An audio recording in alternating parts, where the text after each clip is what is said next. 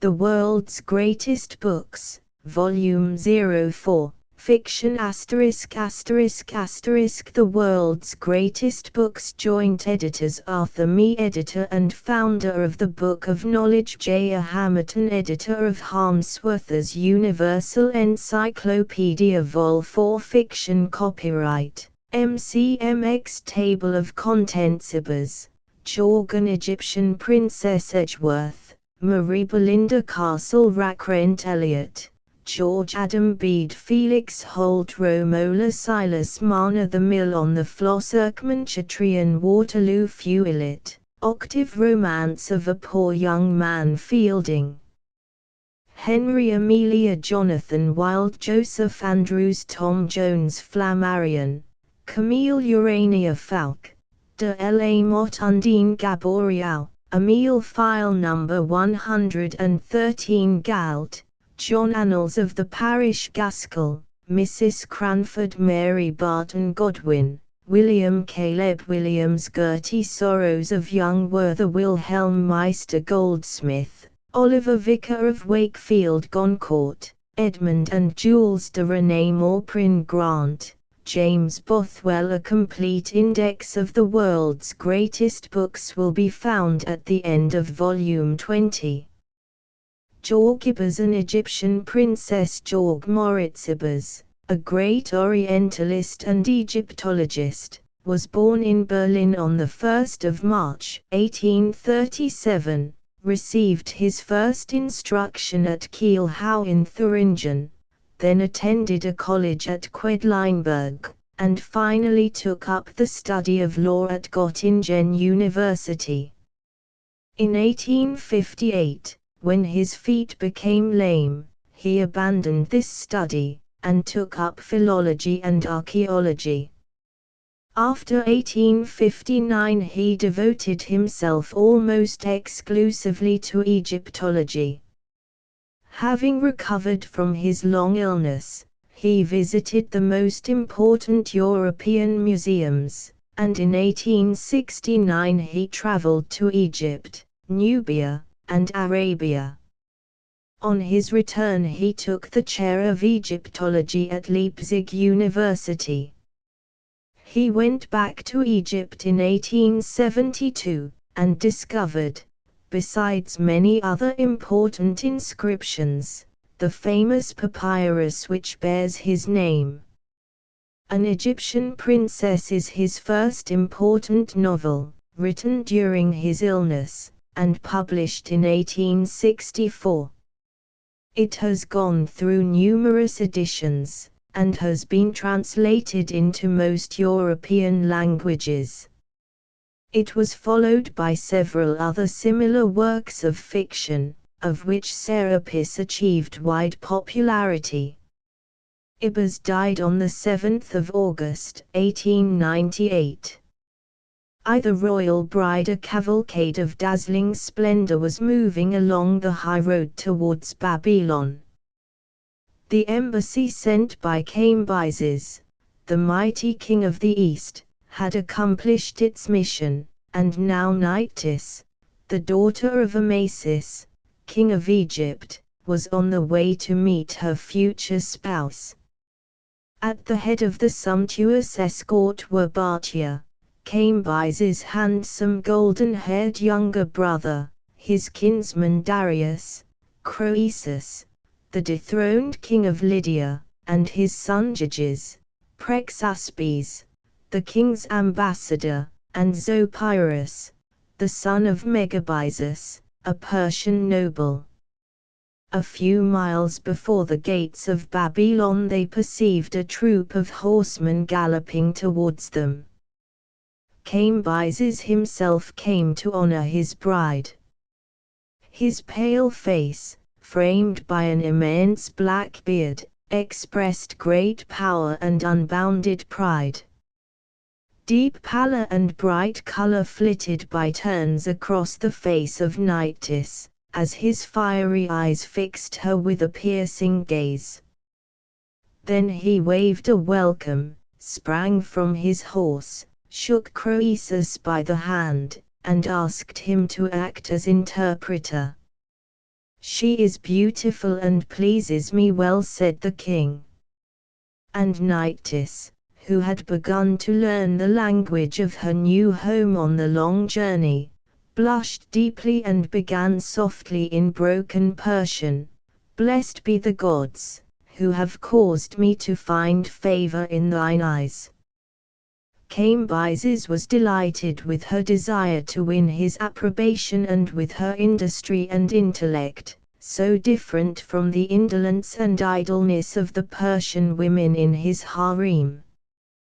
His wonder and satisfaction increased when, after recommending her to obey the orders of Boggs, the eunuch, who was head over the house of women, she reminded him that she was a king's daughter, bound to obey the commands of her lord, but unable to bow to a venal servant.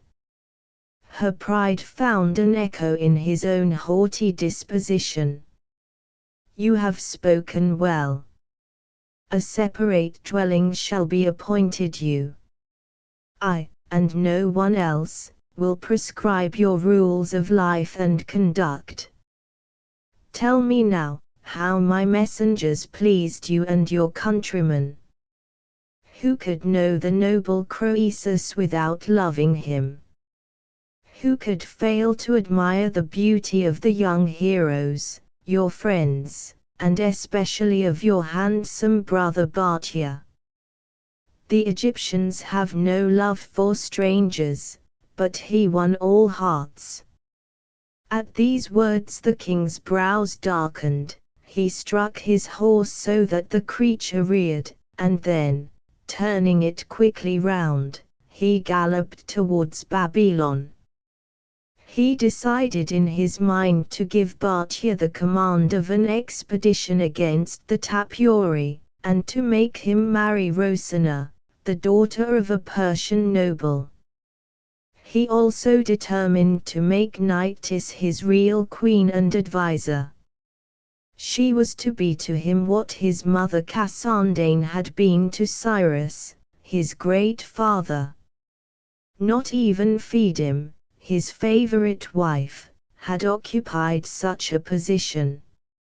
And as for Bartia, he had better take care, he murmured, or he shall know the fate that awaits the man who dares to cross my path. To the plot according to Persian custom a year had to pass before Nyctis could become Cambyses' lawful wife, but, conscious of his despotic power, he had decided to reduce this term to a few months.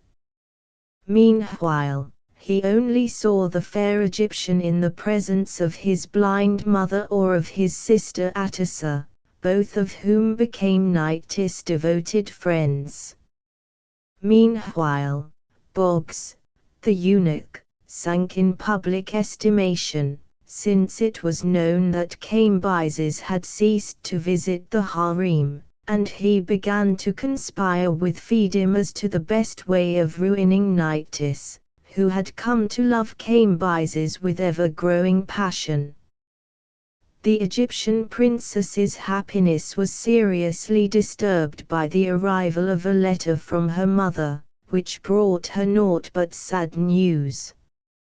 Her father, Amasis, had been struck with blindness on the very day she had reached Babylon, and her frail twin sister Tachot, after falling into a violent fever, was wasting away for love of Bartia, whose beauty had captured her heart at the time of his mission in Sais. His name had been even on her lips in her delirium, and the only hope for her was to see him again. Nyctis' whole happiness was destroyed in one moment. She wept and sighed, until she fell asleep from sheer exhaustion. When her maid Mandane came to put a last touch to her dress for the banquet, she found her sleeping, and as there was ample time she went out into the garden, where she met the eunuch Boggs. He was the bearer of good news. Mandane had been brought up with the children of a Magian, one of whom was now the high priest Oripastes. Love had sprung up between her and his handsome brother Gaumata, and Oripastes, who had ambitious schemes, had sent his brother to Regay and procured her a situation at court, so that they might forget one another. And now Gaumata had come and begged her to meet him next evening in the hanging gardens. Mandane consented after a hard struggle. Boggs hurried away with malicious pleasure in the near success of his scheme. He met one of the gardeners, whom he promised to bring some of the nobles to inspect a special kind of blue lily, in which the gardener took great pride. He then hurried to the harem, to make sure that the king's wives should look their best, and insisted upon Fedim painting her face white, and putting on a simple, dark dress without ornament, except the chain given her by Cambyses on her marriage, to arouse the pity of the Achaemenidae, to which family she herself belonged. The eunuch's cunning scheme succeeded but too well. At the end of the great banquet Bartia, to whom Cambyses had promised to grant a favor on his victorious return from the war, confessed to him his love for Sappho, a charming and cultured Greek maiden of noble descent, whom he wished to make his wife. Cambyses was delighted at this proof of the injustice of his jealous suspicions, and announced aloud that Bartia would in a few days depart to bring home a bride. At these words Nyctis, thinking of her poor sister's misery, fainted. Cambyses sprang up pale as death, his lips trembled and his fist was clenched. Nyctis looked at him imploringly, but he commanded Boggs to take the women back to their apartments. "Sleep well, Egyptian, and pray to the gods to give you the power of dissembling your feelings. Here, give me wine, but taste it well, for today, for the first time, I fear poison. Do you hear, Egyptian? Yes, all the poison, as well as the medicine, comes from Egypt." Boggs gave strict orders that nobody, not even the Queen Mother or Croesus, was to have access to the hanging gardens, whither he had conducted Nyctis. Cambyses, meanwhile, continued the drinking bout, thinking the while of punishment for the false woman. Bartia could have had no share in her perfidy, or he would have killed him on the spot, but he would send him away. And Nyctis should be handed to Boggs, to be made the servant of his concubines and thus to atone for her crimes. When the king left the hall, Boggs, who had slipped out before him, intercepted one of the gardener's boys with a letter for Prince Bartia. The boy refused to hand it over, as Nyctis had instructed him to hand it only to the prince, and on Cambyses' approach the boy fell on his knees, touching the ground with his forehead. Cambyses snatched the papyrus roll from his hand, and stamped furiously on the ground at seeing that the letter was written in Greek, which he could not read.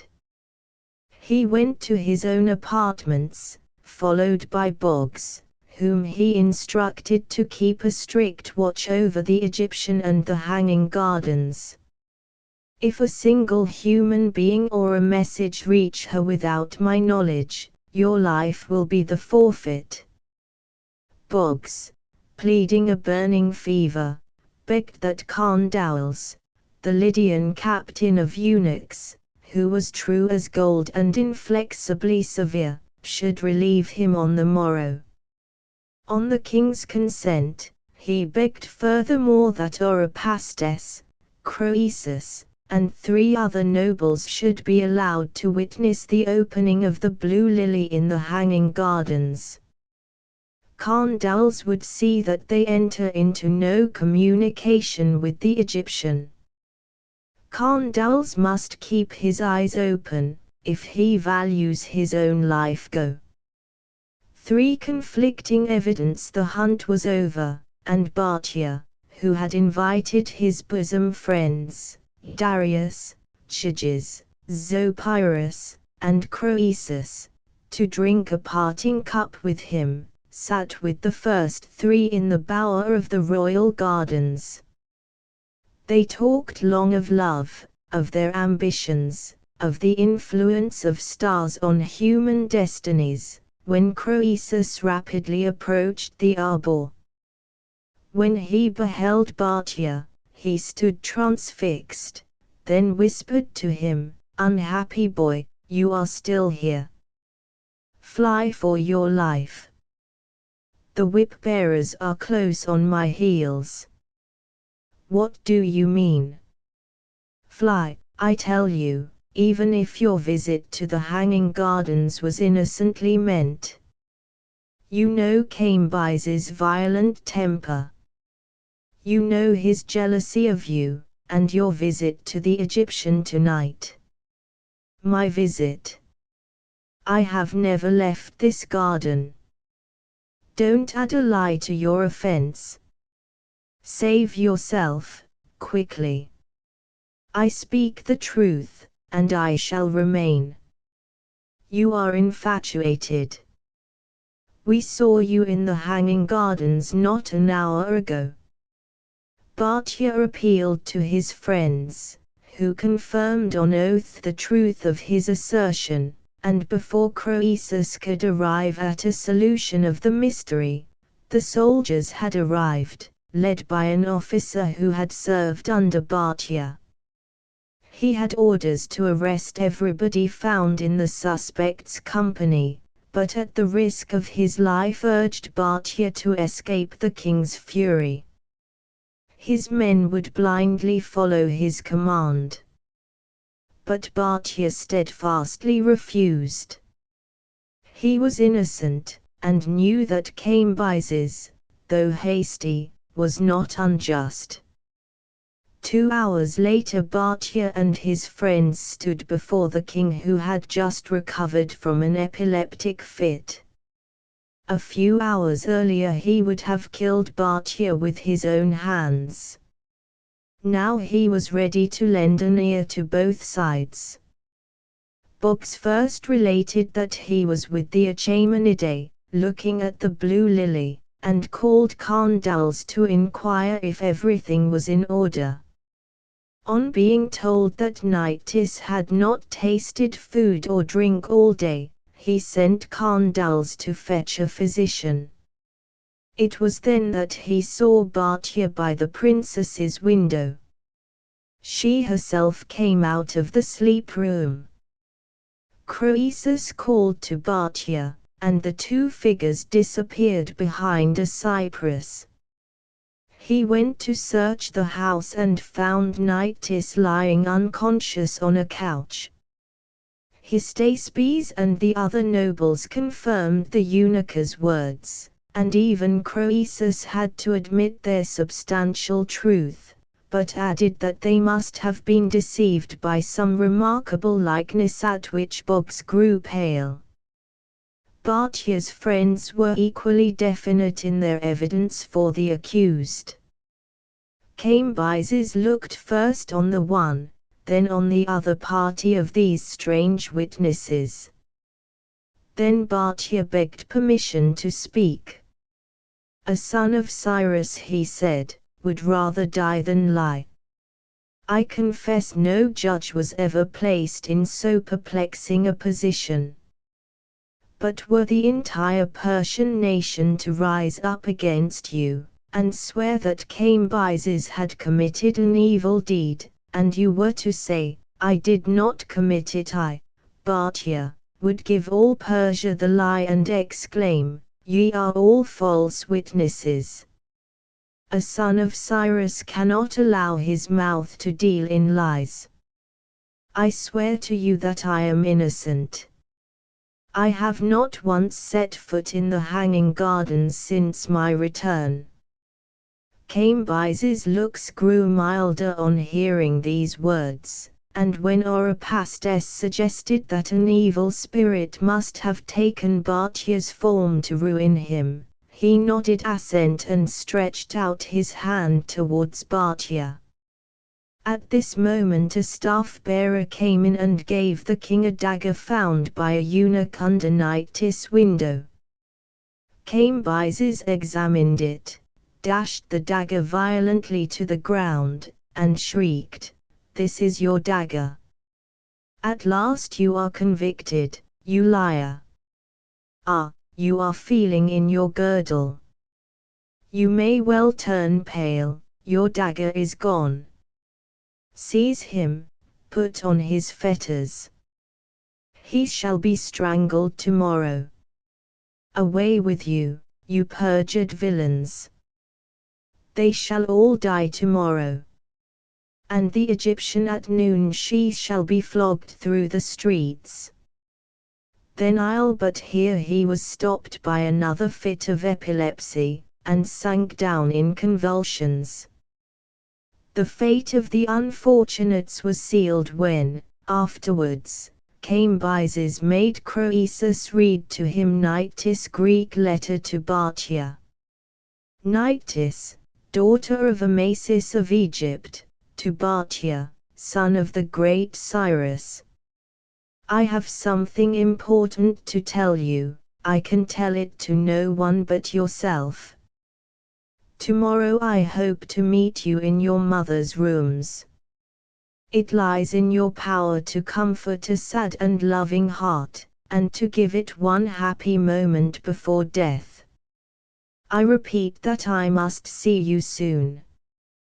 Croesus, who tried to intercede on behalf of the condemned, was sentenced to share their fate. In his heart even he was now convinced of Bacchia's guilt, and of the perjury of his own son and of Darius. For the unexpected witness Nyctis had passed many a wretched hour since the great banquet.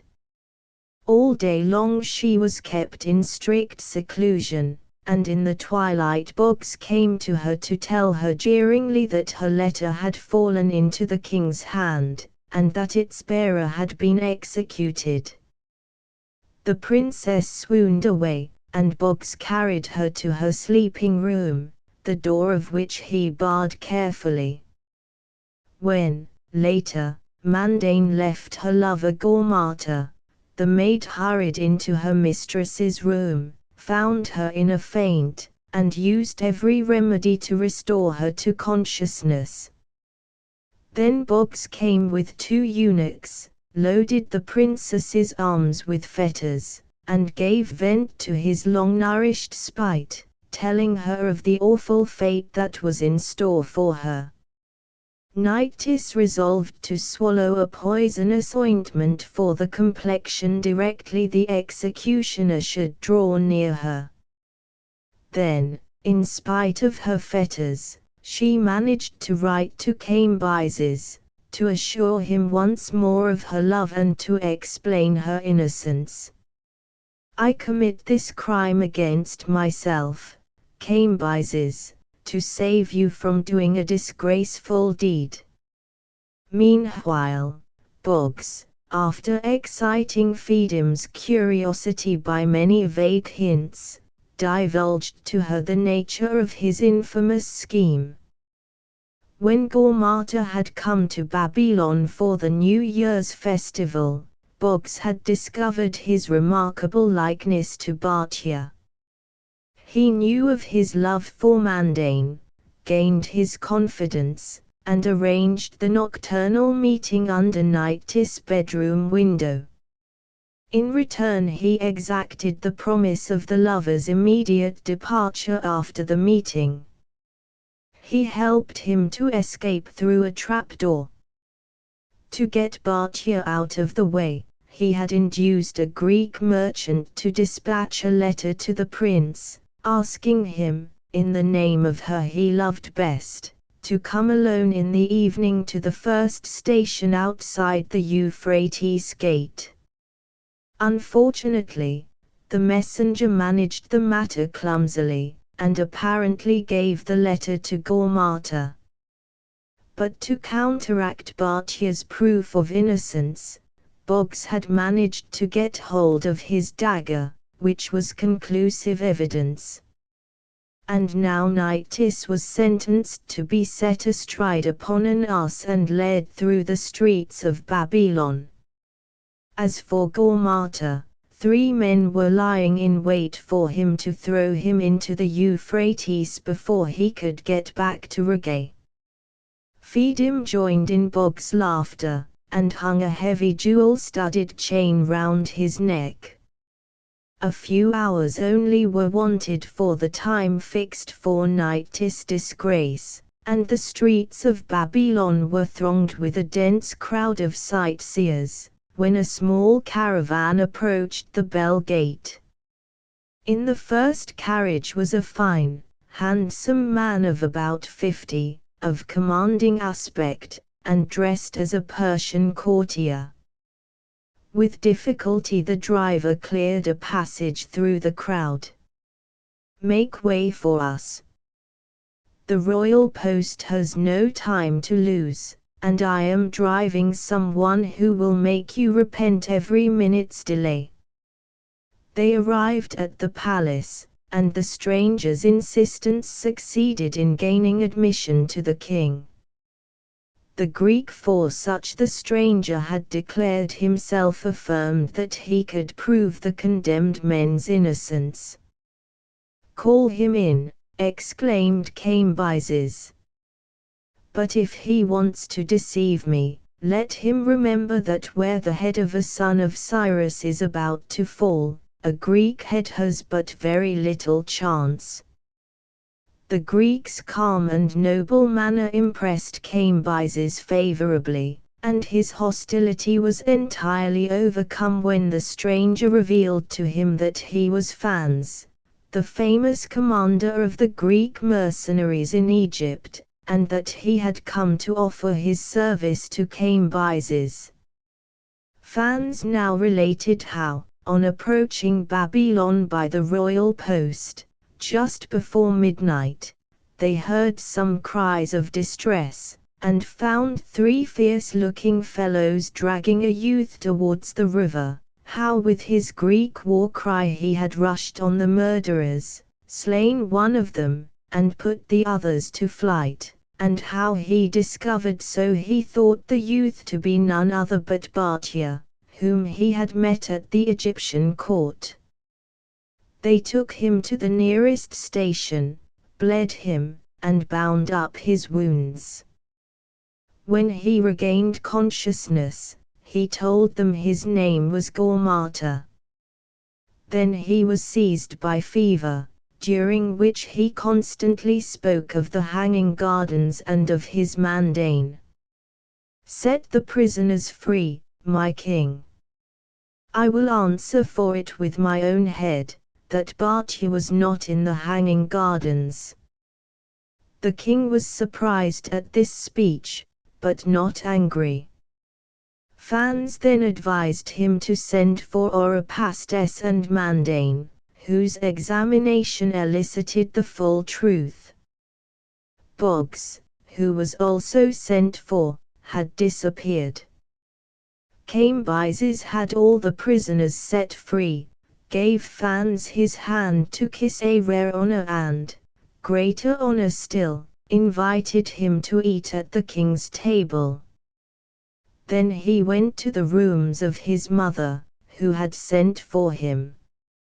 Nyctis had been carried insensible to the queen mother's apartments. When she opened her eyes, her head was resting on the blind queen's lap. She felt Attis's warm kisses on her forehead, and Cambyses was standing by her side. She gazed around, and smiled as she recognized them one by one. She raised herself with difficulty. "How could you believe such a thing of me, my king?" she asked. There was no reproach in her tone, but deep sadness. Cambyses replied, "Forgive me."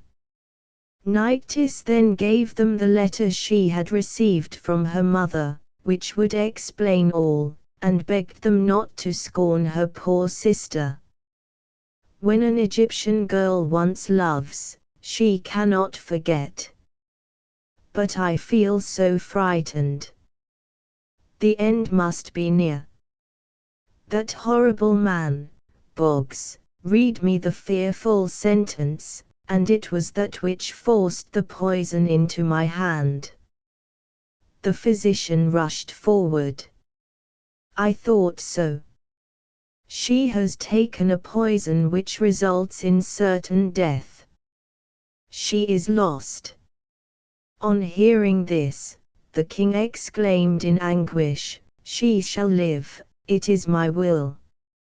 Summon all the physicians in Babylon. Assemble the priests. She is not to die. She must live. I am the king, and I command it." Nyctis opened her eyes as if endeavoring to obey her lord. She looked upon her lover, who was pressing his burning lips to her right hand. She murmured, with a smile, "Oh, this great happiness!" Then she closed her eyes and was seized with fever. All efforts to save Nyctis' life were fruitless. Cambyses fell into the deepest gloom, and wanted action, war, to dispel his sad thoughts. Fans gave him the pretext. As commander of the Greek mercenaries in Egypt, he had enjoyed Amasis' confidence. He alone, with the high priest, shared Amasis' secret about the birth of Nyctis, who was not the daughter of Amasis, but of Hophra, his predecessor, whose throne Amasis had usurped. When, owing to the intrigues of Psamtik, Amasis' son, Fans fell into disgrace and had to fly for his life, his little son was seized and cruelly murdered by his persecutors. Fans had sworn revenge. He now persuaded Cambyses to wage war upon Egypt, and to claim Amasis' throne as the husband of Hophra's daughter. The rest is known to all students of history how Cambyses, with the help of Fans, defeated Psamtik's host at Pelusium and took possession of the whole Egyptian empire, how, given more and more to drink and fearful excesses, he set up a rule of untold terror, had his brother Bartia murdered in another fit of jealousy, and finally suffered defeat at the hands of the Ethiopians.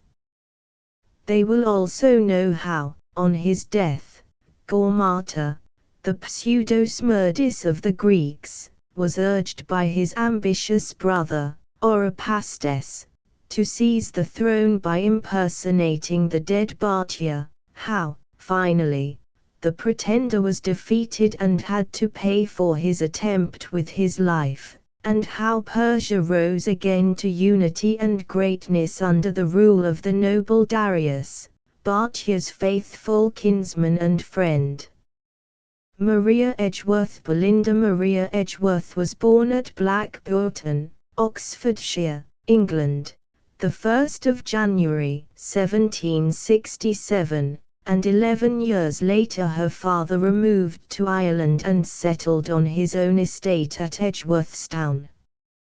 Belinda, published in 1801, is Maria Edgeworth's one early example of a novel not placed in Irish surroundings, but dealing with fashionable life. Issued just a year after the appearance of her first Irish tale, Castle Rackrent, it betrays entirely the influence of the novelist's autocratic and eccentric father, Richard Lovell Edgeworth, with whom the daughter had been previously collaborating. No one could be less suited than he to advise about fiction, yet to his daughter his advice was almost the equivalent of a command.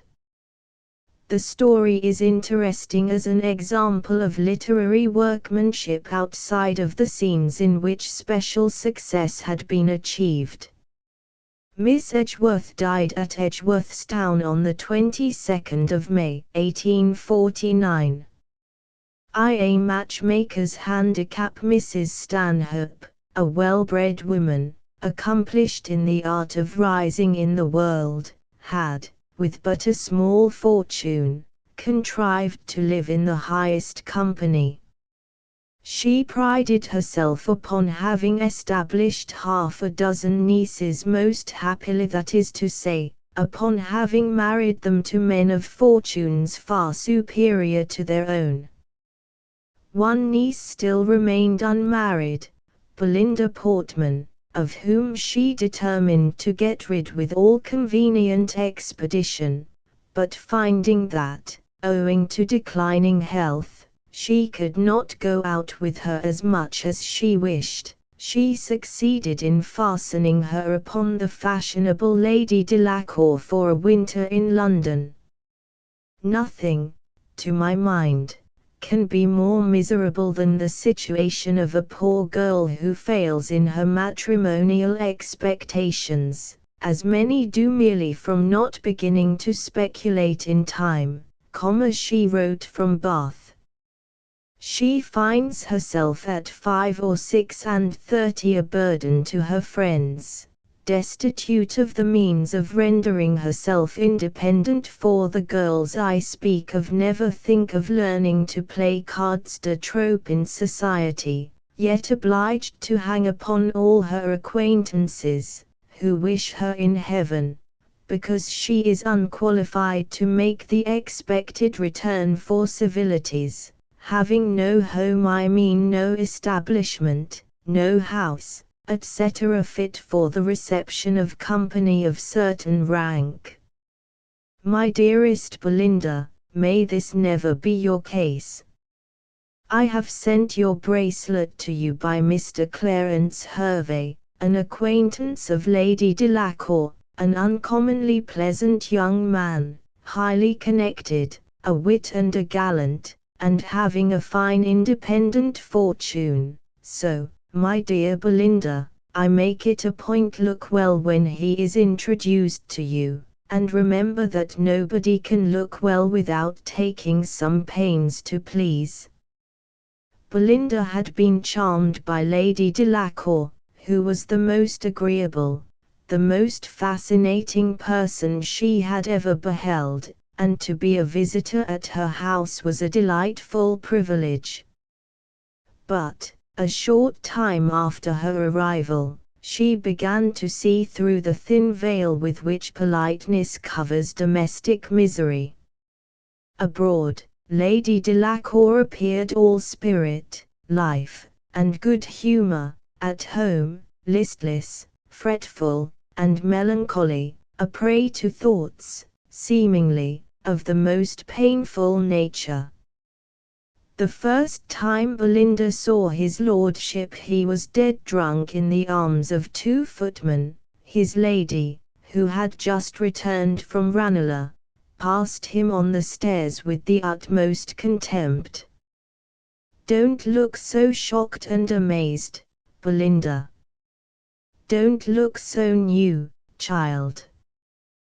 This funeral of my lord's intellects is to me a nightly ceremony, or," said her ladyship, looking at her watch and yawning, "I believe I should say a daily ceremony. 6 o'clock, I protest." The next morning Clarence Hervey called, and Belinda found him a most uncommonly pleasant young man. Lord Delacour was jealous of him, but although he would have started with horror at the idea of disturbing the peace of a family, in that family, he said, there was no peace to disturb. Consequently, he visited her ladyship every day, and every day viewed Belinda with increasing admiration, and with increasing dread of being taken in to marry a niece of that catch matchmaker, as Mrs. Stanhope was known amongst the men of his acquaintance. Under the guise of a tragic muse in which character Lady Delacour had pretended she was going to a masquerade, Belinda heard his true sentiments with regard to her. "You don't believe I go to Lady Delacour's to look for a wife? Do you think I'm an idiot?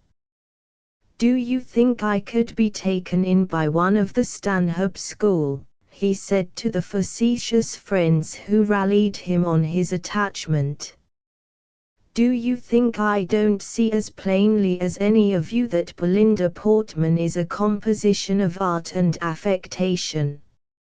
"Melpomene, hast thou forgot thyself to warble?" asked Lady Delacour, tripping towards them as the comic muse. "I am not very well," whispered Miss Portman. "Could we get away?" "Do see if you can find any of my people," cried Lady Delacour to Clarence Hervey, who had followed them downstairs. "Lady Delacour, the comic muse!" exclaimed he. "I had thought, no matter what you thought," interrupted her ladyship. "Let my carriage draw up, and put this lady into it." And he obeyed without uttering a syllable. "Dry up your tears, keep on your mask, and elbow your way through the crowd," she said, when she had heard Belinda's story. "If you stop to be civil and hope I don't hurt you, you will be trod under foot." She insisted on driving to the Pantheon instead of going home, but to Belinda the night seemed long and dull. The masquerade had no charm to keep her thoughts from the conversation that had given her so much pain. "To fashion and fortitude, how happy you are, Lady Delacour," she said, when they got into the carriage to go home. "How happy to have such an amazing flow of spirits." And then she learned the reason of her ladyship's strange unevenness of temper. She was dying of an incurable complaint, which she kept hidden from all the world except her maid, Marriott, who attended on her in a mysterious cabinet full of medicines and linen rags, the door of which she had hitherto kept locked. "You are shocked," Belinda said she, "but as yet you have seen nothing. Look here." And baring one half of her bosom, she revealed a hideous spectacle. "Am I humbled? Am I wretched enough?" she asked. "No matter. I will die as I have lived, the envy and admiration of the world. Swear to me that you will never reveal what you have seen tonight." And Belinda promised not only that, but to remain with her as long as ever she wished.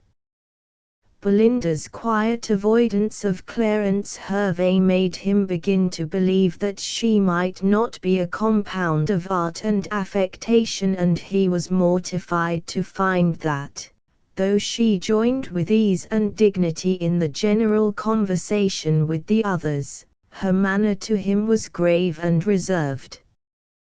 To divert her, he declared he was convinced he was as well able to manage a hoop as any woman in England, except Lady Delacour. Accordingly he was dressed by Marriott, and made his entry with very composed assurance and grace, being introduced as the Countess de Pomenars to the purblind dowager, Lady Boucher, who had come to call.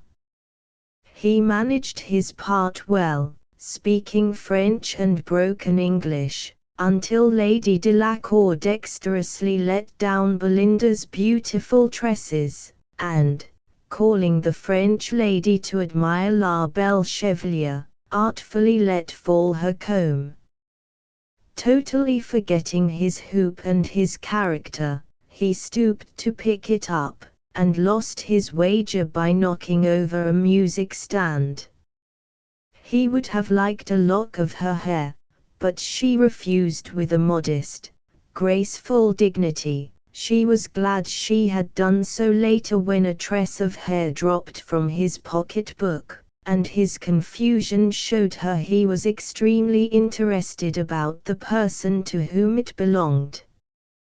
During her absence from the room, Clarence entreated Lady Delacour to make his peace with her. She consented on condition that he found her a pair of horses from Tattersall's, on which Belinda, she said, had secretly set her heart. He was vexed to find Belinda had so little delicacy, and relapsed into his former opinion of Mrs. Stanhope's niece, addressing her with the air of a man of gallantry, who thought his peace had been cheaply made. The horses ran away with Lady Delacour, injuring her ankle, and on her being brought home by Clarence, Lord Delacour wished to enter the locked cabinet for arquebusade.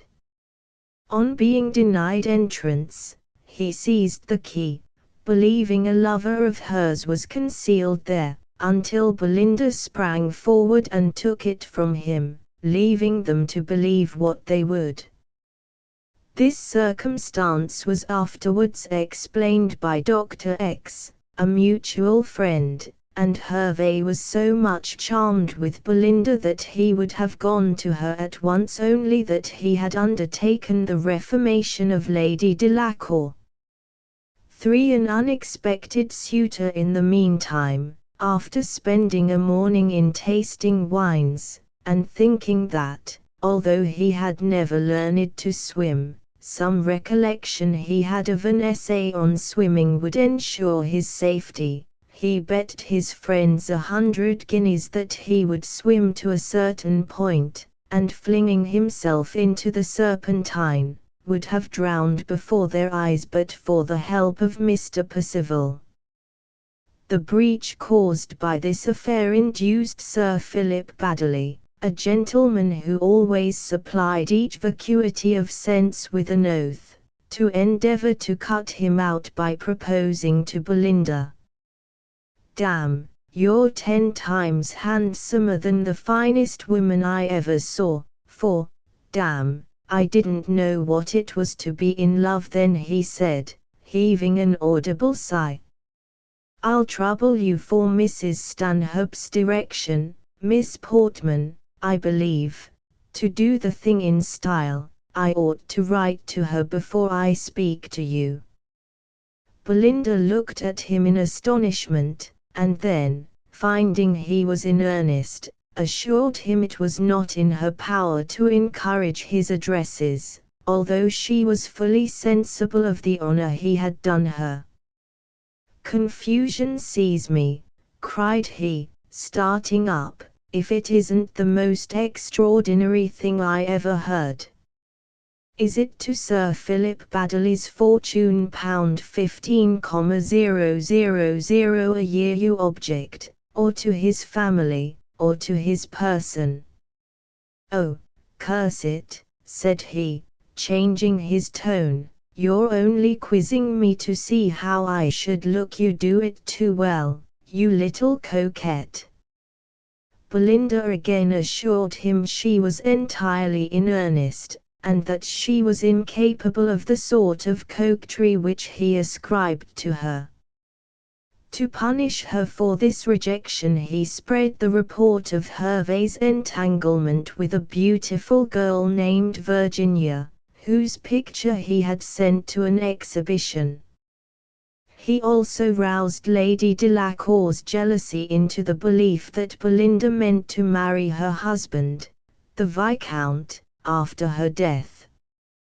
In her efforts to bring husband and wife together, Belinda had forgotten that jealousy could exist without love, and a letter from Mrs. Stanhope, exaggerating the scandalous reports in the hope of forcing her niece to marry Sir Philip Baddeley, shocked her so much that when Lady Delacour quarrelled with her, she accepted an invitation from Lady Anne Percival, and went there at once. There she became acquainted with Mr. Percival's ward, Augustus Vincent, a Creole, about 22, tall and remarkably handsome, with striking manners and an engaging person, who fixed his favourable attention on her. The Percivals would have wished her to marry him, but she still thought too much of Clarence Hervey to consent, although she believed he had some engagement with the lovely Virginia. For explanation and reconciliation, quite unexpectedly a summons came from Lady Delacour, and Belinda returned to her at once, to find her so seriously ill that she persuaded her at last to consent to an operation, and inform her husband of the dangerous disease from which she was suffering. He believed from her preamble that she was about to confess her love for another man. He tried to stop her with an emotion and energy he had never shown until now. "I am not sufficiently master of myself. I once loved you too well to hear such a stroke. Say no more, trust me with no such secret. You have said enough, too much. I forgive you, that is all I can do, but we must part, Lady Delacour," said he, breaking from her with agony expressed in his countenance. "The man has a heart, a soul, I protest. You knew him better than I did, Miss Portman. Nay, you are not gone yet, my lord. You really love me, I find." "No, no, no," cried he vehemently. "Weak as you take me to be, Lady Delacour, I am incapable of loving a woman who has disgraced me, disgraced herself." His utterance failed. "Oh, Lady Delacour," cried Belinda, "how can you trifle in this manner?" "I meant not," said her ladyship, "to trifle. I am satisfied. My lord, I can give you the most irrefragable proof that whatever may have been the apparent levity of my conduct, you have had no serious cause for jealousy. But the proof will shock, disgust you. Have you courage to know more? Then follow me." He followed her. Belinda heard the boudoir door unlocked. In a few minutes they returned. Grief and horror and pity were painted on Lord Delacour's countenance as he passed hastily out of the room. "My dearest friend, I have taken your advice. Would to heaven I had taken it sooner," said Lady Delacour. "I have revealed to Lord Delacour my real situation." Poor man, he was shocked beyond expression. The moment his foolish jealousy was extinguished, his love for me revived in full. Lady Delacour awaited the operation with the utmost fortitude, but, to everyone's joy, it was found there was no necessity for it. She had been deceived by a villainous quack, who knew too well how to make a wound hideous and painful, and had continued her delusion for his own advantage. Meanwhile, Belinda having permitted Mr. Vincent to address her, he was being given a fair trial whether he could win her love. They had heard reports of Clarence Hervey's speedy marriage with an heiress, Miss Hartley, and found them confirmed by a letter Lady Delacour received from him. Some years ago he had formed the romantic idea of educating a wife for himself, and having found a beautiful, artless girl in the New Forest, he had taken her under his care on the death of her grandmother. She felt herself bound in honor and gratitude to him when her fortune changed, and she was acknowledged by her father, Mr. Hartley, who had long been searching for her, and who had traced her at last by the picture Clarence Hervey had caused to be exhibited. With the utmost magnanimity, Hervey, although he saw a successful rival for Belinda's hand in Augustus Vincent, rescued him from ruin at the gaming table, and induced him to promise never to gamble again. I was determined Belinda's husband should be my friend. I have succeeded beyond my hopes, he said. But Vincent's love of play had decided Belinda at last. She refused him finally in a letter which she confessed she found difficult to write, but which she sent because she had promised she would not hold him in suspense once she had made her decision. After this Virginia Hartley confessed to her attachment for one Captain Sunderland, and Clarence was free to avow his passion for Belinda. "And what is Miss Portman to believe," cried one of Belinda's friends, "when she has seen you on the very eve of marriage with another lady?" "The strongest merit I can plead with such a woman as Miss Portman," he replied, "is that I was ready to sacrifice my own happiness to a sense of duty." Castle Rackrent was published anonymously in 1800. It was not only the first of Miss Edgeworth's novels, it is in many respects her best work. Later came The Absentee Belinda, Helen, The Tales of Fashionable Life, and The Moral Tales. Sir Walter Scott wrote that reading these stories of Irish peasant life made him feel that something might be tempted for my own country of the same kind as that which Miss Edgeworth so fortunately achieved for Ireland, something that would procure for his own countrymen sympathy for their virtues and indulgence for their foibles.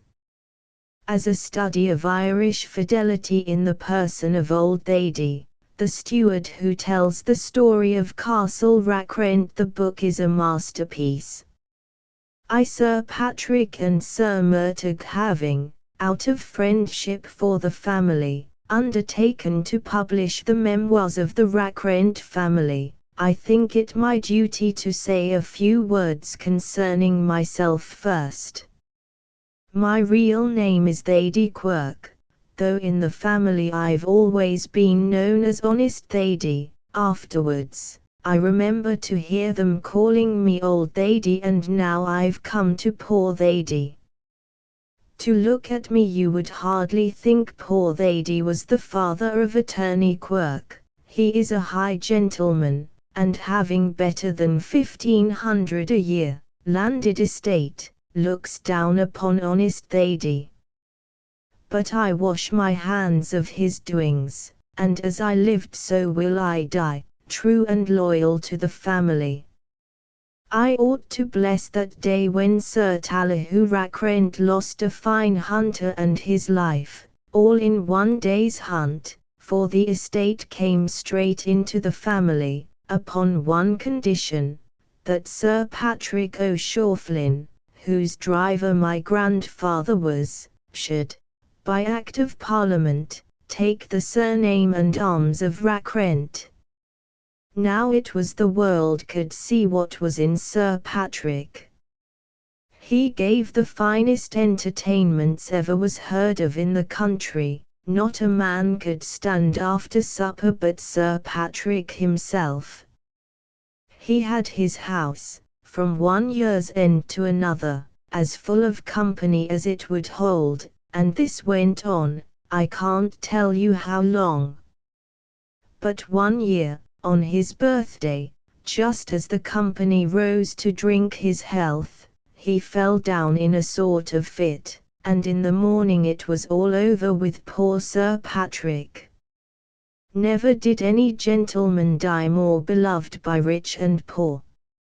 All the gentlemen in the 3 counties came to his funeral, and happy the man who could get but a sight of the hearse.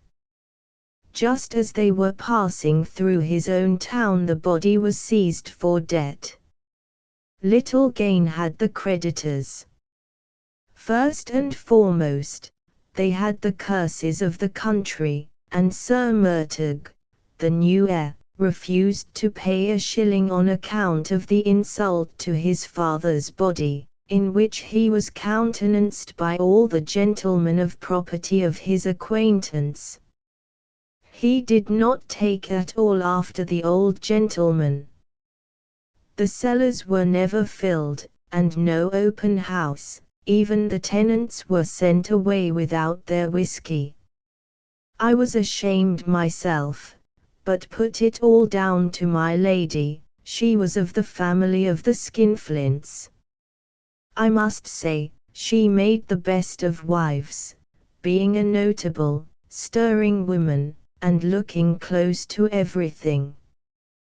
'Tis surprising how cheap my lady got things done. What with fear of driving for rent, and Sir Murtagh's lawsuits, the tenants were kept in such good order they never came near Castle Rackrent without a present of something or other, nothing too much or too little for my lady. And Sir Murtagh taught em all, as he said, the law of landlord and tenant. No man ever loved the law as he did. Out of the 49 suits he had, he never lost one, but 17. Though he and my lady were much of a mind in most things, there was a deal of sparring and jarring between them.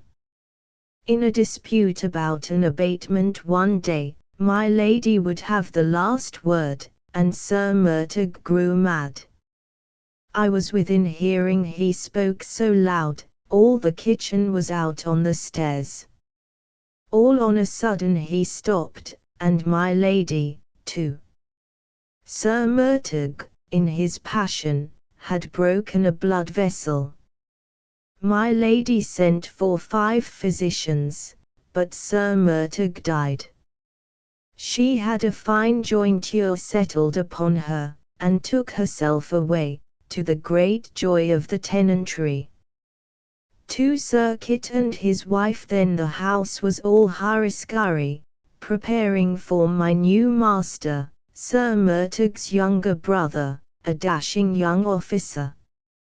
He came before I knew where I was, with another spark with him, and horses and dogs, and servants, and harum-scarum called for everything, as if he were in a public house.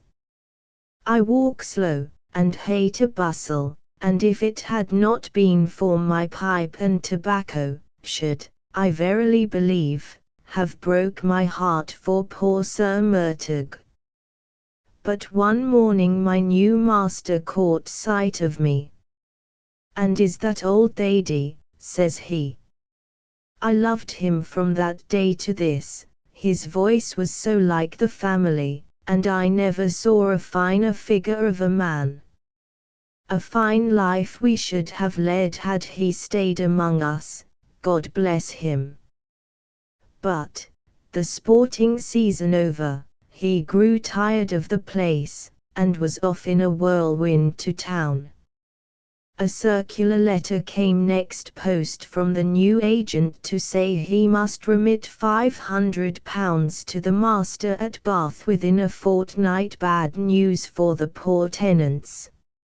Sir Kit Rackrent, my new master, left it all to the agent, and now not a week without a call for money. Rents must be paid to the day, and a 4 old tenants turned out, anything for the ready penny.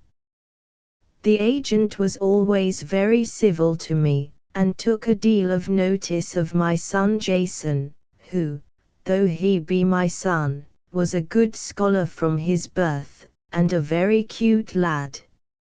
Seeing he was a good clerk, The agent gave him the rent accounts to copy, which he did for nothing at first, being always proud to serve the family.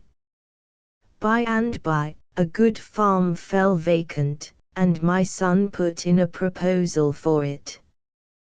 Why not?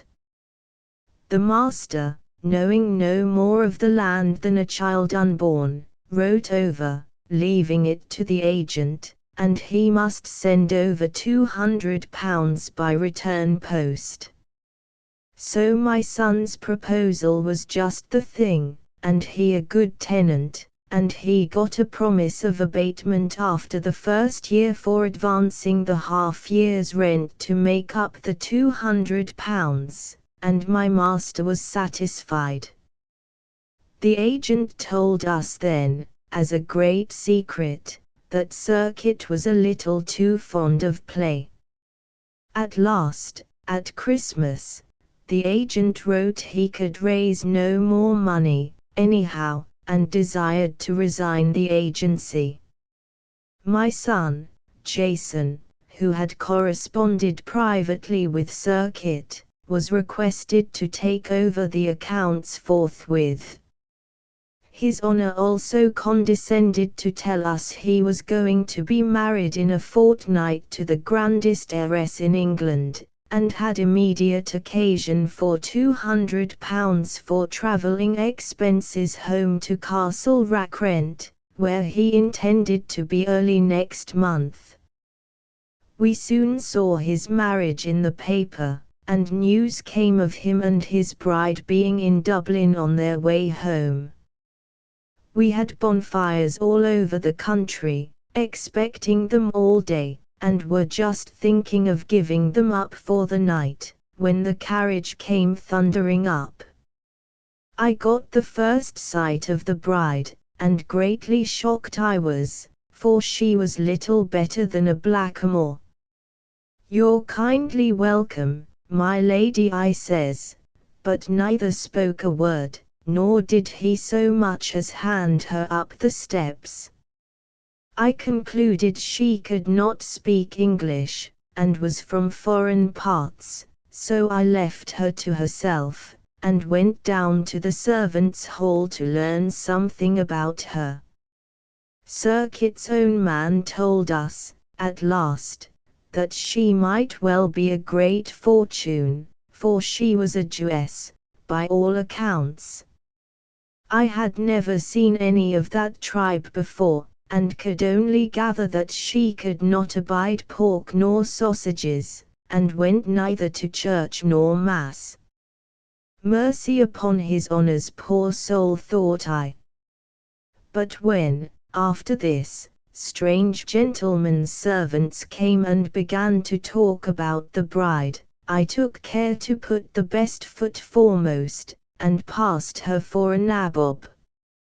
I saw plain enough, next morning, how things were between Sir Kit and his lady, though they went arm in arm to look at the building.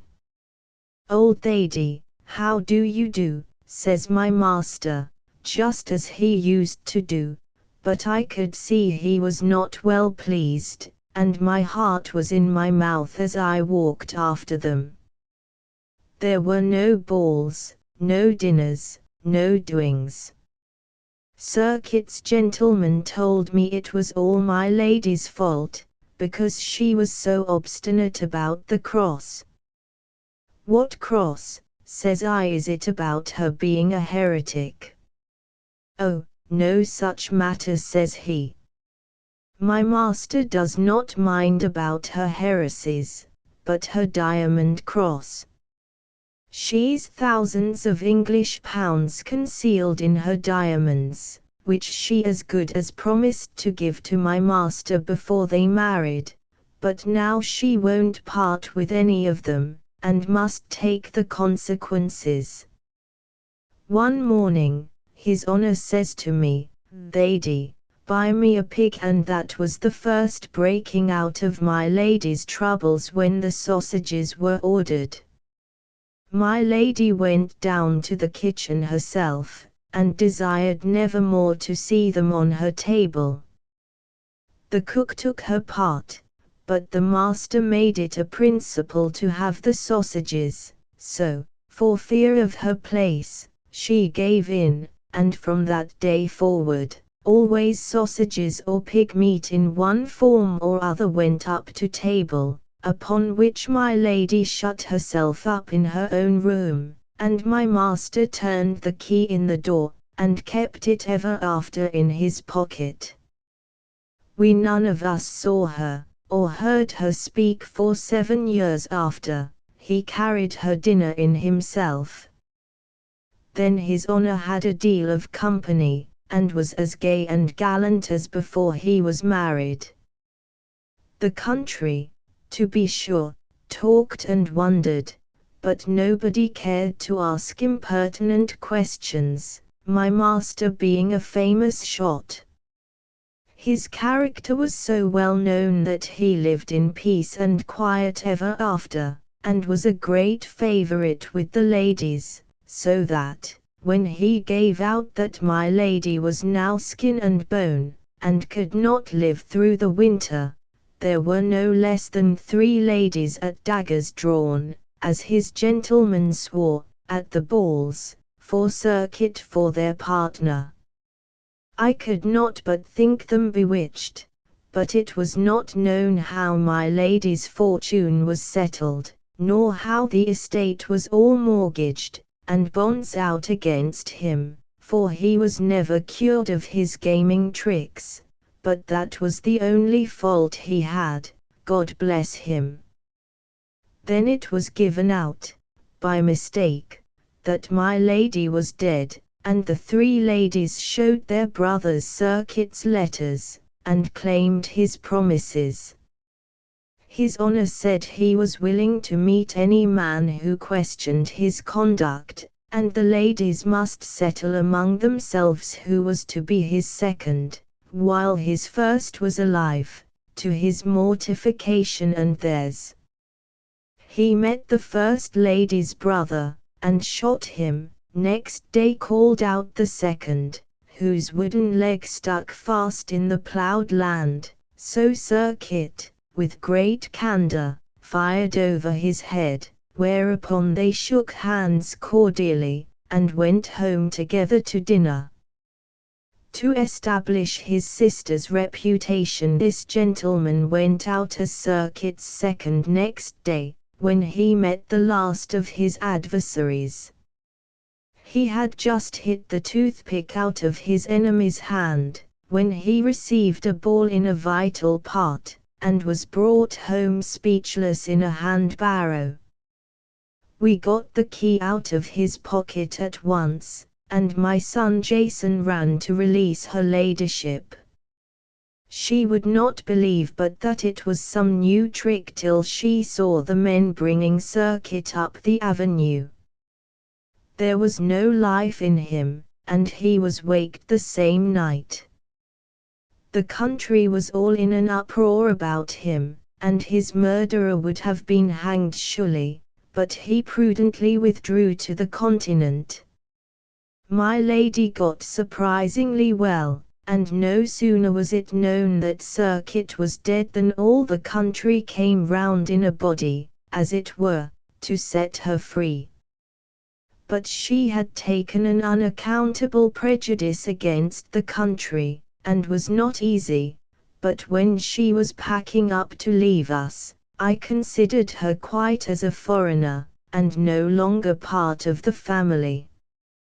Her diamond cross was at the bottom of it all, and it was a shame for her, being his wife, not to have given it up to him when he condescended to ask for it so often, especially when he made it no secret he had married her for her money. 3 Circundi, the new heir, Circanoli, commonly called Circundi, was the most universally beloved man I ever saw or heard of. He was ever my white-headed boy, when he used to live in a small but slated house at the end of the avenue, before he went to college. He had little fortune of his own, and a deal of money was spent on his education. Many of the tenants secretly advanced him cash upon his promising bargains of leases, and lawful interest should he ever come into the estate. So that when he did succeed, he could not command a penny of his first year's income. My son Jason, who was now agent, explained matters to Sir Candy, who, not willing to take his affairs in his own hands, or even to look them in the face, gave my son a bargain of some acres at a reasonable rent to pay him for his many years' service in the family gratis. There was a hunting lodge convenient to my son's land that he had his eye upon, but Sir Candy talked of letting it to his friend Captain Moneygall, with whom he had become very friendly, and whose sister, Miss Isabella, fell over head and ears in love with my master the first time he went there to dinner. But Sir Candy was at a terrible nonplus, for he had no liking for Miss Isabella. To his mind, little Judy McQuirk, daughter to a sister's son of mine, was worth 20 of her. But her father had locked her in her room and forbidden her to think of him, which raised his spirit, and I could see him growing more and more in the mind to carry Miss Isabella off to Scotland, as she desired. And I had wished her joy, a week after, on her return with my poor master. Lucky for her she had a few thousands of her own, for her father would not give her a farthing. My master and my lady set out in great style, and it was reported that her father had undertaken to pay all Sir Candy's debts, and, of course, all the tradesmen gave him fresh credit, and everything went on smack smooth. I was proud to see Castle Rackrent again in all its glory.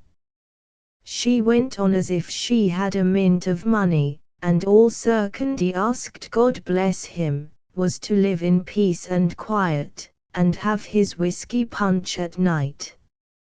But my lady's few thousands could not last forever. Things in a 12-month or so came to such a pass that there was no going on any longer. Well, my son Jason put in a word about the lodge, and Sir Candy was fain to take the purchase money to settle matters, for there were 2 writs come down against him to the sheriff, who was no friend of his. Then there came a general election, and Sir Candy was called upon by all his friends to stand candidate. They would do all the business, and it should not cost him a penny. There was open house then at Castle Rackrent, and grand dinners, and all the gentlemen drinking success to Sir Candy till they were carried off. The election day came, and a glorious day it was. I thought I should have died with joy in the street when I saw my poor master chaired, and the crowd following him up and down. But a stranger man in the crowd gets me to introduce him to my son Jason, and little did I guess his meaning. He gets a list of my master's debts from him, and goes round and buys them up, and so got to be sole creditor over all, and must needs have an execution against the master's goods and furniture. After the election shoals of people came from all parts, claiming to have obliged him with votes, and to remind him of promises he never made. Worst of all, the gentleman who had managed everything and subscribed by hundreds very genteelly forgot to pay, and it was all left at my master's door. All he could do to content him was to take himself off to Dublin, where my lady had taken a house fitting for a member of Parliament. Soon my son Jason said, Sir Candy must look out for another agent. If my lady had the Bank of Ireland to spend, it would all go in one winter. I could scarcely believe my own old eyes when I saw my son's name joined in the custodian, that the villain who got the list of debts brought down in the spring, but he said it would make it easier for Sir Candy. For the last of the rack rents when Sir Candy and his lady came down in June, he was pleased to take me aside to complain of my son and other matters. Not one unkind word of my lady, but he wondered that her relations would do nothing for them in their great distress. He did not take anything long to heart, let it be as it might this night, it was all out of his head before he went to bed. Next morning my lady had a letter from her relations, and asked to be allowed to go back to them. He fell back as if he was shot, but after a minute said she had his full consent, for what could she do at Castle Rackrent with an execution coming down? Next morning she set off for Mount Juliet. Then everything was seized by the gripers, my son Jason, to his shame be it spoken, among them. On the evening Sir Candy had appointed to settle all, when he sees the sight of bills and loads of papers on the table, he says to Jason, "Can't you now just sit down here and give me a clear view of the balance, which is all I need be talking about? They'd do just step out, and see they are bringing the things for the punch."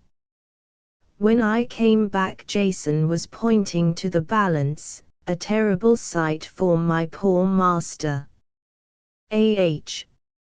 "Hold your hand," cries my master. "Where in the wide world am I to find hundreds, let alone thousands?" "There's but one way," says Jason. "Sure, can't you sell, though at a loss?" "Sure, you can sell, and I've a purchaser ready for you." "Have you so?" says Sir Candy. Then, colouring up a good deal, he tells Jason of £500 a year he had settled upon my lady, at which Jason was indeed mad, but, with much ado, agreed to a compromise.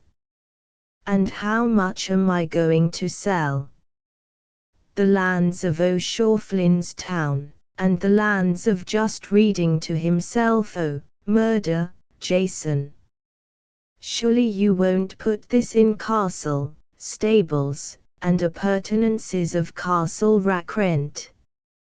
"Oh, murder," says I, "this is too bad, Jason." "Why so?" says Jason. "When it's all mine, and a great deal more, all lawfully mine, was I to push for it?" But I took no heed, for I was grieved and sick at heart for my poor master, and couldn't but speak. "Here's the punch," says Jason, for the door opened. So my master starts up in his chair, and Jason uncorks the whiskey.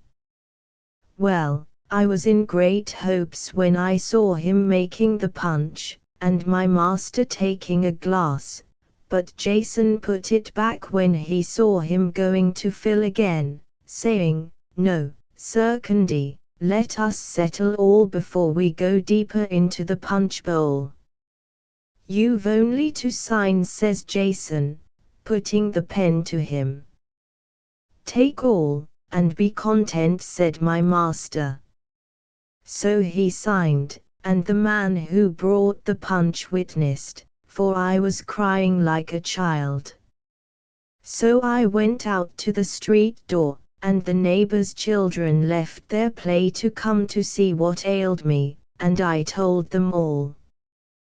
When they heard Sir Candy was going to leave Castle Rackrent for good and all, they set up such a huilala as brought all their parents round the doors in great anger against Jason. I was frightened, and went back to warn my son. He grew quite pale and asked Sir Candy what he'd best do. "I'll tell you," says Sir Candy, laughing to see his fright. "Finish your glass first, then let's go to the window, and I'll tell them, or you shall, if you please, that I'm going to the lodge for change of air for my health, and by my own desire, for the rest of my days." "Do so," says Jason, who never meant it to be so, but could not refuse at such a time. So the very next day he sets off to the lodge, and I along with him. There was great bemoaning all through the town, which I stayed to witness. He was in his bed, and very low, when I got there, and complained of a great pain about his heart, but I, knowing the nature of him from a boy, took my pipe and began telling him how he was beloved and regretted in the country. And it did him a great deal of good to hear it. There was a great horn at the lodge that used to belong to the celebrated Sir Patrick, who was reported to have drunk the full of it without stopping to draw breath, which no other man, afore or since, could do. One night Sir Candy was drinking with the exciseman and the gauger, and wagered that he could do it. Says he, "Your hand is steadier than mine, old lady, fill you the horn for me." And so, wishing his honour success, I did. He swallowed it down and dropped like one shot. We put him to bed, and for 5 days the fever came and went, and came and went. On the 6th he says, knowing me very well, "I'm in a burning pain all within side of me, lady." I could not speak. "Brought to this by drink," says he. "Where are all the friends?" "Gone, hey." Sir Candy has been a fool all his days," said he, "and died. He had but a very poor funeral, after all." George Eliot Adam Bede Mary Ann Evans, George Eliot, was born the 22nd of November, 1819, at South Farm, Arbury, Warwickshire, England, where her father was agent on the Newdegate estate. In her youth, she was adept at butter-making and similar rural work, but she found time to master Italian and German. Her first important literary work was the translation of Strauss's Life of Jesus in 1844, and shortly after her father's death in 1849 she was writing in the Westminster Review. It was not until 1856 that George Eliot settled down to the writing of novels. Scenes from Clerical Life first appeared serially in Blackwood's magazine during 1857 and 1858. Adam Bede, the first and most popular of her long stories, in 1859. In May, 1880, 18 months after the death of her friend George Henry Lewes, see Philosophy, Volume 14, George Eliot married Mr. J. W. Cross. She died on the 22nd of December in the same year. With all her sense of humor, there is a note of sadness in George Eliot's novels. She deals with ordinary, everyday people, and describes their joys and sorrows. In Adam Bede, as in most of her work, the novelist drew from the ample stores of her early life in the Midlands, while the plot is unfolded with singular simplicity, purity, and power. The two brothers in the roomy workshop of Mr. Jonathan Birch, carpenter and builder, in the village of Hayslope, on the 18th of June, 1799, 5 workmen were busy upon doors and window frames. The tallest of the 5 was a large-boned, muscular man, nearly 6 feet high. The sleeve rolled up above the elbow showed an arm that was likely to win the prize for feats of strength, yet the long, supple hand, with its broad fingertips, looked ready for works of skill. In his tall stalwartness Adam Bede was a Saxon, and justified his name. The face was large and roughly hewn, and when in repose had no other beauty than such as belongs to an expression of good-humored, honest intelligence. It is clear at a glance that the next workman is Adam's brother. He is nearly as tall, he has the same type of features. But Seth's broad shoulders have a slight stoop, and his glance, instead of being keen, is confiding and benignant. The idle tramps always felt sure they could get a copper from Seth, they scarcely ever spoke to Adam. At 6 o'clock the men stopped working, and went out. Seth lingered, and looked wistfully at Adam, as if he expected him to say something. "Shalt go home before thee goest to the preaching?" Adam asked. "Nay, I shan't be home before going for 10. I'll happen see Dinah Morris safe home, if she's willing. There's nobody comes with her from Poiss's, thee knowest." Adam set off home, and at 6:15 Seth was on the village green where the Methodists were preaching. The people drew nearer when Dinah Morris mounted the cart which served as a pulpit. There was a total absence of self-consciousness in her demeanor. She walked to the cart as simply as if she were going to market. There was no keenness in the eyes. They seemed rather to be shedding love than making observations. When Dinah spoke it was with a clear but not loud voice, and her sincere, unpremeditated eloquence held the attention of her audience without interruption. When the service was over, Seth Bede walked by Dinah's side along the hedgerow path that skirted the pastures and cornfields which lay between the village and the whole farm. Seth could see an expression of unconscious placid gravity on her face, an expression that is most discouraging to a lover. He was timidly revolving something he wanted to say, and it was only when they were close to the yard gates of the whole farm he had the courage to speak. "It may happen you'll think me overbold to speak to you again after what you told me o' your thoughts. But it seems to me there's more texts for your marrying than ever you can find against it. St. Paul says, 2 are better than 1, and that holds good with marriage as well as with other things. For we should be o' one heart and o' one mind, Dinah.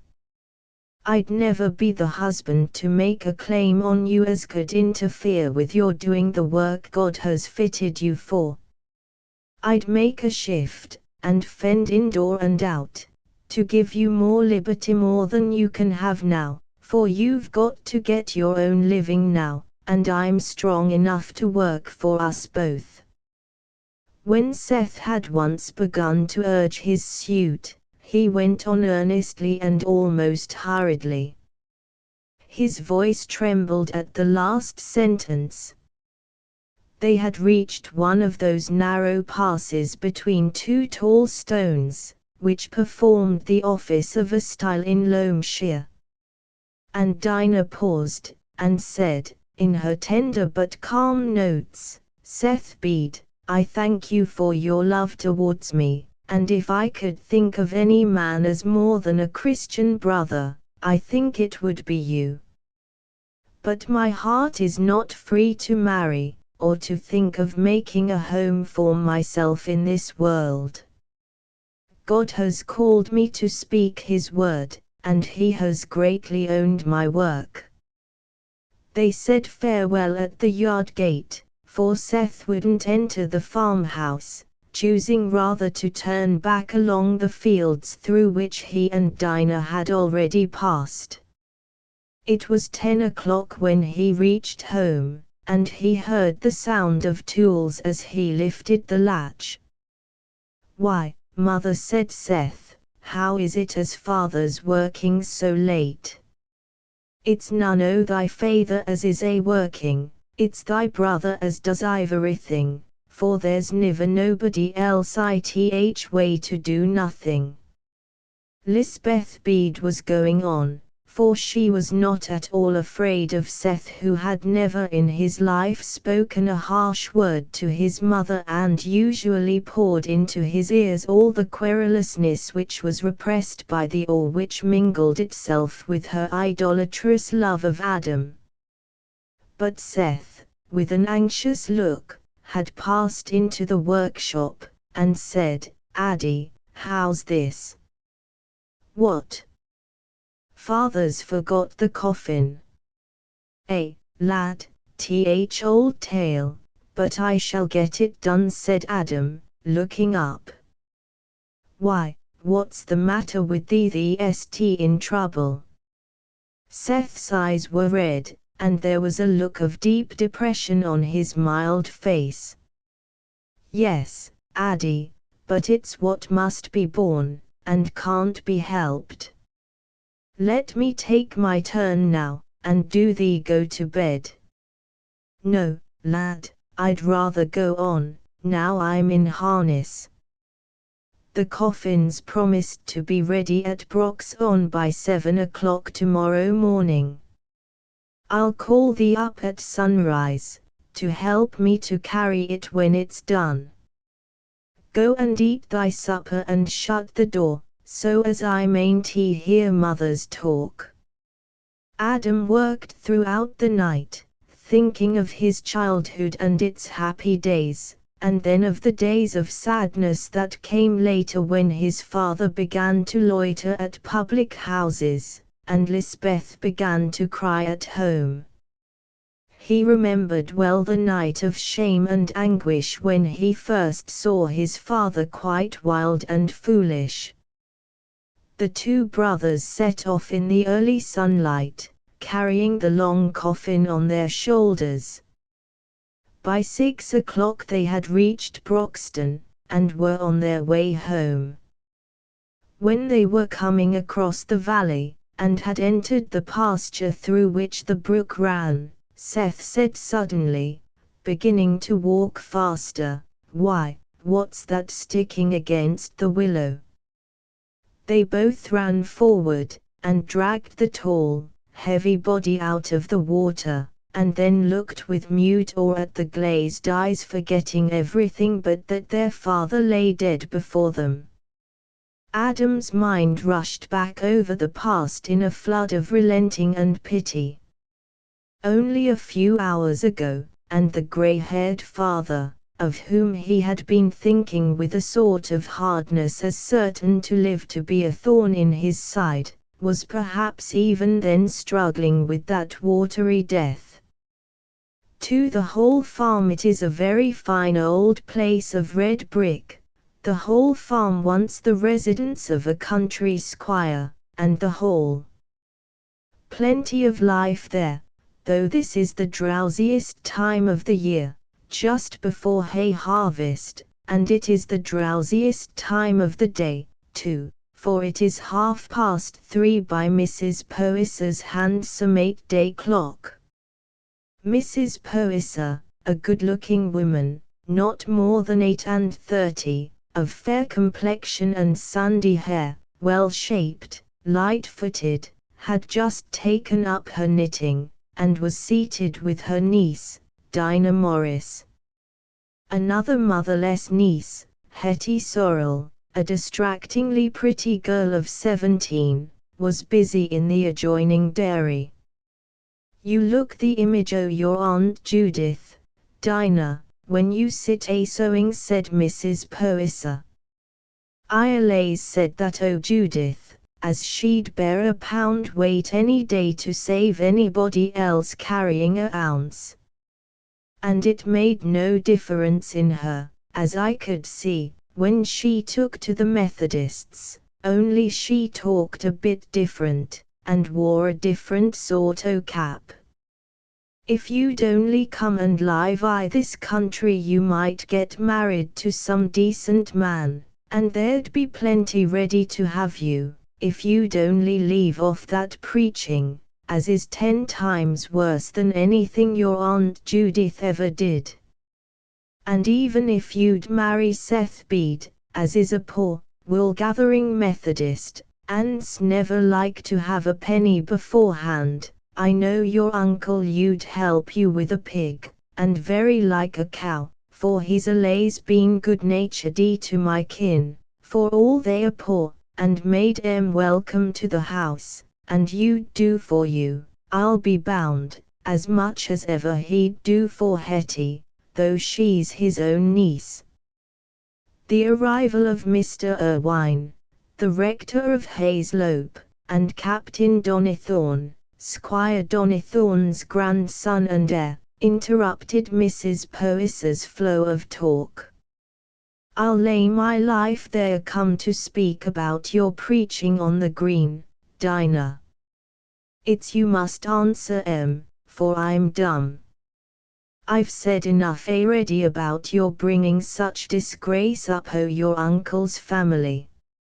I wouldn't harm minded if you'd been Mr. Poyser's own niece. Folks must put up with their own kin as they put up with their own noses, it's their own flesh and blood." Mr. Irwine, however, was the last man to feel any annoyance at the Methodist preaching, and young Arthur Donnithorne's visit was merely an excuse for exchanging a few words with Hetty Sorrel. The rector mentioned before he left that Thiers Bede had been found drowned in the Willow Brook, and Dinah Morris at once decided that she might be of some comfort to the widow, and set out for the village. As for Hetty Sorrel, she was thinking more of the looks Captain Donnithorne had cast at her than of Adam and his troubles. Bright, admiring glances from a handsome young gentleman, those were the warm rays that set poor Hetty's heart vibrating. Hetty was quite used to the thought that people liked to look at her. She was aware that Mr. Craig, the gardener at Squire Donnithorne's, was over head and ears in love with her. She knew still better that Adam Bede, tall, upright, clever, brave Adam Bede, who carried such authority with all the people round about, and whom her uncle was always delighted to see of an evening, saying that Adam knew a fine sight more o' the nature o' things than those as thought themselves his betters. She knew that this Adam, who was often rather stern to other people, and not much given to run after the lasses, could be made to turn pale or red any day by a word or a look from her. Hetty's sphere of comparison was not large, but she couldn't help perceiving that Adam was something like a man, always knew what to say about things, knew, with only looking at it, the value of a chestnut tree that was blown down, and why the damp came in the walls, and what they must do to stop the rats, and wrote a beautiful hand that you could read, and could do figures in his head, a degree of accomplishment totally unknown among the richest farmers of that countryside. Hetty was quite certain her uncle wanted her to encourage Adam, and would be pleased for her to marry him.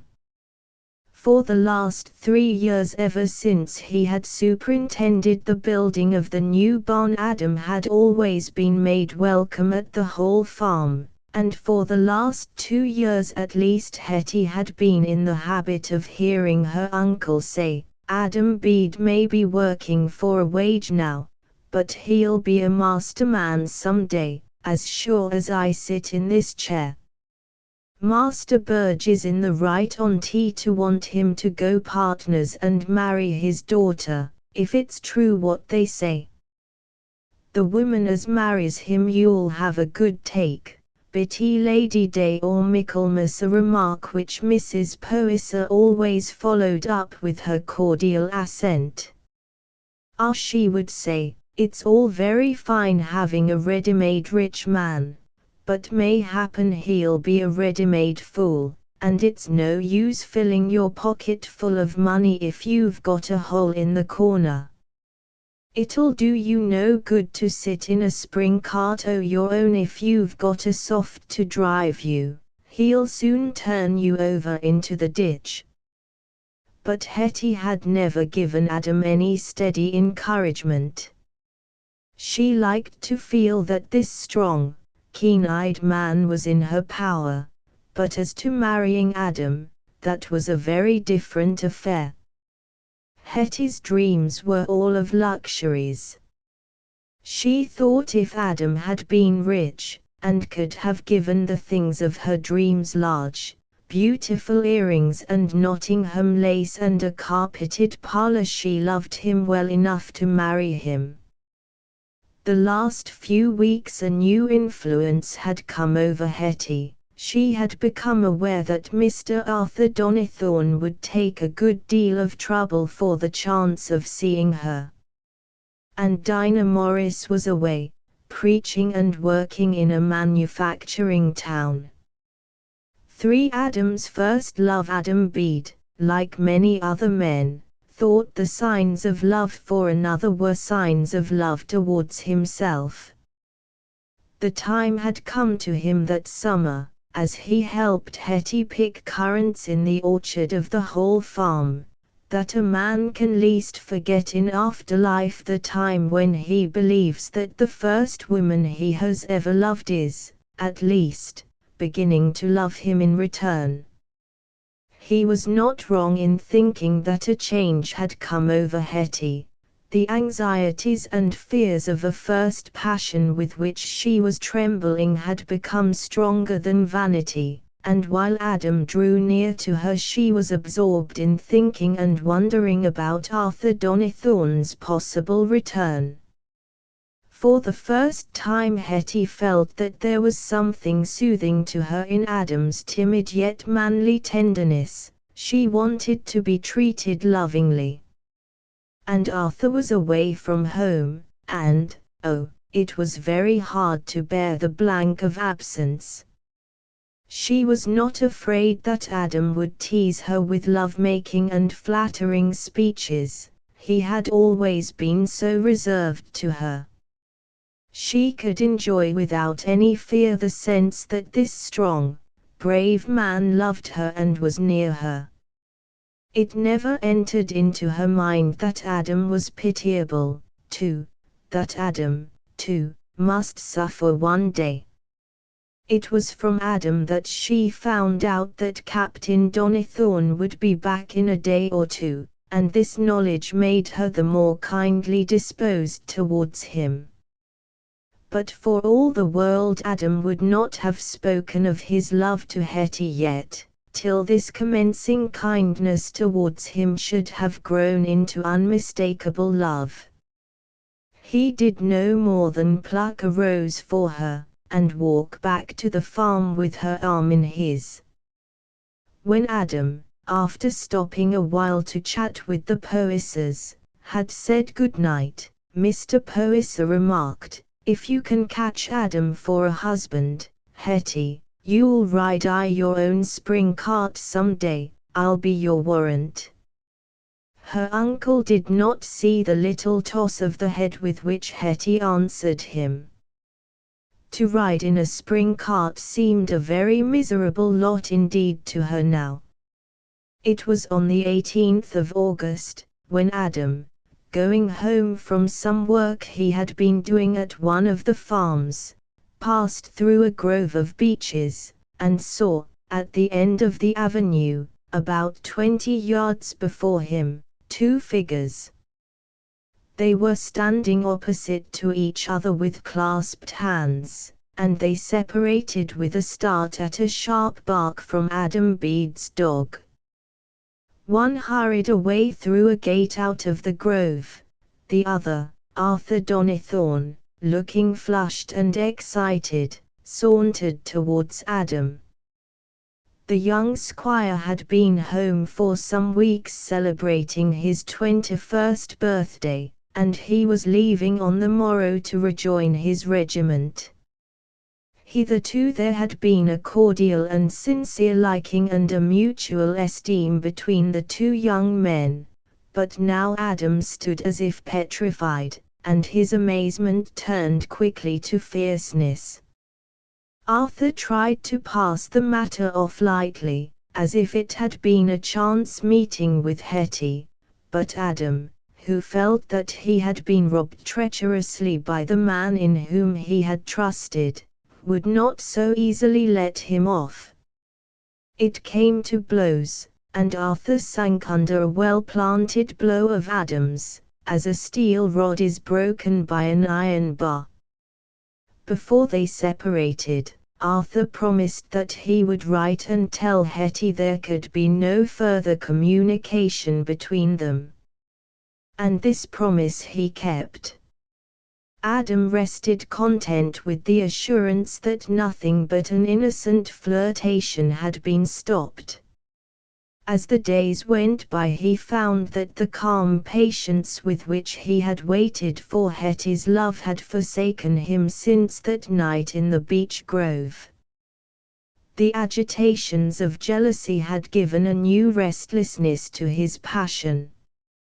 Hetty, for her part, after the first misery caused by Arthur's letter, had turned into a mood of dull despair, and sought only for change. Why should she not marry Adam? She did not care what she did so that it made some change in her life. So, in November, when Mr. Burge offered Adam a share in his business, Adam not only accepted it, but decided that the time had come to ask Hetty to marry him. Hetty did not speak when Adam got out the question, but his face was very close to hers, and she put up her round cheek against his, like a kitten. She wanted to be caressed, she wanted to feel as if Arthur were with her again. Adam only said after that, "I may tell your uncle and aunt, mayn't I, Hetty?" And she said yes. The red firelight on the hearth at the Hall Farm shone on joyful faces that evening when Adam took the opportunity of telling Mr. and Mrs. Poyser that he saw his way to maintaining a wife now, and that Hetty had consented to have him. There was a great deal of discussion before Adam went away about the possibility of his finding a house that would do for him to settle in. "Well, well," said Mr. Poyser at last, "we needna fix everything tonight. You canna think o' getting married afore Easter. I'm not for long courtships, but there must be a bit o' time to make things comfortable." This was in November. Then in February came the full tragedy of Hetty Sorrel's life. She left home, and in a strange village, a child, Arthur Donnithorne's child, was born. Hetty left the baby in a wood, and returned to find it dead. Arrest and trial followed, and only at the last moment was the capital sentence commuted to transportation. She died a few years later on her way home. For the wife of Adam Bede it was the autumn of 1801, and Dinah Morris was once more at the Hall farm, only to leave it again for her work in the town. Mrs. Poyser noticed that Dinah, who never used to change color, flushed when Adam said, "Why, I hoped Dinah was settled among us for life. I thought she'd given up the notion o' going back to her old country." "Thought? Yes," said Mrs. Poyser, "and so would anybody else ha' thought as had got their right ends upards. But I suppose you must be a Methodist to know what a Methodist you'll do. It's all guessing what the bats are flying after." "Why, what have we done to you, Dinah, as you must go away from us?" said Mr. Poyser. "It's like breaking your word, for your aunt never had no thought but you'd make this your home." "Nay, uncle," said Dinah, trying to be quite calm. "When I first came I said it was only for a time, as long as I could be of any comfort to my aunt."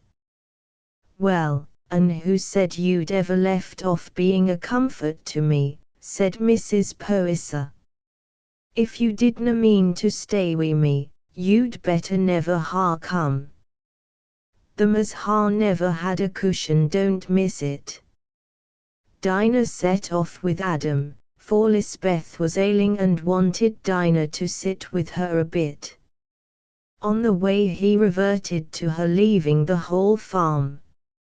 "You know best, Dinah, but if it had been ordered so that you could ha' been my sister, and lived wi' us all our lives, I should ha' counted it the greatest blessing as could happen to us now." Dinah made no answer, and they walked on in silence, until presently, crossing the stone stile, Adam saw her face, flushed, and with a look of suppressed agitation. It struck him with surprise, and then he said, "I hope I've not hurt or displeased you by what I've said, Dinah. Perhaps I was making too free. I've no wish different from what you see to be best, and I'm satisfied for you to live 30 miles off if you think it right." Poor Adam! Thus do men blunder. Lisbeth opened his eyes on the Sunday morning when Adam sat at home and read from his large pictured Bible. For a long time his mother talked on about Dinah, and about how they were losing her when they might keep her, and Adam at last told her she must make up her mind that she would have to do without Dinah. "Nay, but I canna mar up my mind, when she's just cut out for thee, and naught shall mar me believe as God didna make her and send her here o' purpose for thee. What's it signify about her being a Methody? It you'd happen wear out on her wi' marryin'." Adam threw himself back in his chair and looked at his mother. He understood now what her talk had been aiming at, and tried to chase away the notion from her mind. He was amazed at the way in which this new thought of Dinah's love had taken possession of him with an overmastering power that made all other feelings give way before the impetuous desire to know that the thought was true. He spoke to Seth, who said quite simply that he had long given up all thoughts of Dinah ever being his wife, and would rejoice in his brother's joy. But he could not tell whether Dinah was for marrying. "Thee might ask her," Seth said presently. "She took no offense at me for asking, and thee more right than I had." When Adam did ask, Dinah answered that her heart was strongly drawn towards him, but that she must wait for divine guidance. So she left the whole farm and went back to the town, and Adam waited and then went after her to get his answer. Adam, she said when they had met and walked some distance together, it is the divine will. My soul is so knit to yours that it is but a divided life I live without you. And this moment, now you are with me, and I feel that our hearts are filled with the same love, I have a fullness of strength to bear and do our Heavenly Father's will that I had lost before. Adam paused and looked into her sincere eyes. Then we'll never part any more, Dinah, till death parts us. And they kissed each other with deep joy.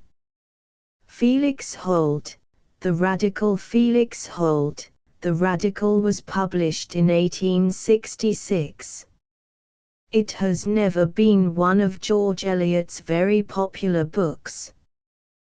There is less in it of her own life and experience than in most of her novels, less of the homely wit of agricultural England. The real value of the book is the picture it gives of the social and political life, and for this reason, it will always be read by those who want to know what English political methods and customs were like at the time of the passing of the Reform Bill of 1832. The character of Mr. Rufus Leon, the independent minister, is an admirable study of the nonconformist of that period. Esther's renunciation of a brilliant fortune for a humbler lot with the man she loved and admired, was quite in accord with the teaching George Eliot inculcated all her life. The scene of the story is laid in the Midlands, and the action, covering about 9 months, begins in 1832.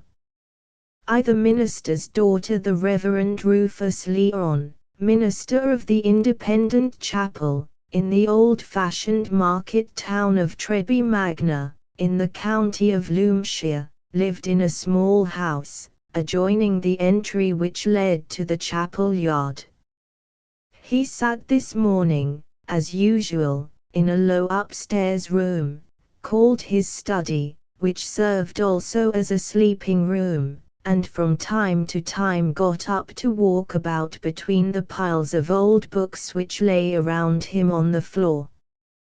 His face looked old and worn, yet the curtain of hair that fell from his bald crown and hung about his neck retained much of its original auburn tint, and his large, brown short-sighted eyes were still clear and bright.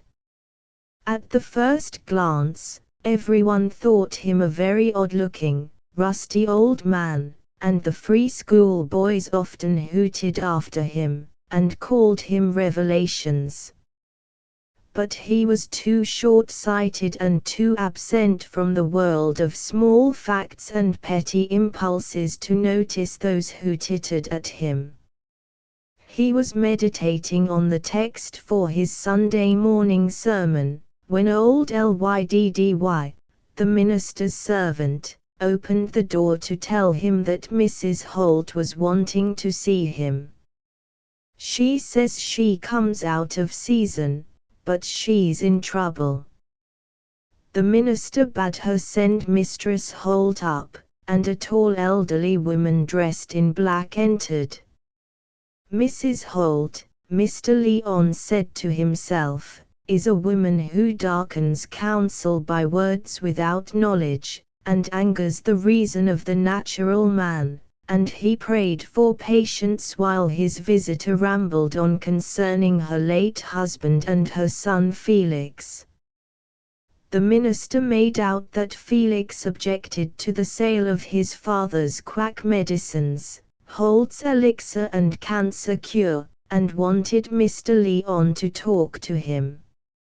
For after we'd been to chapel, he spoke better of you than he does of most. He said you was a fine old fellow, and an old-fashioned Puritan. He uses dreadful language, Mr. Leon, but I saw he didn't mean you ill, for all that, he calls most folks' religion rottenness.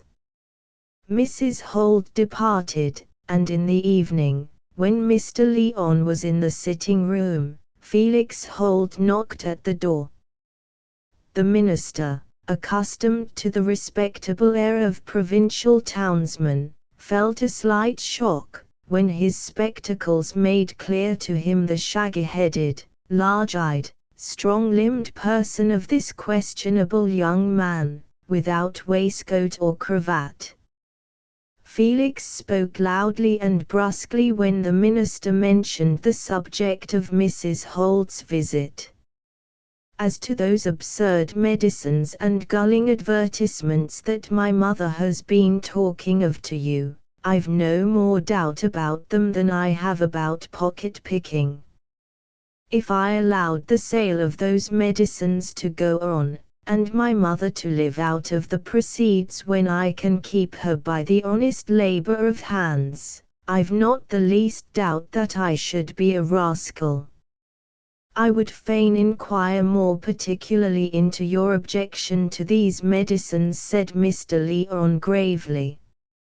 My father was ignorant, said Felix, bluntly. I know something about these things. I was prentice for 5 miserable years to a stupid brute of a country apothecary. My poor father left money for that. He thought nothing could be finer for me. No matter, I know that the cathartic pills may be as bad as poison to half the people who swallow them, and that the cancer cure might as well be bottled ditch water. I can keep my mother, as well, nay, better, than she keeps herself. With my watch and clock cleaning, and teaching 1 or 2 little chaps that I've got to come to me, I can earn enough. Mr. Leon's suggestion that some situation might be obtained as clerk or assistant was brushed aside. Why should I want to get into the middle class because I have some learning? The most of the middle class are as ignorant as the working people about everything that doesn't belong to their own brummagem life. The entrance of Lyddy with the tea tray disturbed the conversation, but the minister, interested in his visitor, asked Felix to stay for a dish of tea, and Felix accepted. My daughter, who has been detained in giving a lesson in the French tongue, has doubtless returned now, said the minister. On the entrance of the young lady, Felix was conscious she was not the sort of person he had expected the minister's daughter to be, and the incongruity repelled him. There were things about her, her walk, the long neck and high crown of shining brown hair, that suggested a fine lady to him. A fine lady was always a sort of spun-glass affair, but a fine lady as the daughter of this rusty old Puritan was especially offensive. The discovery that Miss Leon read Byron set Felix off on a tirade against the poet, and his works, and throughout the meal no agreement on any topic seemed possible between Esther and the guest. Felix noted that Mr. Leon was devoted to his daughter and stood in some fear of her. That is a singular young man, Esther, said the minister, when Felix had gone. I discern in him a love for whatever things are honest and true, and I feel a great enlargement in his presence. I think he is very coarse and rude, said Esther, with a touch of temper. But he speaks better English than most of our visitors. What is his occupation? Watch and clock making, my dear. Esther was disappointed. She thought he was something higher than that. Felix on his side wondered how the queer old minister had a daughter so little in his own likeness. He decided that nothing should make him marry.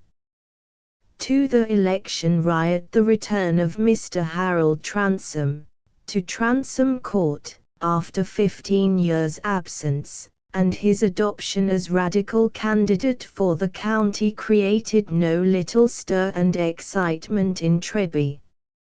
It also assisted the growing intimacy between Mr. Lyon and Felix Holt, for though neither possessed votes in that memorable year 1832, they shared the same liberal sympathies.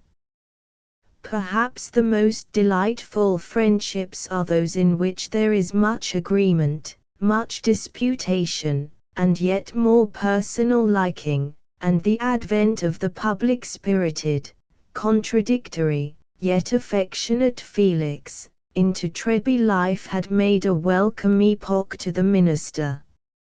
Esther had not seen so much of their new acquaintance as her father had. But she had begun to find him amusing, though he always opposed and criticized her, and looked at her as if he never saw a single detail about her person. It seemed to Esther that he thought slightly of her. But, rude and queer as he is, I cannot say there is anything vulgar about him, she said to herself. One Sunday afternoon Felix Holt rapped at the door of Mr. Lyon's house, although he could hear the voice of the minister in the chapel. Esther was in the kitchen alone, reading a French romance, and she opened the door and invited him in. He scoffed at her book, and as the talk went on, upbraided her for her vanity. Finally he told her that he wanted her to change. Of course, I am a brute to say so, he added. I ought to say you are perfect. Another man would, perhaps. I can't bear to see you going the way of the foolish women who spoil men's lives.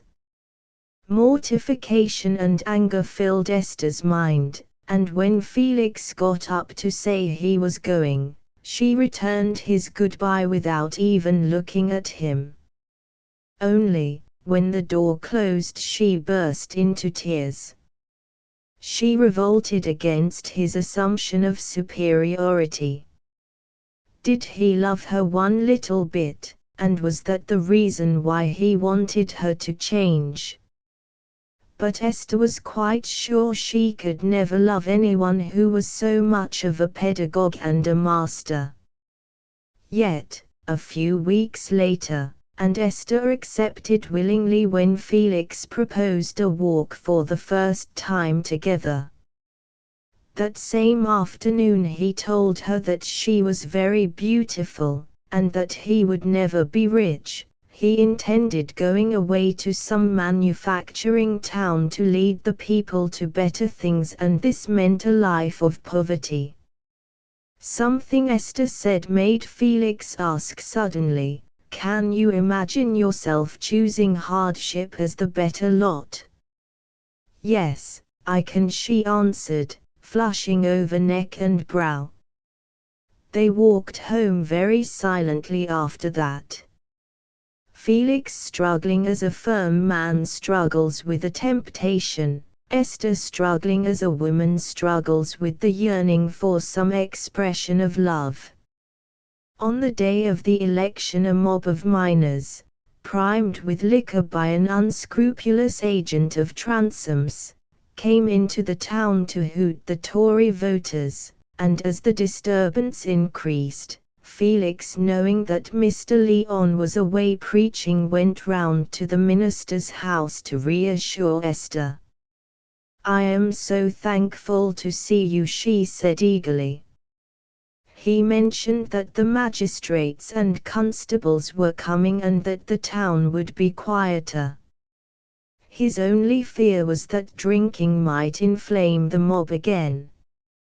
Again Felix told her of his renunciation of the ordinary hopes and ambitions of men, and at the same time tried to prove that he thought very highly of her. He wanted her to know that her love was dear to him, and he felt that they must not marry. To do so would be to ruin each other's lives. When Felix went out into the streets in the afternoon, the crowd was larger and more mischievous. The constables were quite unable to cope with the mob. The polling booth was closed for the day, and the magistrates had sent to the neighboring town of Duffield for the military. There were proofs that the predominant will of the crowd was in favor of Transome, for several shops were attacked and they were all of them Tory shops. Felix was soon hotly occupied trying to save a wretched publican named Spratt from the fury of the crowd. The man had been dragged out into the streets, and Felix had got as near him as he could when a young constable armed with a sabre rushed upon him. It was a choice of two evils, and quick as lightning Felix frustrated him. The constable fell undermost and Felix got his weapon. Tucker did not rise immediately, but Felix did not imagine that he was much hurt, and bidding the crowd follow him tried to lead them away from the town. He hoped that the soldiers would soon arrive, and felt confident that there would be no resistance to a military force. Suddenly a cry was raised, "Let us go to Treadby Manor," the residence of Sir Maximus de Bury, whose son was the Tory candidate. From that moment Felix was powerless, and was carried along with the rush. All he could hope to do was to get to the front terrace of the house, and assure the inmates that the soldiers would arrive quickly. Just as he approached a large window he heard the horses of the troopers, and then came the words, "Halt! Fire!" Before he had time to move a bullet whizzed, and passed through Felix Holt's shoulder, the shoulder of the arm that bore the sabre. Felix fell. The rioters ran confusedly, like terrified sheep. It was a weary night for Felix, and the next day his wound was declared trivial, and he was lodged in Loomford jail. There were 3 charges against him: that he had assaulted a constable, that he had committed manslaughter, Tucker was dead from spinal concussion, and that he had led a riotous onslaught on a dwelling house. 4 other men were arrested, 1 for theft, and 3 others for riot and assault. 3. The trial. A great change took place in the fortunes of Esther in the interval between the riot and the opening of the assizes. It was found that she, and not Harold Transome, was the rightful owner of the Transome estates. For Esther's real name was Bycliffe and not Leon, and she was the stepdaughter only of the minister. Mr. Leon had found Esther's mother, a French woman of great beauty, in destitution, her husband, an Englishman, lying in some unknown prison. This Englishman was a Bycliffe and heir to the Transome property, and on the proof of his death Mr. Leon, knowing nothing of Bycliffe's family, married his widow, who, however, died while Esther was still a tiny child. Not till the time of the election did Esther learn that her real father was dead. Mr. Transome's lawyer Jermyn was fully aware of the claim of the Bycliffes, but knew they were powerless without money to enforce the claim, and that Esther and her stepfather alike were ignorant of all the facts. It was only when Harold Transome, on his return, quarrelled with Jermyn on the management of the estates, and, after the election, which Transome lost, threatened him with a lawsuit, that Jermyn turned round and told Harold the truth. At the same time, another lawyer, formerly in Jermyn's confidence, thought the more profitable course could be found in throwing Jermyn over, and wrote to Esther informing her of her inheritance. Harold Transome decided to act openly. With his mother, he drove to the minister's house, and Mrs. Transome persuaded Esther to come and stay at Transome Court. Both mother and son found Esther to their liking, and it appeared to Harold that marriage with Esther would be a happy conclusion to the divided claim to the property. He was rich, and the Transome, or Bycliffe, property was heavily encumbered. The Transomes, Esther and Mr. Lyon all agreed that no lawsuit over the property should take place. But while Esther stayed at Transome Court, she never forgot her friend in prison. Mr. Lyon had visited Felix, and Esther herself obtained an interview with him just before the assizes began. She had grown conscious that Harold Transome was making love to her, that Mrs. Transome really desired her for a daughter-in-law, and it seemed to her as she waited with the minister in the cheerless prison room, that she stood at the first and last parting of the ways. Soon the door opened, and Felix Holt entered. Miss Lyon Esther, and her hand was in his grasp.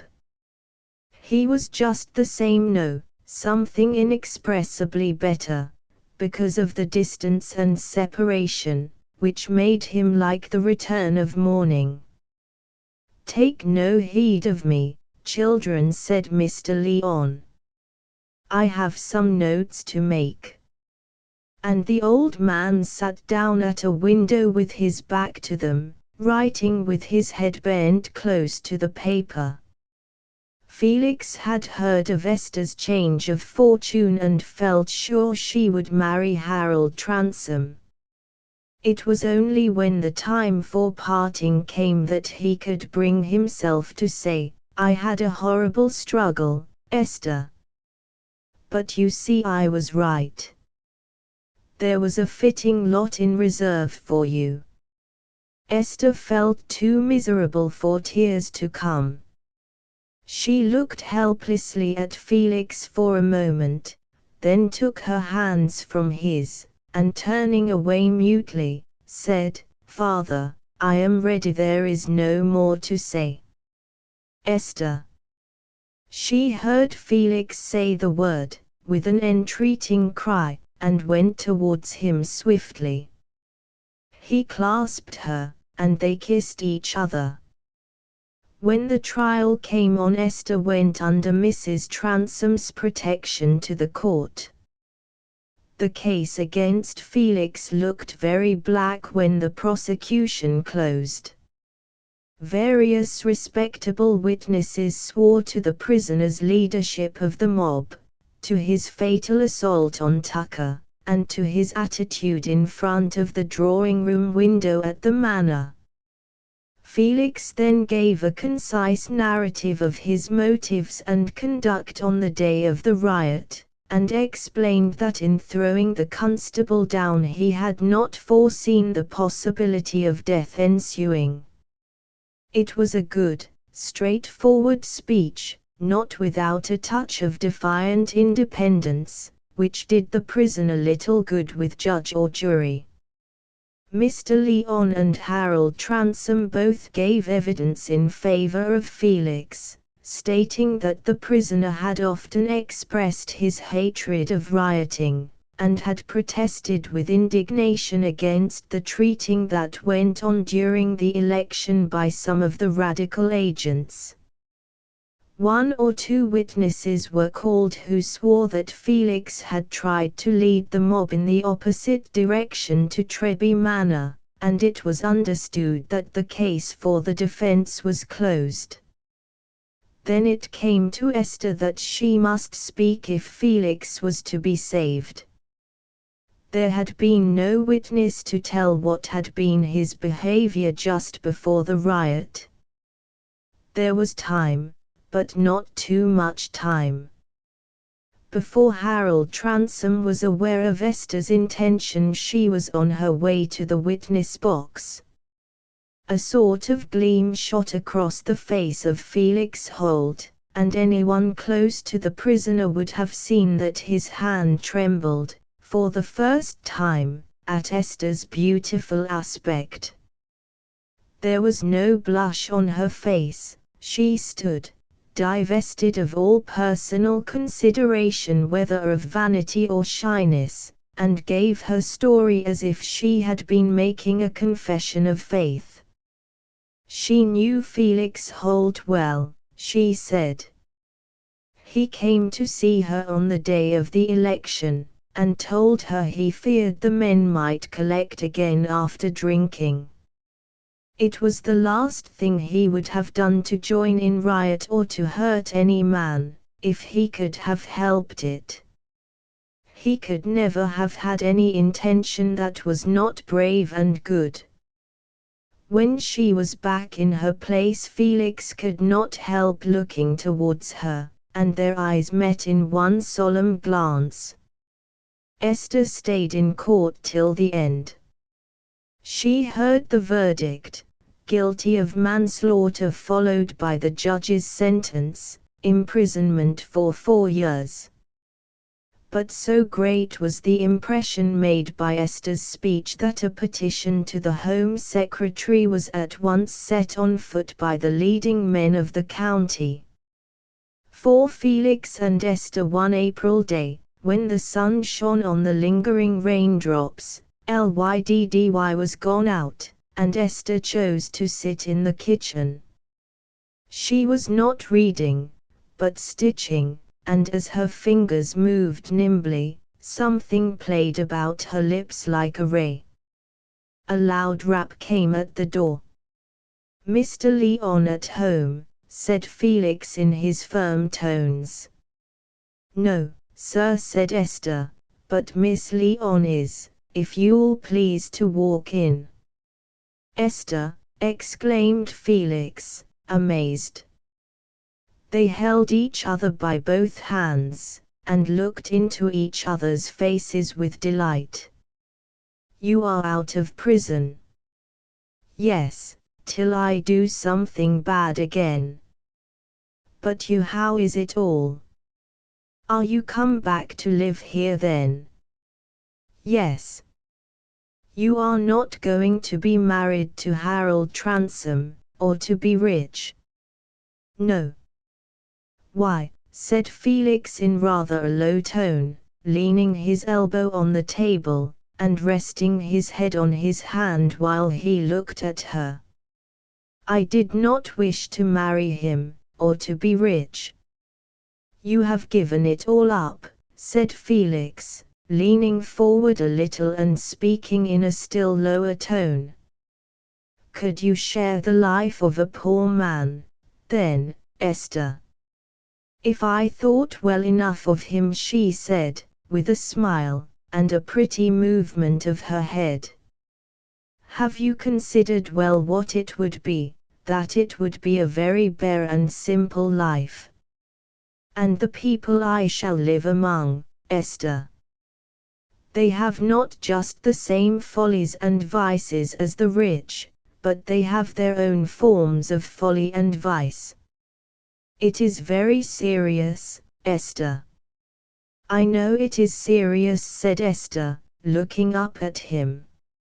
"Since I have been at Transome Court I have seen many things very seriously. If I had not, I should not have left what I did leave. I made a deliberate choice." She could not tell him that at Transome Court, all that finally seemed balanced against her love for him, was the offer of a silken bondage that arrested all motive, and was nothing better than a well-cushioned despair. A vision of being restless amidst ease, of being languid among all appliances had quickened her resignation of the Transome estates. Esther explained, however, that she thought of retaining a little of the wealth. How? Said Felix, anxiously. What do you mean? I think even of £2 a week, one needn't live up to the splendor of all that, you know, we might live as simply as you liked. And then I think of a little income for your mother, and a little income for my father, to save him from being dependent when he is no longer able to preach. Felix put his hand on her shoulder, said, lifting up his eyes with a smile, why, I shall be able to set up a great library, and lend the books. They laughed merrily, each holding the other's arms, like girl and boy. There was the ineffable sense of youth in common. Then Felix leaned forward, that their lips might meet, and after that his eyes roved tenderly over her face and curls. I'm a rough, severe fellow, Esther. Shall you never repent, never be inwardly reproaching me that I was not a man who could have shared your wealth? Are you quite sure? The very next May, Felix and Esther were married. Everyone in those days was married at the parish church, but Mr. Lyon was not satisfied without an additional private solemnity, so that he might have a more enlarged utterance of joy and supplication. It was a very simple wedding, but no wedding, even the gayest, ever raised so much interest and debate in Treby Magna. Even the very great people of the county went to the church to look at this bride, who had renounced wealth, and chosen to be the wife of a man who said he would always be poor. Some few shook their heads, could not quite believe it, and thought there was more behind.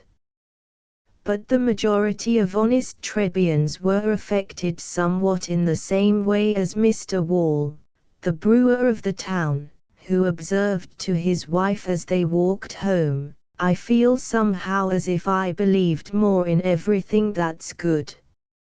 Felix and Esther did not take up their abode in Treby Magna, and after a while Mr. Lyon left the town too, and joined them where they dwelt. As to the town in which Felix Holt now resides, I will keep that a secret. I will only say that Esther has never repented. Felix, however, grumbles a little that she has made his life too easy. There is a young Felix, who has a great deal more science than his father, but not much more money. Romola was George Eliot's fifth book, and followed Silas Marner, which was published in 1861. It is a story of Florence in the days of Savonarola, and was largely the outcome of a visit the novelist paid to Italy with her lifelong friend, George Henry Lewis.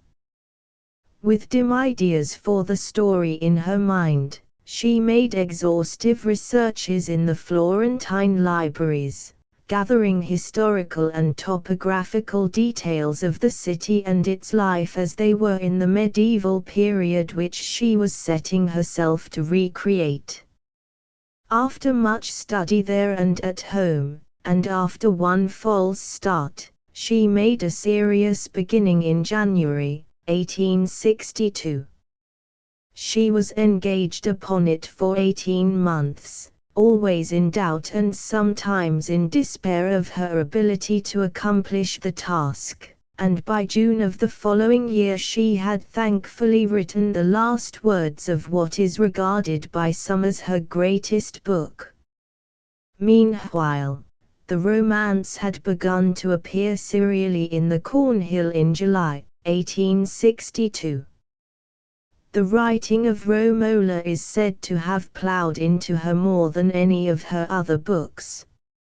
I Tito and Little Tessa under the Loggia de' Cerchi, in the heart of old Florence, In the early morning of the 9th of April, 1492, two men had their eyes fixed on each other.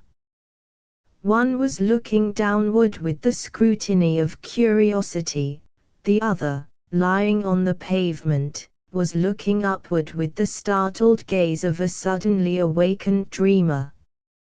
"Young man," said the standing figure, pointing to a ring on the finger of the other, "when your chin has got a stiffer crop on it you'll know better than to take your nap in street corners with a ring like that on your forefinger. By the holy vangels, if it had been anybody but me standing over you, but Bratti Ferravicci is not the man to steal." 3 years ago, one San Giovanni, the saint, sent a dead body in my way, a blind beggar, with his cap well lined with pieces. But how comes a young man like you, with the face of Messer San Michele, to be sleeping on a stone bed? Your tunic and hose match ill with that jewel, young man. Anybody might say the saints had sent you a dead body, but if you took the jewels, I hope you buried him, and you can afford a mass or two for him into the bargain.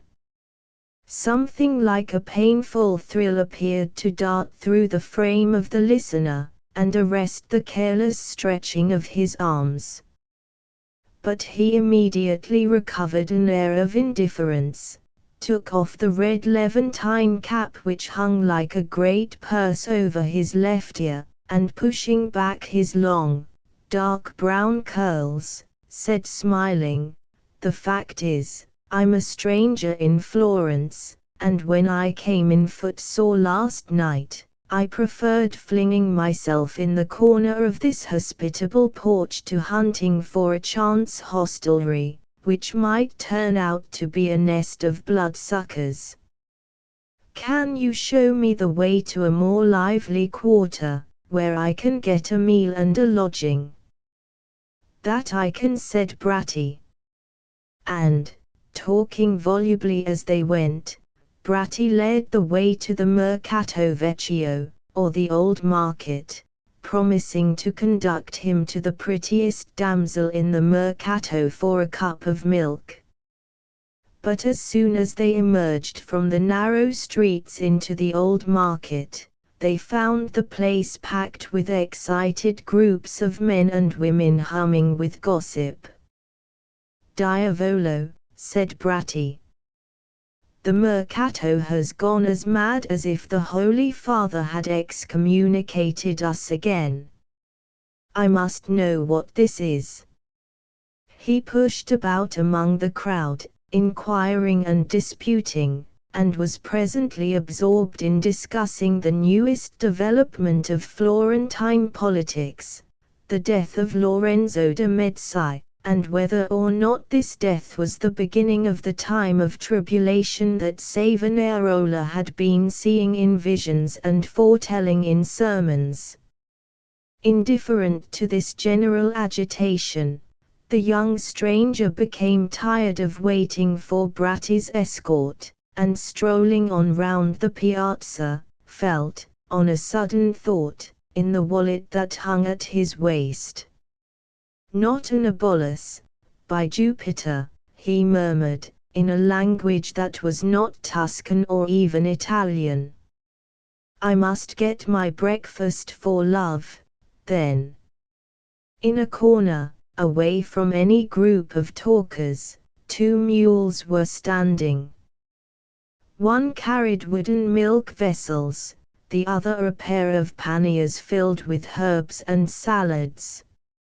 Resting her elbow on the mule that carried the milk, there leaned a young girl, apparently not more than 16, with a red hood surrounding her face, which was all the more baby-like in its prettiness from the entire concealment of her hair.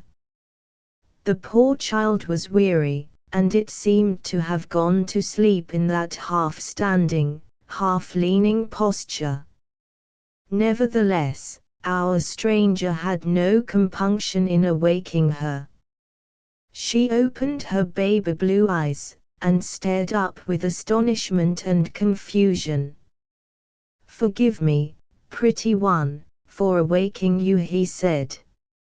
"I'm dying with hunger, and the scent of milk makes breakfast seem more desirable than ever."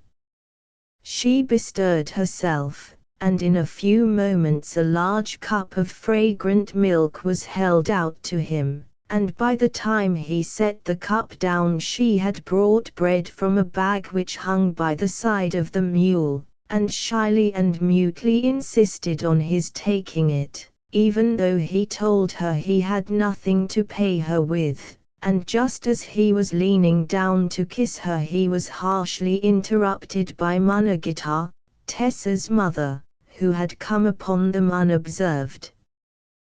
The handsome presence of the stranger and his charm of manner were of no avail with Munagita. Her noisy rating of him drew Bratti and the barber, Nello, to the spot, and with these he was glad to make good his escape, having waved a furtive adieu to the pretty Tessa.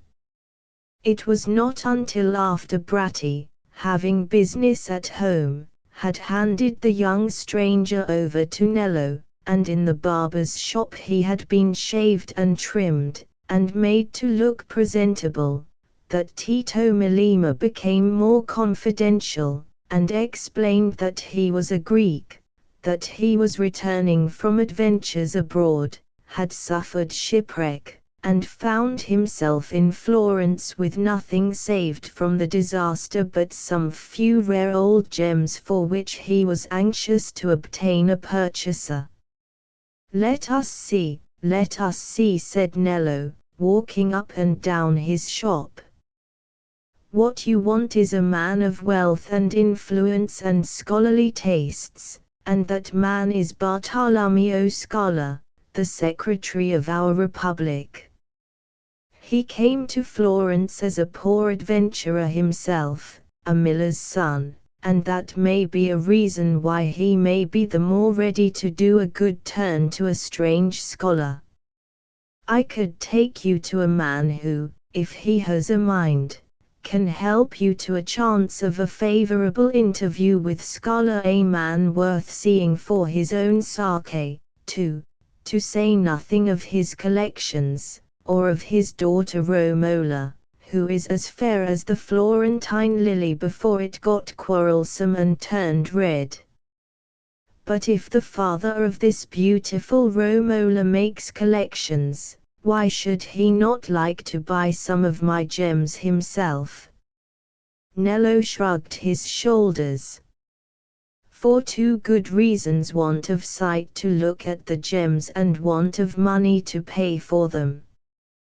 2 more than a man's ransom." He was a moneyless, blind old scholar, the Bardo de Bardi, to whom Nello introduced Tito Melema, a man who came of a proud, energetic stock, whose ancestors had loved to play the signor, had been merchants and usurers of keen daring, and conspicuous among those who clutched the sword in the earliest world-famous quarrels of Florentine with Florentine.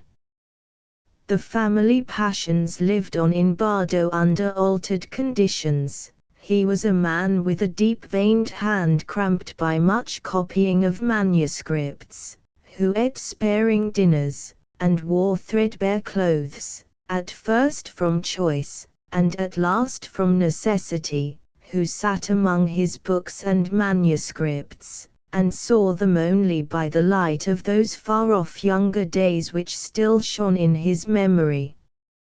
And among his books and antiquities and rare marble fragments, in a spacious room surrounded with laden shelves, Romola was his daily companion and assistant.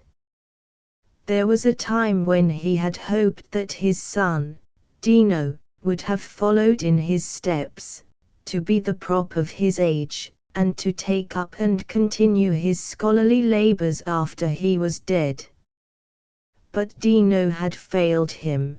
Dino had given himself up to religion and entered the priesthood, and the passion of Bardo's resentment had flamed into fierce hatred towards this recreant son of his, and none dared so much as to name him within his hearing. Maso, the old serving man, ushered in the two visitors he had announced a few minutes previously, and Nello introduced Tito to Bardo and his daughter as a scholar of considerable learning. Romola's astonishment could hardly have been greater if the stranger had worn a panther skin and carried a thyrsus, for the cunning barber had said nothing of the Greek's age or appearance, and among her father's scholarly visitors she had hardly ever seen any but grey-headed men. Nevertheless, she returned Tito's bow with the same pale, proud face as ever, but as he approached the snow melted, and when he ventured to look towards her again a pink flush overspread her face, to vanish again almost immediately, as if her imperious will had recalled it. Tito's glance, on the other hand, as he looked at this tall maiden of 17 or 18, as she stood at the reading desk with one hand on the back of her father's chair, had that gentle, beseeching admiration in it which is the most propitiating of appeals to a proud, shy woman, and is perhaps the only atonement a man can make for being too handsome. "Messer, I give you welcome," said Bardo with some condescension. "Misfortune wedded to learning, and especially to Greek learning, is a letter of credit that should win the ear of every instructed Florentine." He proceeded to question Tito as to what part of Greece he came from, learned that he was a young man of unusual scholastic attainments, and that he had a father who was himself a scholar. "At least," said Tito, "a father by adoption." He was a Neapolitan, but he added, after another slight pause, "He is lost to me, was lost on a voyage he too rashly undertook to Delos." Bardo forbore to speak further on so painful a topic. He discoursed freely upon his own studies, his past hopes, and the one great ambition that remained to him, that his library and his magnificent collection of treasures should not be dissipated on his death, but should become the property of the public, and be honorably housed in Florence for all time, with his name over the door.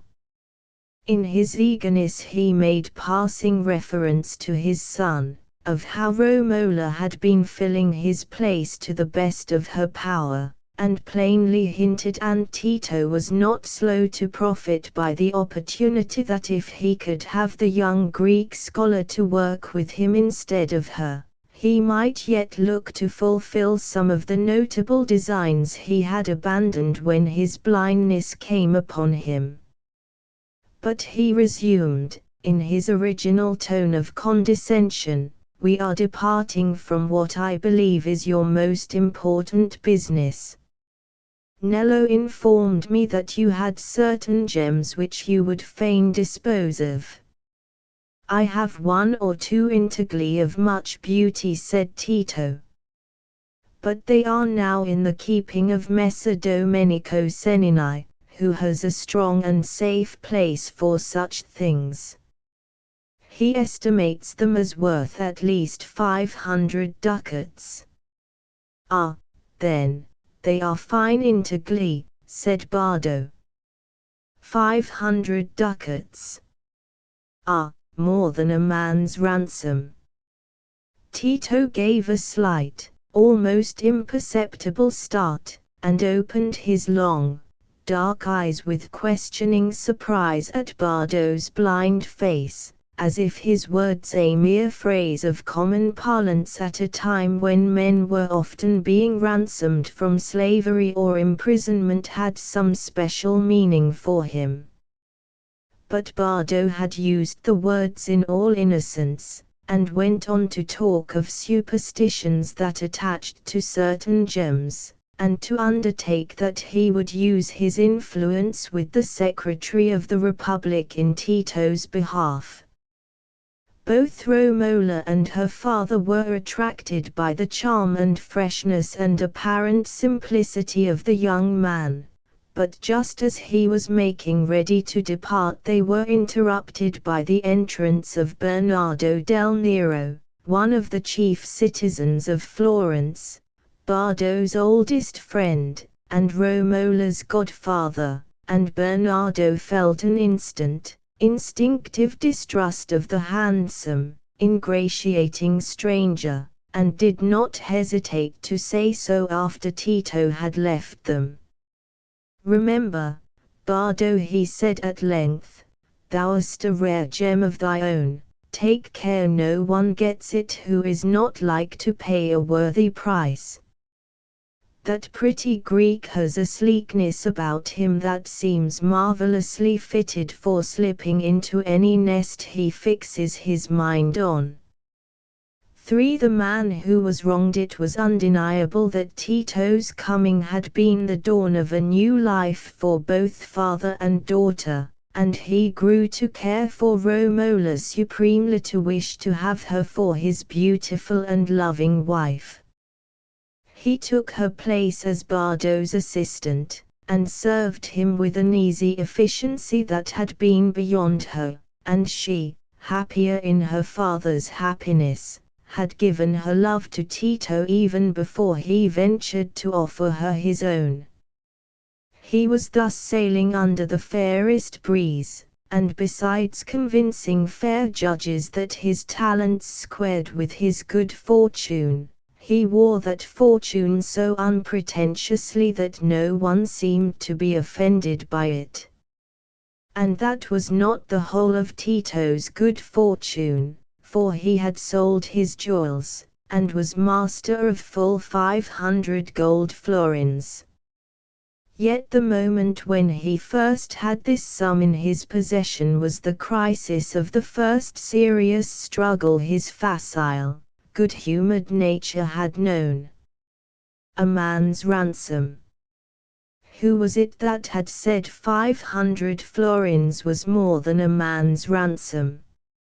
If, now, under this midday sun, on some hot coast far away, a man somewhat stricken in years, a man not without high thoughts, and with the most passionate heart, a man who long years ago had rescued a little boy from a life of beggary, filth, and cruel wrong, and had reared him tenderly, if that man were now, under this summer sun, toiling as a slave, hewing wood and drawing water.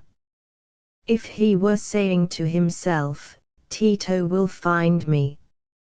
He had but to carry our gems to Venice, he will have raised money, and will never rest till he finds me out." If that were certain, could he Tito see the price of the gems lying before him, and say, "I will stay at Florence, where I am fanned by soft airs of love and prosperity, I will not risk myself for his sake"? No, surely not if it were certain. But the galley had been taken by a Turkish vessel, that was known by the report of the companion galley which had escaped, and there had been resistance and probable bloodshed. A man had been seen falling overboard. He quieted his conscience with such reasonings as these, and when definite tidings reached him that his father was still a prisoner, he contrived to keep the knowledge to himself, and still did nothing. The death of the exhausted, emaciated monk who had brought these tidings freed him of one fear, but this monk was Romola's brother, Dino, and obeying his summons she had been in secret to see him as he lay dying. Romola, her brother, began to speak. "In the deep night, as I lay awake, I saw my father's room, and I saw you.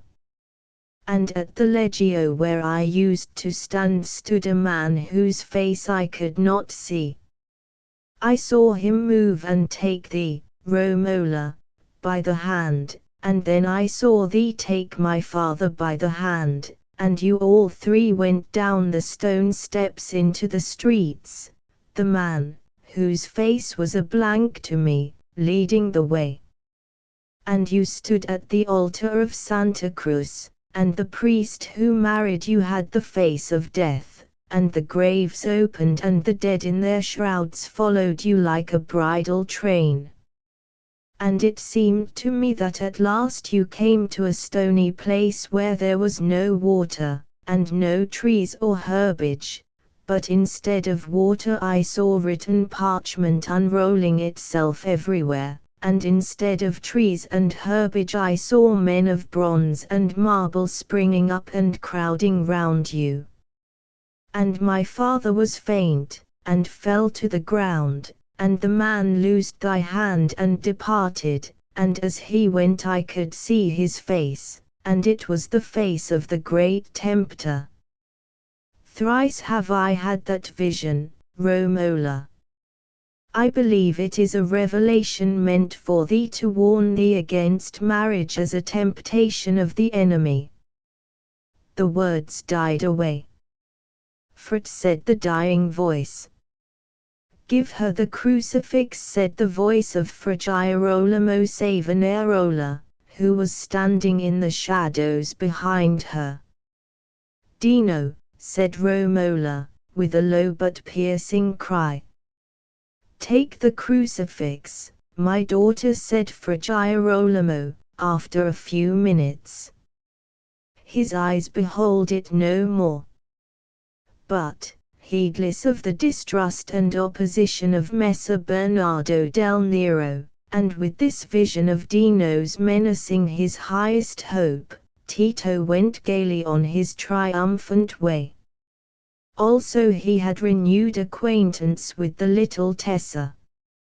He came upon her in the thronged streets during carnival time, and seeing her, a timorous, tearful little contadin, terrified by the burlesque threats of a boisterous conjurer, took her under his protection.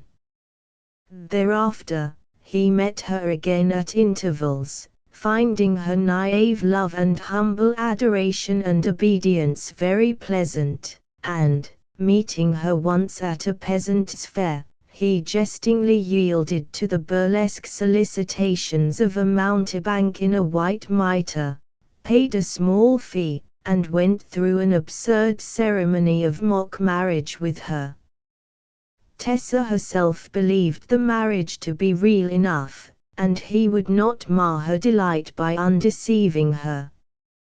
Later, since she was wretched at home with her scolding mother and a brutal stepfather, and there were dangers in allowing her to go on waylaying him in streets when too long a period elapsed between his visits to her, he quietly took her away and established her in a small house on the outskirts of the city, with the deaf, discreet old Mona Lisa as her servant and companion.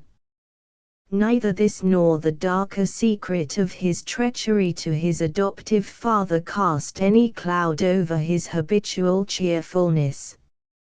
His love for Romola was a higher and deeper passion than anything he felt for the childlike, submissive little Tessa, and when she told him frankly of her brother's warning vision, he set himself to convince her it was the mere nightmare of a diseased imagination, and the perfect love and trust she had for him made the task easy. For a while after their marriage she was ideally happy. She was not even separated from her father, for Tito came to live with them, and was to Bardo, in his scholastic labors, all that he had wished his own son to be. Then came the first cloud. On the 17th of November, 1494, more than 18 months after the marriage of Tito and Romola, the King of France marched his army into Florence on his way to take possession of Naples and impose peace on the warring little states into which Italy was divided.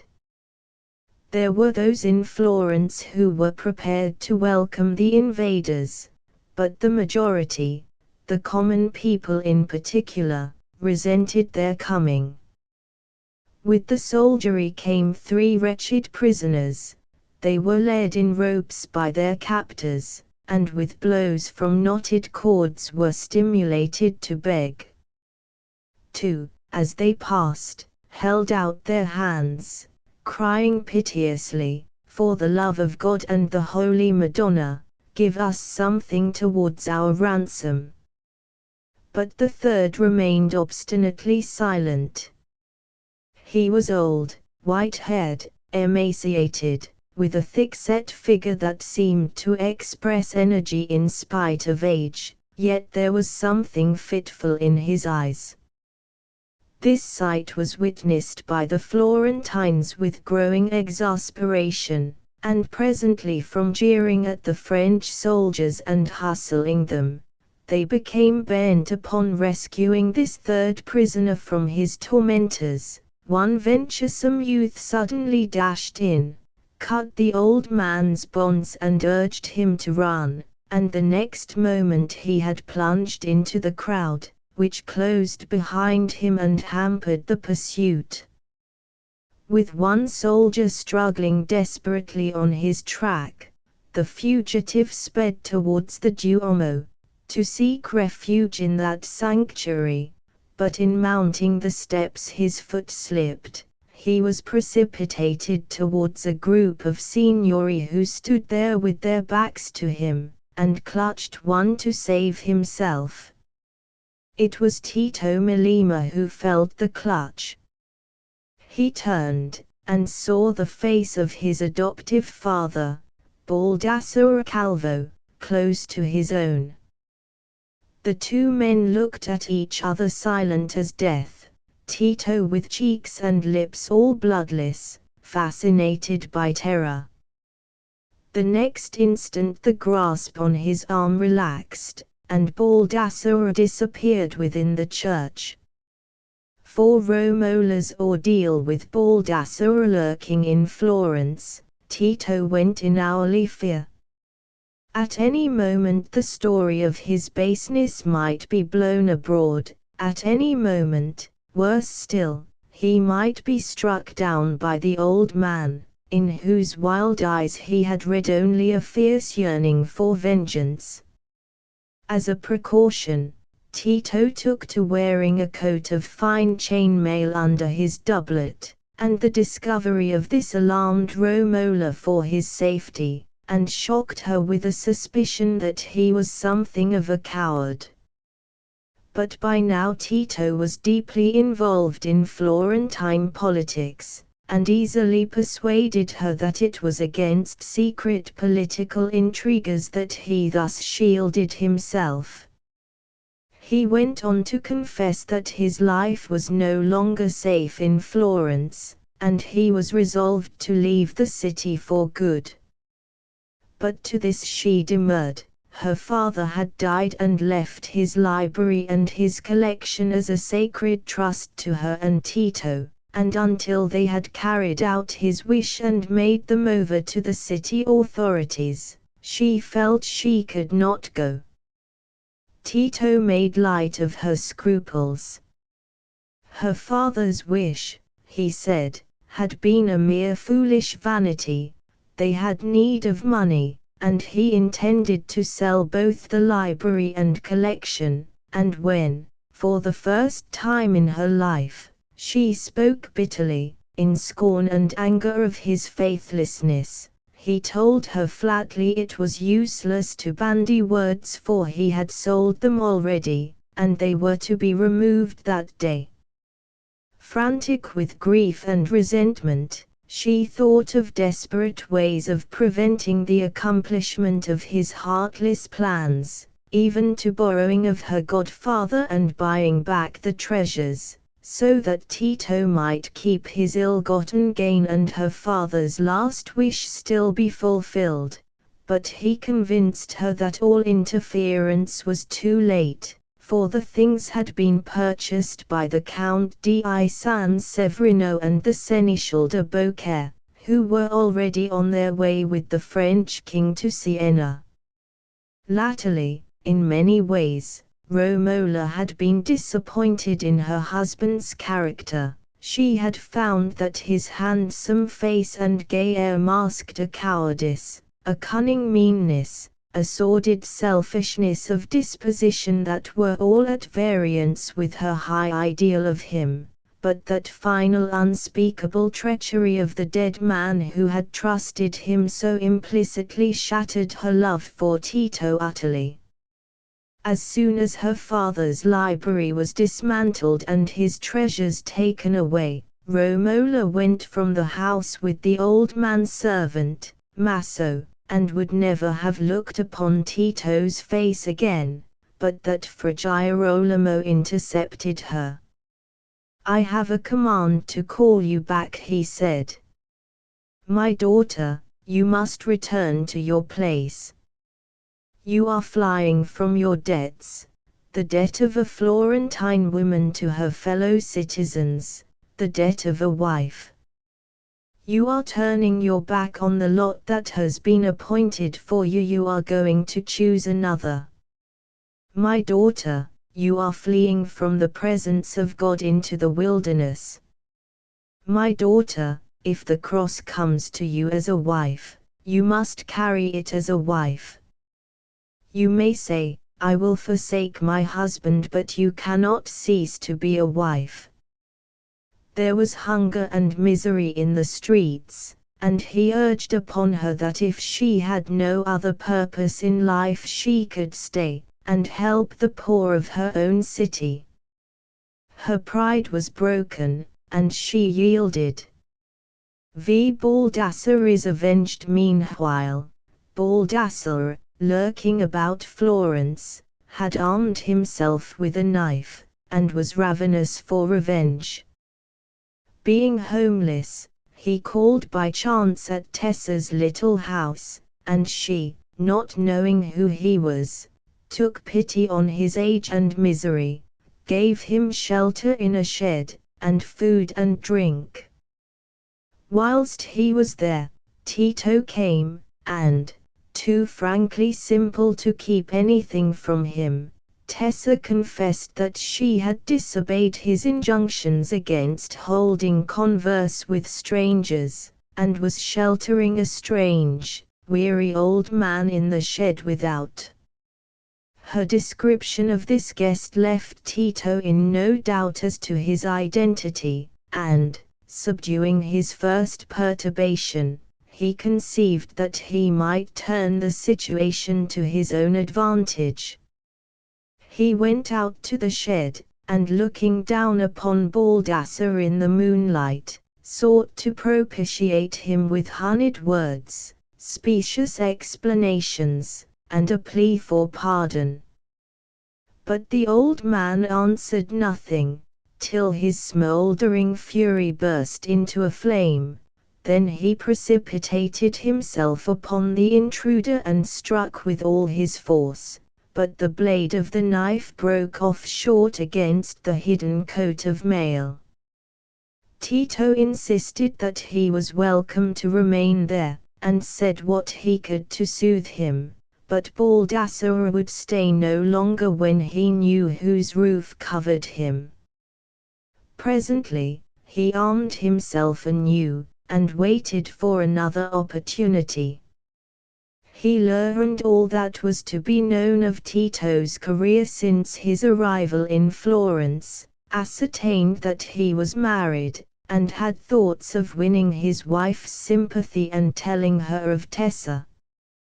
Then one night he contrived to get into the Rucellai Gardens, where Tito was at supper with a gathering of Florentine notabilities, and, seized in time and held back from assassinating him, he passionately denounced him before the company as a scoundrel, a liar, and a robber. There were those present who had been on the church steps that day when Baldassare had clutched Tito by the arm, and Tito had then explained away his momentary panic.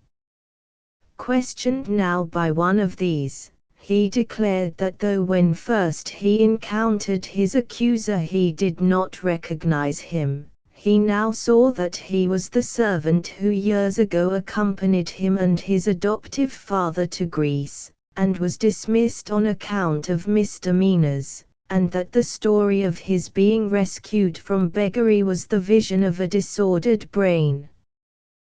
Baldassare was given a chance to prove that he was not the servant, but the great scholar to whom Tito was indebted for his learning. "The ring I possess," said Rucellai, "is a fine sword that I myself purchased from Messer Tito. It is engraved with a subject from Homer. Will you turn to the passage in Homer from which that subject was taken?"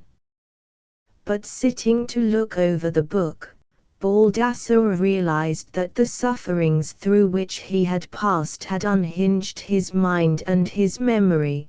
The words he stared at had no meaning for him, and he lifted his hands to his head in despair. The consequence of this fresh failure was that Baldassare was cast into prison, and Tito was at liberty to pursue his political ambitions unhaunted by that dogging shadow that was to him as the shadow of death. He managed his affairs so cleverly that whichever party came uppermost he was secure of favor and money. But by and by the tide began to turn against him. Baldassare was at large again, and met Romola and told her not only of his own wrongs, but of Tessa. She saw Tessa and her 2 children, and befriended them, and was so far from blaming that innocent little creature that she did not even disclose the truth to her, but she was importunate with Tito that he should make atonement to the man who had been a father to him.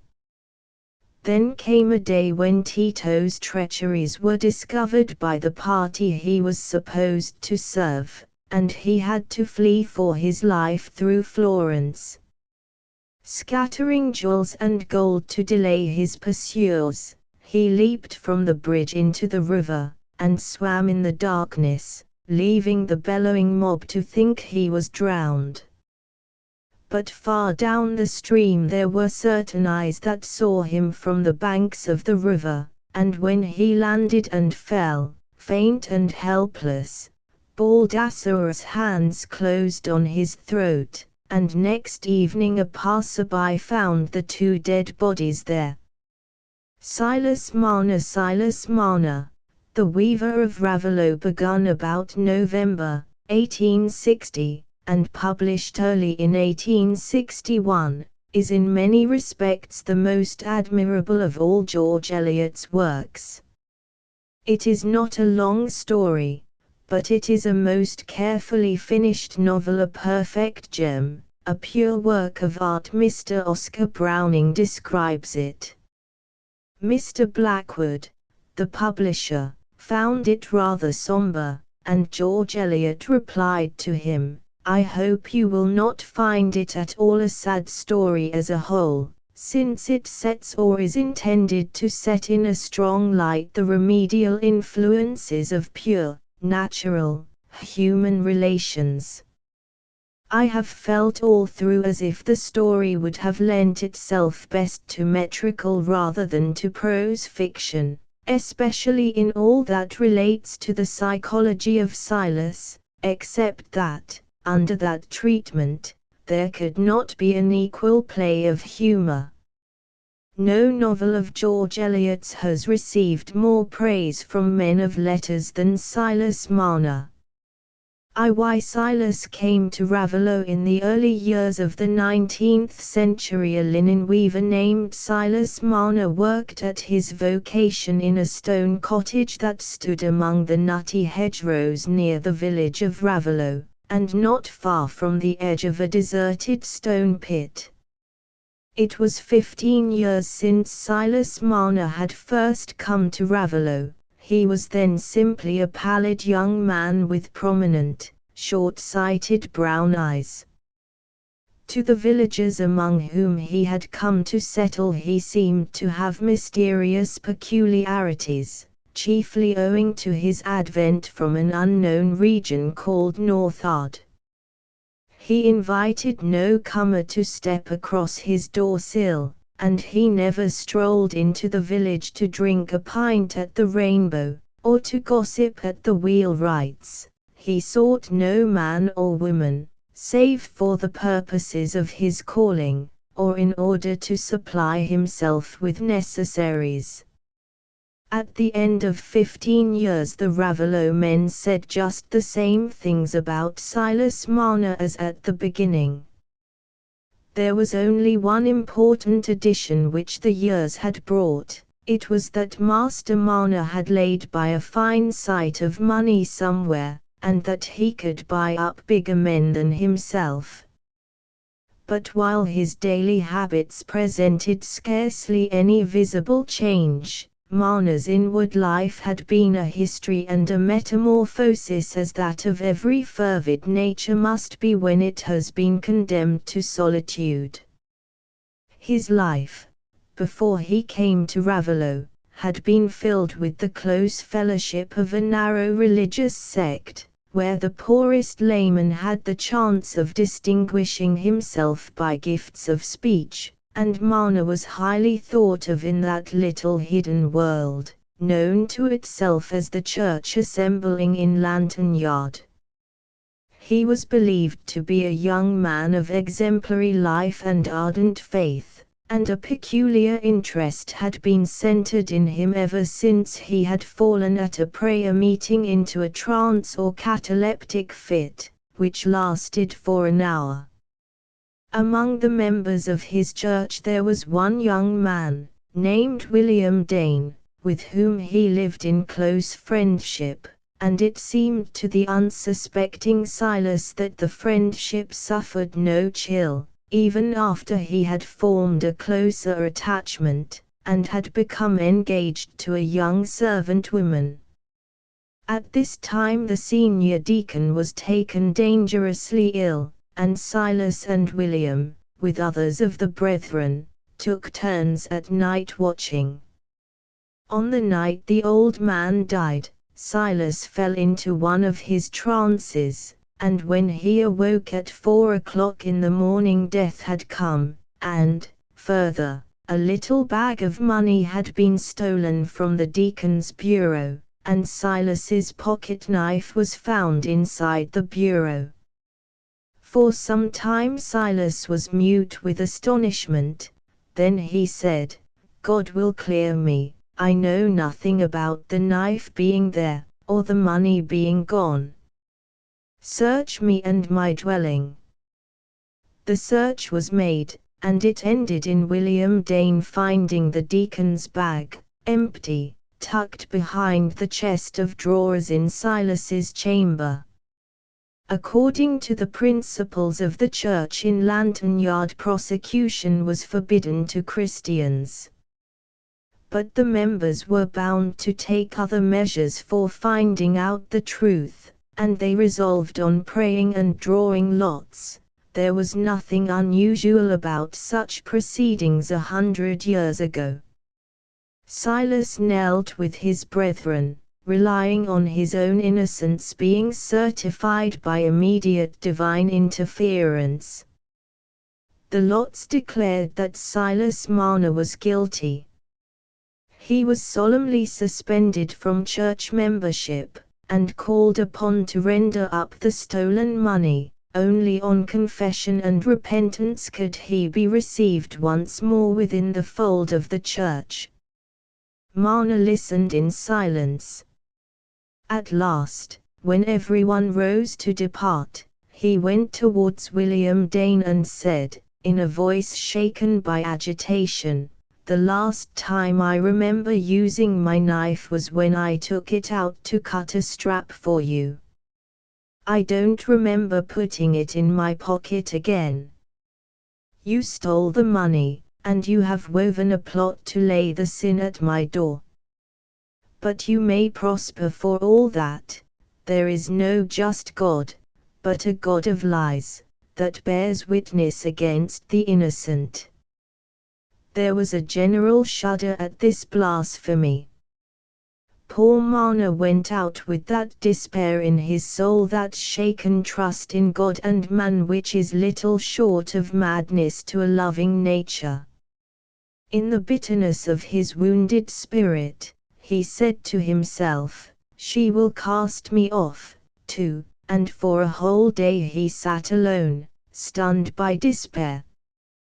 The second day he took refuge from benumbing unbelief by getting into his loom and working away as usual, and, before many hours were past, the minister and one of the deacons came to him with a message from Sarah, the young woman to whom he had been engaged, that she held her engagement at an end.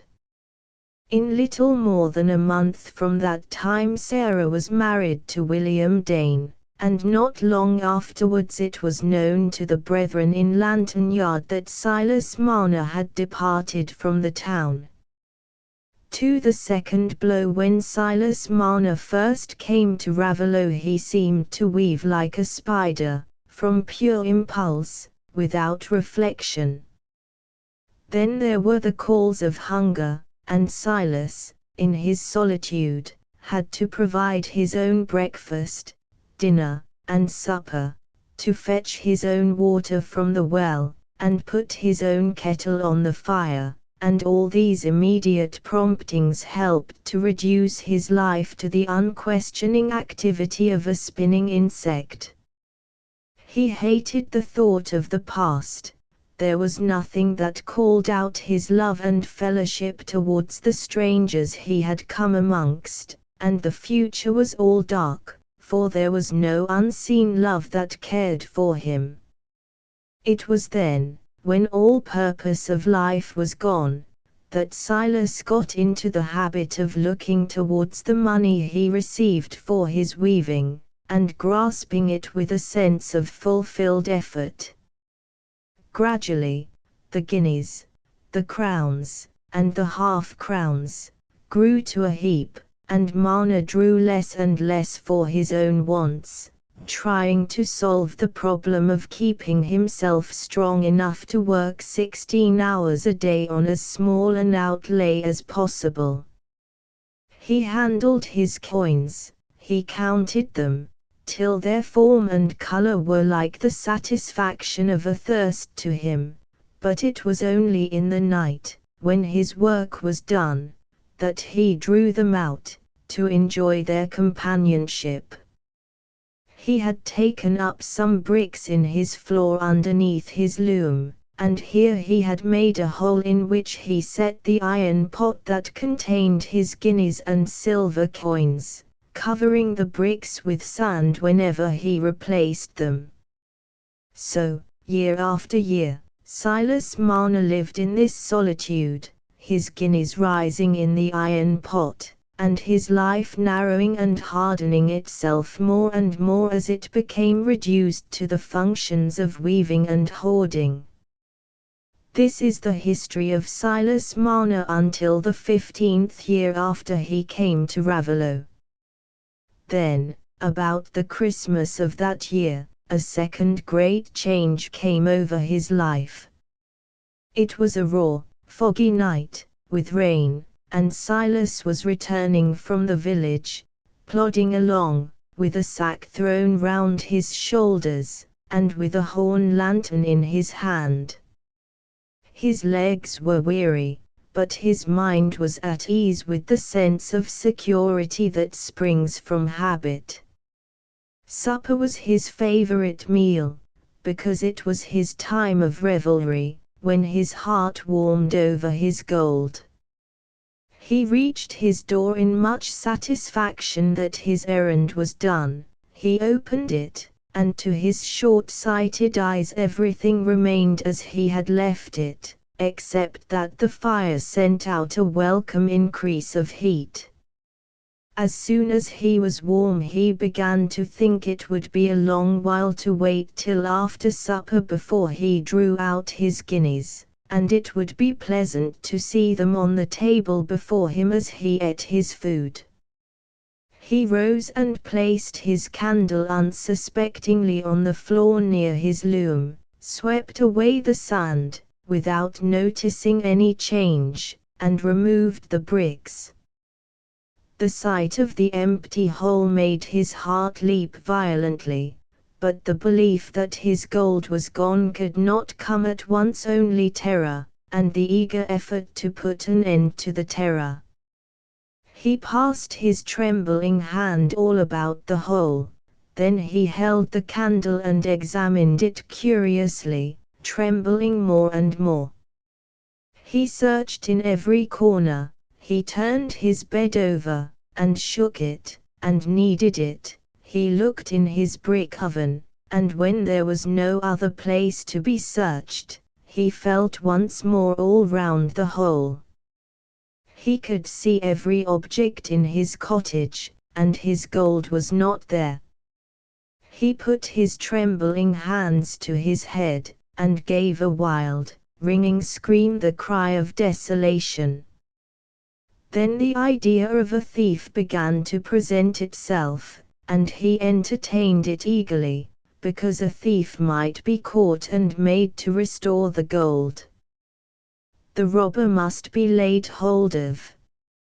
Marna's ideas of legal authority were confused, but he felt that he must go and proclaim his loss, and the great people in the village, the clergyman, the constable, and Squire Cass would make the thief deliver up the stolen money. It was to the village inn Silas Marner went, where the parish clerk and a select company were assembled, and told the story of his loss. £27212s. 60 in all. The machinery of the law was set in motion, but no thief was ever captured, nor could grounds be found for suspicion against any persons. What had really happened was that Dunsey Cass, Squire Cass's second son, a mean, boastful rascal on his way home on foot from hunting, saw the light in the weaver's cottage, and knocked, hoping to borrow a lantern, for the lane was unpleasantly slippery, and the night dark. But all was silence in the cottage, for the weaver at that moment had not yet reached home. For a minute Dunsey thought that old Marner might be dead, fallen over into the stone pits. And from that came the decision that he must be dead. If so, the question arose, what would become of the money that everybody said the old miser had put by? Dunstan Cass was in difficulties for want of money, and he had killed his brother's horse that day on the hunting field. Who would know, if Marner was dead, that anybody had come to take his hoard of money away? There were only 3 hiding places where he had heard of cottagers' hoards being found: the thatch, the bed, and a hole in the floor. His eyes, travelling eagerly over the floor, noted a spot where the sand had been more carefully spread. Dunstan found the hole and the money, now hidden in 2 leathern bags. From their weight he judged they must be filled with guineas. Quickly he hastened out into the darkness with the bags, and Dunstan Cass was seen no more alive. At the very moment when he turned his back on the cottage, Silas Marner was not more than 100 yards away. 3 Silas Marner's visitor. It was New Year's Eve, and Squire Cass was giving a dance to the neighbouring gentry of Raveloe. There had been snow in the afternoon, but at 7 o'clock it had ceased, and a freezing wind had sprung up. A woman, shabbily dressed, with a child in her arms, was making her way towards Raveloe, seeking the Red House, where Squire Cass lived. It was not the squire she wanted, but his eldest son, Godfrey, to whom she was secretly married.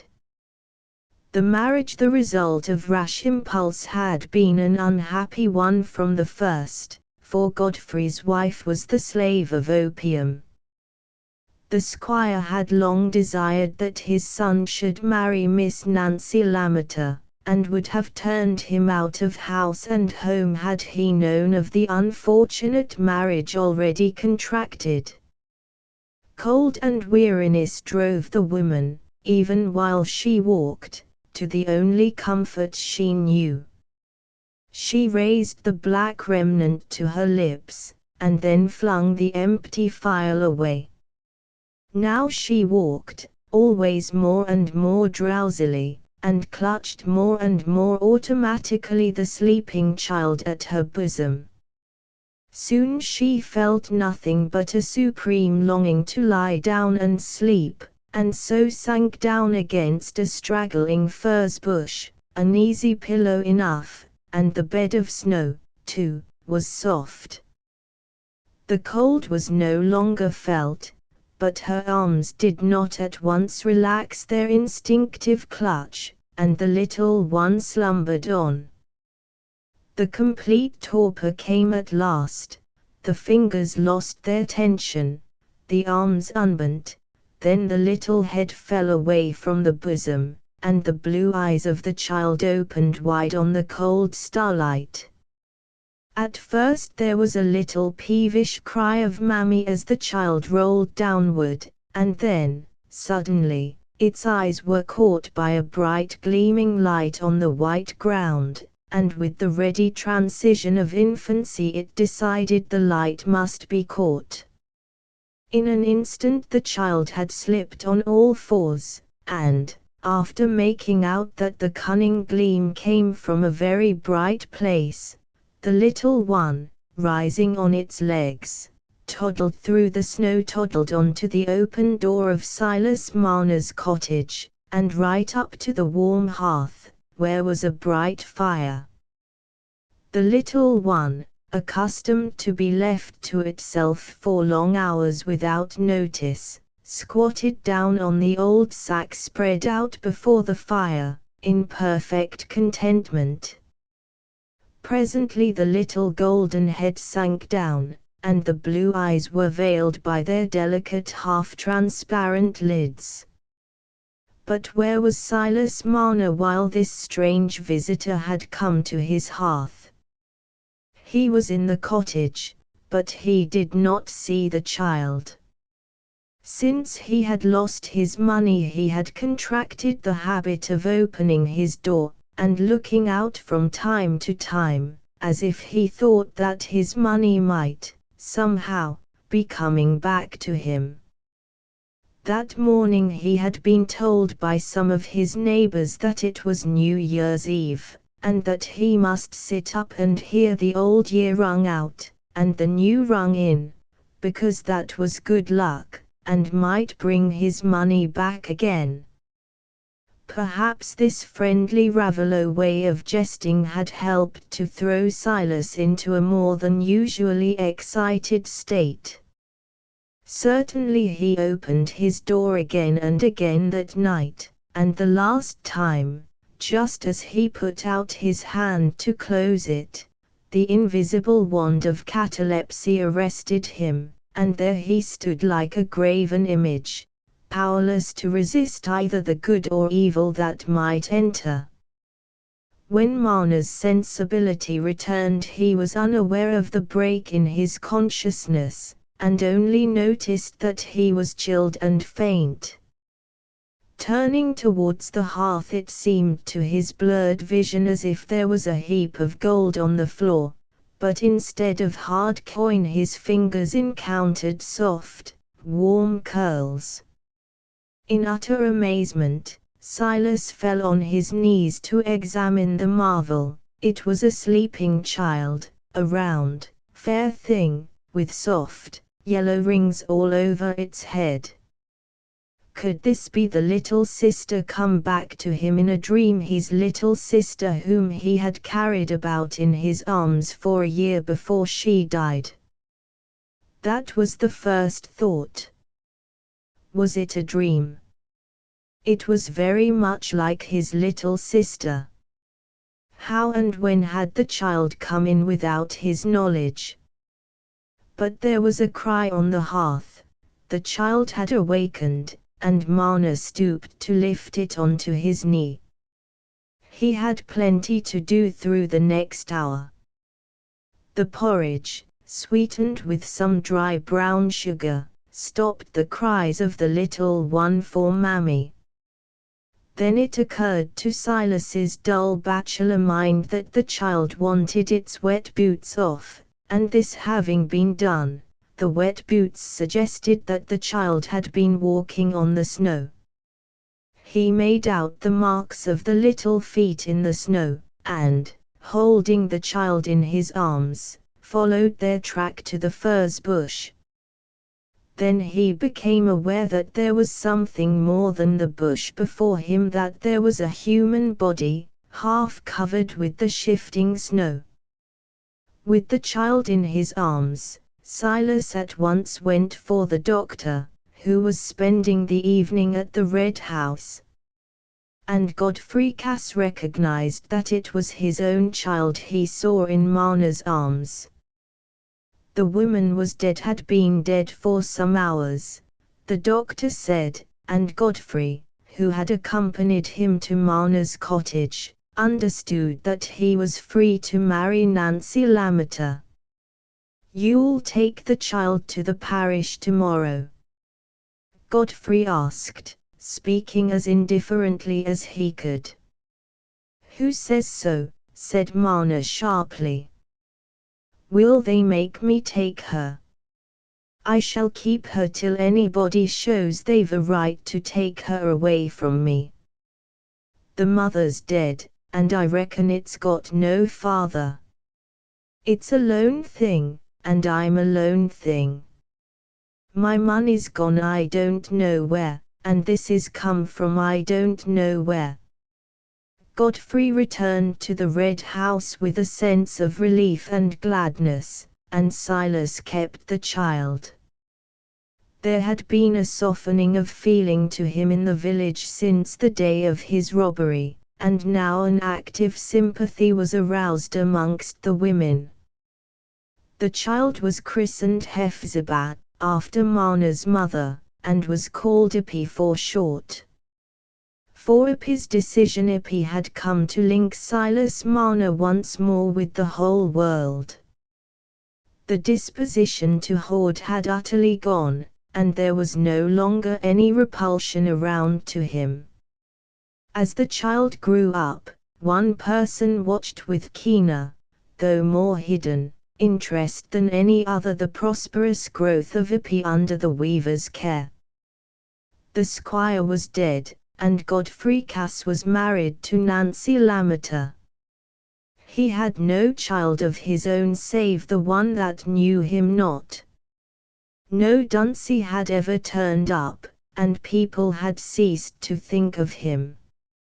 16 years had passed, and now Aaron Winthrop, a well-behaved young gardener, is wanting to marry Ippy, and Ippy is willing to have him some time. "Everybody's married some time," Aaron said Ippy.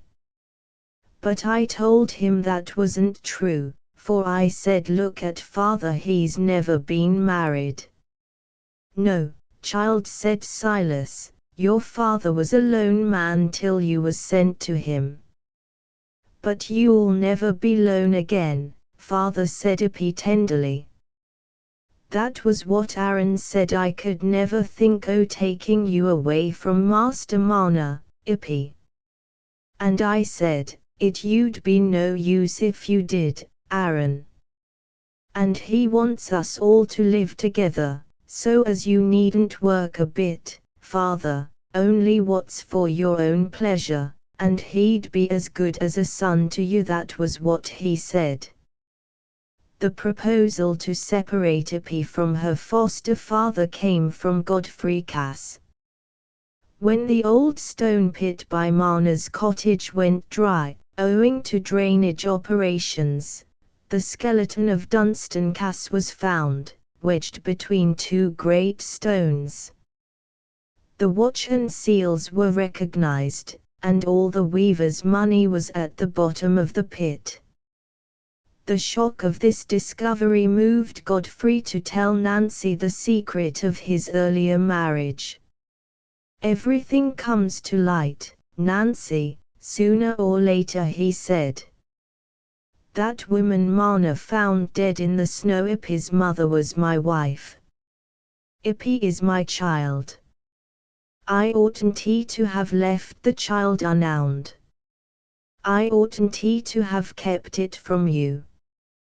"It's but little wrong to me, Godfrey," Nancy answered sadly. "You've made it up to me. You've been good to me for 15 years. It'll be a different coming to us, now she's grown up."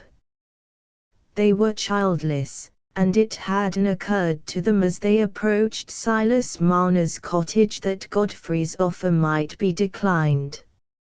At first Godfrey explained that he and his wife wanted to adopt Eppie in place of a daughter. "Eppie, my child, speak," said old Marner faintly. "I won't stand in your way. Thank Mr. and Mrs. Cass." "Thank you, Marm, thank you, sir," said Eppie, dropping a curtsy, "but I can't leave my father, nor own anybody nearer than him." Godfrey Cass was irritated at this obstacle. "But I've a claim on you, Eppie," he returned.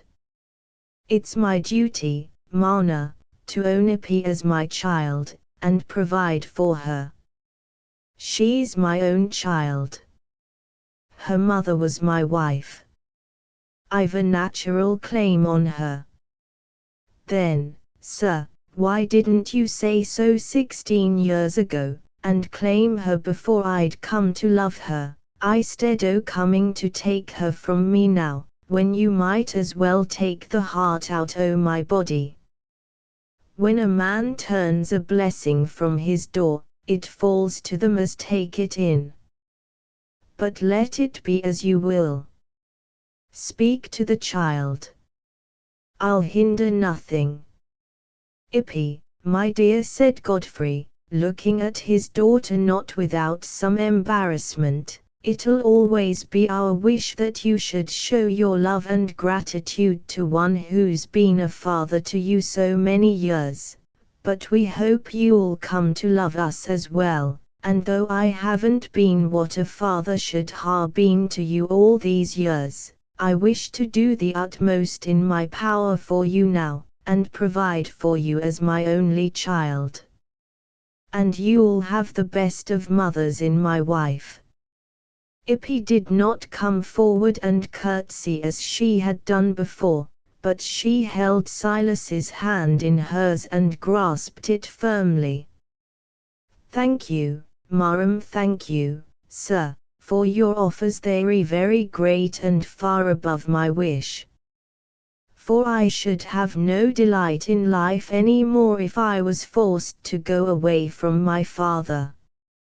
In vain Nancy expostulated mildly. "I can't feel as I've got any father but one," said Eppie.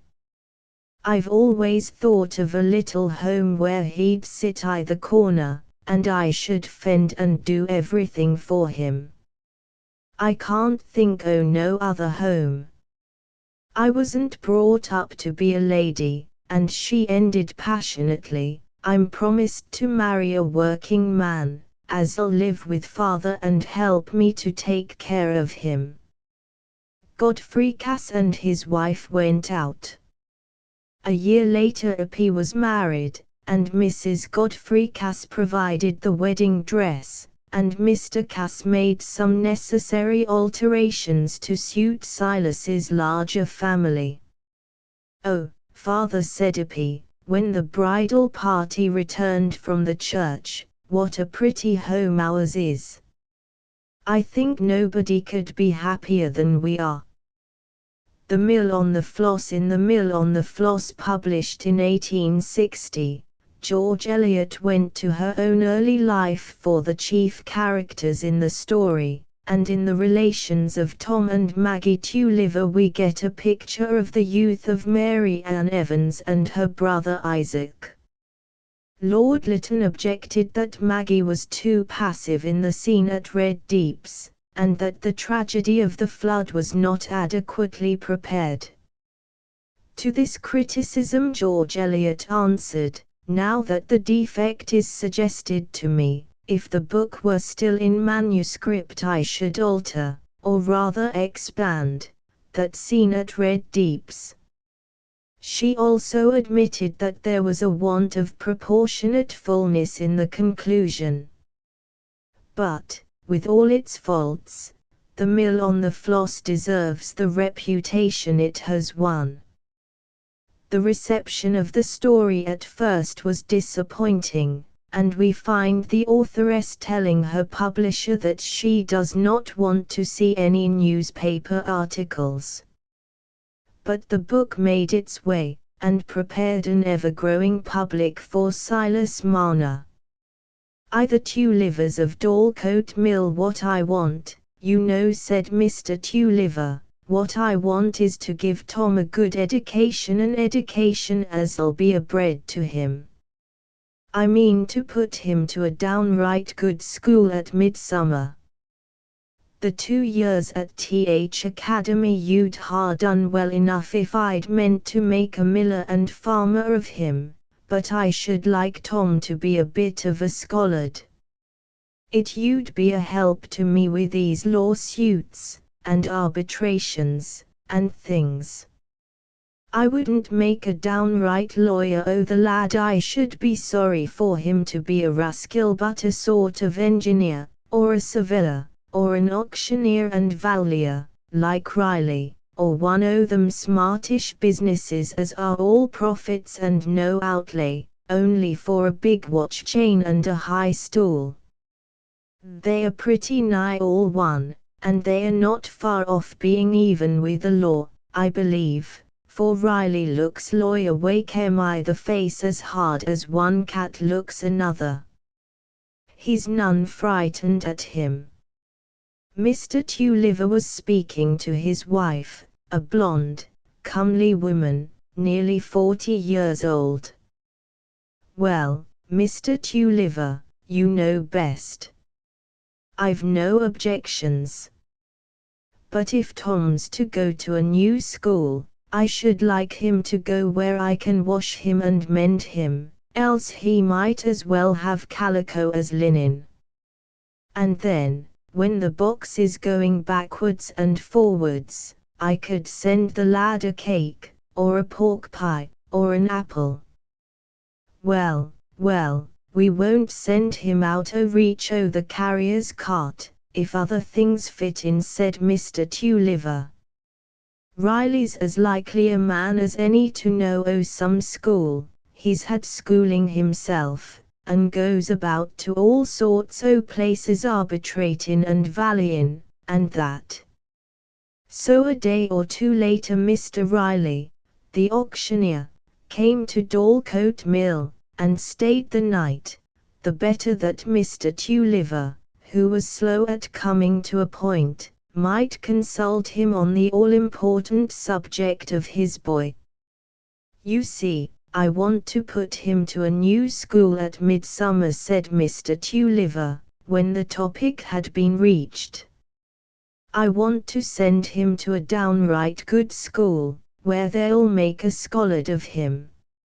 I don't mean Tom to be a miller and farmer. I see no fun i' that.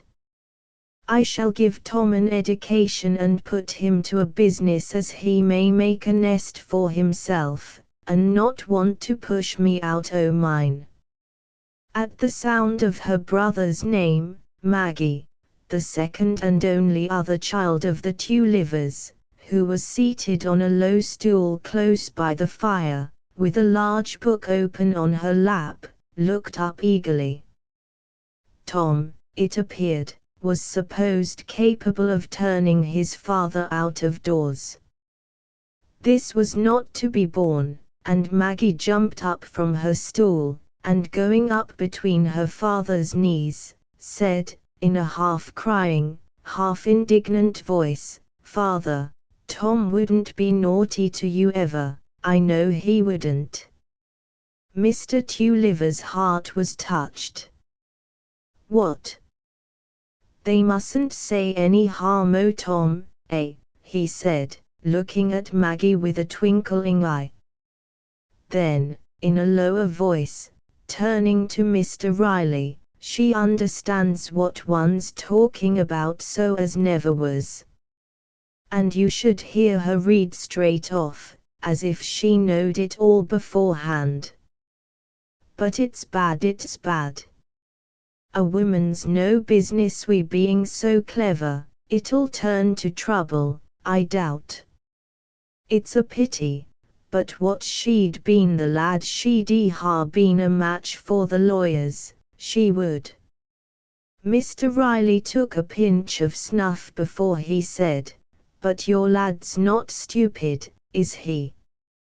I saw him, when I was here last, busy making fishing tackle. He seemed quite up to it." "Well, he isn't not to say stupid. He's got a notion o' things out o' door, and a sort o' common sense, as he'd lay hold o' things by the right handle. But he's slow with his tongue, you see, and reads but poorly, and can't abide the books, and spells all wrong, they tell me, and as shy as can be wi' strangers. Now, what I want is to send him to a school where they'll make him a bit nimble with his tongue and his pen, to make a smart chap of him. I want my son to be even with these fellows as have got the start o' me with schooling."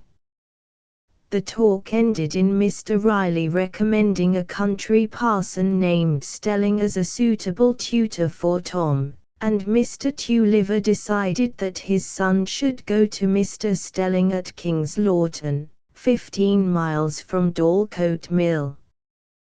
To school-time. Tom Tulliver's sufferings during the first quarter he was at King's Lorton, under the distinguished care of the Reverend Walter Stelling, were rather severe. It had been very difficult for him to reconcile himself to the idea that his school time was to be prolonged, and that he was not to be brought up to his father's business, which he had always thought extremely pleasant, for it was nothing but riding about, giving orders, and going to market. Mr. Stelling was not a harsh-tempered or unkind man, quite the contrary, but he thought Tom a stupid boy, and determined to develop his powers through Latin grammar and Euclid to the best of his ability. As for Tom, he had no distinct idea how there came to be such a thing as Latin on this earth. It would have taken a long while to make it conceivable to him that there ever existed a people who bought and sold sheep and oxen, and transacted the everyday affairs of life through the medium of this language, or why he should be called upon to learn it, when its connection with those affairs had become entirely latent. He was of a very firm, not to say obstinate disposition, but there was no brute-like rebellion or recklessness in his nature. The human sensibilities predominated, and he was anxious to acquire Mr. Stelling's approbation by showing some quickness at his lessons, if he had known how to accomplish it. In his secret heart Tom yearned to have Maggie with him, and, before the first dreary half-year was ended, Maggie actually came. Mrs. Stelling had given a general invitation for the little girl to come and stay with her brother, So when Mr. Tulliver drove over to King's Lorton late in October, Maggie came to, with the sense that she was taking a great journey, and beginning to see the world. "Well, my lad," Mr. Tulliver said, "you look really. School agrees with you." "I don't think I am well, father," said Tom. "I wish you'd ask Mr. Stelling not to let me do Euclid. It brings on the toothache, I think." "Euclid, my lad? Why, what's that?" said Mr. Tulliver. "Oh, I don't know. It's definitions and axioms and triangles and things. It's a book I've got to learn in. There's no sense in it." "Go, go," said Mr. Tulliver approvingly. "You mustn't say so. You must learn what your master tells you. He knows what it's right for you to learn." In the second term Mr. Stelling had a second pupil, Philip, the son of lawyer Wakeham, Mr. Tulliver's standing enemy. Philip was a very old-looking boy, Tom thought. His spine had been deformed through an accident in infancy, and to Tom he was simply a humpback. He had a vague notion that the deformity of Wakeham's son had some relation to the lawyer's rascality, of which he had so often heard his father talk with hot emphasis. There was a natural antipathy of temperament between the two boys, for Tom was an excellent bovine lad, and Philip was sensitive, and suffered acute pain when the other blurted out offensive things. Maggie, on her second visit to King's Lorton, pronounced Philip to be a nice boy. "He couldn't choose his father, you know," she said to Tom. "And I've read of very bad men who had good sons, as well as good parents who had bad children." "Oh, he's a queer fellow," said Tom curtly, "and he's as sulky as can be with me because I told him his father was a rogue. And I'd a right to tell him so, for it was true, and he began it with calling me names." An accident to Tom's foot brought the two boys nearer again, and also threw Philip and Maggie together.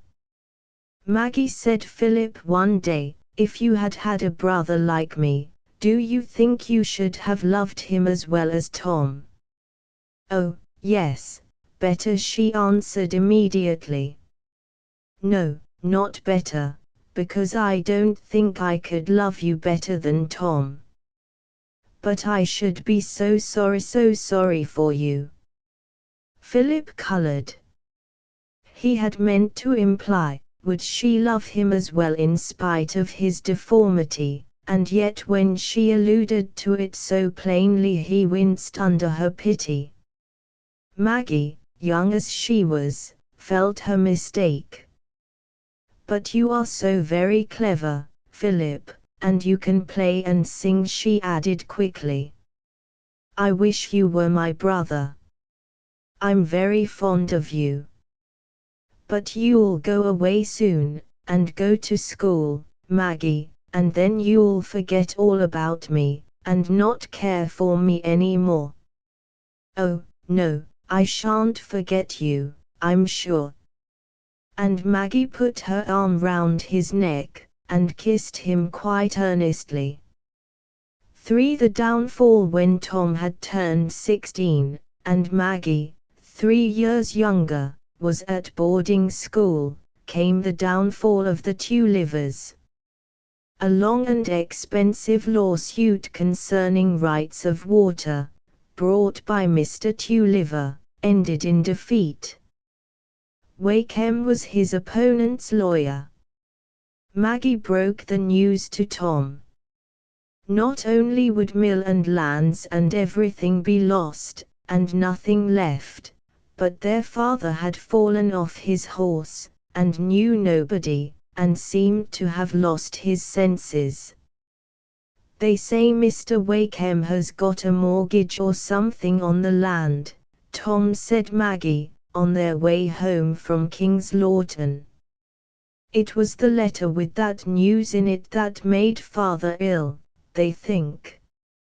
I believe that scoundrel's been planning all along to ruin my father, said Tom, leaping from the vaguest impressions to a definite conclusion. I'll make him feel for it when I'm a man. Mind you never speak to Philip again. For more than 2 months Mr. Tulliver lay ill in his room, oblivious to all that was taking place around him. From time to time recognition came to him of his wife and family, but there was no remembrance of recent events. The mill and land of the Tullivers were sold to Wakeham the lawyer, and the bulk of their household goods were disposed of by public auction, but the Tullivers were not turned out of Dorlcote Mill. And, indeed, when Mr. Tulliver, known to be a man of proud honesty, was once more able to be up and about, it was proposed that he should remain and accept employment as manager of the mill for Mr. Wakeham. It was with difficulty that poor Tulliver could bring himself to accept the situation, but he saw the possibility, by much pinching, of saving money out of the 30 shillings a week salary promised by Wakeham, and paying a second dividend to his creditors. The strongest influence of all was the love of the old premises where he had run about when he was a boy, just as Tom had done after him. Tom, who had at once applied to his Uncle Dean, partner in a wealthy merchant's business, for work, and was now earning £1 a week, had protested against entertaining the proposition. He shouldn't like his father to be under Wakeham, he thought it would look nothing but mean-spirited. But Mr. Tulliver had come to a decision. The first evening of his new life downstairs, he called his family round him, and began to speak, looking first at his wife. I've made up my mind, Bessie. I'll stop in the old place, and I'll serve under Wakeham, and I'll serve him like an honest man. There's no Tulliver but what's honest, mind that, Tom. They'll have it to throw up against me as I paid a dividend, but it wasn't my fault, it was because there's rascals in the world. They've been too many for me, and I must give in. But I'll serve him as honest as if he was no rascal. I'm an honest man, though I shall never hold my head up no more. I'm a tree as is broke, a tree as is broke.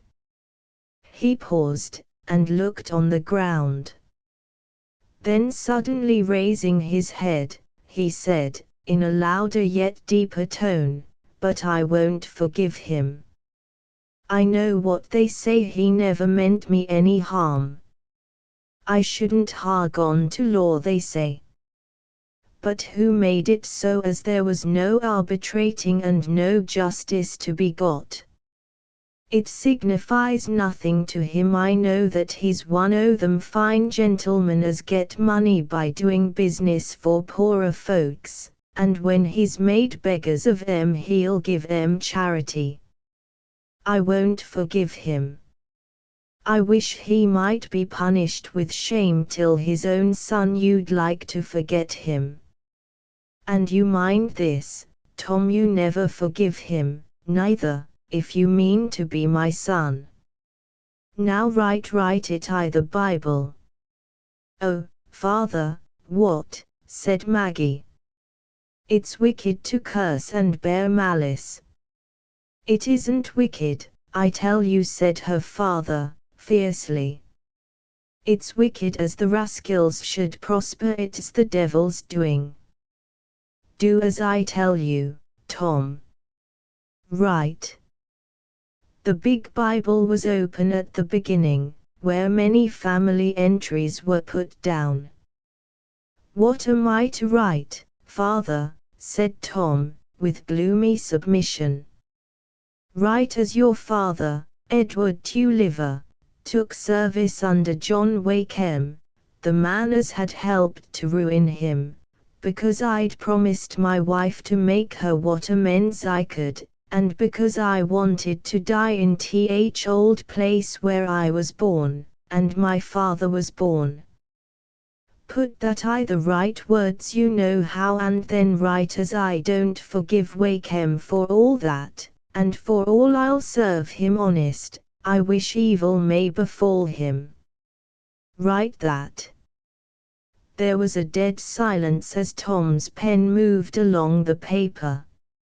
"Now let me hear what you've wrote," said Mr. Tulliver, and Tom read aloud, slowly.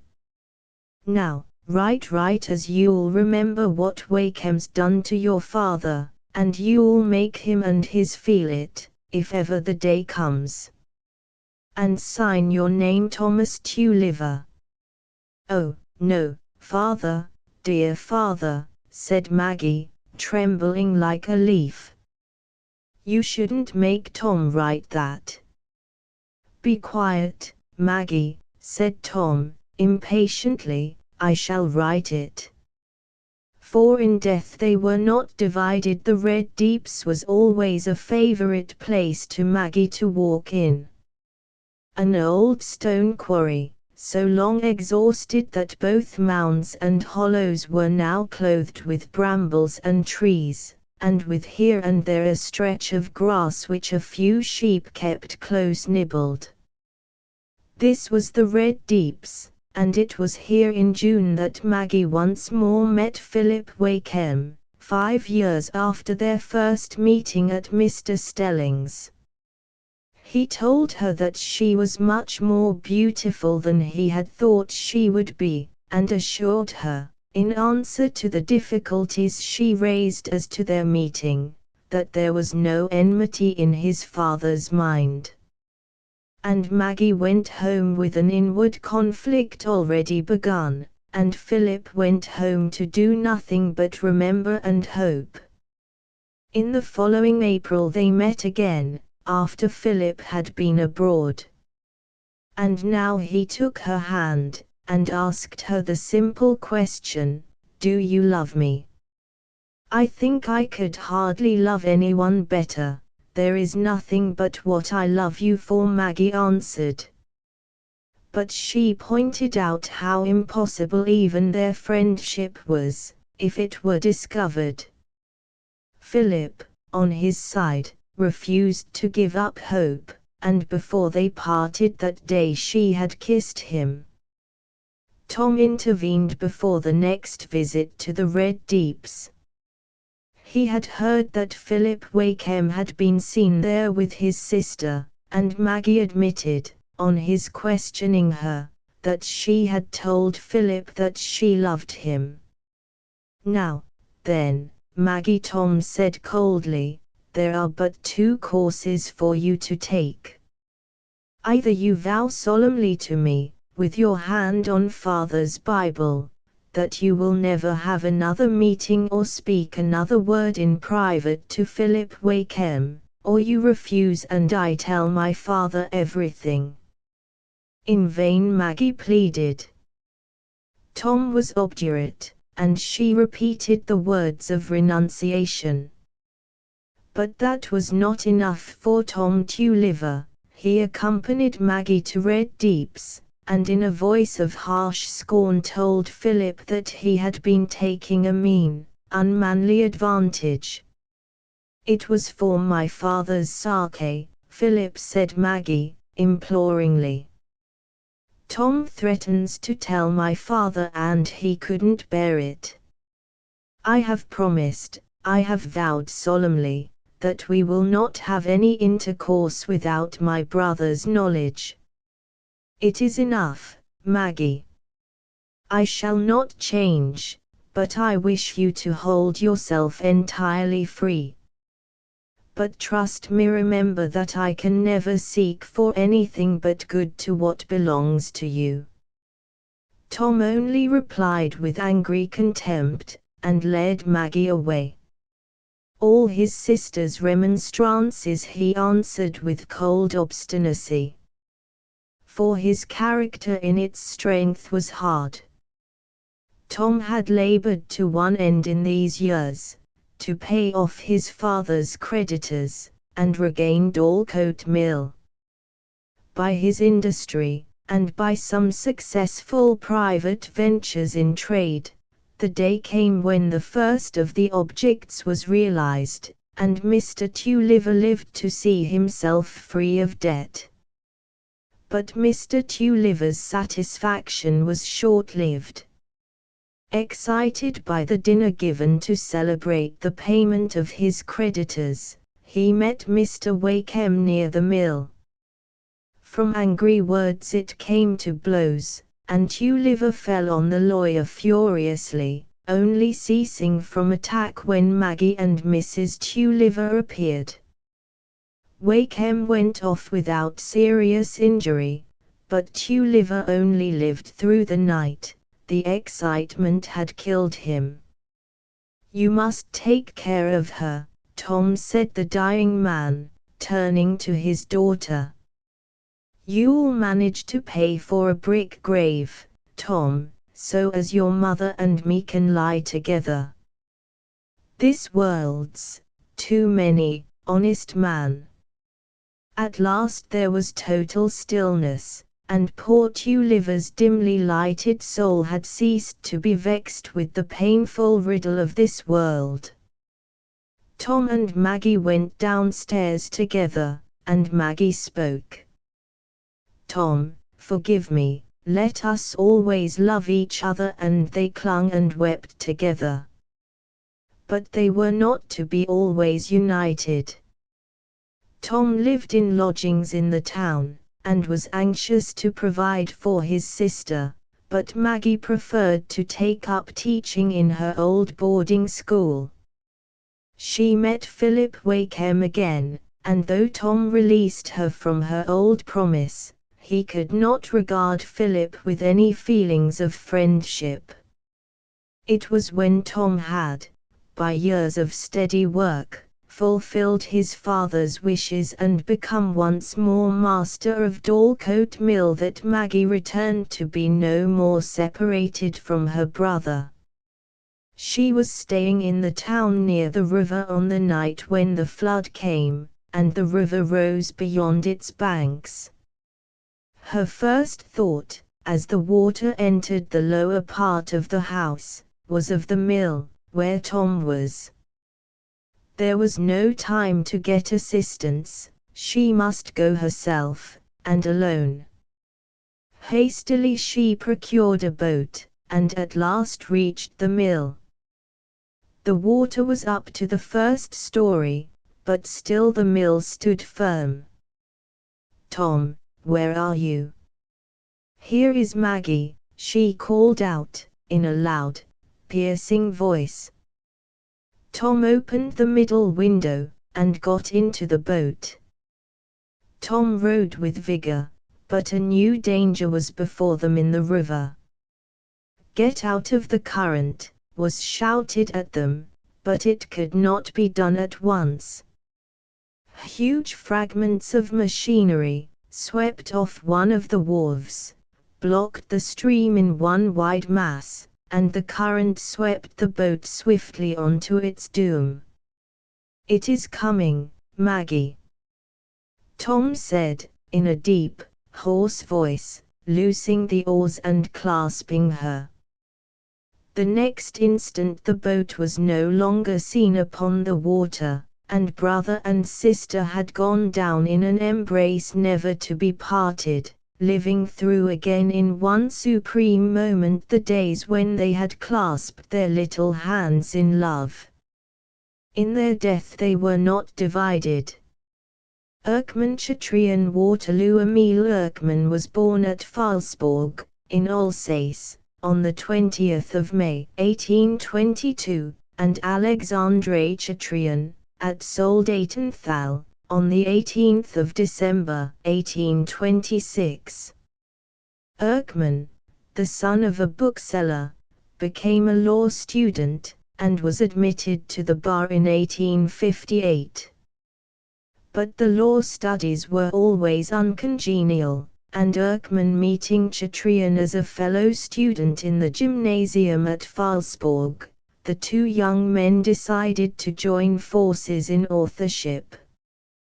The Erckmann-Chatrian partnership lasted from 1860 to 1885, and resulted in a remarkable series of novels, short stories, plays, and operas.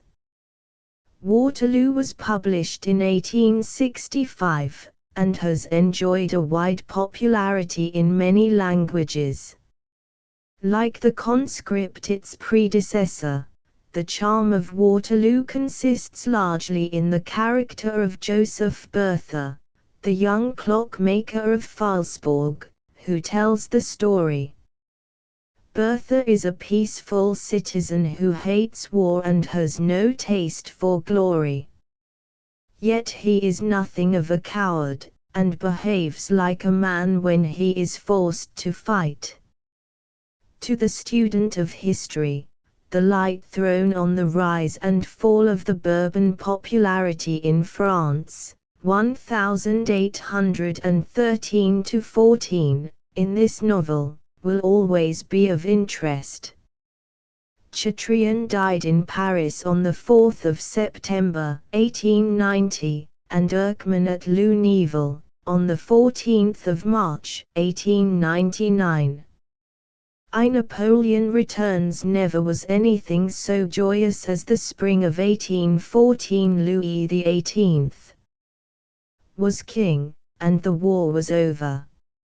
All except the old soldiers were content, and only when the nobles, who had fled at the Revolution, returned, and it was said that they were going to bring back all their old ideas, did M. Goulden express any dissatisfaction. There were great religious processions everywhere and expiatory services, and talk of rebuilding all the convents, and setting up the nobles again in their castles.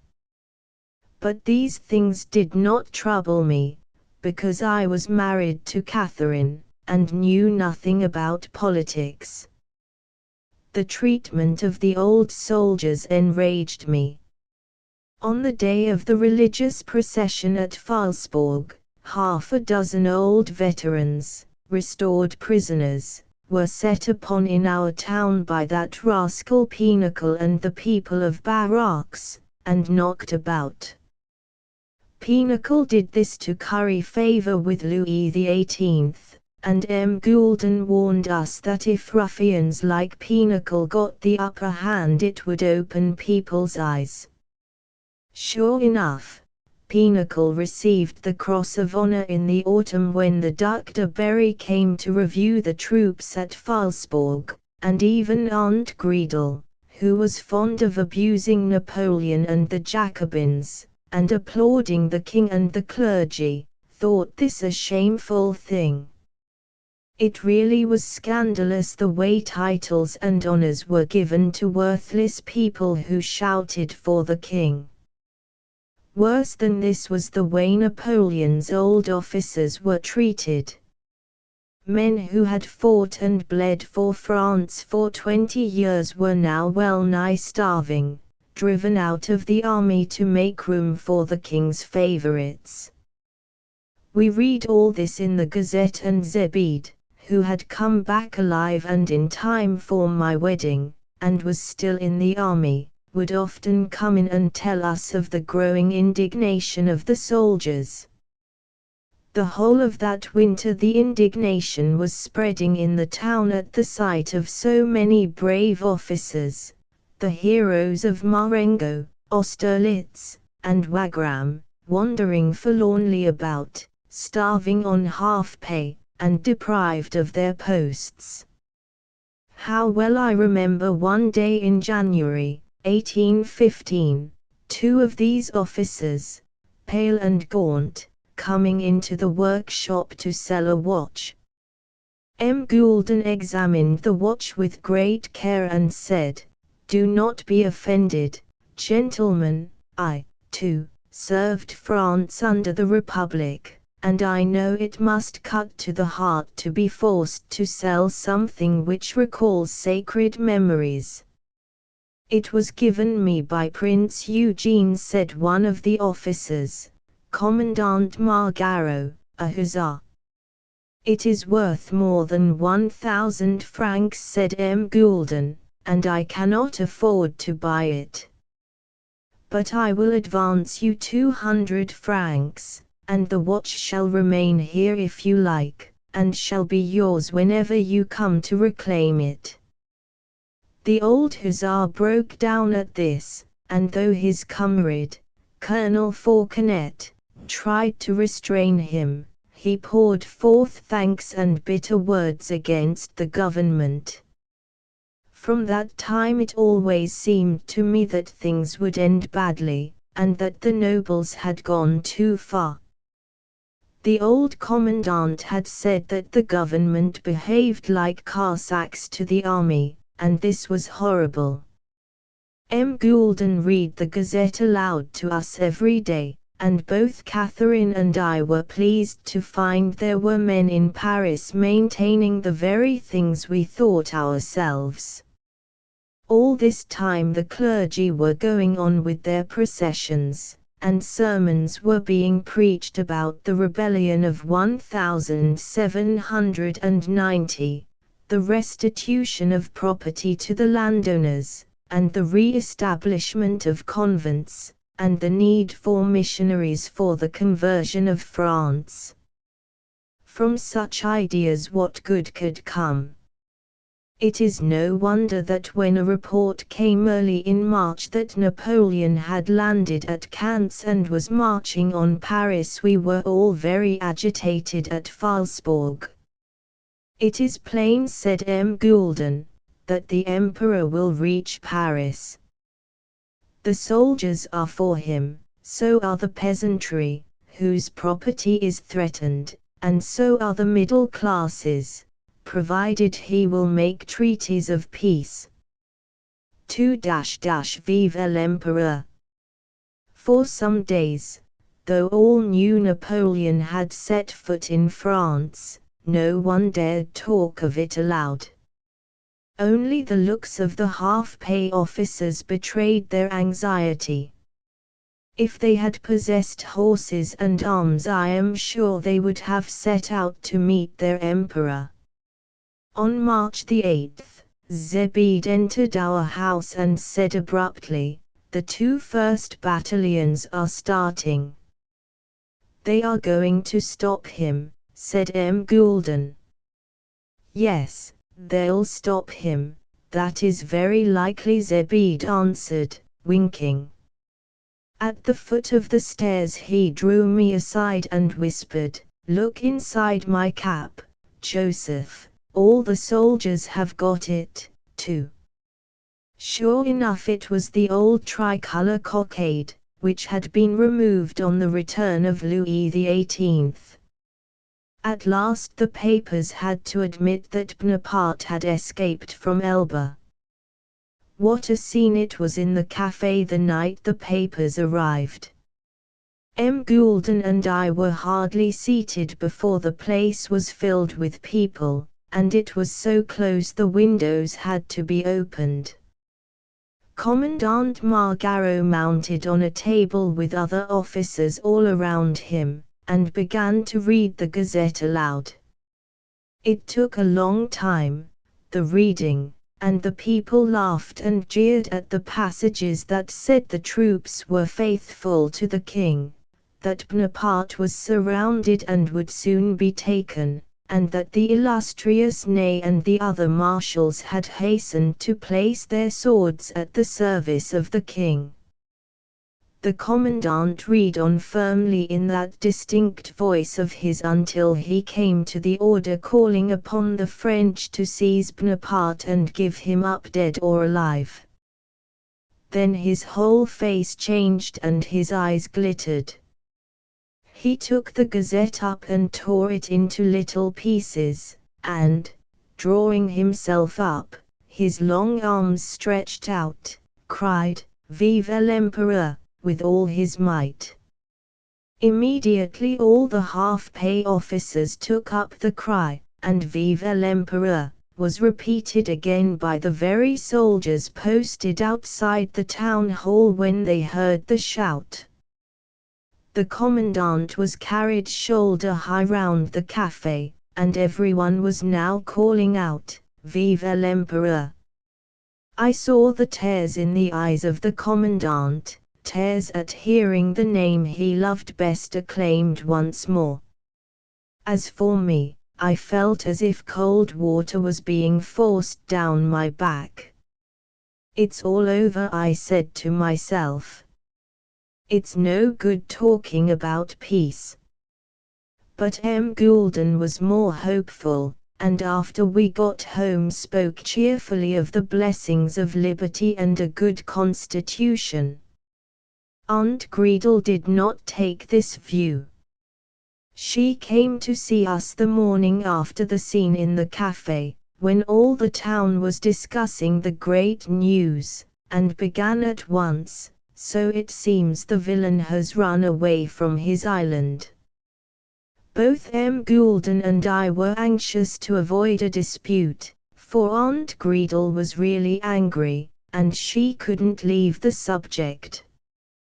M. Goulden admitted that he preferred Napoleon to the Bourbons, with their nobles and missionary priests, because the emperor was bound to respect the national property, whereas the latter would have destroyed all that the revolution had accomplished. "Still, I am now, and always shall be till death, for the Republic and the rights of man," M. Goulden concluded. The old gentleman took his hat and went out to escape further argument, and Aunt Gretel turned to me and told me that M. Goulden was an old fool and always had been, and that I should have to go to Switzerland now, unless Bonaparte was taken before he reached Paris. In the evening, however, when Aunt Gretel had gone, and we three were together, Catherine said quietly, "M. Goulden is right, he knows more about these things than my mother does, and we will always listen to his advice." I thought to myself, yes, that's all very well, but it will be a horrible thing to have to put on one's knapsack again and be off. I would rather be in Switzerland than in Leipzig. Each day now brought news of Napoleon's advance, from Grenoble to Lyons, from Lyons to Macon and Auxerre. There was no opposition anywhere to his progress, and the only question that troubled M. Goulden's mind was the attitude of Ney to the emperor. Could Ney, an old soldier of the Revolution, though he had kissed the hand of Louis XVIII, betray the country to please the king? The uneasiness disappeared when we learned that Ney had followed the example of the army, the citizens, and of all who did not wish to go back to the customs and laws of 25 years earlier. On the 21st of March, just as it was getting dark, we knew that something decisive must have happened at Paris.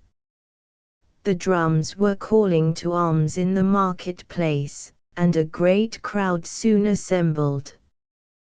The soldiers fell into their ranks.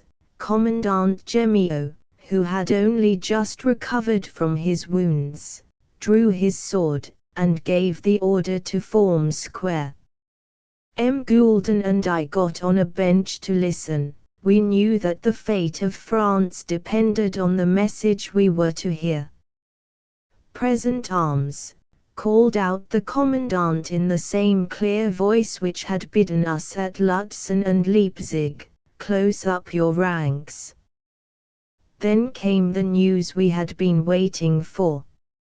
"Soldiers, His Majesty Louis XVIII left Paris on the 20th of March, and the Emperor Napoleon entered the capital the same day.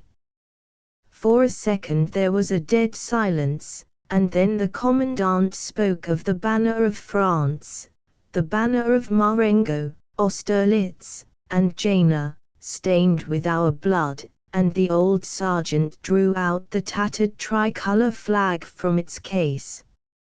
"I know no other flag," cried the commandant, raising his sword. "Vive la France! Vive l'Empereur!" What a shout there was of "Vive l'Empereur! Vive la France!" at this.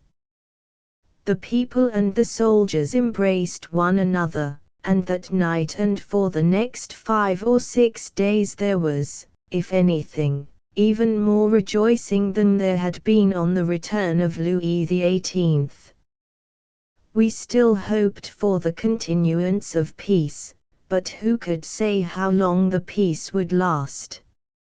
Phalsbourg was ordered to put itself into a state of defense. A large workshop was set up at the arsenal for the repairing of arms, and engineers and artillerymen came over from Metz to make earthworks in the fortifications.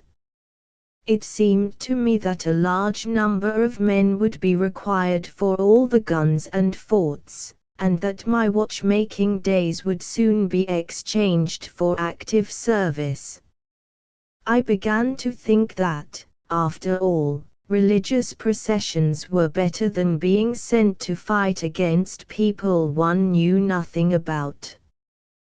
3 On the road to Waterloo, Aunt Greedle had not been to see us for a month, and it was a great comfort to Catherine and me when one Sunday M. Goulden proposed that we should all 3 pay her a visit at Quatre Vents.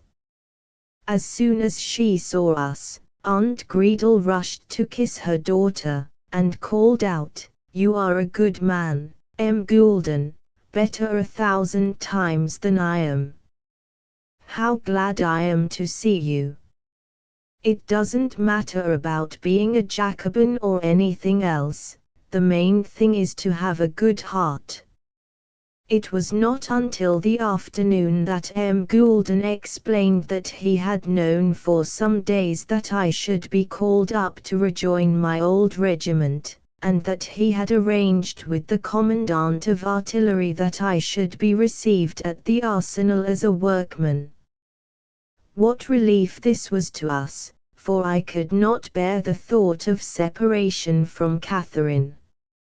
So from that day I went to work at the arsenal, and Aunt Greedle came to see us again as she had been accustomed to do. It can be guessed with what spirit I worked at the arsenal, and how pleased I was when the commandant expressed satisfaction at my work. But I was not allowed to stop at Phalsbourg. On the 23rd of May the commandant told me that I must go to Metz with the 3rd Battalion, to which I belonged. He assured me, however, that I should be kept at Metz in the workshops, and we all did our best to believe that I was fortunate in my destination. M. Goulden, however, warned me before I left that France was threatened by her enemies, that the Allies would make no peace with the Emperor, but were determined to set Louis XVIII once more on the throne, and that now the question was not of invading other countries, but of defending our own. Catherine was asleep when the morning came for my departure, and I was glad to escape the pain of saying goodbye. At the barracks, Zebede, who was now a sergeant, led me into the soldiers' room, and I put on my uniform. Then the battalion defiled through the gates, the soldiers at the outworks presented arms, and we were on the way to Waterloo. It was useless to think of stopping in Metz. We arrived in that city of Jews and soldiers after 5 days' march, and were at once, after our night's rest, supplied with ammunition. I saw that my only chance of staying at the workshops of Metz would be after the campaign was over, for we were on the march the very next morning. Zebede was not always with me now, and my closest comrade was Jean Bush, the son of a sledge-maker at Harburg, who had never eaten anything better than potatoes before he became a conscript. Bush turned in his feet in walking, but he never seemed to know the meaning of being tired, and in his own fashion was a wonderful pedestrian. From Metz we marched through Thionville, Châtelly, Étain, Danevers, Yong, Viviers, and Cul-de-Sac. All our troops were pouring into Belgium, cavalry, infantry, and artillery, and though there were no signs of the enemy, it was reported that we were to attack the English. I thought as well English as Prussians, Austrians, or Russians, since we were to kill each other. On the night of the 14th of June we bivouacked outside the village of Rolly, and General Peschukes read a proclamation by the Emperor, reminding us that this was the anniversary of Marengo, that the powers were in coalition against France, and that the hour had come for France to conquer or perish. It is impossible to describe the enthusiasm at this message from the Emperor. Our courage was stronger, and the conscripts were even more anxious than the veterans for the fighting to begin. We were up at daybreak next day and on the march, eager to get a sight of the Prussians, who had been repulsed from Charleroi by the Emperor, we were told. At the village of Châtelly we halted, and heard the noise of firing away across the river Sambre, in the direction of Gilly. An old bald peasant told us that evening that the Prussians had men in the villages of Fleurus and Lambisat, that the English and Belgians were on the Great Brussels Road, and that the causeway through Quatre-Bras and Ligny enabled the Prussians and English to communicate freely with each other. He also told us that the Prussians said insulting things of the French army, and were generally hated by the people. When I heard of the way the Prussians boasted, my blood boiled, and I said to myself, there shall be no more compassion. Either they or we must be utterly destroyed. I can recall with what splendor the sun rose next morning above a cornfield. It was the morning of the Battle of Ligny.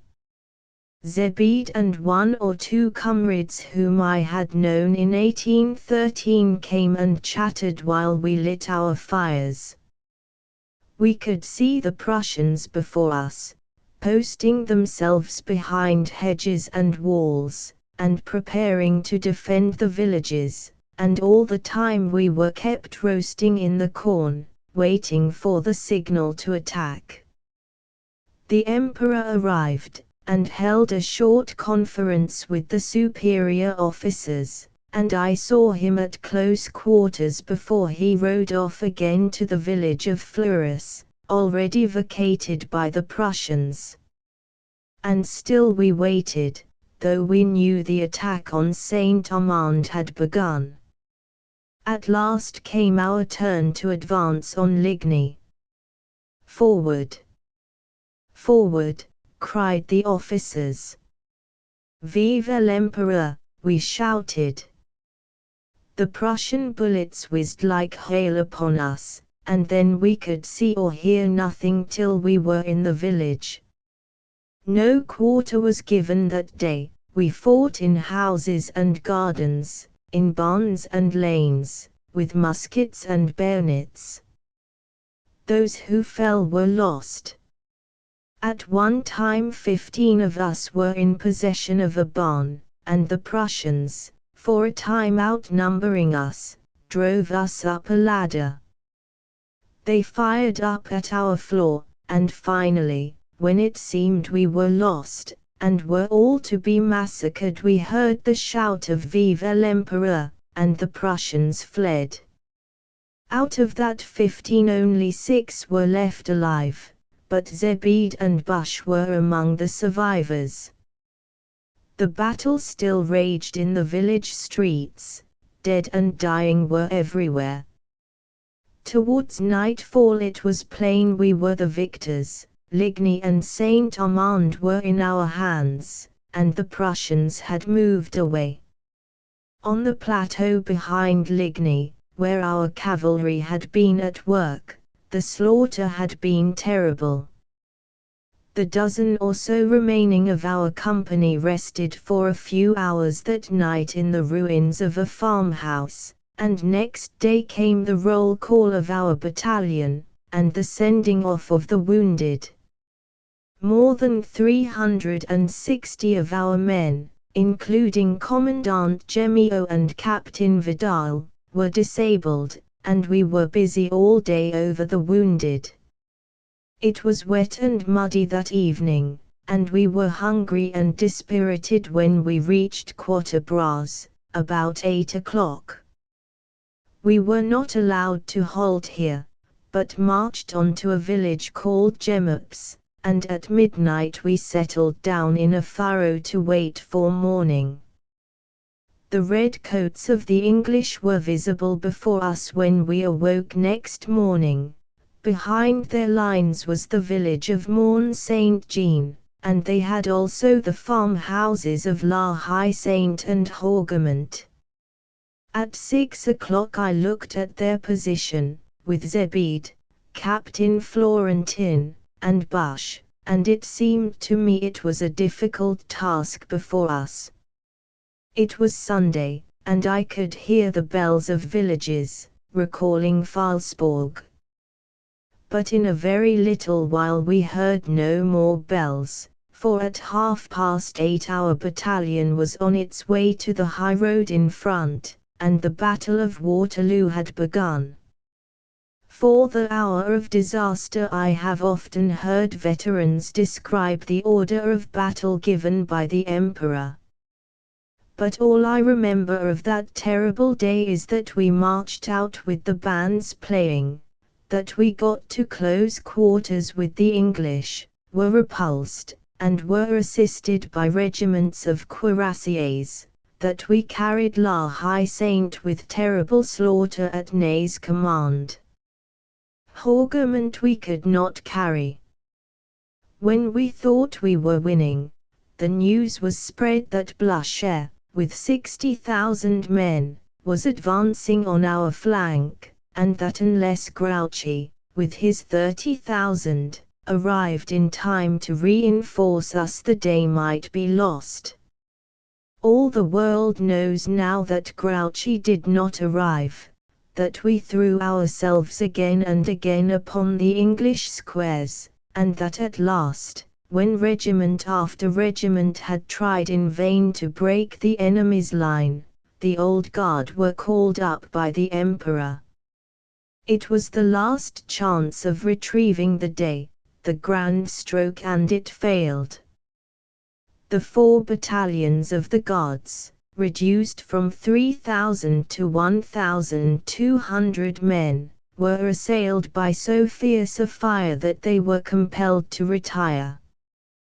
They retired slowly, defending themselves with muskets and bayonets, but with their retirement, and the approach of night, the battle ended for us in the confusion of a rout. It was like a flood. We were surrounded on all sides when Blucher arrived. The Old Guard formed a square for the Emperor and his officers, and the rest of us simply straggled away, back to France. The most awful thing of all was the beating of the drum of the Old Guard in that hour of disaster. It was like a fire bell, the last appeal of a burning nation. Bush was by my side in the retreat. Several times the Prussians attacked us. We heard that the Emperor had departed for Paris, and we struggled on, only hoping to escape with our lives. At Charleroi the inhabitants shut the city gates in our face, and Bush shared in the general rage, and proposed to destroy the town. But I thought we had had enough massacres, and that it was not right we should be killing our own countrymen, and I persuaded Bush to come on with me. In a few days we felt ourselves safe from pursuing Prussians, and at the village of Bouvigny I wrote a letter to Catherine, telling her I was safe. In this village some officers of our regiment, the 6th of the line, found us, and we had to rejoin. Presently we saw all that was left of Grouchy's army corps in retreat, and a day or two later we heard of the Emperor's abdication. On July the 1st, we reached Paris, and outside the city, near the village of Issy, we once more fell in with the Prussians. For 2 days we fought them with fury, and then some generals announced that peace had been made. We believed that this truce was to give the enemy time to leave the country, and that otherwise France would rise, as it rose in '92, and drive them out. Unhappily, we soon learned that the Prussians and English were to occupy Paris, and that the remains of the French army were to be kept beyond the Loire. We all felt that we had been betrayed, and the old officers, pale with anger, wept in their misery. Paris in the hands of the Prussians. Besides, were we to go to the other side of the Loire at the command of Blücher?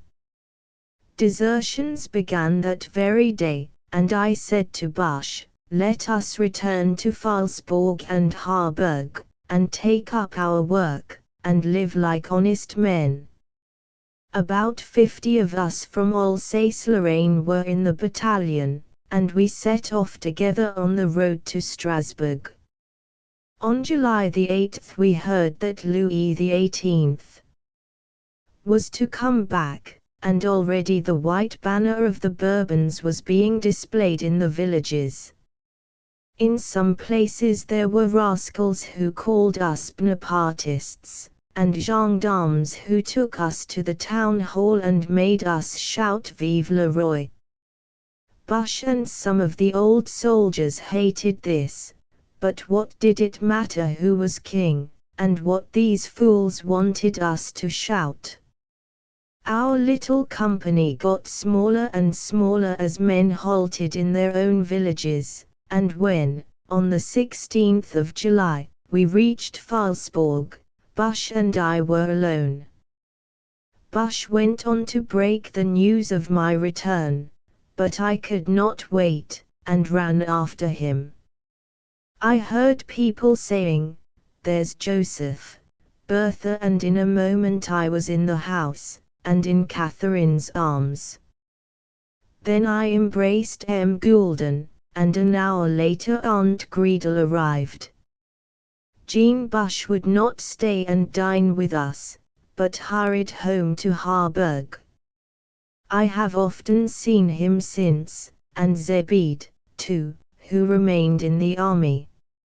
Many insulting things were said about us by the Pinnacles, but I had happiness in my family circle, especially when Catherine presented me with a little Joseph.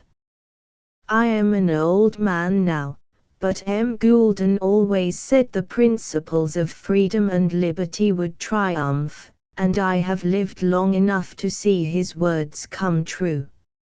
Octave Feuillet, Romance of a Poor Young Man. Octave Feuillet, born at Saint-Lô, in France, on the 11th of August, 1821, was the son of a Norman gentleman who regarded literature as an ignoble profession.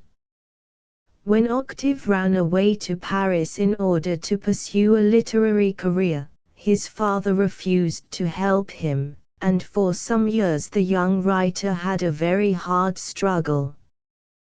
But on taking to novel writing, Feuillet quickly acquired fame and fortune. His romance of a poor young man, Le Roman d'un jeune homme pauvre, which appeared in 1858, made him the most popular author of the day.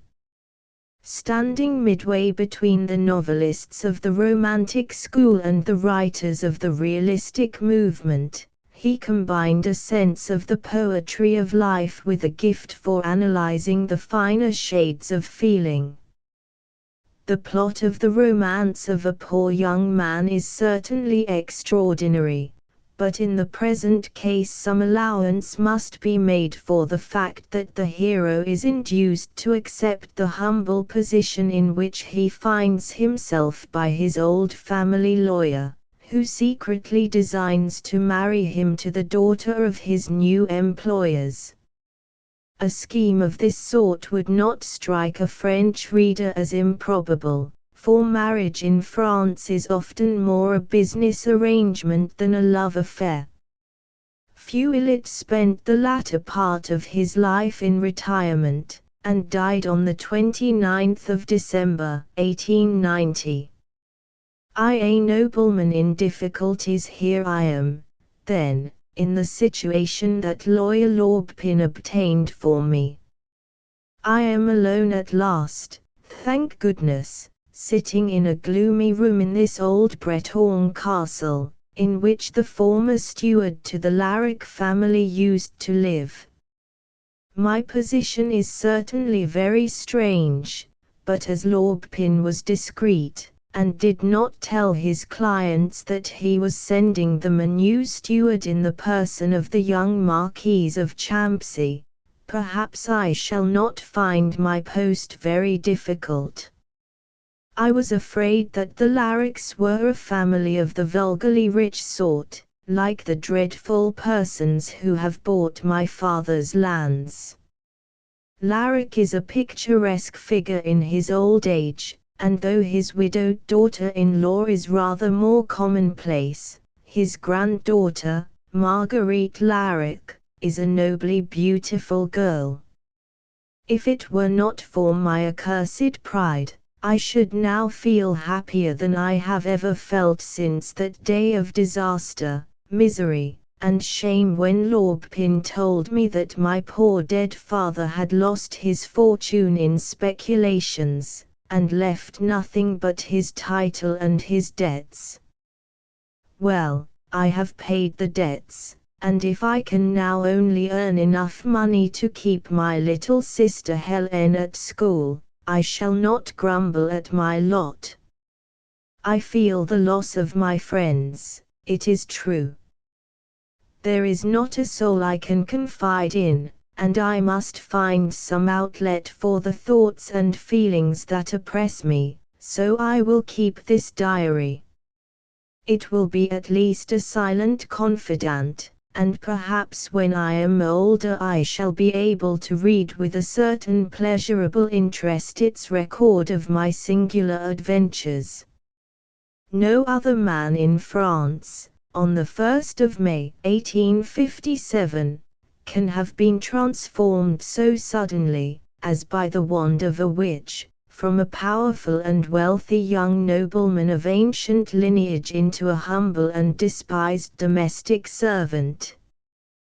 Perhaps a good fairy will appear and restore me to my proper shape, but I wish she had appeared at dinner this evening. There were 20 guests, and it was the first time since the change of my fortunes that I took part in a society affair.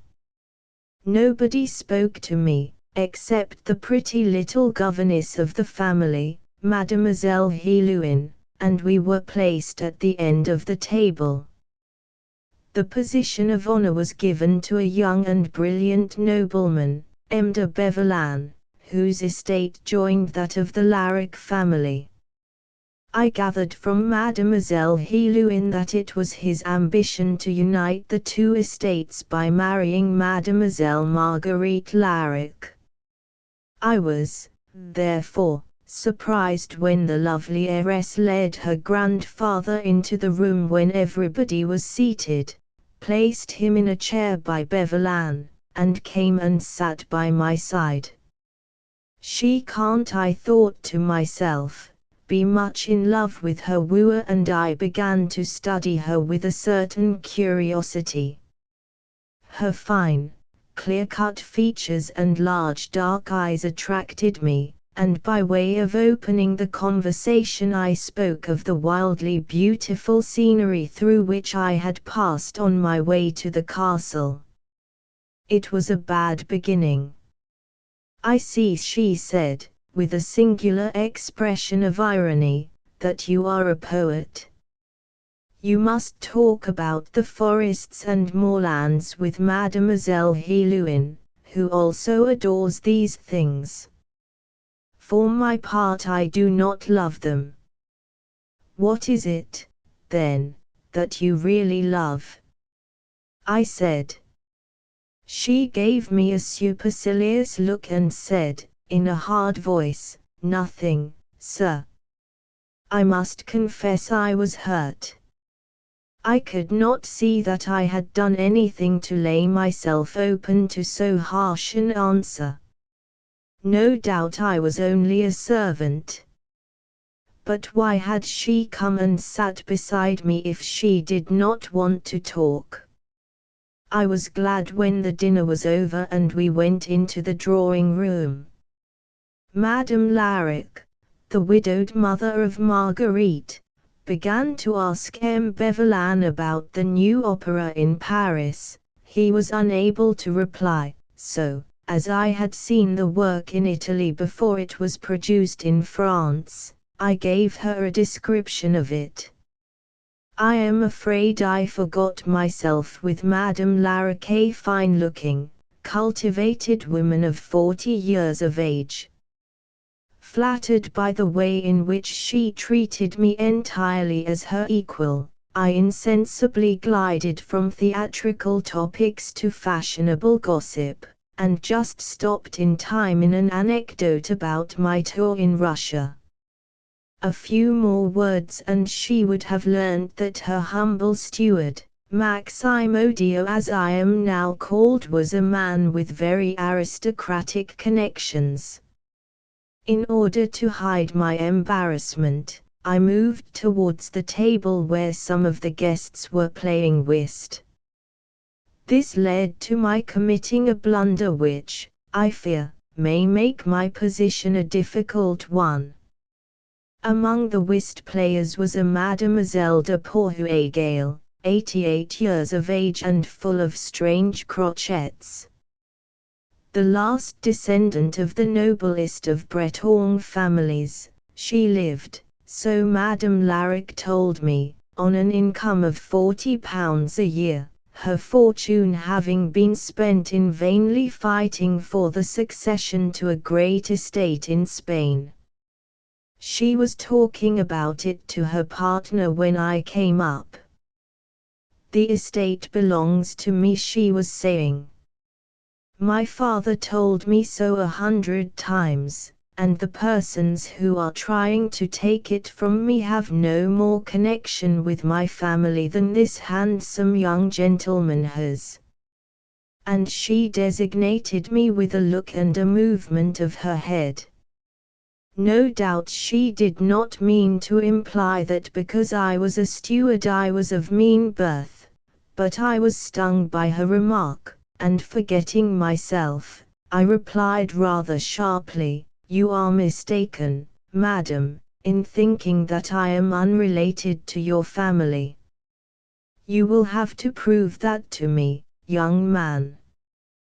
Confused and ashamed, I withdrew into the corner and tried to talk to Mademoiselle Helouin about poetry and art, but at last, upset and distracted, I arose and walked out of the room.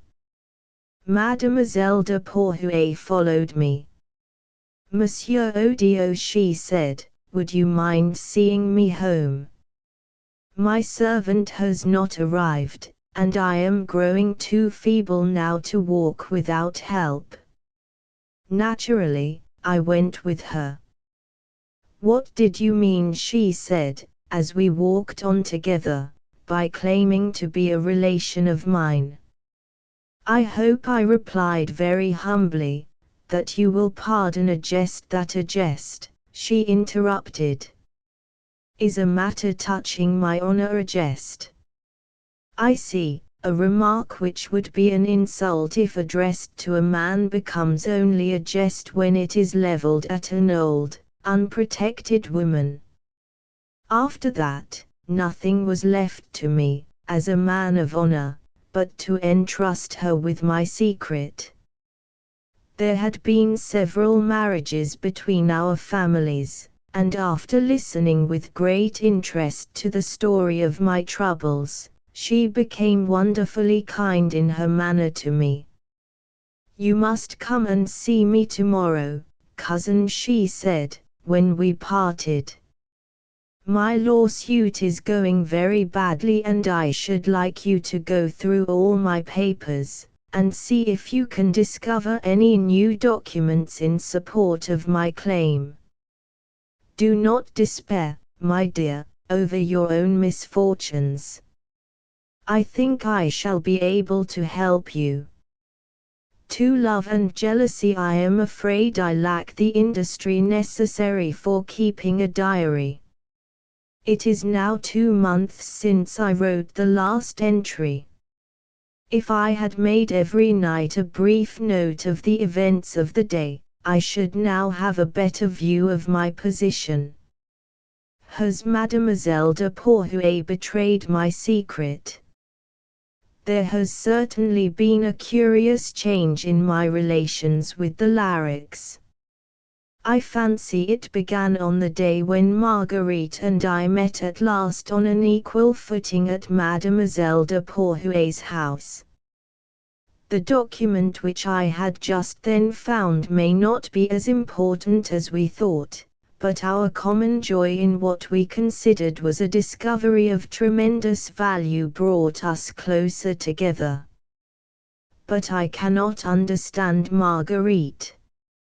Sometimes she still goes out of her way to be insulting towards me, and sometimes she treats me with a sweet frankness which has something sisterly in it. One day, for instance, she came to my window and asked me if I would go for a walk with her. Bring your sketchbook, Monsieur Odio, she called out gaily, and I will take you to Merlin's tomb in the Enchanted Valley. As a matter of fact, the woods around the castle of the Larricks were the remains of the famous forest of Brocéliande, and I had always been promising myself a long ramble through this region of romance, but I had never found time to explore it. I was now glad I had waited, for Marguerite was a charming guide. Never had I seen her so light-hearted. When we reached a great block of stone in the depth of the wood, under which the wizard Merlin is said to be imprisoned by Vivian, Marguerite made herself a garland of oak leaves, and standing like a lovely priestess clad all in white against the druidic monument, she asked me to make a sketch of her. With what joy did I paint the poetic vision before me! I think she was pleased with the drawing, but on our way back to the castle a foolish word of mine brought our friendship to an end. We came to a picturesque little lake, at the end of which was a waterfall, overgrown with brambles. In order to show what a good swimmer her dog was, Marguerite threw something in the current and told him to fetch it, but he got carried over the waterfall and caught in the whirlpool below. Come away! He is drowning, come away! I can't bear to see it, cried Marguerite, seizing me by the arm. No, do not attempt to save him. The pool is very dangerous. I am a good swimmer, however, and with a little trouble I managed to rescue the dog. What madness, she murmured. You might have been drowned, and just for a dog. It was yours, I answered in a low voice. Her manner at once changed. You had better run home, Monsieur Odio, she said very coldly, or you will get a chill. Do not wait for me. So I returned alone, and for some days Marguerite never spoke a word to me. What was still worse, Beverlan appeared at the castle, and she went for walks with him, leaving me in the company of Mademoiselle Helouin. I am afraid that I became very friendly with the pretty governess. Nothing, however, that I ever said to her, or that she said to me, prepared me for the strange scene that happened tonight. As I was walking along the terrace, she came up and took my arm, and said, Are you really my friend, Maxime? Yes, I said. Then tell me the truth, she exclaimed. Do you love me, or do you love Mademoiselle Marguerite? Why do you bring in her name? I said. Ah, you love her, she cried fiercely, or, rather, you love her fortune. But you shall never have it, Monsieur de Champsy. I know why you came here under a false name, and so shall she. With a movement of anger she departed. I cannot continue here under suspicion of being a fortune hunter, so I have written to Lorpin to obtain another situation for me. 3-2 on a tower, it is all over. Was it because she still only half believed the slanders spread against me that Marguerite again asked me to go for a walk with her? Oh, what an unfortunate wretch I am! We rode through the forest together to one of the most magnificent monuments in Brittany, the Castle of Elven. Finding the door unlocked, we tethered our horses in the deserted courtyard, and climbed up the narrow, winding staircase to the battlements.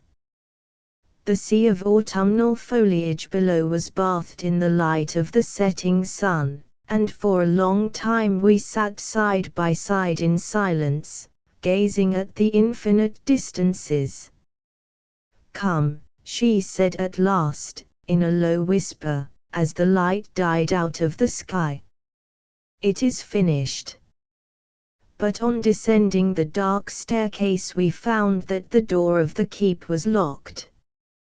No doubt the shepherd boy who looked after the castle had come and shut up the place while we were sitting, watching the sunset. Monsieur de Champsy, she said, in a cold, hard voice, were there any scoundrels in your family before you? Marguerite! I cried. You paid that boy to lock us in, she exclaimed. You think you will force me to marry you by compromising me in this manner? Do you think you will win my hand and, what is more important to you still, my wretched wealth by this trick? Rather than marry a scoundrel like you, I will shut myself up in a convent. Carried away by my feelings, I seized her two hands, and said, Now listen, Marguerite. I love you, it is true. Never did man love more devotedly, yes, and more disinterestedly, than I do. But I swear that if I get out of this place alive I will never marry you until you are as poor as I am, or I as rich as you are. If you love me, as I think you do, fall on your knees and pray, for unless a miracle happens you will never see me again alive." But a miracle did happen. I threw myself out of the window, and fell upon a branch of an oak tree. It bent beneath my weight, and then broke, but it came so near the earth before breaking that if my left arm had not struck against the masonry I should have escaped uninjured. As it was, my arm was smashed, and I swooned away with the pain. When I came to, Marguerite was leaning out of the window, calling, "Maxime, speak to me. For the love of heaven, speak to me, and say you pardon me." I arose, saying, "I am not hurt. If you will only wait another hour, I will go home and get someone to let you out. Believe me, I will save your honor as I have saved my own." Binding up my arm, I got on my horse, and galloped back to Larrick Castle. On the way I met Beverlan. "Have you seen Mademoiselle Marguerite?" he said. "We are afraid she has got lost." "I met her this afternoon," I replied. "She told me she was going for a ride to Elven Castle." He rode off in the direction from which I had come, and when I returned from the doctor with my broken arm set and bandaged, Marguerite and Beverlan entered. Hearing that I had had an accident, Madame Larrick came up late tonight to see me. "Old Larrick has had a stroke of paralysis," she tells me, "and she wishes to get the marriage contract between her daughter and Beverlan signed tomorrow. Lorpin is bringing the document. For a test case I don't know why I take the trouble to go on with this diary, but having begun it I may as well finish it.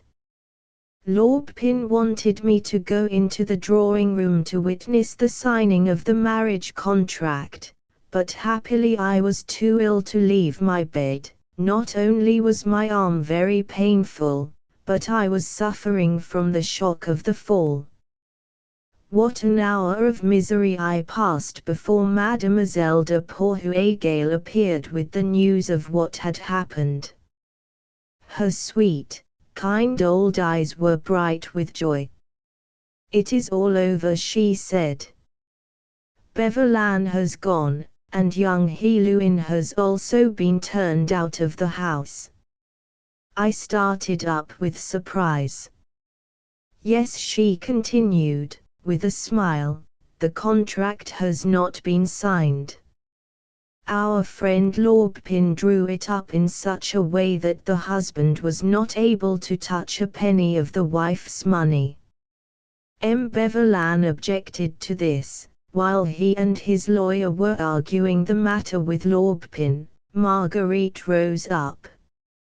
"Throw the contract in the fire," she said, "and, mother, give this gentleman back the presents he sent to me."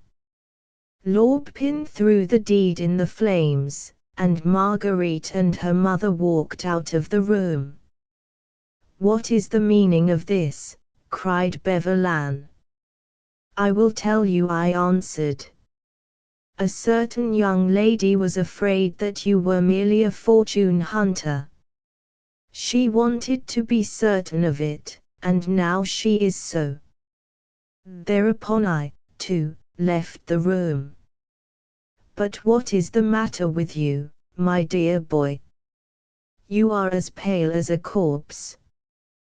The fact was that the unexpected news aroused in me such a mixture of joyful and painful feelings that I fell back in a swoon.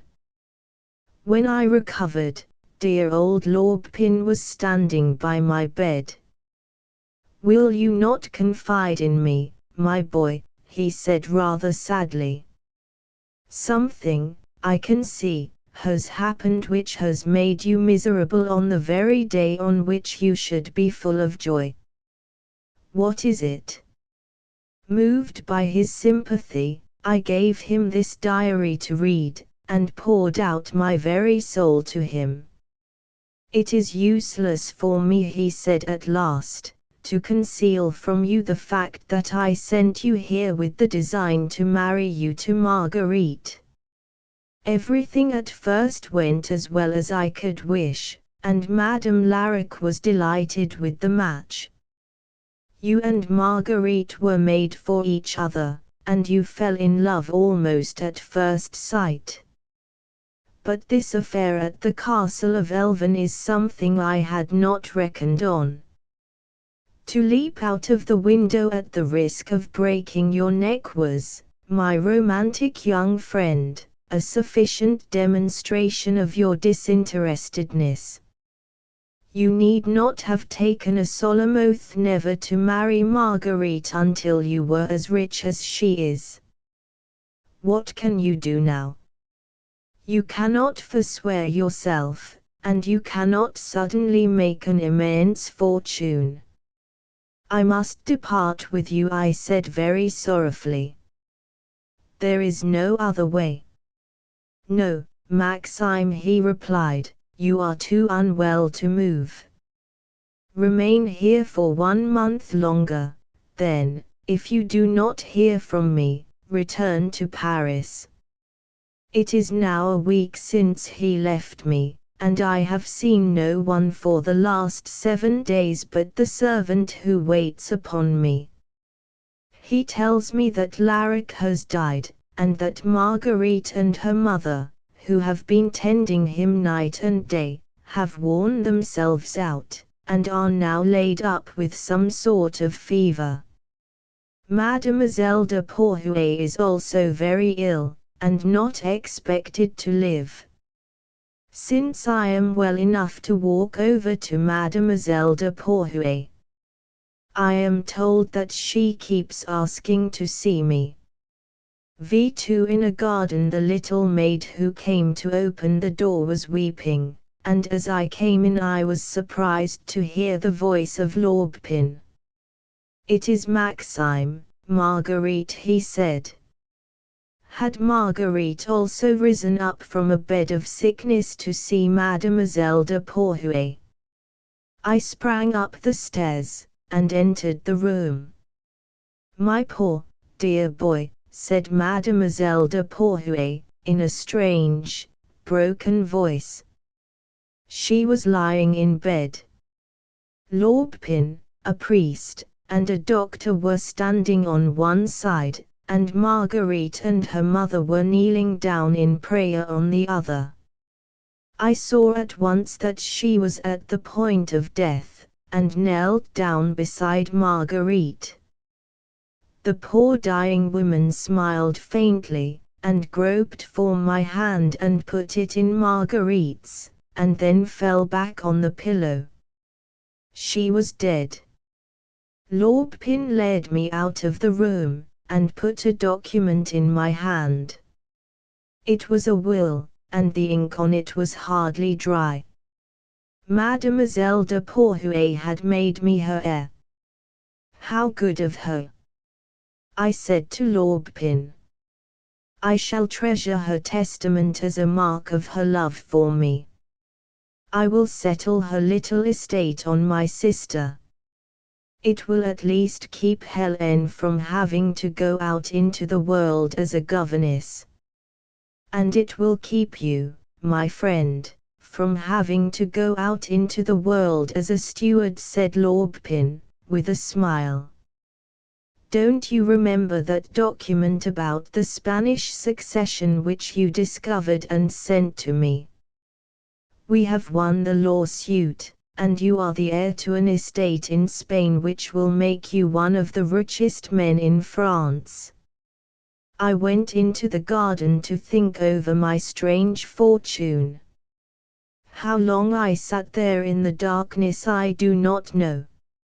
On rising up, I heard a faint sound beneath one of the trees, and a beloved form emerged from the foliage, and stood against the starry sky. "Marguerite!" I cried, running up to her with outstretched arm. She murmured my name, and as I clasped her, her lips sought mine, and we poured our souls out in a kiss. I have given Hélène half of my fortune.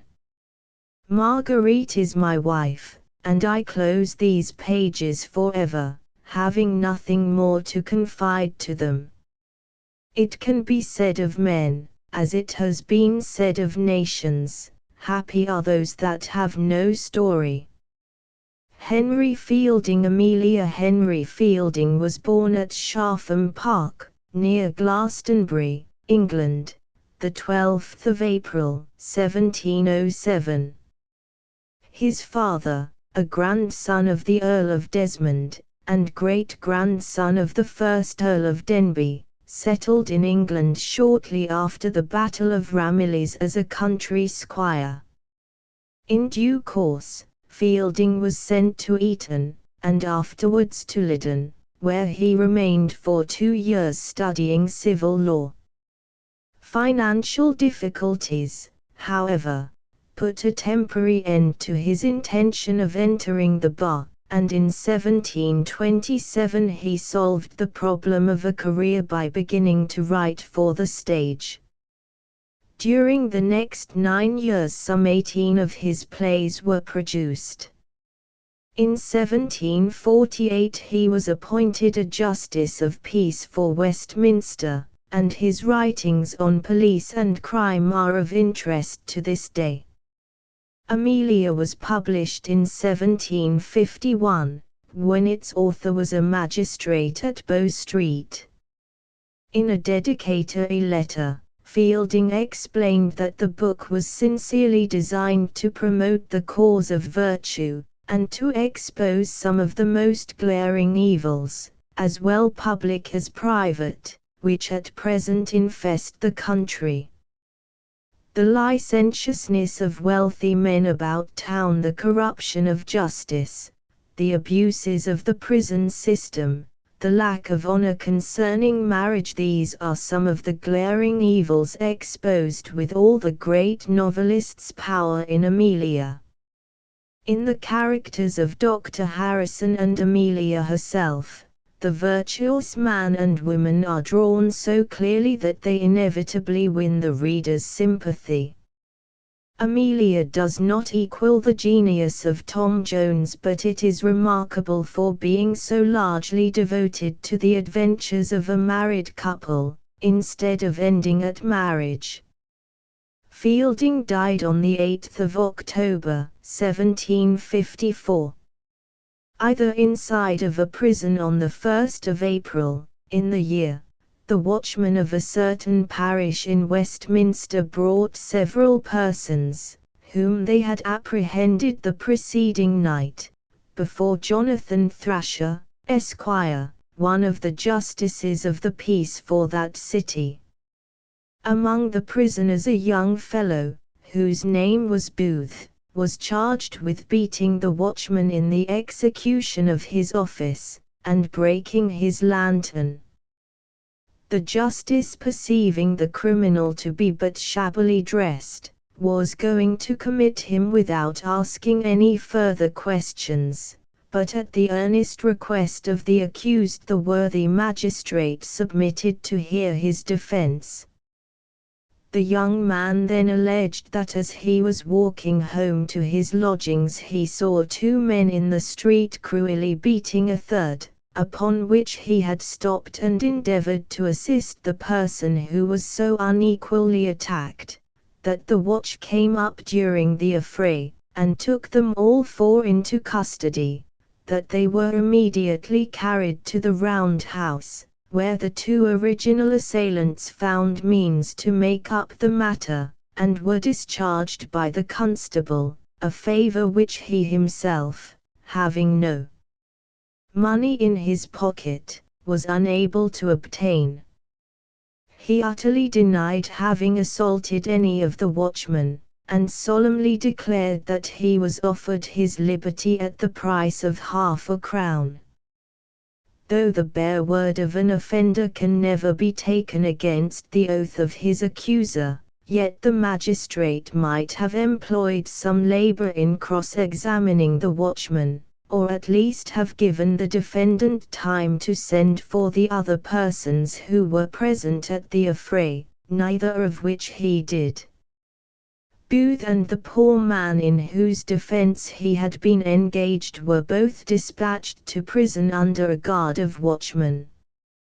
Mr. Booth was no sooner arrived in the prison than a number of persons gathered around him, all demanding garnish.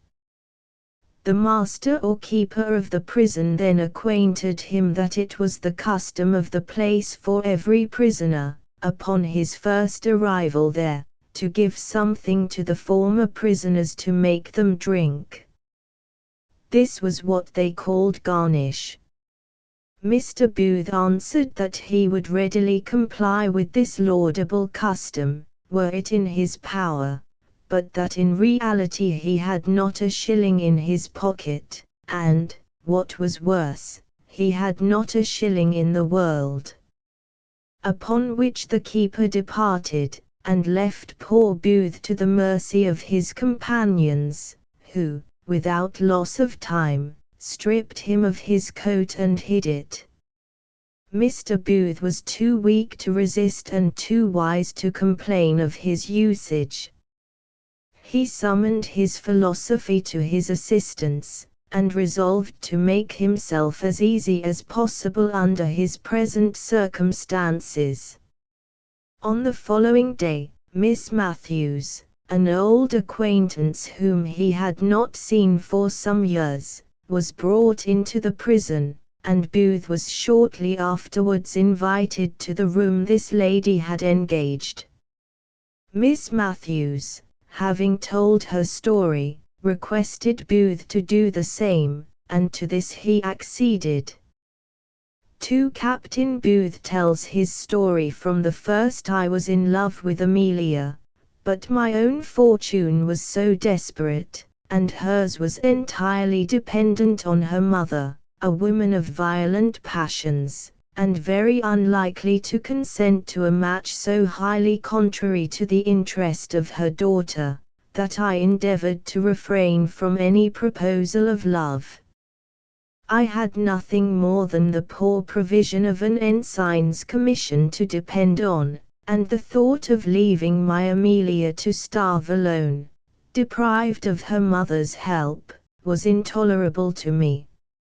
In spite of this I could not keep from telling Amelia the state of my heart, and I soon found all that return of my affection which the tenderest lover can require. Against the opposition of Amelia's mother, Mrs. Harris, to our engagement, we had the support of that good man, Dr. Harrison, the rector, and at last Mrs. Harris yielded to the doctor, and we were married. There was an agreement that I should settle all my Amelia's fortune on her, except a certain sum, which was to be laid out in my advancement in the army, and shortly afterwards I was preferred to the rank of a lieutenant in my regiment, and ordered to Gibraltar. I noticed that Amelia's sister, Miss Betty, who had said many ill-natured things of our marriage, now again became my friend. At the siege of Gibraltar I was very badly wounded, and in this situation the image of my Amelia haunted me day and night. 2 months and more I continued in a state of uncertainty, when one afternoon poor Atkinson, my servant, came running to my room. I asked him what was the matter, when Amelia herself rushed into the room, and ran hastily to me. She gently chided me for concealing my illness from her, saying, "Oh, Mr. Booth! And do you think so little of your Amelia as to think I could or would survive you?" Amelia then informed me that she had received a letter from an unknown hand, acquainting her with my misfortune, and advising her, if she desired to see me more, to come directly to Gibraltar. From the time of Amelia's arrival nothing remarkable happened till my perfect recovery, and then the siege being at an end, and Amelia being in some sort of fever, the governor gave me leave to attend my wife to Montpelier, the air of which was judged to be most likely to restore her to health. A fellow officer, Captain James, willingly lent me money, and, after an ample recovery at Montpelier, and a stay in Paris, we returned to England. It was in Paris we received a long letter from Dr. Harrison, enclosing £100, and containing the news that Mrs. Harris was dead, and had left her whole fortune to Miss Betty. So now it was that I was a married man with children, and the half pay of a lieutenant. Dr. Harrison, at whose rectory we were staying, came to our assistance. He asked me if I had any prospect of going again into the army, if not, what scheme of life I proposed to myself. I told him that as I had no powerful friends, I could have but little expectations in a military way, that I was incapable of thinking of any other scheme, for I was without the necessary knowledge or experience, and was likewise destitute of money to set up with. The doctor, after a little hesitation, said he had been thinking on this subject, and proposed to me to turn farmer. At the same time he offered to let me his parsonage, which was then become vacant. He said it was a farm which required but little stock, and that little should not be wanting. I embraced this offer very eagerly, and Amelia received the news with the highest transports of joy. Thus, you see me degraded from my former rank in life, no longer Captain Booth, but Farmer Booth. For a year all went well, love, health, and tranquility filled our lives. Then a heavy blow befell us, and we were robbed of our dear friend the doctor, who was chosen to attend the young lord, the son of the patron of the living, in his travels as a tutor. By this means I was bereft not only of the best companion in the world, but of the best counsellor, and in consequence of this loss I fell into many errors. The first of these was in enlarging my business by adding a farm of 100 a year to the parsonage, in renting which I had also as bad a bargain as the doctor had before given me a good one. The consequence of which was that whereas at the end of the first year I was £80 to the good, at the end of the second I was nearly £40 to the bad. A second folly I was guilty of was in uniting families with the curate of the parish, who had just married. We had not, however, lived 1 month together before I plainly perceived the curate's wife had taken a great prejudice against my wife, though my Amelia had treated her with nothing but kindness, and, with the mischievous nature of envy, spread dislike against us. My greatest folly, however, was the purchase of an old coach. The farmers and their wives considered that the setting up of a coach was the elevating ourselves above them, and immediately began to declare war against us. The neighbouring little squires, too, were uneasy to see a poor renter become their equal in a matter in which they placed so much dignity, and began to hate me likewise. My neighbours now began to conspire against me. Whatever I bought, I was sure to buy dearer, and when I sold, I was obliged to sell cheaper than any other. In fact, they were all united, and while they every day committed trespasses on my lands with impunity, if any of my cattle escaped into their fields, I was either forced to enter into a lawsuit or to make amends for the damage sustained. The consequence of all this could be no other than ruin. Before the end of 4 years I became involved in debt to the extent of £300. My landlord seized my stock for rent, and, to avoid immediate confinement in prison, I was forced to leave the country. In this condition I arrived in town a week ago. I had just taken a lodging, and had written my dear Amelia word where she might find me, and that very evening, as I was returning from a coffee house, because I endeavored to assist the injured party in an affray, I was seized by the watch and committed here by a justice of the peace. 3 Amelia in London. Miss Matthews, being greatly drawn to Captain Booth, procured his discharge by the expenditure of £20, and obtained her own release at the same time. Amelia arrived in London to receive her husband in her arms. For, said she, your confinement was known all over the county, my sister having spread the news with a malicious joy, and so, not hearing from you, I hastened to town with our children. Poor Booth, in spite of his release, was very cast down.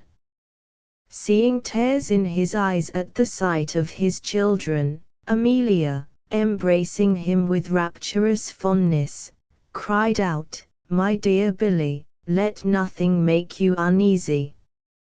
Heaven will provide for us and these poor babes.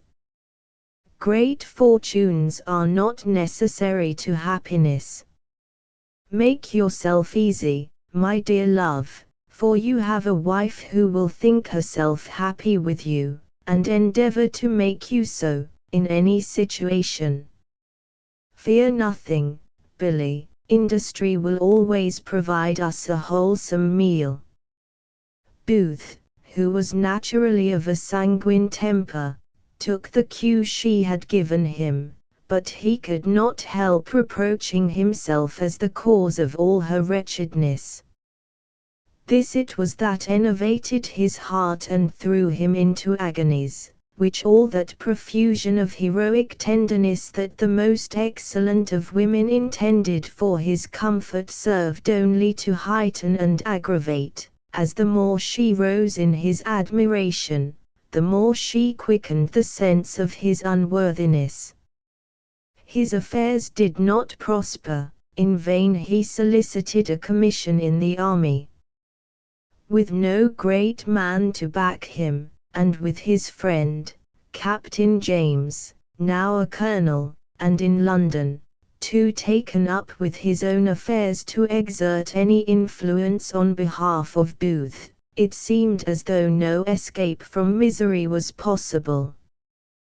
The beautiful Amelia, always patient and cheerful, remained his comforter. And Atkinson, now a sergeant in the Guards, was the devoted servant of both Amelia and her husband.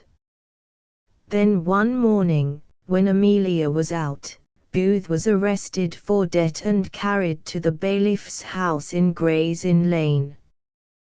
Who has done this barbarous action? Cries Amelia, when the news is told her by Sergeant Atkinson. One I am ashamed to name, cries the sergeant. Indeed, I had always a very different opinion of him, but Dr. Harrison is the man who has done the deed. Dr. Harrison, cries Amelia. Well, then, there is an end of all goodness in the world. I will never have a good opinion of any human being more. The fact was that while the doctor was abroad he had received from the curate, and from a gentleman of the neighborhood, accounts of Booth's doings very much to his disadvantage. On his return to the parish, these accusations were confirmed by many witnesses, and the whole neighborhood rang with several gross and scandalous lies, which were merely the inventions of Booth's enemies. Poisoned with all this malice, the doctor came to London, and calling at Booth's lodgings, when both the captain and Amelia were out, learned from the servant maid that the children had got a gold watch and several fine trinkets. These presents, indeed, had come from a certain noble lord, who hoped by these means to win Amelia's affection, but no suspicion of his evil desire had entered the innocent mind of Amelia. The doctor had no doubt that these trinkets had been purchased by Amelia, and this account tallied so well with the ideas he had imbibed of Booth's extravagance in the country, that he firmly believed both the husband and wife to be the vainest, silliest and most unjust people alive. But no sooner did the doctor hear that Booth was arrested than the wretched condition of his wife and children began to affect his mind. In this temper of mind he resolved to pay Amelia a second visit, and was on his way thither when Sergeant Atkinson met him, and made himself known to him. The doctor received from Atkinson such an account of Booth and his family that he hastened at once to Amelia, and soon became satisfied concerning the trinkets which had given him so much uneasiness. Amelia likewise gave the doctor some satisfaction as to what he had heard of her husband's behavior in the country, and assured him, upon her honor, that Booth could answer every complaint against his conduct, so that the doctor would find him an innocent, unfortunate man, the object of a good man's compassion, not of his anger or resentment. This worthy clergyman, who was not desirous of finding proofs to condemn the captain, rejoiced heartily in every piece of evidence which tended to clear up the character of his friend, and gave a ready ear to all which Amelia said. Induced, indeed, by the love he always had for that lady, whom he was wont to call his daughter, as well as by pity for her present condition, the doctor immediately endeavored to comfort the afflicted, and then proceeded to accomplish the captain's release. So, Captain, says the doctor, on arrival at the bailiff's house, when last we met I believe that we neither of us expected to meet in such a place as this. Indeed, Doctor, cries Booth, I did not expect to have been sent hither by the gentleman who did me this favor. How so, sir? Said the doctor. You were sent hither by some person, I suppose, to whom you were indebted. But you ought to be more surprised that the gentleman who sent you thither is come to release you. For fortune smiles on Amelia. Booth was again arrested some months later, and lodged in the bailiff's house. This time his creditor was a Captain Trent, who had lent him money, and promised him assistance in getting returned to the army. In reality, Trent was only seeking to ingratiate himself with Amelia, and meeting with no encouragement, took his revenge accordingly. Amelia at once sought out Dr. Harrison, and told him what had occurred to her husband, and the doctor set forwards to the bailiffs to see what he could do for Booth. The doctor had not got so much money in town as Booth's debt amounted to, and therefore he was forced to give bail to the action. While the necessary forms were being made out, the bailiff, addressing himself to the doctor, said, "Sir, there is a man above in a dying condition that desires the favor of speaking to you. I believe he wants you to pray by him." Without making any further inquiry, the doctor immediately went upstairs. The sick man mentioned his name, and explained that he lived for many years in the town where the doctor resided, and that he used to write for the attorneys in those parts. He was anxious, he said, as he hoped for forgiveness, to make all the amends he could to someone he had injured, and to undo, if possible, the injury he had done. The doctor commended this as a sincere repentance. "You know, good doctor," the sick man resumed, "that Mrs. Harris, of our town, had 2 daughters, one now Mrs. Booth, and another. Before Mrs. Harris died, she made a will, and left all her fortune, except £1,000, to Mrs. Booth, to which will Mr. Murphy, the lawyer, myself, and another were witnesses.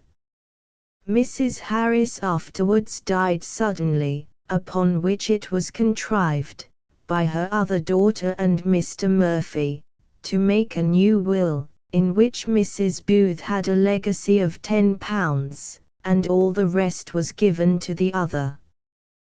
"Good heaven, how wonderful is thy providence!" cries the doctor. "Murphy, say you?"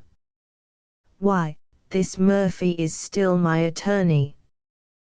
Within a short time Murphy was arrested, and the sick man's depositions taken. Booth was released on the doctor's bail, and on the following morning Amelia learnt of the change in fortune that had befallen them. Dr. Harrison himself broke the good news by reading the following paragraph from the newspaper. "Yesterday, one Murphy, an eminent attorney at law, was committed to Newgate for the forgery of a will, under which an estate has been for many years detained from the right owner." "Now," said the doctor, "in this paragraph there is something very remarkable, and that is that it is true. But now let us read the following note upon the words right owner. The right owner of this estate is a young lady of the highest merit, whose maiden name was Harris, and who some time since was married to an idle fellow, one Lieutenant Booth, and the best historians assure us that letters from the elder sister of this lady, which manifestly prove the forgery and clear up the whole affair, are in the hands of an old parson, called Dr. Harrison." "And is this really true?" cries Amelia. "Yes, really and sincerely," cries the doctor. "The whole estate, for your mother left it you all, and it is as surely yours as if you were already in possession." "Gracious heaven," cries she, falling on her knees, "I thank you." And then, starting up, she ran to her husband, and embracing him, cried, "My dear love, I wish you joy. It is upon yours and my children's account that I principally rejoice." She then desired her children to be brought to her, whom she immediately caught in her arms, and having profusely cried over them, soon regained her usual temper and complexion. Miss Harris, having received a letter from Amelia, informing her of the discovery and the danger in which she stood, immediately set out for France, carrying with her all her money, most of her clothes, and some few jewels. About a week afterwards, Booth and Amelia, with their children, and Atkinson and his wife, all set forward together for Amelia's house, where they arrived amidst the acclamations of all the neighbors, and every public demonstration of joy. Miss Harris lived for 3 years with a broken heart at Bowlen, where she received annually £50 from her sister, and then died in a most miserable manner. Dr. Harrison is grown old in years and in honor, beloved and respected by all his parishioners and neighbors. As to Booth and Amelia, fortune seems to have made them large amends for the tricks she played them in their youth. They have continued to enjoy an uninterrupted course of health and happiness. In about 6 weeks after Booth's first coming into the country, he went to London and paid all his debts, after which, and a stay of 2 days only, he returned into the country, and has never since been 30 miles from home. Amelia is still the finest woman in England of her age. Booth himself often avers she is as handsome as ever. Nothing can equal the serenity of their lives. Amelia declared the other day that she did not remember to have seen her husband out of humor these 10 years. Jonathan Wild, published in 1743, is in many respects Fielding's most powerful piece of satire, surpassed only, perhaps, by Thackeray's Barry Lyndon. It can hardly be called a novel, and still less a serious biography, though it is founded on the real history of a notorious highway robber and thief. The author disclaimed in his preface any attempt on his part at authentic history or faithful portraiture. "Roguery, and not a rogue is my subject," he wrote, adding, that the ideas of goodness and greatness are too often confounded together. A man may be great without being good, or good without being great. The story of Jonathan Wild is really a bitter, satirical attack on what Fielding called the greatness which is totally devoid of goodness. He avowed it his intention to expose the character of this bombast greatness, and no one can deny the success of his achievement.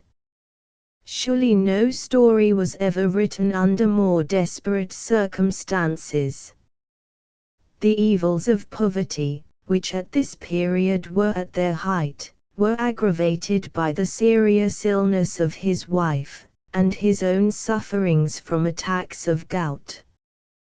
These troubles and others may well increase our admiration for the genius which, in the face of all difficulties, is shown in Jonathan Wild. Mr. Wild's early exploits. Mr. Jonathan Wild, who was descended from a long line of great men, was born in 1665. His father followed the fortunes of Mr. Snap, who enjoyed a reputable office under the Sheriff of London and Middlesex, and his mother was the daughter of Scrag Hollow, Esquire, of Hockley in the Hole.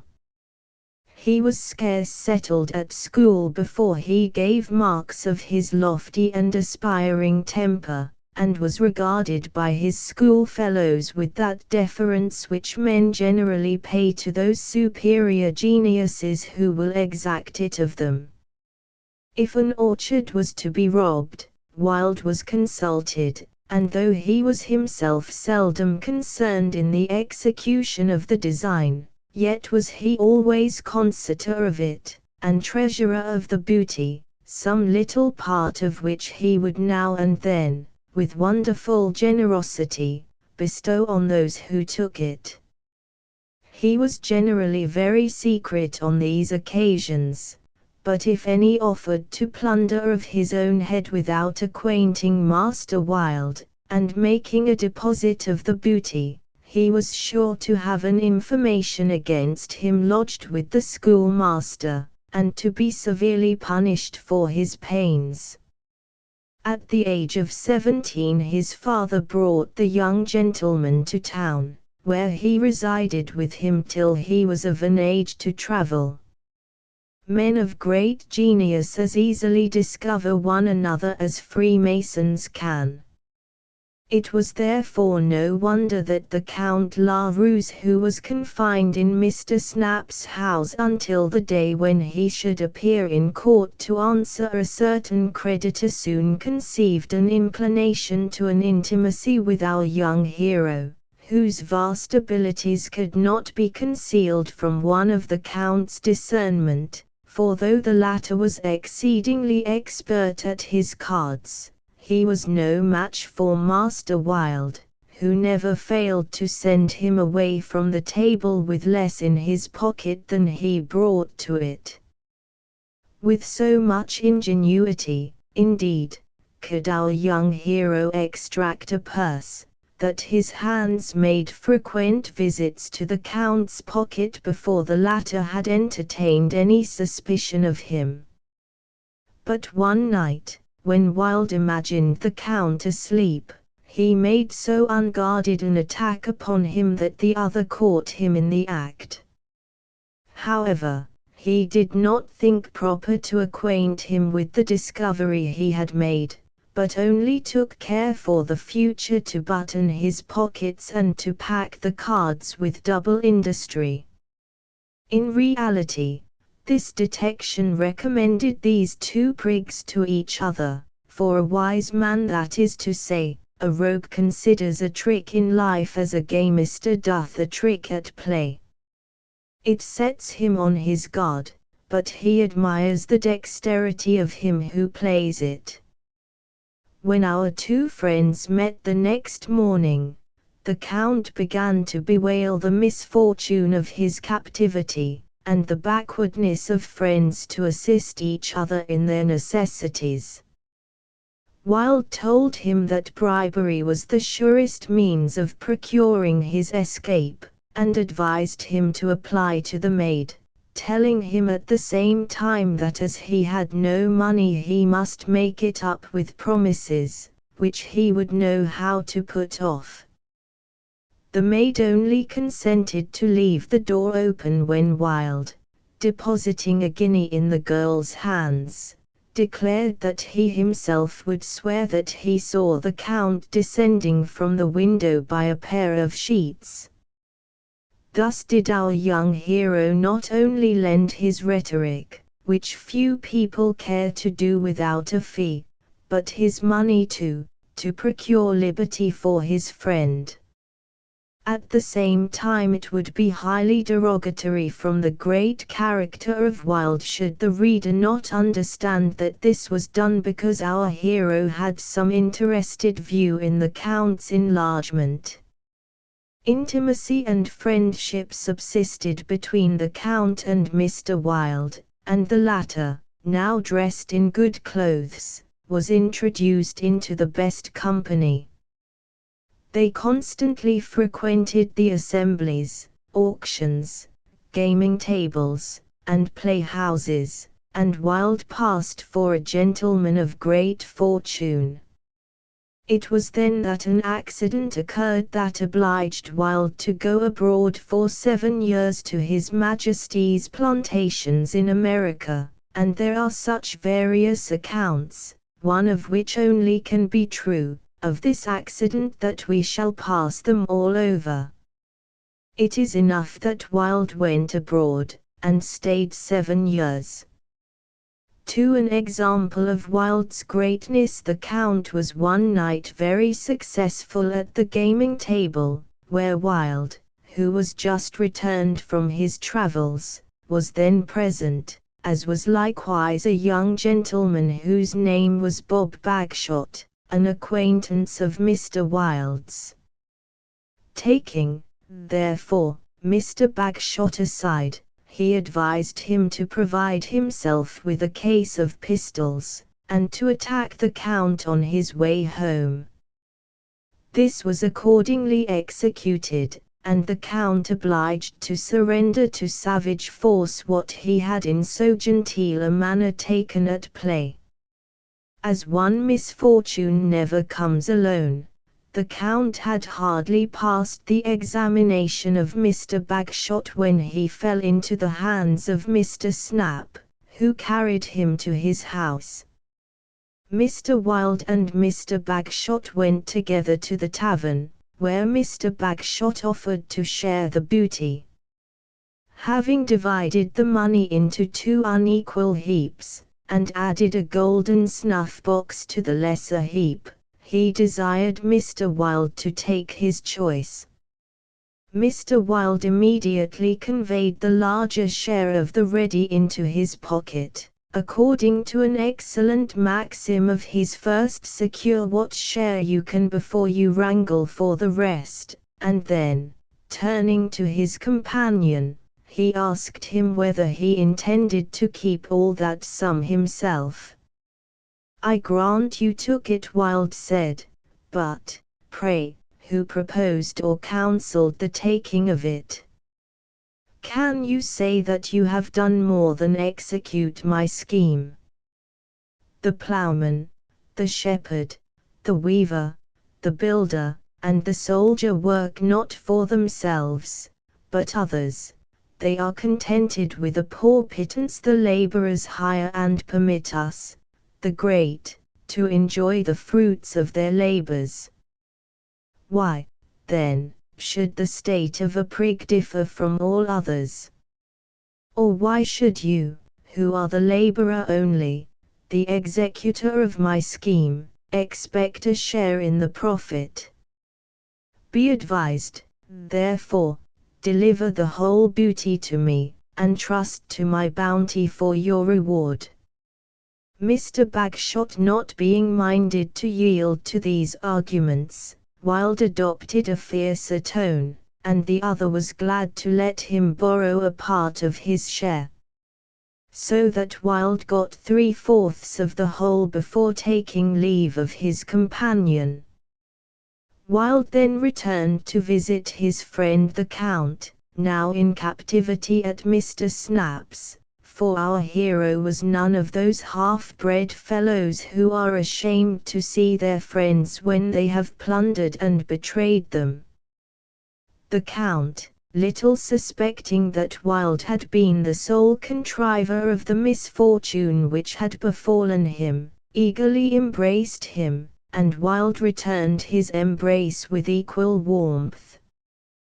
While they were discoursing, Mr. Snap introduced Mr. Bagshot, for Mr. Bagshot had lost what money he had from Mr. Wilde at a gaming table, and was directly afterwards arrested for debt.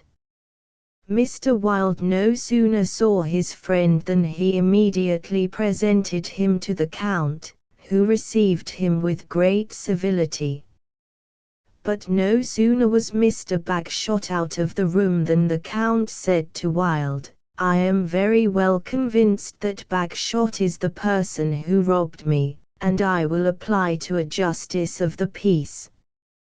Wilde replied with indignation that Mr. Bagshot was a man of honour, but, as this had no weight with the Count, he went on, more vehemently, "I am ashamed of my own discernment when I mistook you for a great man. Prosecute him, and you may promise yourself to be blown up at every gaming house in the town.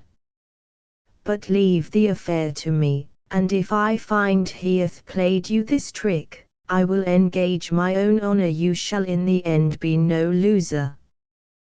The Count answered, "If I was sure to be no loser, Mr. Wilde, I apprehend you have a better opinion of my understanding than to imagine I would prosecute a gentleman for the sake of the public."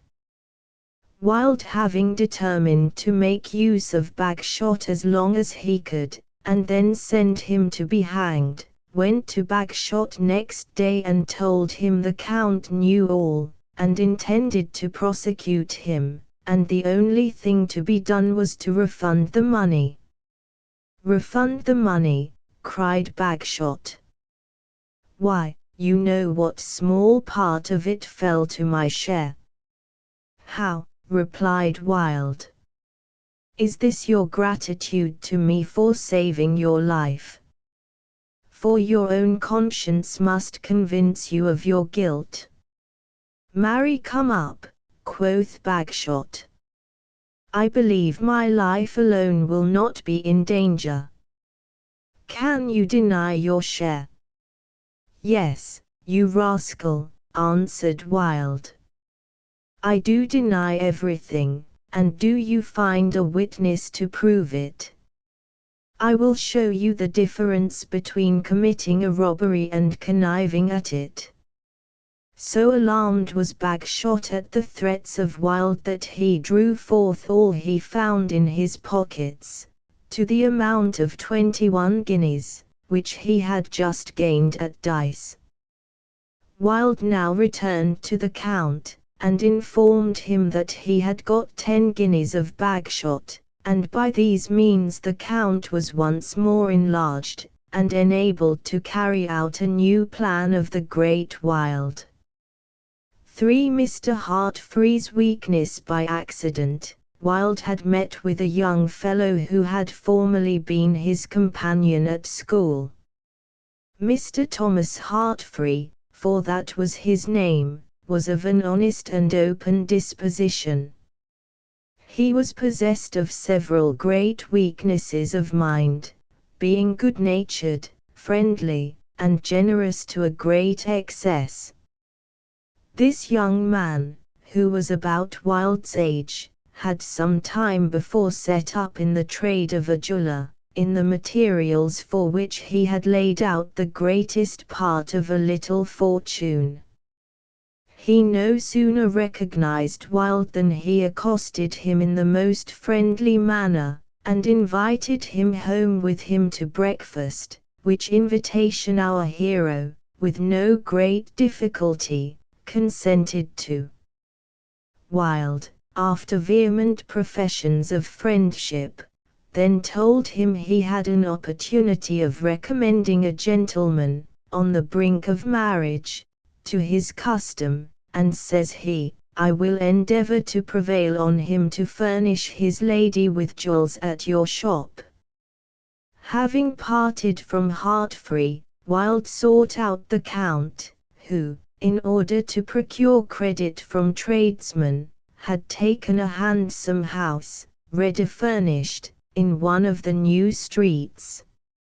He instructed the Count to take only one of Heartfree's jewels at the first interview, to reject the rest as not fine enough, and order him to provide some richer.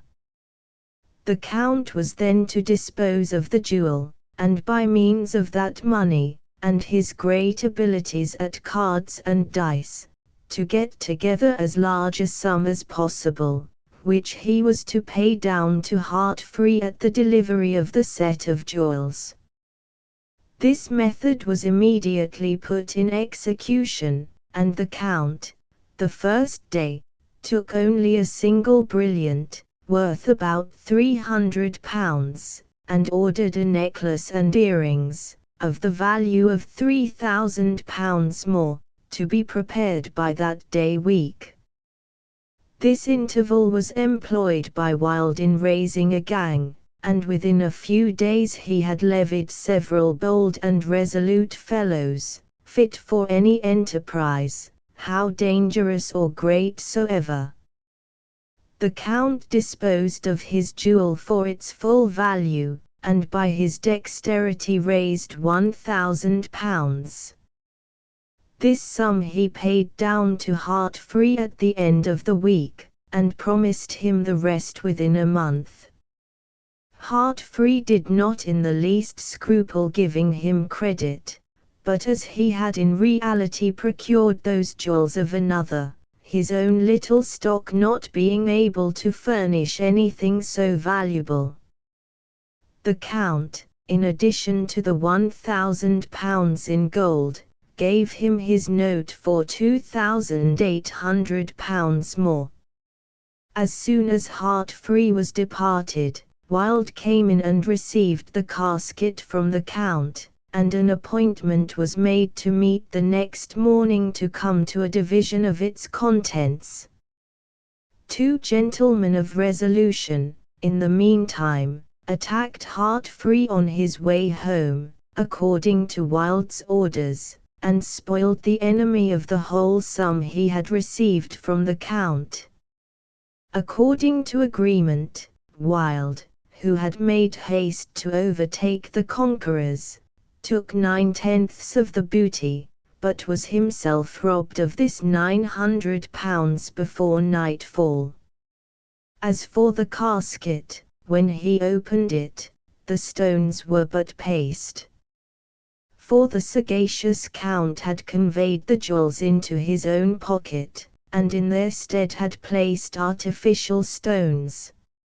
On Wild's departure the Count hastened out of London, and was well on his way to Dover when Wild knocked at his door.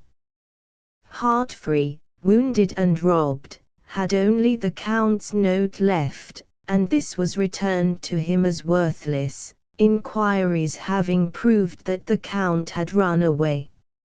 So confused was poor Heartfree at this that his creditor for the jewels was frightened, and at once had him arrested for the debt. Heartfree applied in vain for money to numerous customers who were indebted to him.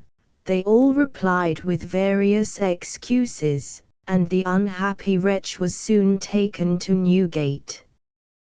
He had been inclined to blame Wild for his misfortunes, but our hero boldly attacked him for giving credit to the Count, and this degree of impudence convinced both Heartfree and his wife of Wild's innocence, the more so as the latter promised to procure bail for his friend. In this he was unsuccessful, and it was long before Heartfree was released and restored to happiness. For the highest pinnacle of greatness Wild was a living instance that human greatness and happiness are not always inseparable. He was under a continual alarm of frights and fears and jealousies, and was thoroughly convinced there was not a single man amongst his own gang who would not, for the value of 5 shillings, bring him to the gallows. A clause in an Act of Parliament procured by a learned judge entrapped Wild. Hitherto he had always employed less gifted men to carry out his plans. Now, by this law it was made capital in a prig to steal with the hands of other people, and it was impossible for our hero to avoid the destruction so plainly calculated for his greatness. Wild, having received from some dutiful members of his gang a valuable piece of goods, did, for a consideration, reconvey it to the right owner, for which fact, being ungratefully informed against by the said owner, he was surprised in his own house, and, being overpowered by numbers, was hurried before a magistrate, and by him committed to Newgate. When the day of his trial arrived, our hero was, notwithstanding his utmost caution and prudence, convicted and sentenced to be hanged by the neck. He now suspected that the malice of his enemies would overpower him, and therefore betook himself to that true support of greatness in affliction, a bottle, by means of which he was enabled to curse, swear, and bully, and brave his fate. Other comfort, indeed, he had not much, for not a single friend ever came near him. From the time our hero gave over all hopes of life, his conduct was truly great and admirable.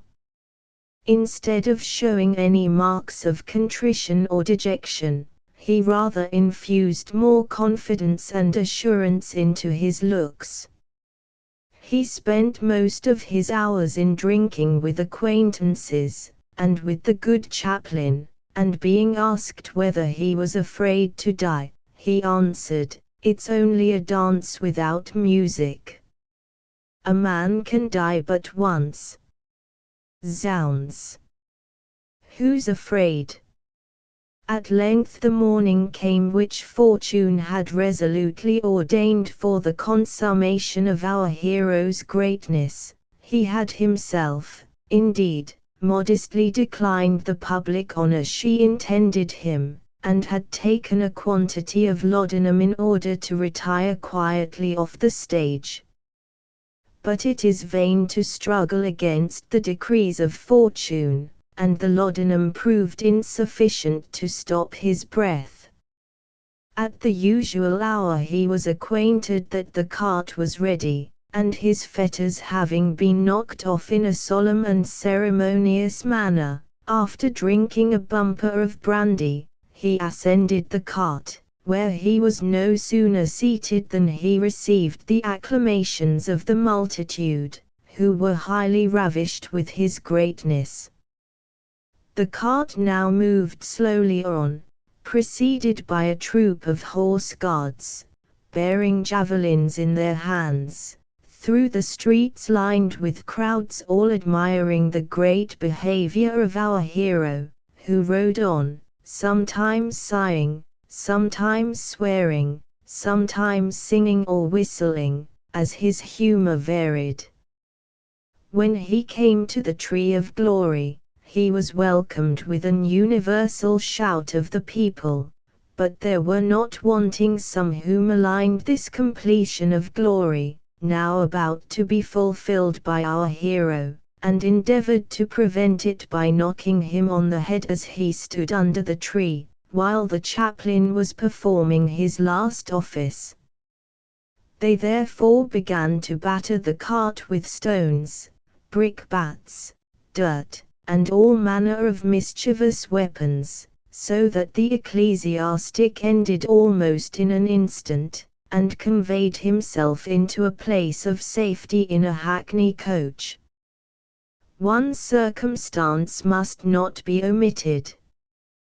Whilst the chaplain was busy in his ejaculations, wild, in the midst of the shower of stones, etc., which played upon him, true to his character, applied his hands to the parson's pocket, and emptied it of his bottle screw, which he carried out of the world in his hand.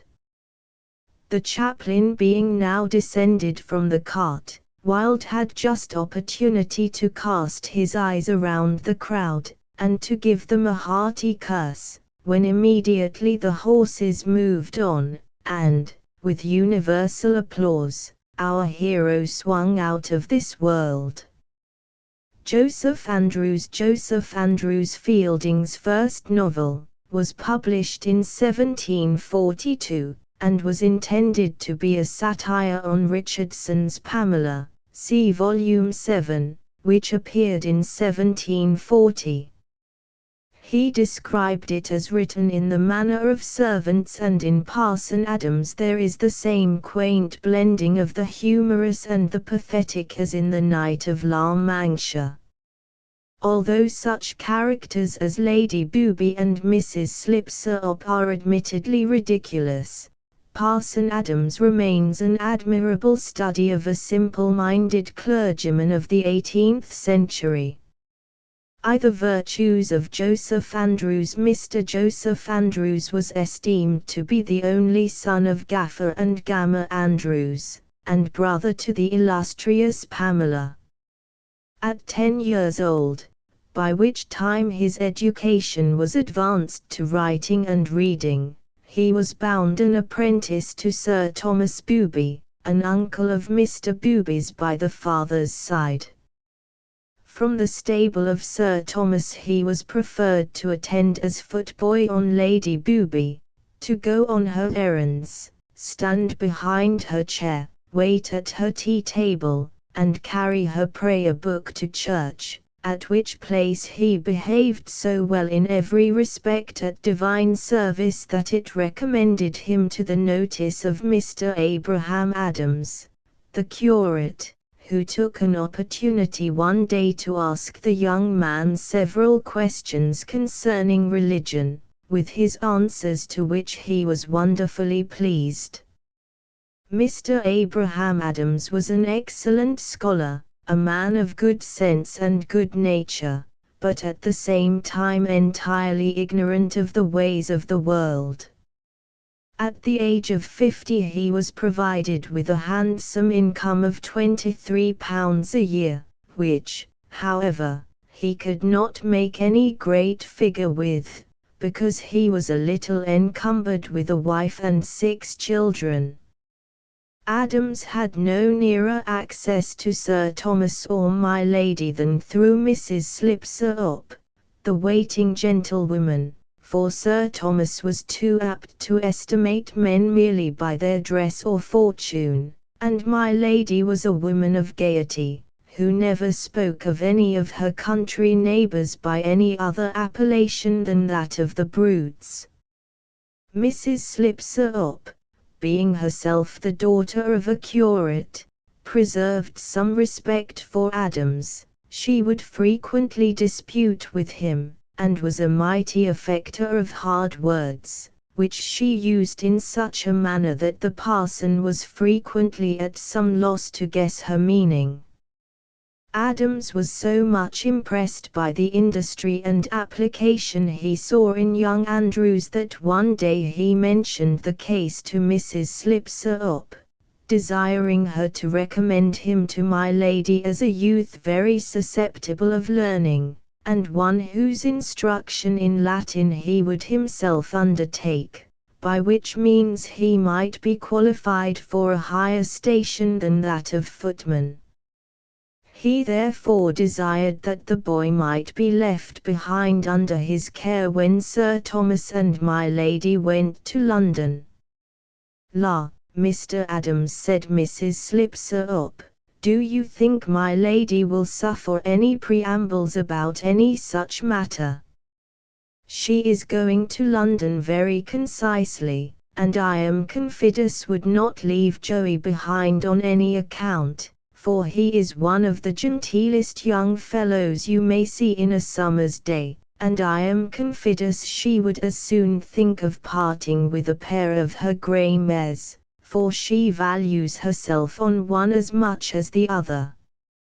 And why is Latin more necessitous for a footman than a gentleman? I am confidous my lady would be angry with me for mentioning it, and I shall draw myself into no such dilemma." So young Andrews went to London in attendance on Lady Booby, and became acquainted with the brethren of his profession. They could not, however, teach him to game, swear, drink, nor any other genteel vice the town abounded with. He applied most of his leisure hours to music, in which he greatly improved himself, so that he led the opinion of all the other footmen at an opera. Though his morals remain entirely uncorrupted, he was at the same time smarter and genteeler than any of the beaux in town either in or out of livery. At this time an accident happened, and this was no other than the death of Sir Thomas Booby, who left his disconsolate lady closely confined to her house. During the first 6 days the poor lady admitted none but Mrs. Slipslop and 3 female friends, who made a party at cards, but on the 7th she ordered Joey, whom we shall hereafter call Joseph, to bring up her tea-kettle. Lady Booby's affection for her footman had for some time been a matter of gossip in the town, but it is certain that her innocent freedoms had made no impression on young Andrews. Now, however, he thought my lady had become distracted with grief at her husband's death, so strange was her conduct, and wrote to his sister Pamela on the subject. "If Madam be mad, I shall not care for staying long in the family, so I heartily wish you could get me a place at some neighbouring gentleman's. I fancy I shall be discharged very soon, and the moment I am I shall return to my old master's country seat, if it be only to see Parson Adams, who is the best man in the world. London is a bad place, and there is so little good fellowship that the next-door neighbours don't know one another. Your loving brother, Joseph Andrews. The sending of this letter was quickly followed by the discharge of the writer.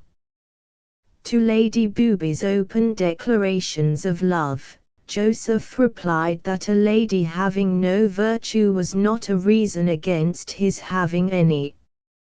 "I am out of patience," cries the lady, "did ever mortal hear of a man's virtue? Will magistrates who punish lewdness, or parsons who preach against it, make any scruple of committing it? And can a boy have the confidence to talk of his virtue?" "Madam," says Joseph, "that boy is the brother of Pamela, and would be ashamed that the chastity of his family, which is preserved in her, should be stained in him. If there are such men as your ladyship mentions, I am sorry for it, and I wish they had an opportunity of reading my sister Pamela's letters, nor do I doubt but such an example would amend them." "You impudent villain," cries the lady in a rage. "Get out of my sight, and leave the house this night."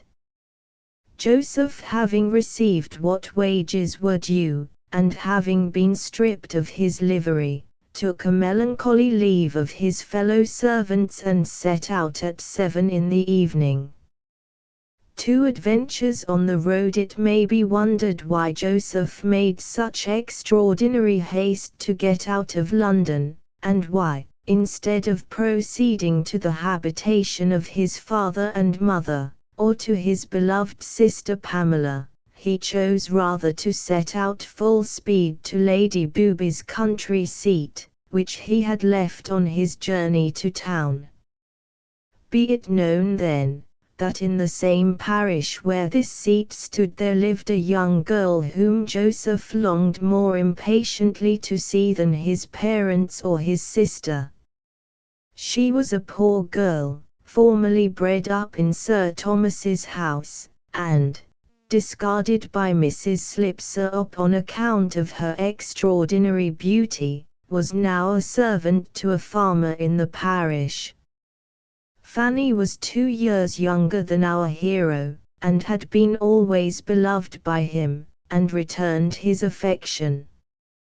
They had been acquainted from their infancy, and Mr. Adams had, with much ado, prevented them from marrying, and persuaded them to wait till a few years' service and thrift had a little improved their experience, and enabled them to live comfortably together.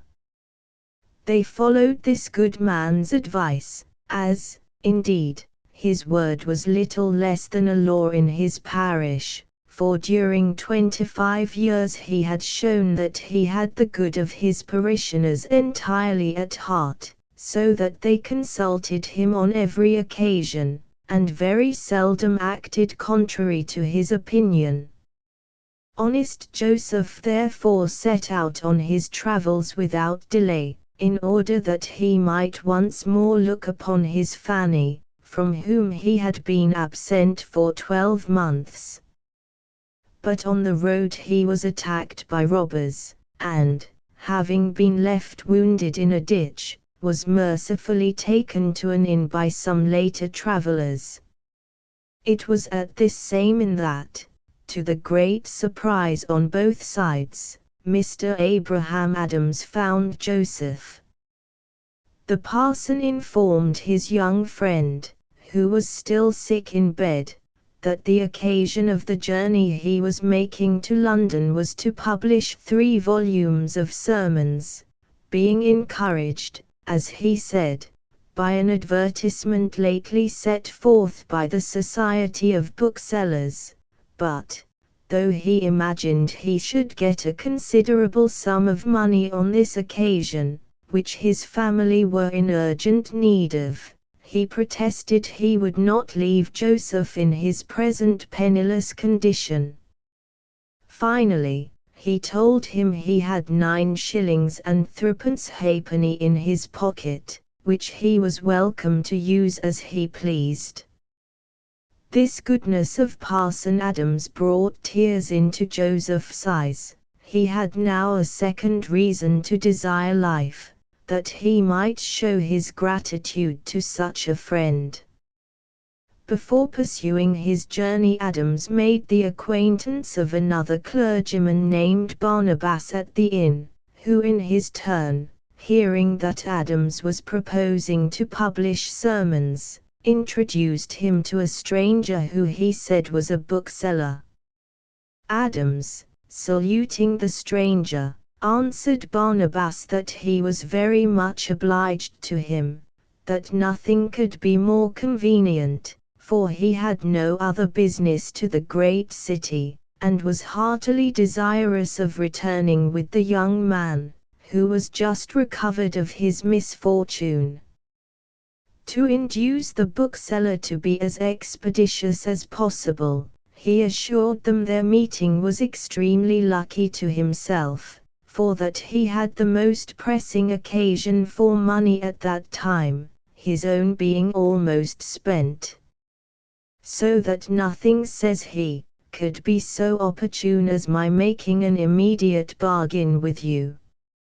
Sir, sermons are mere drugs, said the stranger. The trade is so vastly stocked with them that really, unless they come out with the name of Whitefield or Wesley, or some other such great man, as a bishop, or those sort of people, I don't care to touch.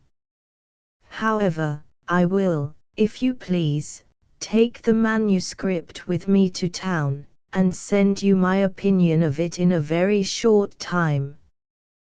When, however, Adams began to describe the nature of his sermons, the bookseller drew back, on the ground that the clergy would be certain to cry down such a book.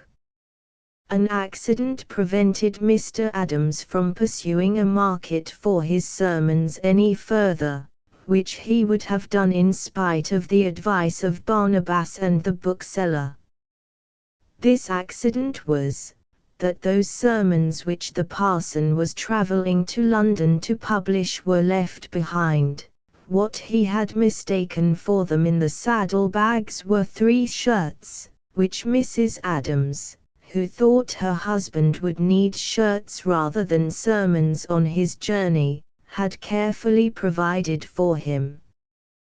Joseph, concerned at the disappointment to his friend, begged him to pursue his journey all the same, and promised he would himself return with the books to him with the utmost expedition.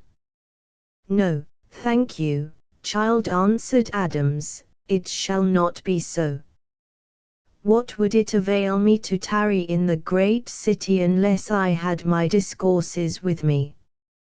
No, as this accident has happened, I am resolved to return back to my cure, together with you, which, indeed, my inclination sufficiently leads me to.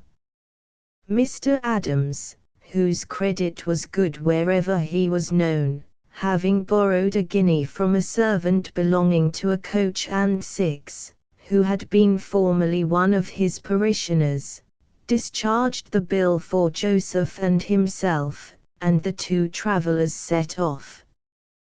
3 more adventures, Adams and Joseph Andrews being for a time separated on the road. Through the former's absent-mindedness, it fell to the lot of the parson to hasten to the assistance of a damsel who in a lonely place was being attacked by some ruffian. Adams was as strong as he was brave, and having rescued the maiden, took her under his protection.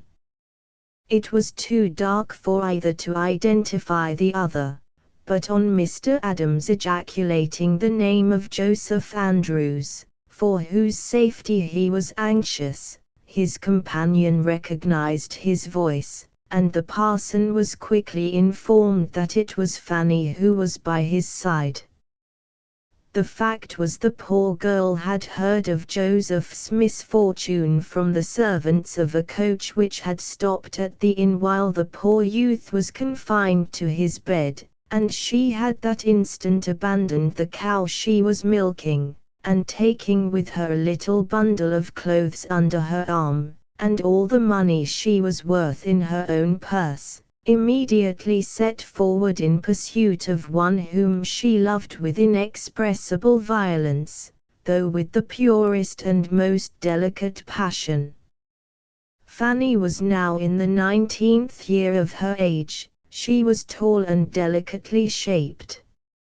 Her hair was a chestnut brown, her complexion was fair, and, to conclude all, she had a natural gentility which surprised all who beheld her.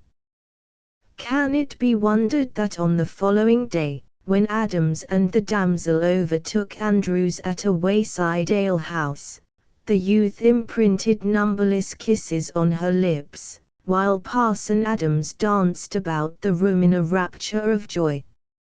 It was so late when our travellers left the alehouse that they had not travelled many miles before night overtook them.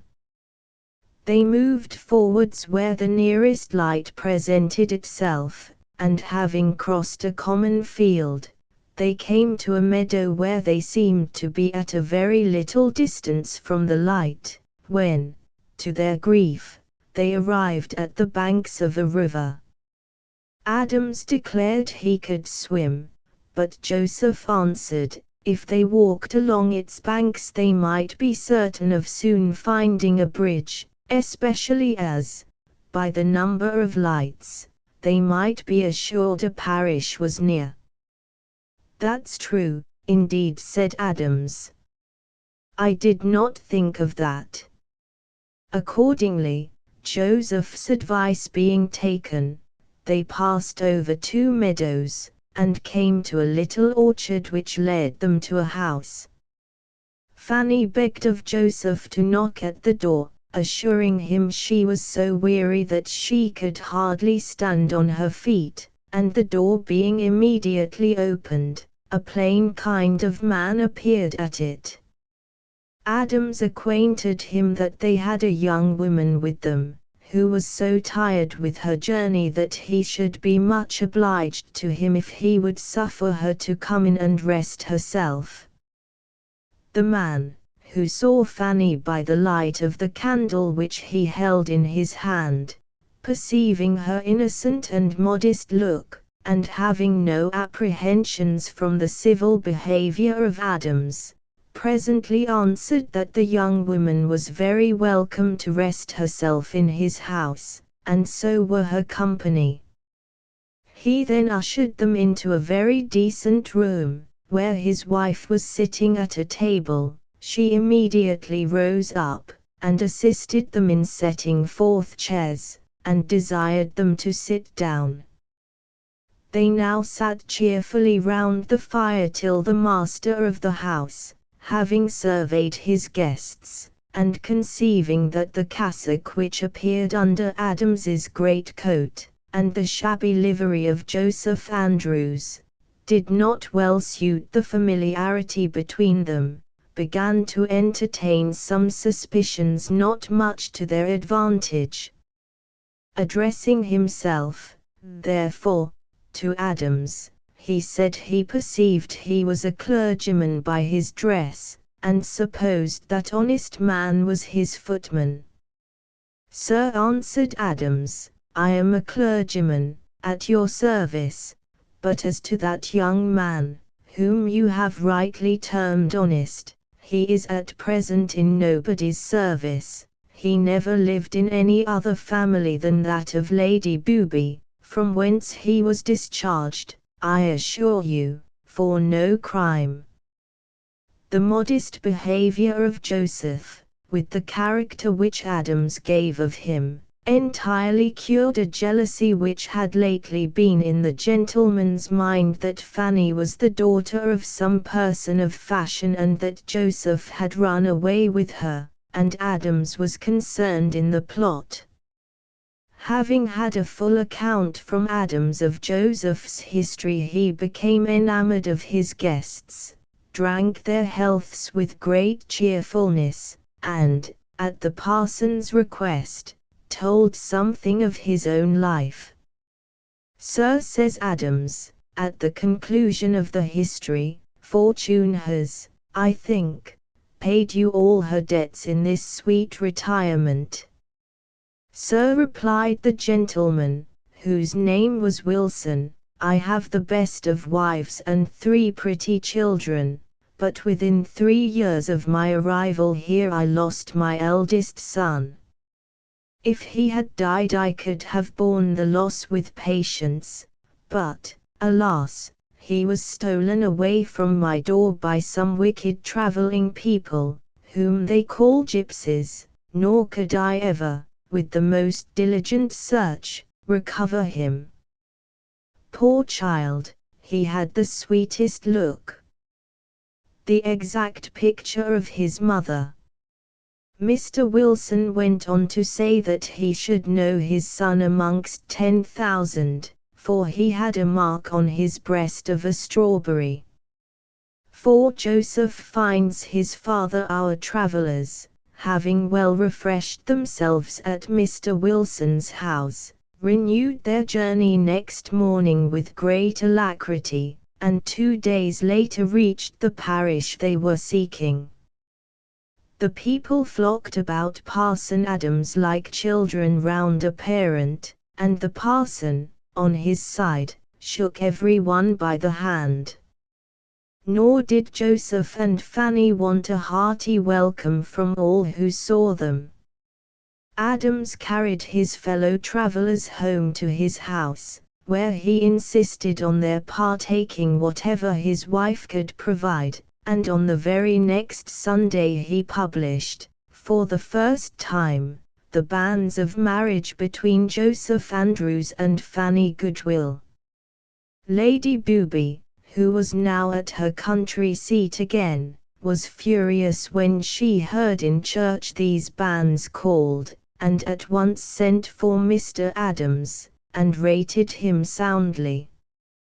"It is my orders that you publish these banns no more, and if you dare, I will recommend it to your master, the rector, to discard you from his service," says my lady. "The fellow Andrews is a vagabond, and shall not settle here and bring a nest of beggars into the parish." "Madam," answered Adams, "I know not what your ladyship means by the terms master and service. I am in the service of a master who will never discard me for doing my duty, and if the rector thinks proper to turn me from my cure, God will provide me, I hope, another." The malice of Lady Booby did not stop at this. She endeavoured to get Joseph and Fanny convicted on a trumped-up charge of trespass. In this base wickedness she was defeated by her nephew, young Squire Booby, who had married the virtuous Pamela, Joseph's sister, and at once stopped the proceedings. More than that, he carried off Andrews to Lady Booby's, and on his arrival, said, "Madam, as I have married a virtuous and worthy woman, I am resolved to own her relations, and show them all respect. I shall think myself, therefore, infinitely obliged to all mine who will do the same. It is true her brother has been your servant, but he has now become my brother." Lady Booby answered that she would be pleased to entertain Joseph Andrews, but when the squire went on to speak of Fanny, his aunt put her foot down resolutely against her civility to the young woman. And now both Pamela and her husband were inclined to urge Joseph to break off the engagement with Fanny, but the young man would not give way, and in this he was supported by Mr. Adams. The arrival of a pedlar in the parish, who had shown some civility to Adams and Andrews when they were traveling on the road, threatened the marriage prospect much more dangerously for a time. According to the peddler, who was a man of some education and birth, Fanny had been stolen away from her home when an infant, and sold for 3 guineas to Sir Thomas Booby. The name of her family was Andrews, and they had a daughter of a very strange name, Pamela. This story he had received from a dying woman when he had been a drummer in an Irish regiment. The only thing now to be done was to send for old Mr. Andrews and his wife, and, in the meantime, the pedlar was bidden to Booby Hall to tell the whole story again. All who heard him were well satisfied of the truth, except Pamela, who imagined, as neither of her parents had ever mentioned such an incident to her, it must be false, and except Lady Booby, who suspected the falsehood of the story from her ardent desire that it should be true, and Joseph, who feared its truth, from his earnest wishes that it might prove false. On the following morning news came of the arrival of old Mr. Andrews and his wife. Mr. Andrews assured Mr. Booby that he had never lost a daughter by gypsies, nor ever had any other children than Joseph and Pamela. But old Mrs. Andrews, running to Fanny, embraced her, crying out, she is my child."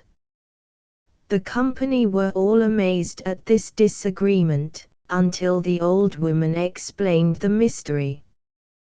During her husband's absence at Gibraltar, when he was a sergeant in the army, a party of gypsies had stolen the little girl who had been born to him, and left a small male child in her place. So she had brought up the boy as her own. "Well," says Gaffer Andrews, "you have proved, I think, very plainly, that this girl does not belong to us. I hope you are certain the boy is ours." Then it turned out that Joseph had a strawberry mark on his left breast, and this made the peddler, who knew all about Mr. Wilson's loss, satisfied that Joseph was no other than Mr. Wilson's son. So Mr. Wilson had to be sent for, who, on his arrival, no sooner saw the mark than he cried out with tears of joy, "I have discovered my son." The banns having been duly called, there was now nothing to prevent the wedding, which, having taken place, Joseph and his wife settled down in Mr. Wilson's parish, Mr. Booby having given Fanny a fortune of £2,000. He also presented Mr. Adams with a living of £130 a year. Tom Jones. The history of Tom Jones, a foundling described in the dedication as the labour of some years of my life, appeared in 6 volumes, on the 28th of February, 1749, a short time after Fielding's appointment as Justice of Peace for Westminster. Though its broad humour and coarseness of expression are perhaps hard to bear in these times, it is by common consent Fielding's masterpiece, and by way of being one of the greatest novels in the language. For experience of life, observation of character, and sheer humanity, it is certainly an outstanding specimen of the English novel and manners. Like others of his books, Tom Jones was written during a period of great mental strain. Ever haunted by poverty, Fielding acknowledges his debt to his old schoolfellow Lyttleton, to whom he owed his existence during the composition of the book. The story was popular from the first. Mr. Allworthy makes a discovery in that part of the country which is commonly called Somersetshire. There lately lived a gentleman whose name was Allworthy, and who might well be called the favourite of both nature and fortune. From the former of these he derived an agreeable person, a sound constitution, a solid understanding, and a benevolent heart. By the latter he was decreed to the inheritance of one of the largest estates in the country. Mr. Allworthy lived, for the most part, retired in the country, with one sister, for whom he had a very tender affection. This lady, Miss Bridget Allworthy, now somewhat past the age of 30, was of that species of women whom you commend rather for good qualities than beauty. Mr. Allworthy had been absent a full quarter of a year in London on some very particular business, and having returned to his house very late in the evening, retired, much fatigued, to his chamber. Here, after he had spent some minutes on his knees, a custom which he never broke through on any account, he was preparing to step into bed, when, upon opening the clothes, to his great surprise, he beheld an infant wrapped up in some coarse linen, in a sweet and profound sleep, between his sheets. He stood for some time lost in astonishment at this sight, but soon began to be touched with sentiments of compassion for the little wretch before him. He then rang his bell, and ordered an elderly woman servant to rise immediately and come to him. The consternation of Mrs. Deborah Wilkins at the finding of the little infant was rather greater than her master's had been, nor could she refrain from crying out, with great horror, "My good sir, what's to be done?" Mr. Allworthy answered she must take care of the child that evening, and in the morning he would give orders to provide it a nurse. "Yes, sir," says she, "and I hope your worship will send out your warrant to take up the hussy its mother. Indeed, such wicked sluts cannot be too severely punished for laying their sins at honest men's doors, and though your worship knows your own innocence, yet the world is censorious, and if your worship should provide for the child it may make the people after to believe. If I might be so bold as to give my advice, I would have it put in a basket, and sent out and laid at the churchwarden's door. It is a good night, only a little rainy and windy, and if it was well wrapped up and put in a warm basket, it is 2 to 1 but it lives till it is found in the morning. But if it should not, we have discharged our duty in taking care of it, and it is, perhaps, better for such creatures to die in a state of innocence than to grow up and imitate their mothers." But Mr. Allworthy had now got one of his fingers into the infant's hand, which, by its gentle pressure, seeming to implore his assistance, certainly outpleaded the eloquence of Mrs. Deborah. Mr. Allworthy gave positive orders for the child to be taken away and provided with pap and other things against it waked. He likewise ordered that proper clothes should be procured for it early in the morning, and that it should be brought to himself as soon as he was stirring. Such was the respect Mrs. Wilkins bore her master, under whom she enjoyed a most excellent place, that her scruples gave way to his peremptory commands, and, declaring the child was a sweet little infant, she walked off with it to her own chamber. Allworthy betook himself to those pleasing slumbers which a heart that hungers after goodness is apt to enjoy when thoroughly satisfied. In the morning Mr. Allworthy told his sister he had a present for her, and, when Mrs. Wilkins produced the little infant, told her the whole story of its appearance. Miss Bridget took the good-natured side of the question, intimated some compassion for the helpless little creature, and commended her brother's charity in what he had done. The good lady subsequently gave orders for providing all necessaries for the child, and her orders were indeed so liberal that had it been a child of her own she could not have exceeded them.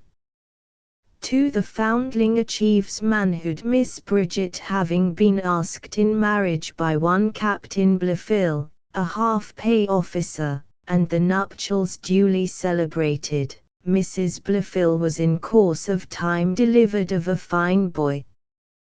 Though the birth of an heir to his beloved sister was a circumstance of great joy to Mr. Allworthy, yet it did not alienate his affections from the little foundling to whom he had been godfather, and had given his own name of Thomas, the surname of Jones being added because it was believed that was the mother's name. He told his sister, if she pleased, the newborn infant should be bred up together with little Tommy, to which she consented, for she had truly a great complaisance for her brother. The captain, however, could not so easily bring himself to bear what he condemned as a fault in Mr. Allworthy, for his meditations being chiefly employed on Mr. Allworthy's fortune, and on his hopes of succession, he looked on all the instances of his brother-in-law's generosity as diminutions of his own wealth. But one day, while the captain was exulting in the happiness which would accrue to him by Mr. Allworthy's death, he himself died of apoplexy.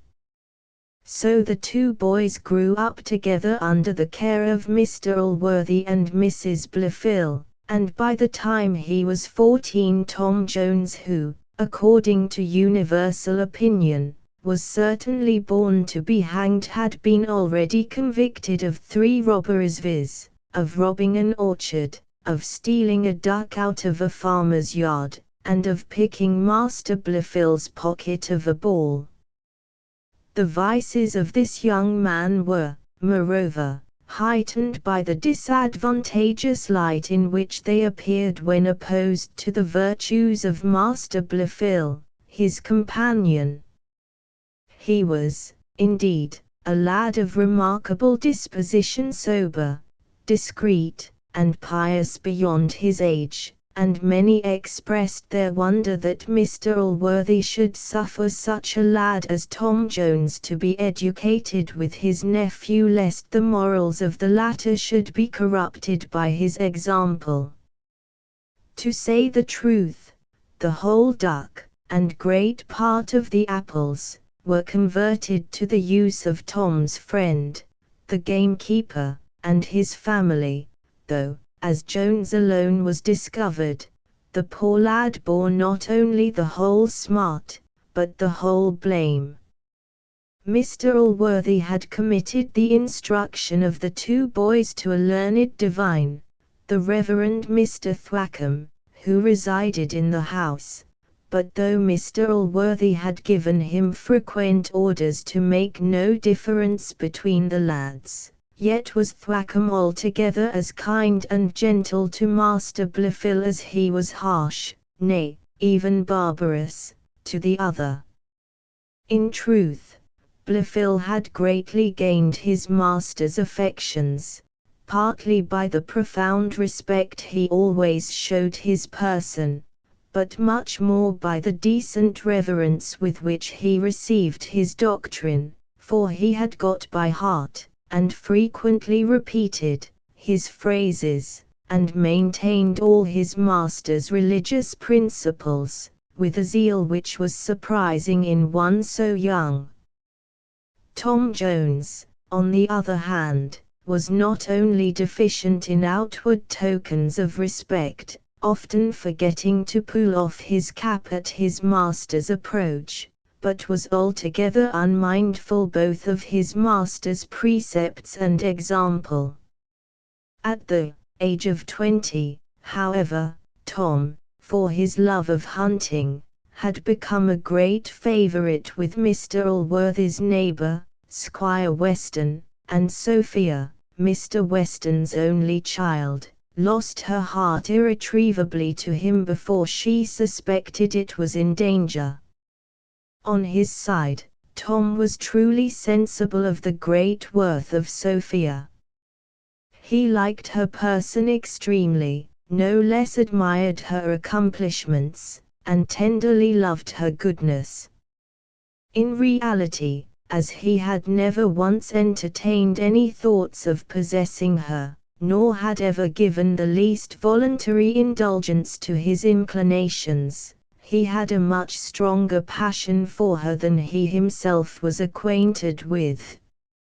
An accident occurred on the hunting field in saving Sophia from her too mettlesome horse kept Jones a prisoner for some time in Mr. Weston's house, and during those weeks he not only found that he loved Sophia with an unbounded passion, but he plainly saw the tender sentiments she had for him. Yet could not this assurance lessen his despair of obtaining the consent of her father, nor the horrors which attended his pursuit of her by any base or treacherous method.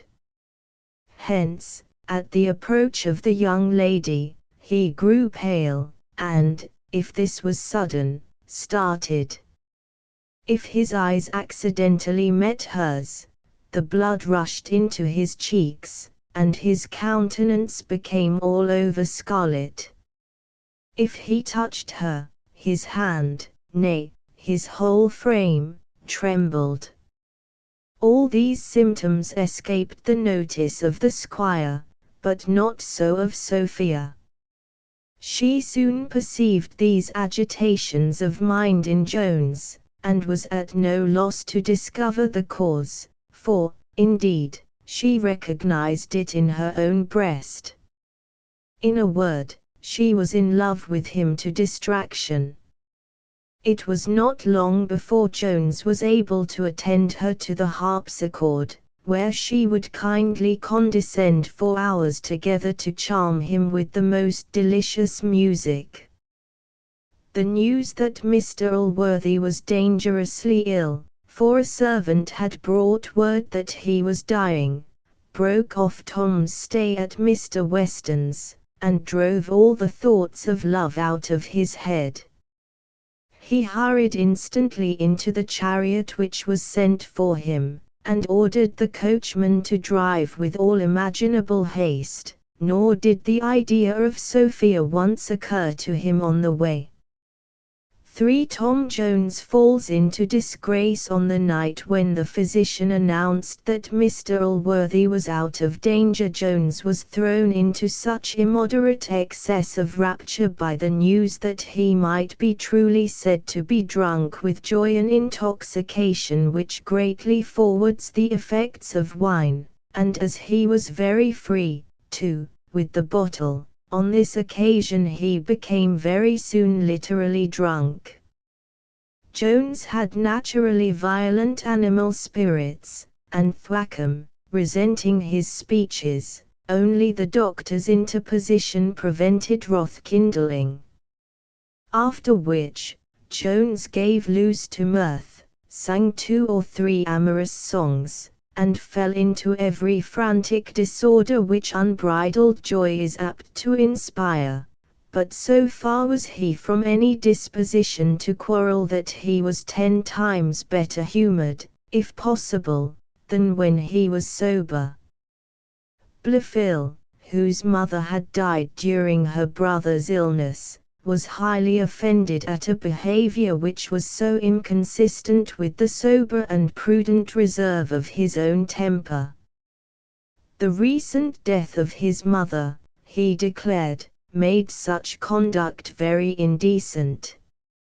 It would become them better, he said, to express the exultations of their hearts at Mr. Allworthy's recovery in thanksgiving, than in drunkenness and riot. Wine had not so totally overpowered Jones as to prevent him recollecting Blifil's loss the moment it was mentioned. He at once offered to shake Mr. Blifil by the hand, and begged his pardon, saying his excessive joy for Mr. Allworthy's recovery had driven every other thought out of his mind.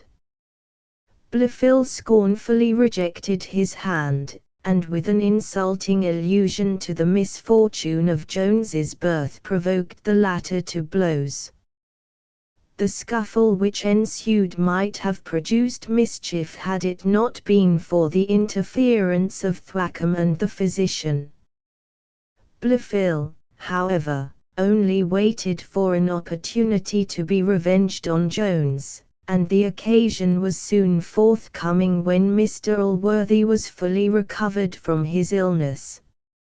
Mr. Weston had found out that his daughter was in love with Tom Jones, and at once decided that she should marry Blifil, to whom Sophia professed great abhorrence. As for Blifil, the success of Jones was much more grievous to him than the loss of Sophia, whose estate, indeed, was dearer to him than her person. Mr. Weston swore that his daughter shouldn't have a halfpenny, nor the 20th part of a brass farthing, if she married Jones, and Blifil, with many sighs, professed to his uncle that he could not bear the thought of Sophia being ruined by her preference for Jones. This lady, I am sure, will be undone in every sense, for, besides the loss of most part of her own fortune, she will be married to a beggar. Nay, that is a trifle, for I know him to be one of the worst men in the world. How? Said Mr. Allworthy. I command you to tell me what you mean. You know, sir, said Blifil, I never disobeyed you. In the very day of your utmost danger, when myself and all the family were in tears, he filled the house with riot and debauchery. He drank, and sang, and roared, and when I gave him a gentle hint of the indecency of his actions, he fell into a violent passion, swore many oaths, called me rascal, and struck me. I am sure I have forgiven him that long ago. I wish I could so easily forget his ingratitude to the best of benefactors. Thwackum was now sent for, and corroborated every circumstance which the other had deposed. Poor Jones was too full of grief at the thought that Weston had discovered the whole affair between him and Sophia to make any adequate defence. He could not deny the charge of drunkenness, and out of modesty sunk everything that related particularly to himself. Mr. Allworthy answered that he was now resolved to banish him from his sight for ever. Your audacious attempt to steal away a young lady calls upon me to justify my own character in punishing you. And there is no part of your character which I resent more than your ill treatment of that good young man, meaning Blifil, who hath behaved with so much tenderness and honour towards you. A flood of tears now gushed from the eyes of Jones, and every faculty of speech and motion seemed to have deserted him. It was some time before he was able to obey Allworthy's peremptory commands of departing, which he at length did, having first kissed his hands with a passion difficult to be affected, and as difficult to be described.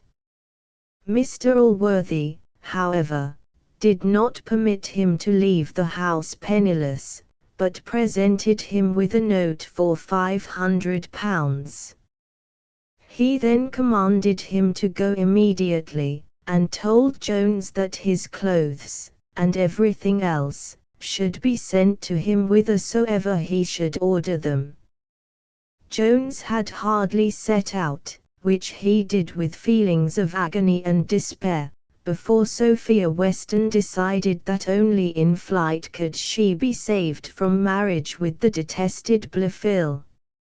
Mr. Weston, in spite of tremendous love for his daughter, thought her inclinations of as little consequence as Blifil himself conceived them to be, and Mr. Allworthy, who said he would on no account be accessory to forcing a young lady into a marriage contrary to her own will, was satisfied by his nephew's disingenuous statement that the young lady's behaviour to him was full as forward as he wished it.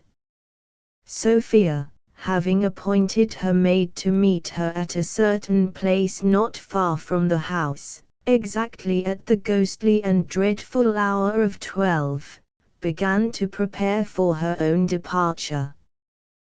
But first she was obliged to give a painful audience to her father, and he treated her in so violent and outrageous a manner that he frightened her into an affected compliance with his will, which so highly pleased the good squire that he at once changed his frowns into smiles, and his menaces into promises. He vowed his whole soul was wrapped in hers, that her consent had made him the happiest of mankind. He then gave her a large bank bill to dispose of in any trinkets she pleased, and kissed and embraced her in the fondest manner. Sophia reverenced her father piously and loved him passionately, but the thoughts of her beloved Jones quickly destroyed all the regretful promptings of filial love. For Tom Jones's restoration after many adventures on the road, Mr. Jones reached London, and as he had often heard Mr. Allworthy mention the gentlewoman at whose house in Bond Street he used to lodge when he was in town, he sought the house, and was soon provided with a room there on the second floor. Mrs. Miller, the person who let these lodgings, was the widow of a clergyman, and Mr. Allworthy had settled an annuity of £50 a year on her, in consideration of always having her first floor when he was in town. Tom Jones's fortunes were now very soon at the lowest. Having been forced into a quarrel in the streets with an acquaintance named Fitzpatrick, and having wounded him with his sword, a number of fellows rushed in and carried Jones off to the civil magistrate, who, being informed that the wound appeared to be mortal, straightway committed the prisoner to the gatehouse. Sophia Weston was also in London at the house of her aunt, and soon afterwards Mr. Weston, Mr. Allworthy, and Blifil all reached the city. It was just at this time that Mr. Allworthy, consenting to his nephew once more offering himself to Sophia, came with Blifil to his accustomed lodgings in Bond Street. Mrs. Miller, to whom Jones had showed many kindnesses, at once put in a good word for the unfortunate young man, and, on Blifil exulting over the manslaughter Jones was alleged to have committed, declared that the wounded man, whoever he was in fault. This, indeed, was shortly afterwards corroborated by Fitzpatrick himself, who acknowledged his mistake. But it was not till Mr. Allworthy discovered that Blifil had been arranging with a lawyer to get the men who had arrested Jones to bear false witness, and learned further that Tom Jones was his sister Bridget's child, and that on her deathbed Mrs. Blifil's message to her brother confessing the fact had been suppressed by her son, that his old feelings of affection for Tom Jones returned. Before setting out to visit Jones in the prison, Mr. Allworthy called on Sophia to inform her that he regretted Blifil had ever been encouraged to give her annoyance, and that Mr. Jones was his nephew and his heir. Men over-violent in their dispositions are, for the most part, as changeable in them. No sooner was Weston informed of Mr. Allworthy's intention to make Jones his heir than he joined heartily with the uncle in every commendation of the nephew, and became as eager for his daughter's marriage with Jones as he had before been to couple her to Blifil. Fitzpatrick being recovered of his wound, and admitting the aggression, Jones was released from custody and returned to his lodgings to meet Mr. Allworthy. It is impossible to conceive a more tender or moving scene than this meeting between the uncle and nephew. Allworthy received Jones into his arms. "Oh, my child," he cried, "how have I been to blame? How have I injured you? What amends can I ever make you for those unkind suspicions which I have entertained, and for all the sufferings they have occasioned you? Am I not now made amends?" cried Jones. "Would not my sufferings, had they been 10 times greater, have been now richly repaid?" Here the conversation was interrupted by the arrival of Weston, who could no longer be kept away even by the authority of Allworthy himself. Weston immediately went up to Jones, crying out, "My old friend Tom, I am glad to see thee, with all my heart. All past must be forgotten. Come along with me, I'll carry thee to thy mistress this moment." Here Allworthy interposed, and the squire was obliged to consent to delay introducing Jones to Sophia till the afternoon. Blifil, now thoroughly exposed in his treachery, was at first sullen and silent, balancing in his mind whether he should yet deny all, but finding at last the evidence too strong against him, betook himself to confession, and was now as remarkably mean as he had been before remarkably wicked. Mr. Allworthy subsequently settled £200 a year upon him, to which Jones privately added a third. Upon this income Blifil lives in one of the northern counties. He is also lately turned Methodist, in hopes of marrying a very rich widow of that sect. Sophia would not at first permit any promise of an immediate engagement with Jones because of certain stories of his inconstancy, but Mr. Weston refused to hear of any delay. "Tomorrow or next day," says Weston, bursting into the room where Sophia and Jones were alone. "Indeed, sir," says she, "I have no such intention." "But I can tell thee," replied he, "whyest not, only because thou dost love to be disobedient, and to plague and vex thy father. When I forbid her, then it was all nothing but sighing and whining, and languishing and writing. Now I am for thee." This to Jones, "She is against thee. All the spirit of contrary, that's all. She is above being guided and governed by her father, that is the whole truth on't. It is only to disoblige and contradict me." "What would my papa have me do?" cries Sophia. "What would I ha thee do?" says he, "why gun thy hand this moment." "Well, sir," said Sophia, "I will obey you. There is my hand, Mr. Jones." "Well, and will you consent to ha tomorrow morning?" says Weston. "I will be obedient to you, sir," cries she. Why, then, tomorrow morning be the day, cries he. Why, then, tomorrow morning shall be the day, Papa, since you will have it so, said Sophia. Jones then fell upon his knees and kissed her hand in an agony of joy, while Weston began to caper and dance about the room, presently crying out, "Where the devil is Allworthy?" He then sallied out in quest of him, and very opportunely left the lovers to enjoy a few tender minutes alone.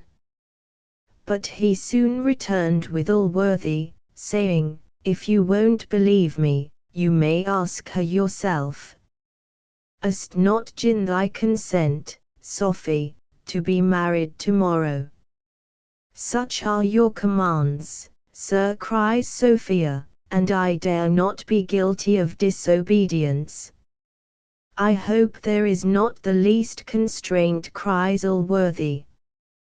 "Why, there," cried Weston, "you may bid her unsay all again if you will.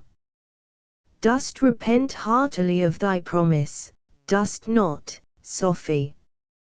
"Indeed, Papa," cried she, "I do not repent, nor do I believe I ever shall, of any promise in favour of Mr. Jones." "Then, nephew," cries Allworthy, "I felicitate you most heartily, for I think you are the happiest of men. Mr. Allworthy, Mr. Weston, and Mrs. Miller were the only persons present at the wedding, and within 2 days of that event Mr. Jones and Sophia attended Mr. Weston and Mr. Allworthy into the country. There is not a neighbour or a servant, who doth not most gratefully bless the day when Mr. Jones was married to Sophia. Camille Flammarion, Urania. Camille Flammarion is one of the most remarkable of modern French scientists. Born on the 25th of February, 1842, he was apprenticed at an early age to an engraver, but, attracted by astronomy, he studied so well that, when a lad of 16, he was admitted as a pupil to the Paris Observatory.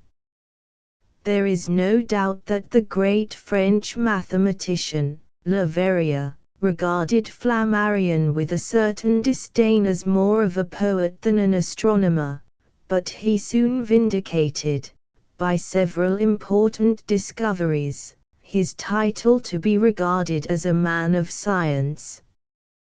Urania, which appeared in 1889, is an excellent example of his ability as a thinker, and of his charm as a writer. The work is hardly a novel, though it is far more popular than many books of fiction. It is really an essay in philosophy dealing with the question of the immortality of the soul, and it has an especial interest for English readers owing to the fact that much in it that seems to be pure fantasy is based on researches undertaken by the British Society for Psychical Research. The plot and the characters are of secondary importance, they are only used for the purpose of illustrating certain ideas.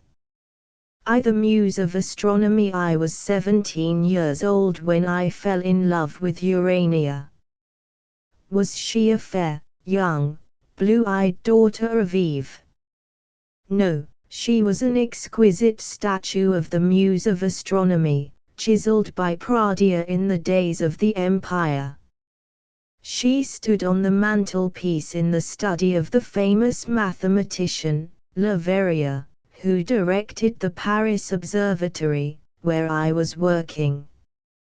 At 4 o'clock in the afternoon my illustrious chief used to depart, and I would then steal into his room and sit down before Urania and dream of lovelier worlds than ours, hidden in the infinite spaces of the starry sky. Sometimes my friend and companion in studies, Georges Spro, would come and sit beside me, and, Inspired by the immortal beauty of Urania, we would let our young and ardent imaginations play over the glories and wonders of the heavens. "You will be too late for Jupiter," said Leveria, entering unexpectedly one evening, and catching me in an attitude of adoration before Urania. "I am afraid you are more of a poet than an astronomer." The great man of science himself certainly did not love beauty as much as he loved wisdom, for the next day he sold the lovely image of Urania in order to buy an old Chinese astronomical clock. I was almost heartbroken when I entered his room and found that Urania had disappeared. With her had gone the vivifying power of imagination which had transmuted the abstruse calculations on which I was engaged into glimpses of heavenly visions of infinite life.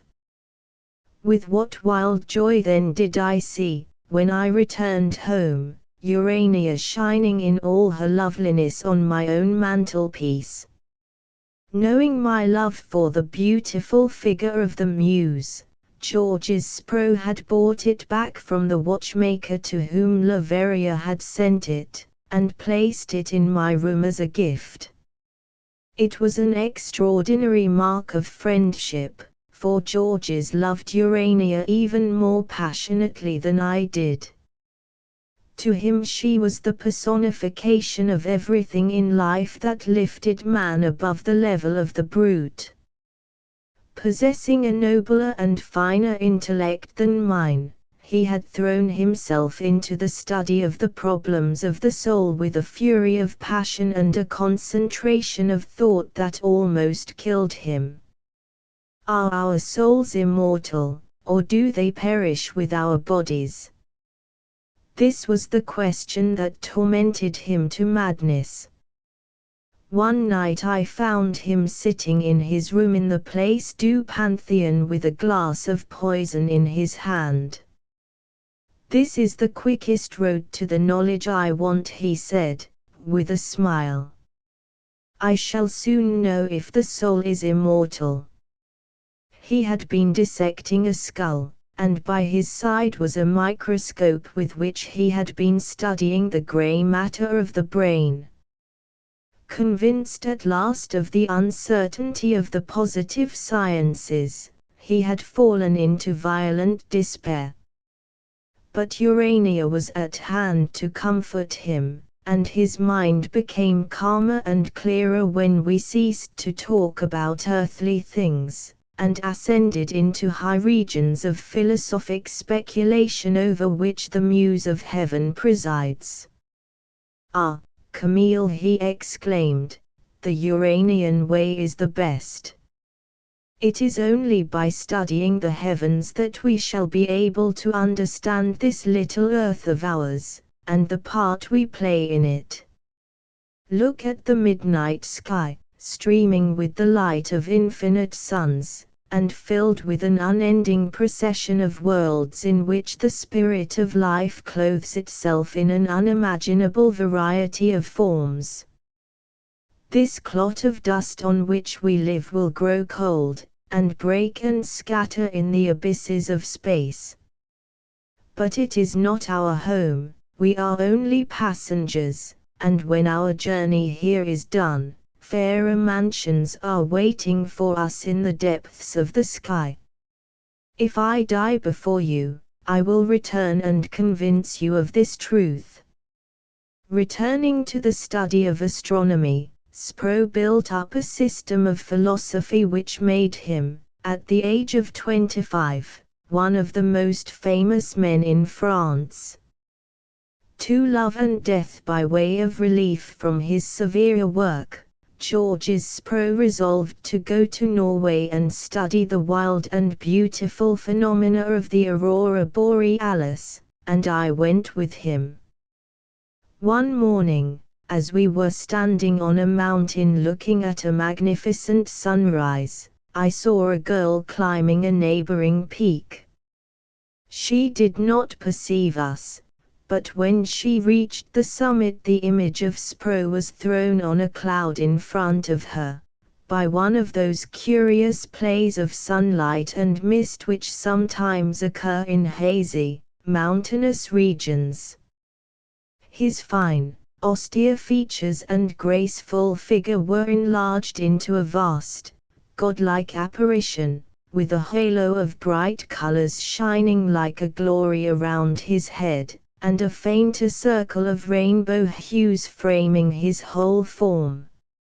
It was the first Anthelia that the lovely girl had seen, and it filled her with wonder and awe.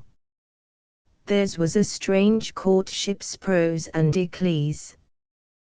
The lovely young Norwegian lady had recently lost her mother, and being, like many of the cultivated women of Northern Europe, somewhat dubious of the dogmas of religion, she had found death a terrible mystery when it was thus brought sharply home to her.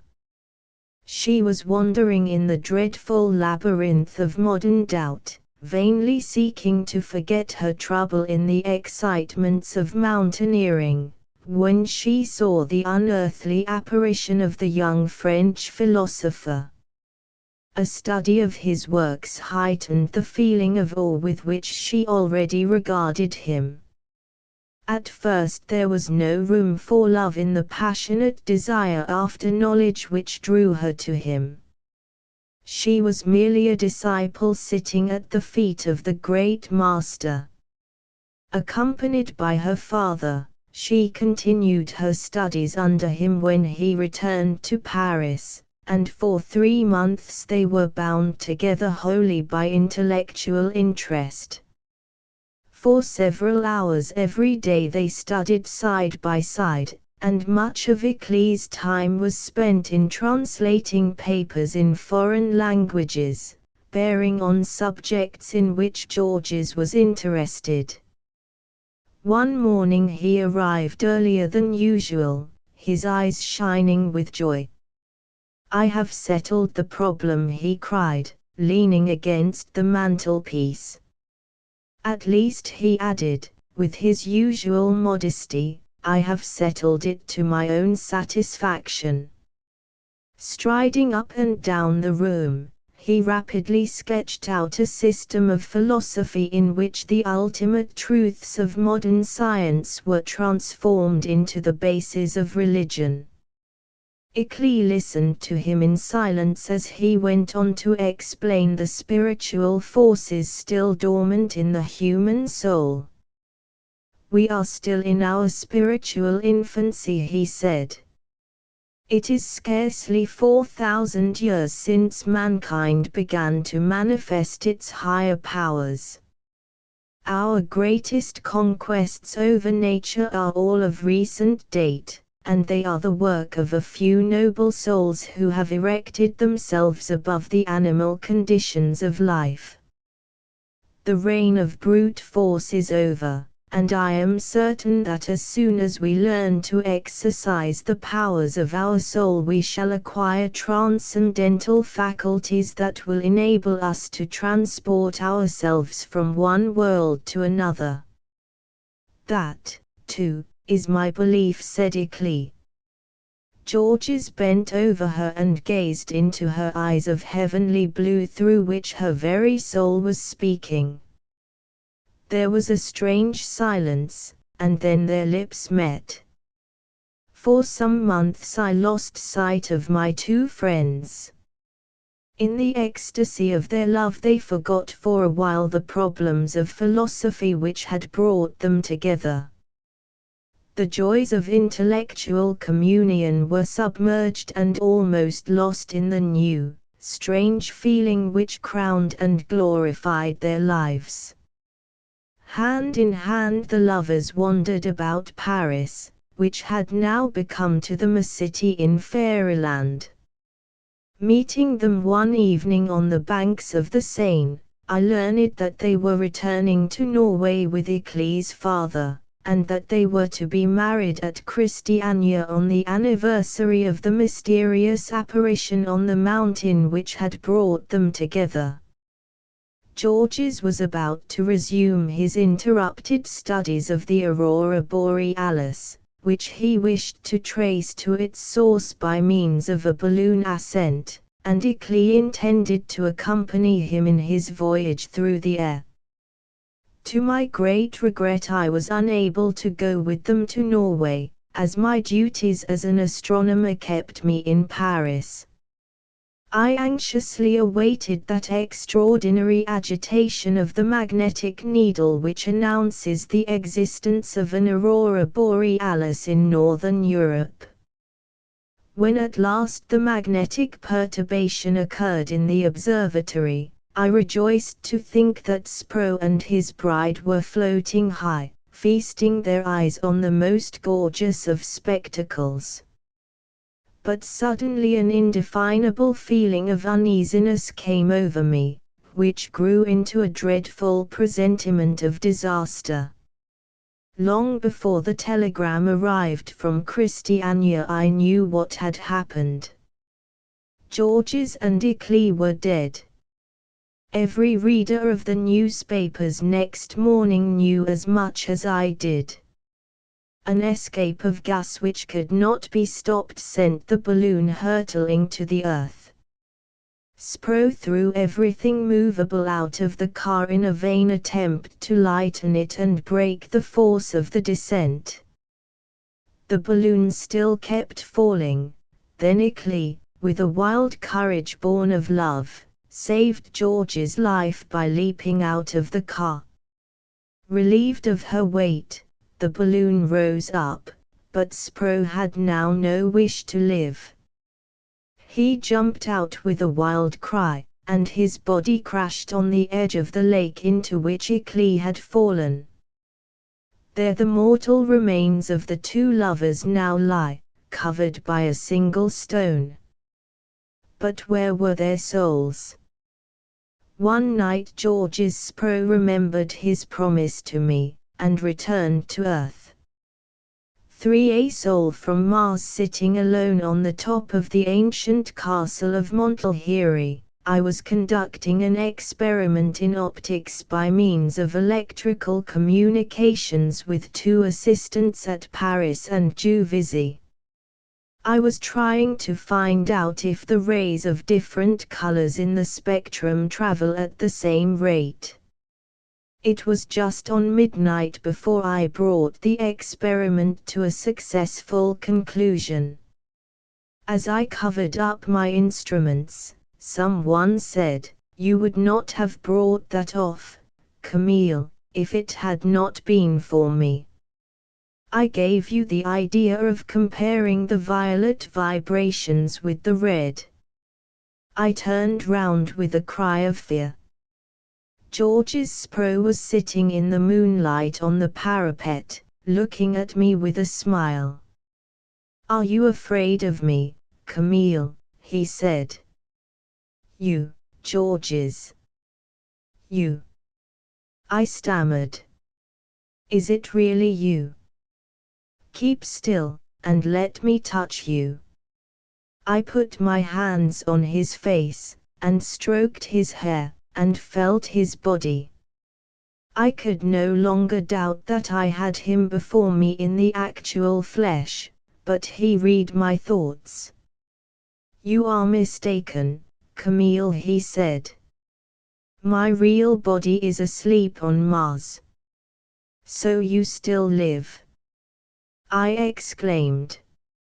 "You have solved the great problem."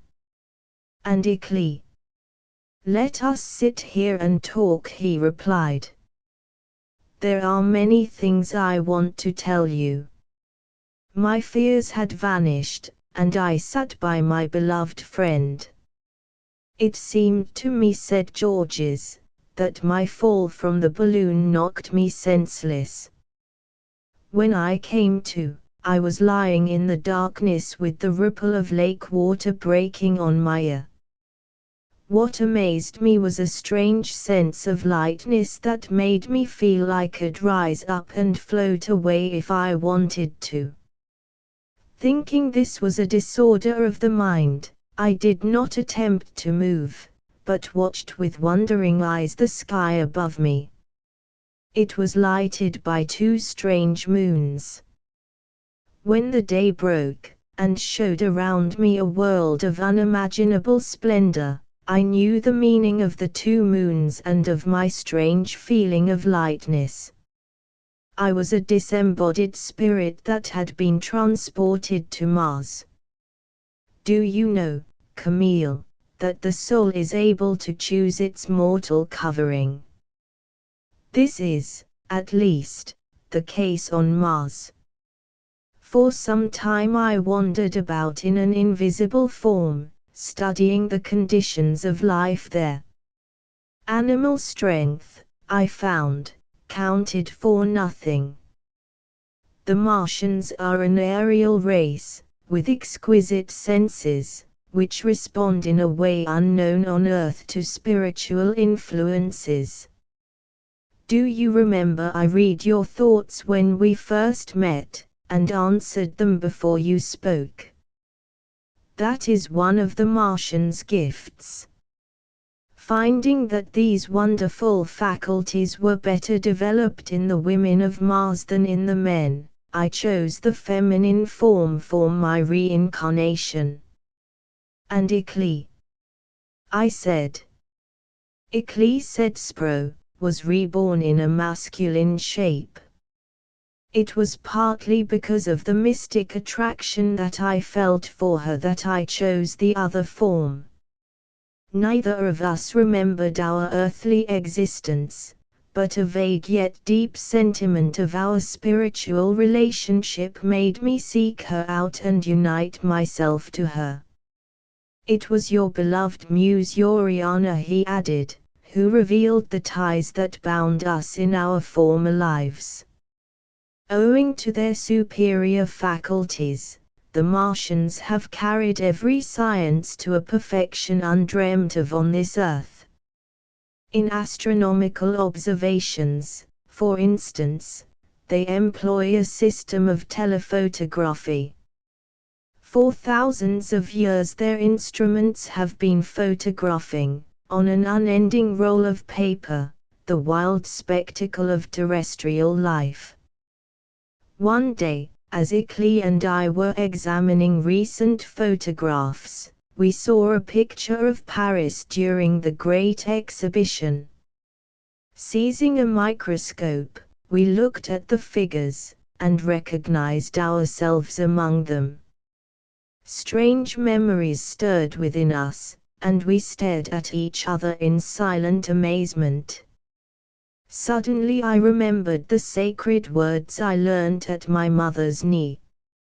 Yes, there were many mansions in our father's house. The blood-stained planet from which we had escaped was neither the cradle nor the grave of his children. Then we wept as we thought of the cruelty, ignorance, misery, and grossness of existence on earth. It was, dear Camille, with no joy that I recollected the promise I had made to you. But, you see, I have carried it out. I wish to convince you, and, through you, all the rest of mankind, that the soul is immortal, and that the earth is only a temporary stage of existence in a spiritual progress in which the whole universe is included. But how is it possible for you, George, as I interrupted, to appear to me in the body you wore on earth? All this, said Spro, touching his body, is an illusion. Do you not recollect my saying that only invisible things are real? You do not see me with your eyes, or feel me with your hands, as you think you do. The impression which you have of my presence is born of the influence which my mind is exerting in an invisible way on your mind. Can't you understand? It is a kind of hypnotism. At the present moment, as I have said, I am lying asleep on Mars, but my spirit is in direct communication with yours. The form you see sitting beside you on this parapet is only an illusion of your senses. My soul is speaking to your soul. But could you not, I said, give me some description of life on Mars? A dream, he replied, would be more vivid than a mere description, though it would only be a shadow of the reality. For since you have not, my dear friend, our exquisite faculties of knowledge, your mind could not clearly mirror our life. Hark! Ikli is awake, and calling me. I cannot stay any longer. Shut your eyes, and I will send you a dream. I turned to say goodbye, but Spro had vanished. A deep drowsiness fell upon me, and just as I got off the parapet and found a safer position, I fell asleep. For the eternal progress I was sitting under a strange tree covered with gigantic red flowers. In the sky above me were 2 moons that shed a dim brightness on the lovely and fantastic scenery. A multitude of radiant shapes fluttered and darted through the air. They were Martians, exquisite, aerial, and divinely beautiful figures glowing with luminous tints. Airy gondolas, which seemed to be fashioned from phosphorescent flowers, passed above my head, and one of them floated down to the tree under which I was lying. In it were Ikli and Georges, but etherealized beyond the reach of human imagination. They took me in their flying chariot as day was breaking, and we coursed, with a strange silent interchange of thoughts, over the orange-colored land of Mars. I could not understand everything which was communicated to me, now by Ikli and now by Georges, but I perceived that all manual labor on the planet was done by means of machines directed by animals whose intelligence was on a level with my own. The Martians themselves lived only for the things of the mind. They had 12 senses instead of 5, and their bodies, in which electricity played the part that blood does in our systems, were so finely and yet so strongly organized that they possessed an extraordinary power over the forces of nature. Everything on their world, seas, mountains and rivers, were like their wonderful canals, works of art and science. Nature was completely plastic in their hands. There was no poverty and no crime. Deriving their food from the air which they breathe, the Martians were liberated from material cares and immersed in the joys of intellectual pursuits. You now see, Camille, said Spro, resorting at last to language which I could clearly understand, that life on Mars has developed as peacefully and nobly as it began. There is no break between our vegetable kingdom and our animal kingdom. We are nourished, like your plants, trees, and herbs, by the air which we breathe. 10 million years ago your world was also a scene of innocence and tranquil felicity. The land was overgrown with a wildly beautiful vegetation that fed on the gentle winds of heaven, and primitive forms of animal life had spread from the depths of the sea along the shallow shores, and were there learning to extract from the air a nourishment similar to that which they obtained from the water. But by a woeful chance, one of your primitive animals, a deaf, blind, sexless clot of jelly, then had its body pierced by a drop of sea water thicker than usual, and it found that this way of feeding was quicker than simple respiration. Such was the origin of the first digestive tube, which has exercised so baleful an influence on the course of terrestrial life, and turned the earth into a vast slaughterhouse. Is there no hope for us? I said. No, he replied, the earth is a shipwrecked planet. None of the higher organisms there will ever rise to our level. How can they alter the structure of their bodies, and empty their veins of blood, and fill them with the subtle electricity which serves us as a life force? And the grossness of their blood-fed senses. How can all the fine powers of the immortal soul ever develop along with such degraded instruments of knowledge? But even if our earth is a shipwrecked planet, I exclaimed, there is at least some means of escaping from it. Undoubtedly, for instance, yes, there is a way of escape, said Spro, the Uranian way. By soaring aloft into the serene region of spiritual ideas, a terrestrial soul can still free itself from its animality. Some save themselves by their high moral qualities, others are purified and uplifted by their imagination and intellect. Virtue and science are the wings that enable earth-born spirits to mount the skies. The destiny of a soul is determined by its works and aspirations. Lovers of knowledge sojourn a while on Mars, which is only the first stage in the eternal progress. Spirits animated by divine feelings rise at once into high regions of starry splendor.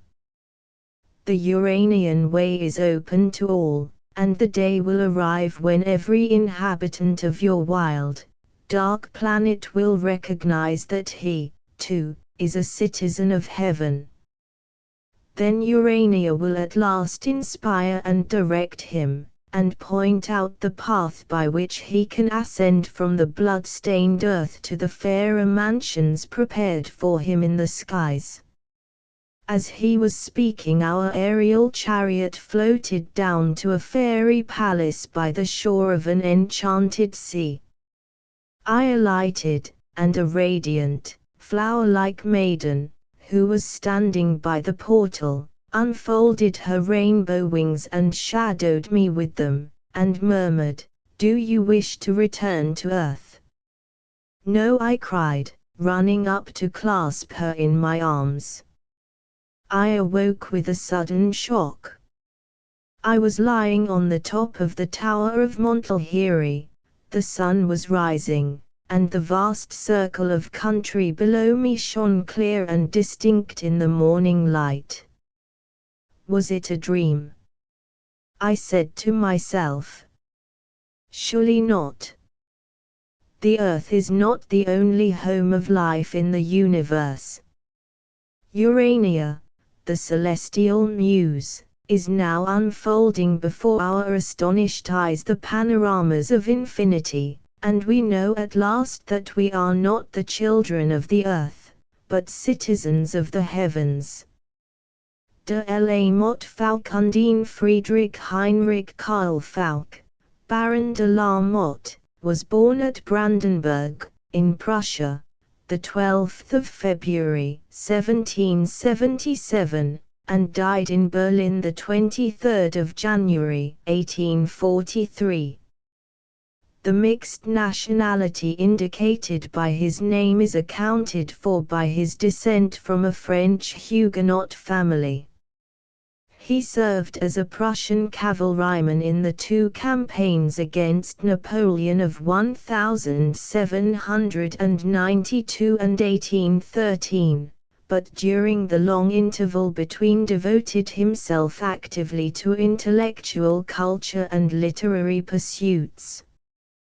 He began his career as an author by translating the Numentia of Servants, but his admiration of the ancient Norse sagas and the old German legends led him into the composition of exquisitely beautiful and tender, though exceedingly fantastic, romances which speedily gained immense popularity. In these productions fairy and magical elements predominate. His masterpiece is Undine, published in 1814, the other best-known works being Sintram-Aslauga's Knight and the Two Captains. In all Fouquet's stories the marks of genius appear in his brilliant imagination and pure and fascinating diction. The water sprite. About a century ago an aged fisherman sat mending his nets by his cottage door, in front of a lovely lake.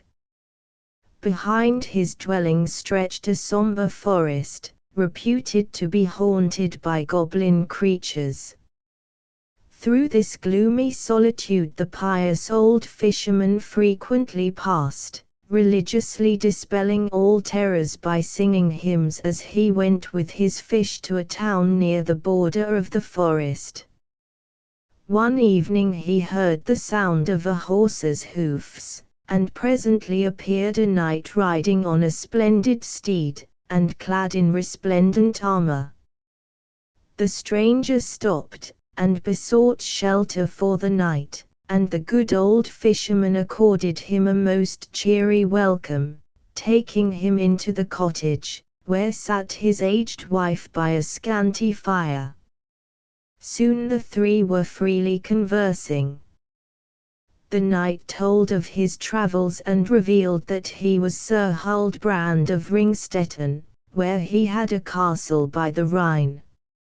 A splash against the window surprising the guest, he was informed by his host, with some little show of vexation, that little tricks were often played by a foster child of the old couple, named Undine, a girl of 18. The door flew open, and a lovely girl glided, laughing, into the room. Without the slightest token of shyness she gazed at the knight for a few moments, then asked why he had come to the poor cottage. "Have you come through the wild forest?" He confessed that he had, and she instantly demanded a recital of his adventures. With a slight shudder at his own recollections of the strange creatures he had encountered, Huldbrand consented, but a reproof from the fisherman at her obtrusiveness angered Undine. The girl sprang up and rushed forth into the night, exclaiming, "Sleep alone in your smoky old hut." In great alarm, the fisherman and Huldbrand rose to follow the girl, but she had vanished in the darkness. Remarking that she had acted so before, the old fisherman invited Huldbrand to sit by the fire and talk a while, and began to relate how Undine had come to live with them. The couple had lost their only child, a wonderfully beautiful little girl. At the age of 3, when sitting in her mother's lap at the edge of the lake, she seemed to be attracted by some lovely apparition in the water, for, suddenly stretching out her hands and laughing, she had in a moment sprung into the lake. No trace of the child could ever be found. But the same evening a lovely little girl, 3 or 4 years old, with water streaming from her golden tresses, suddenly entered the cottage, smiling sweetly at the fisherman and his wife. They hastily undressed the little stranger and put her to bed. She uttered not a word, but simply smiled. In the morning she talked a little, confusedly telling how she had been in a boat on the lake with her mother, and had fallen in, and could recollect nothing more. She could say nothing as to who she was or whence she came. But she talked often of golden castles and crystal domes. While the fisherman was talking thus to the knight, he was suddenly interrupted by the noise of rushing water. Floods seemed to be bursting forth, and he and his guest, going hastily to the door, saw by the moonlight that the brook which issued from the forest was surging in a wild torrent over its margin, while a roaring wind was lashing the lake. In great alarm both shouted, "Undine! Undine!" But there was no response, and the two ran off in different directions in search of the fugitive. It was Huldbrand who discovered the girl. Clambering down some rocks at the edge of the stream, thinking Undine might have fallen there, he was hailed by the sweet voice of the girl herself. "Venture not," she cried. "The old man of the stream is full of tricks." Looking across at a tiny isle in the stream, the knight saw her nestling in the grass, smiling, and in an instant he had crossed. "The fisherman is distressed at your absence," said he. "Let us go back." Looking at him with her beautiful blue eyes, the girl replied, "If you think so, well, whatever you think is right to me." Taking Undine in his arms, Huldbrand bore her over the stream to the cottage, where she was received with joy. Dawn was breaking, and breakfast was prepared under the trees. Undine flung herself on the grass at Huldbrand's feet, and at her renewed request the knight told the story of his forest adventures. "It is now about 8 days since I rode into the city on the other side of the forest to join in a great tournament. In one of the intervals between the jousts I noticed a lovely lady among the spectators. I learned that she was Bertalda, foster daughter of a great duke, and each evening I became her partner in the dances. This Bertalda was a wayward girl, and each day pleased me less and less, but I continued in her company, and asked her jestingly to give me a glove. She said she would do so if I would explore alone the haunted forest. As an honorable knight I could not decline the challenge, and yesterday I set out on the enterprise. Before I had penetrated very far within the glades, I saw what looked like a bear in the branches of an oak, but the creature, in a harsh, human voice, growled that it was getting branches with which to roast me at night. My horse was scared at this, and other grim apparitions, but at last I emerged from the forest, and saw the lake and this cottage." When he had finished, the fisherman spoke of the best way by which the visitor could return to the city, but, with sly laughter, Undine declared that the knight could not depart, for if he attempted now to cross the deluged wood, he would be overwhelmed. I have no soul. Huldbrand, detained at the cottage by the increasing overflow of the stream, enjoyed the most perfect satisfaction with his sojourn. The old folks with pleasure regarded the two young people as being betrothed, and Huldbrand assumed that he was accepted by the girl, whom he had come to look upon as not being in reality one of this poor household, but one of some illustrious family, and when, one evening, an aged priest appeared at the cottage, driven in by the storm, Huldbrand addressed to him a request that he should on the spot at once unite him and the maiden, as they were pledged to each other. A discussion arose, but matters were at length settled, and the old wife produced 2 consecrated tapers. Lighting these, the priest, with brief, solemn ceremony, celebrated the nuptials. Undine had been quiet and grave during these proceedings, but a singular change took place in her demeanor as soon as the rite had been performed. She began at intervals to indulge in wild freaks, teasing the priest, and indulging in a variety of silly tricks.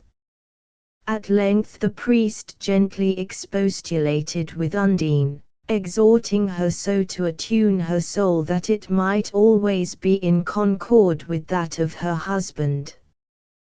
Her reply amazed the listeners, for she said, "If one has no soul, as I have none, what is there to harmonize?" Then she burst into a fit of passionate weeping, to the consternation of all the little company. As she again and again wept, the priest, fearing that she was possessed by some evil spirit, sought to exorcise it. The priest turned to the bridegroom with the assurance that he could discover nothing evil in the bride, mysterious though her behavior was, and he commended him to be loving and true to her. The next morning Undine, when she and her husband made their appearance, responded gracefully to the paternal greeting of the priest, beseeching his pardon for her folly of the previous evening, and begging him to pray for the good of her soul. Through the whole day Undine behaved angelically. She was kind, quiet, and gentle. At eventide she led her husband out to the edge of the stream, which, to the wonder of Huldbrand, had subsided into gentle, rippling waves. She whispered, "Carry me across to that little isle, and we will decide there." Wondering, he carried her across, and, laying her on the turf, listened as she began.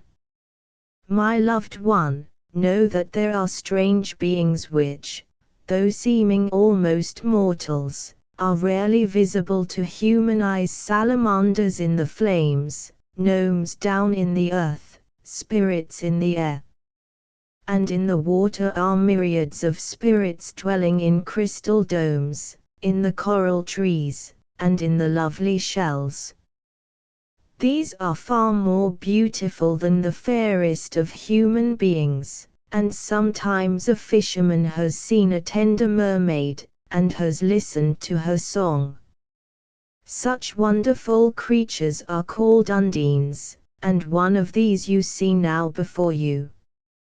We should be far superior to other beings, for we consider ourselves human but for one defect. We have no souls, and nothing remains of us after this mortal life is over. Yet every being aspires to rise higher, and so my father, who is a great water prince in the Mediterranean Sea, desired that his only daughter should become possessed of a soul. But this can only come to pass with loving union with one of your race. Now, O my dearly beloved, I have to thank you that I am gifted with a soul, and it will be due to you should all my life be made wretched.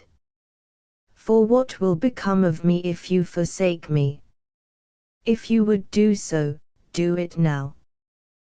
Then I will plunge into the stream which is my uncle, and as he brought me here, so will he take me back to my parents, a loving, suffering woman with a soul." Undine would have said yet more, but Huldbrand, astonishing though the recital was, with tears and kisses vowed he would never leave his lovely wife, and with her leaning in loving trustfulness on his arm, they returned to the hut. The next day, at Undine's strange urgency, farewell was said with bitter tears and lamentations. Undine was placed on the beautiful horse, and Huldbrand and the priest walked on either side as the three passed through the solemn glades of the wood. A fourth soon joined them. He was dressed in a white robe, like that of the priest, and presently attempted to speak to Undine. But she shrank from him, declaring she wished to have nothing to do with him. "Oh, oh," cried the stranger, with a laugh. "What kind of a marriage is this you have made, that you must not speak to your relative? Do you not know I am your uncle Culeborn, who brought you to this region, and that I am here to protect you from goblins and sprites? So let me quietly accompany you. We are near the end of the forest, and shall not need you further," was her rejoinder. But he grinned at her so frightfully that she shrieked for help, and the knight aimed at his head a blow from his sword. Instantly Culeborn was transformed into a gushing waterfall, foaming over them from a rock nearby and drenching all three. Woe! Woe! The sudden disappearance of the young knight had caused a sensation in the city, for the Duke and Duchess, and the friends and servants of Huldbrand, feared he had perished in the forest during the terrible tempest when he suddenly reappeared. All rejoiced except Bertalda, who was profoundly vexed at seeing with him a beautiful bride. She so far reconciled herself to the conditions that a warm friendship sprang up between Undine and herself. It was agreed that Bertalda should accompany the wedded pair to Ringstetten, and with the consent of the noble foster parents of Bertalda the three appointed a day for departure. One beautiful evening, as they walked about the market-place round the great fountain, suddenly a tall man emerged from among the people and stopped in front of Undine. He quickly whispered something in her ear, and though at first she seemed vexed at the intrusion, presently she clapped her hands and laughed joyously. Then the stranger mysteriously vanished, and seemed to disappear in the fountain. Huldbrand had suspected that he had seen the man before, and now felt assured that he was Culeborn. Undine admitted the fact, and said that her uncle had told her a secret, which she was to reveal on the third day afterwards, which would be the anniversary of Bertalda's name-a-day. The anniversary came, and strange incidents happened. After the banquet given by the Duke and Duchess, Undine suddenly gave a signal, and from among the retainers at the door came forth the old fisherman and his wife, and Undine declared that in these Bertalda saw her real parents. The proud maiden instantly flew into a violent rage, weeping passionately, and utterly refused to acknowledge the old couple as her father and mother. She declared that Undine was an enchantress and a witch, sustaining intercourse with evil spirits. Undine, with great dignity, indignantly denied the accusation, while Bertalda's violent conduct created a feeling of disgust in the minds of all in the assembly. The matter was settled in a simple manner, for the Duke commanded Bertalda to withdraw to a private apartment with the Duchess and the two old folks from the hut, that an investigation might be made. It was soon over, for the noble lady was able presently to inform the company that Undine's story was absolutely true. The guests silently departed, and Undine sank sobbing into her husband's arms. Next day Bertalda, humbled by these events, sought pardon of Undine for her evil behavior, and was instantly welcomed with loving assurances of forgiveness. Moreover, she was cordially invited to go with the pair to Ringstetten. "We will share all things there as sisters," said Undine. The three journeyed to the distant castle, and took up their abode together. Soon Culeborn appeared on the scene, but Undine at once repulsed him. Next, when her husband was one day hunting, she ordered the great well in the courtyard to be covered with a big stone, on which she cut some curious characters.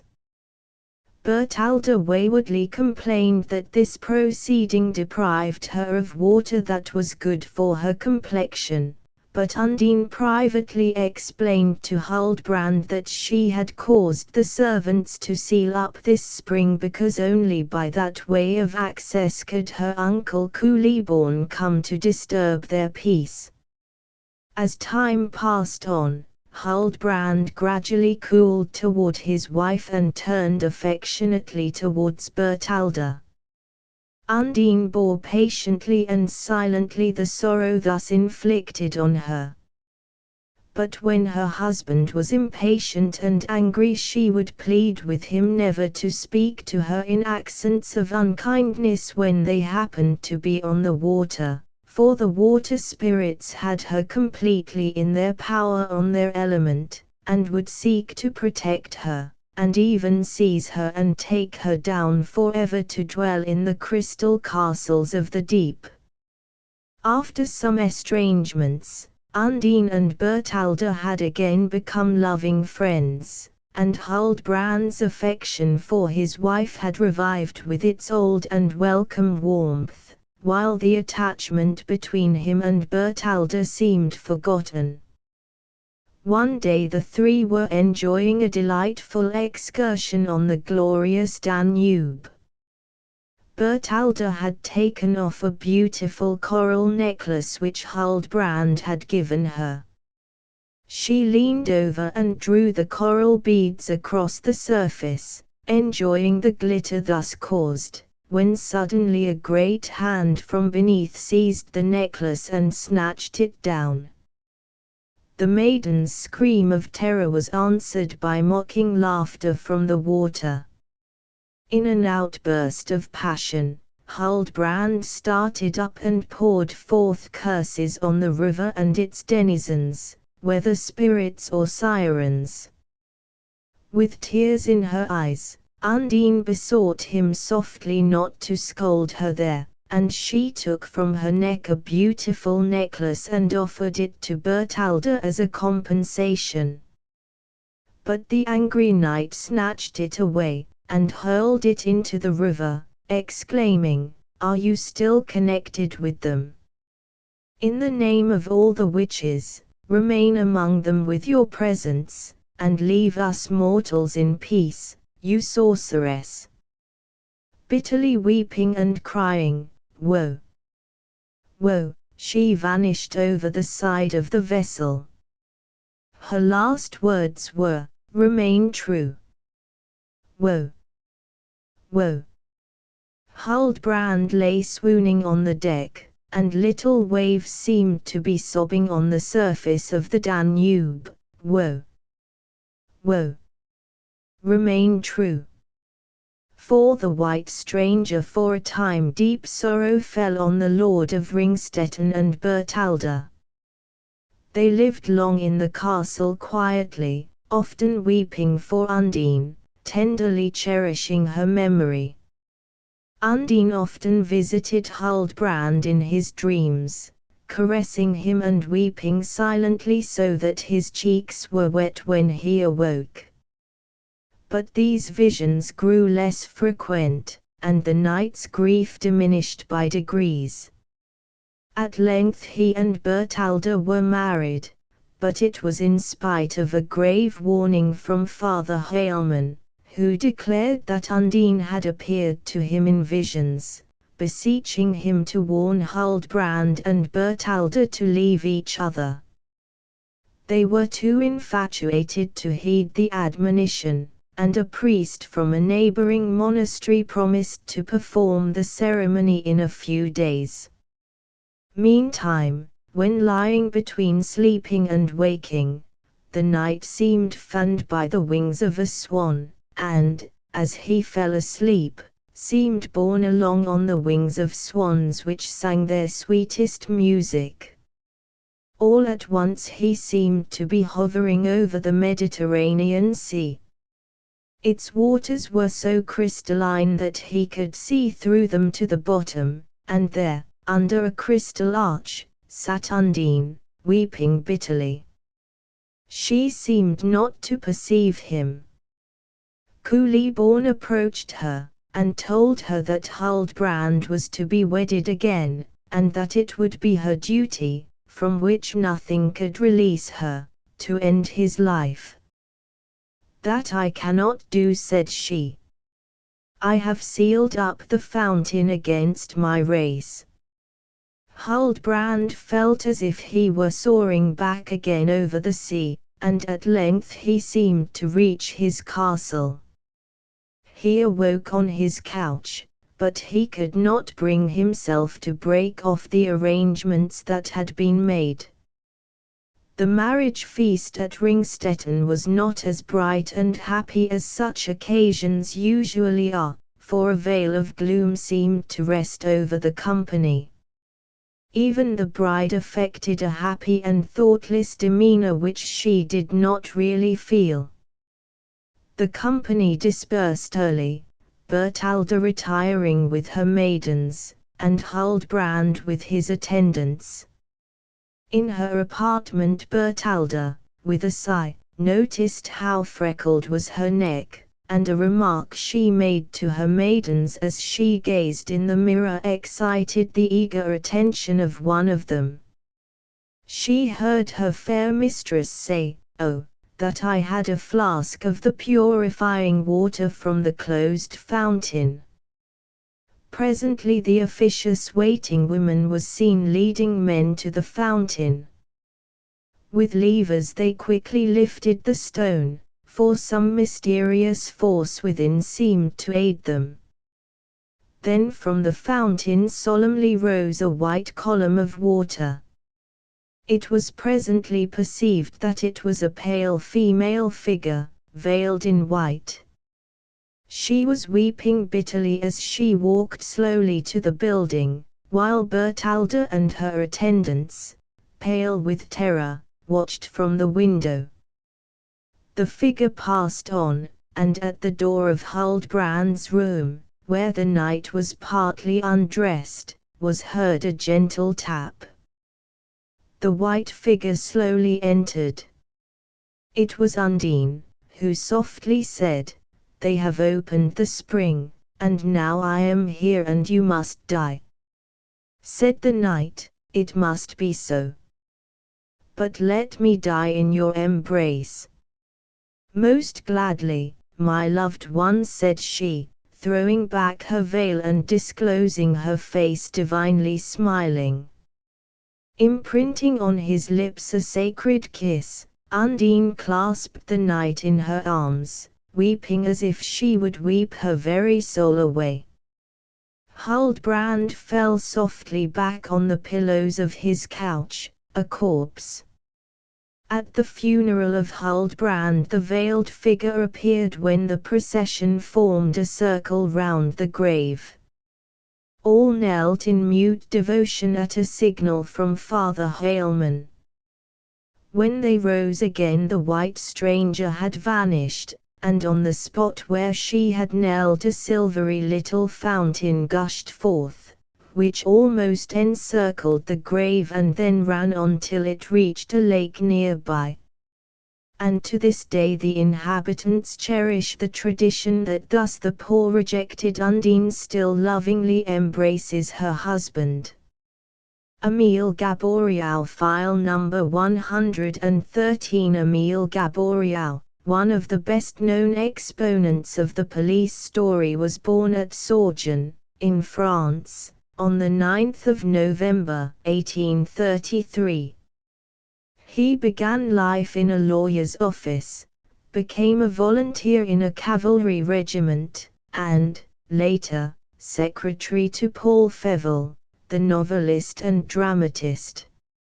In the meantime, Gaboriau had contributed a number of sketches dealing with military and fashionable life to various minor Parisian journals, but it was not until 1866, with the publication of L'Affaire Le Rouge, that he suddenly sprang into fame. From that time until his death, on the 28th of September, 1873, story after story appeared rapidly from his pen. File number 113, Le Dossier 113, was published in 1867, and was the first of a remarkable series of detective tales introducing the figure of Lecoq.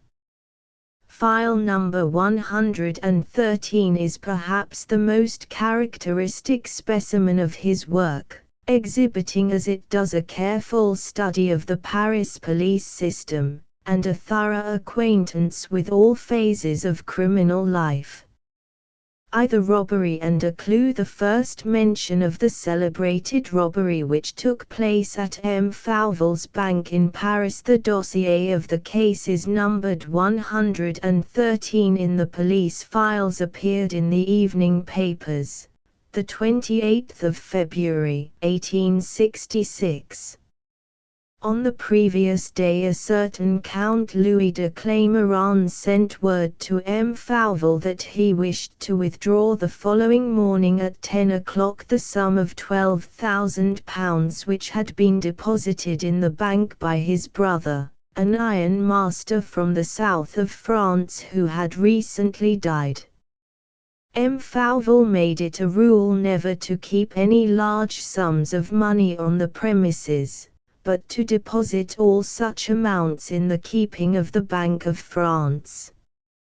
As this sum, however, had to be paid the first thing in the morning, the chief cashier, M. Prosper Berthemy, thought he was justified in obtaining the amount from the Bank of France on the evening of the 27th, and in locking it up in the bank safe against the morning. The safe was a formidable-looking affair constructed entirely of wrought iron of treble thickness.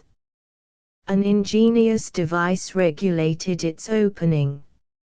On the massive door were 5 movable steel buttons engraved with the letters of the alphabet. Before the key could be inserted in the lock, these buttons had to be manipulated in the same order in which they had been used when the safe was last shut. The buttons were arranged so that the letters on them formed some word, which was changed from time to time. This word was known only to M. Fauvel and his cashier, each of whom possessed a key of the safe. As soon as the bank opened on the morning of the 28th of February, the Count put in an appearance, and Prosper Berthemy went to the safe to obtain the money. When, a second later, he reappeared, his face was ashy pale, and his steps tottered as he walked. The £12,000 had disappeared from within the safe. What made the affair all the more mysterious was that the safe was locked just as the cashier had left it the night before. The room in which the safe was situated communicated with the bank by another room in which every night a tried servant of the establishment slept. By a second door admittance was obtained to the private apartments of M. and Madame Fauvel and their niece Madeleine. As soon as M. Fauvel had heard the startling news, he first obtained the necessary money from the Bank of France, settled the business with the Count, and then turned his attention to the elucidation of the robbery. He summoned the cashier to his presence. Berthemy was a young man of 30 to whom M. Fauvel had shown great kindness, advancing his interests wherever possible until, though very young for the position, he was his most important and most confidential employee. Besides the paternal affection with which the bank manager regarded his cashier, another tie tended to make their relations all the stronger and more personal. Bertamy loved M. Fauvel's niece Madeline, and though a curious estrangement had sprung up between them during the previous 9 or 10 months, the banker always regarded their marriage as practically arranged. The interview between the two men was a curious one. To each it appeared that the other must be the thief. They alone had the keys of the safe, they alone knew the magic word which could open the massive door. The banker urged Bertamy to confess, promising him forgiveness. The other haughtily rejected the suggestion, and hinted that his employer had converted the £12,000 to his own use. In the end M. Fauvel lost his temper, sent for the police, and before 24 hours were up, Prosper Bertamy, who but the day before had held one of the most important and envied positions in the financial world of Paris, was charged before a magistrate as being a common thief.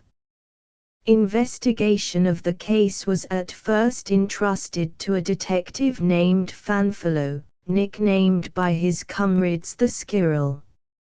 Fanfellow's examination of the premises resulted in little. All he discovered was a scratch upon the door of the safe, but certain words that passed between M. Fauvel and his niece, which seemed to indicate that the former was secretly opposed to the marriage of Madeline with Bertamy, caused him to jump to the conclusion that the banker had robbed his own safe in order to bring disgrace upon his cashier. He connived, however, at the arrest of Bertamy, hoping that later on he might obtain great kudos for himself by unmasking the banker. What might have been the result of his improper and unofficial methods will never be known, but in all probability great inconvenience would have been caused to a number of innocent persons and the whole course of justice thwarted had it not been for the intervention of the great and famous M. Lecoq. M. Lecoq's interest in the bank robbery case was largely a personal one. Even detectives have hearts, and M. Lecoq had loved with heart and soul a charming young girl named Nina Gypsy. Under the name of Caldas in one of his innumerable disguises, he had wooed her for many months. When he thought at last that he had won her affections, she had fled to the protection of no less a person than Prosper Bertamy himself. The cashier cared nothing for her, but embittered by an estrangement that had sprung up between Madeline and himself, he had sought forgetfulness in her society. Bertamy's arrest gave Lecoq an opportunity for a noble revenge. He determined to prove to the woman he loved his superiority over his rival by saving the cashier from disgrace. Though the case looked black against Bertamy, for it was shown that he was heavily in debt, and living far beyond his means, Lecoq was satisfied that he had not committed the crime. When Fanfellow, hopelessly befogged, called for his advice at his house in the Rue Montmartre, the great detective deigned to explain the preliminary data and the deductions from the data he had made. The scratch on the safe door, slight and minute as it was his starting point. How had it been made?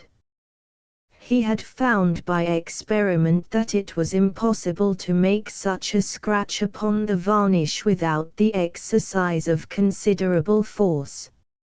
It was clear, therefore, that the scratch by the keyhole could not have been made by the thief in his trembling anxiety to get the business he had undertaken accomplished. But why was such force used? For a long time Lecoq puzzled over this problem. Then, with Fanfellow, he tried an experiment. In his room was an iron box varnished like the safe. Taking the key of this box from his pocket, he ordered Fanfellow to seize his arm just as he put it near the lock. The key slipped, pulled away from the lock, and sliding along the surface of the door, left upon it a diagonal scratch, almost an exact reproduction of the one on the safe. From this simple experiment Lecoq deduced that two people were present when the safe was robbed. One wanted to take the money, the other wanted to prevent it being taken. This was the basis of the case which he set out to draw up against some person or persons unknown. He argued, with his usual clear logic, that neither Fauvel nor Berthemy could have robbed the safe. Both of them had keys, both of them knew the secret word and could have robbed the safe whenever they pleased. Therefore, neither of them would have committed the theft in the presence of somebody else. To a mysterious journey. Lecoq's first steps after establishing these preliminary deductions was to secure the release of Berthemy on the grounds of insufficient evidence. On the very morning of his release, Berthemy had received a mysterious letter composed of printed words cut out letter by letter from a book and pasted on paper. "My dear Prosper," so the epistle ran, "a friend who knows the horror of your situation sends you this help. There is one heart at least which feels for you. Leave France, you are yourself. The future is before you. Go, and may this money be of use." Enclosed with this note were banknotes for £400. Lecoq, disguised as A.M. Verduret, a country merchant, a friend of Berthemy's father, secured this epistle and studied it carefully.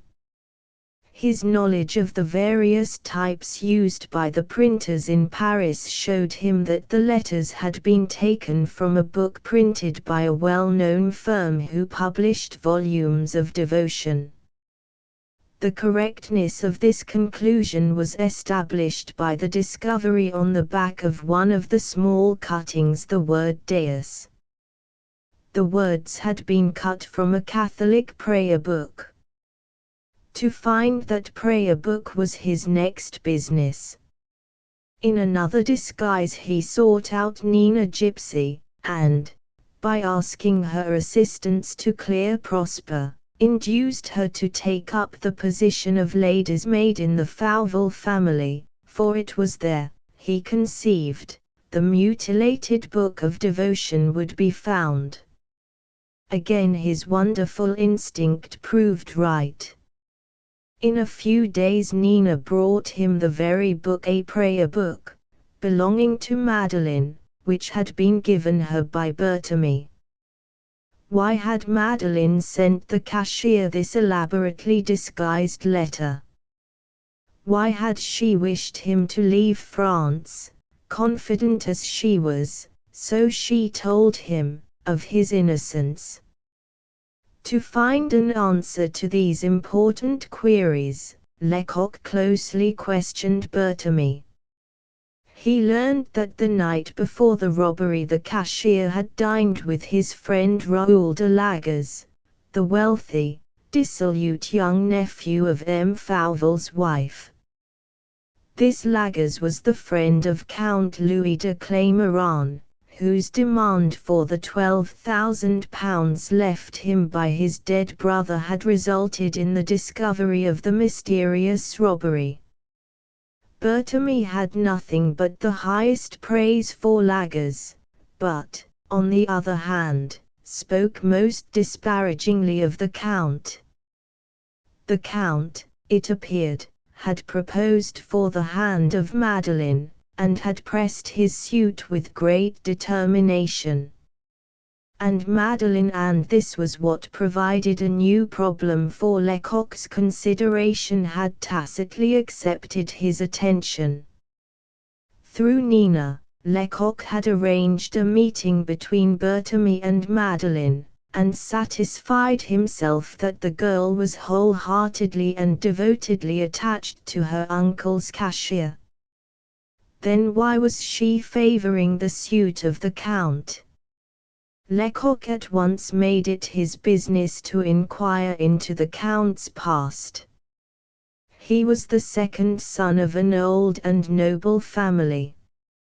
His elder brother, Gaston, having to fly the country in consequence of causing the death of several men, he had inherited the property.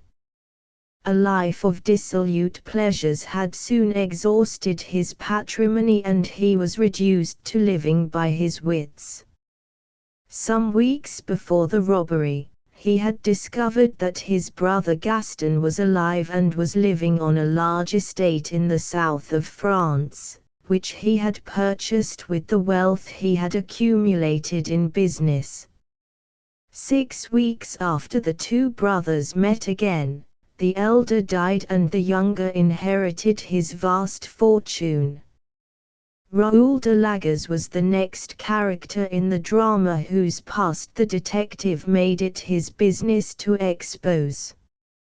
Lagers, it has been said, was the nephew of Madame Fauvel.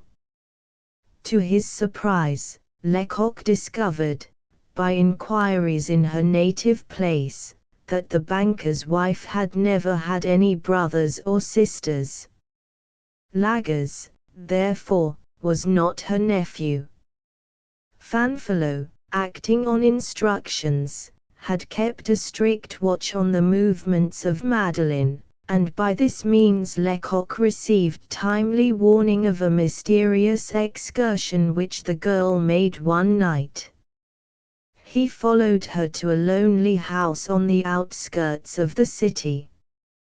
When she had gained admittance, the appearance of a light in one of the windows on the first floor seemed to indicate the room to which she had been taken. By the aid of a ladder, Lecoq was able to watch what was going on within through the shutters. He saw Madeline standing opposite Lagers, evidently, from her attitude, pleading with him. For some time he listened to her, with a cynical smile upon his face, but after an hour he seemed to decide, with evident reluctance, to comply with her request. Going to a cabinet, he took out a bundle of pawn tickets and flung them on the table. Hastily going through the collection, she selected 3, and concealing them in her dress, left the house. By following her to a pawnshop, Lecoq discovered that she had redeemed certain valuable articles of jewelry belonging to Madame Fauvel. Lecoq knew, through Nina Gypsy, who still filled the part of lady's maid in the Fauvel family, that M. Fauvel had insisted on his wife accompanying him on the following evening to a great fancy dress ball which was to be given by one of the wealthiest families in the capital. Obviously, then, the jewelry that Madeline had redeemed was required by Madame Fauvel for the occasion. Why had she pawned it for Lagers? A theory had half formed itself in Lecoq's brain. He determined to prove its truth. Disguised as a clown, he attended the fancy dress ball, and in the character of a mountebank collected a group of ladies and gentlemen around him while he related with the inimitable skill of a buffoon a romantic narrative.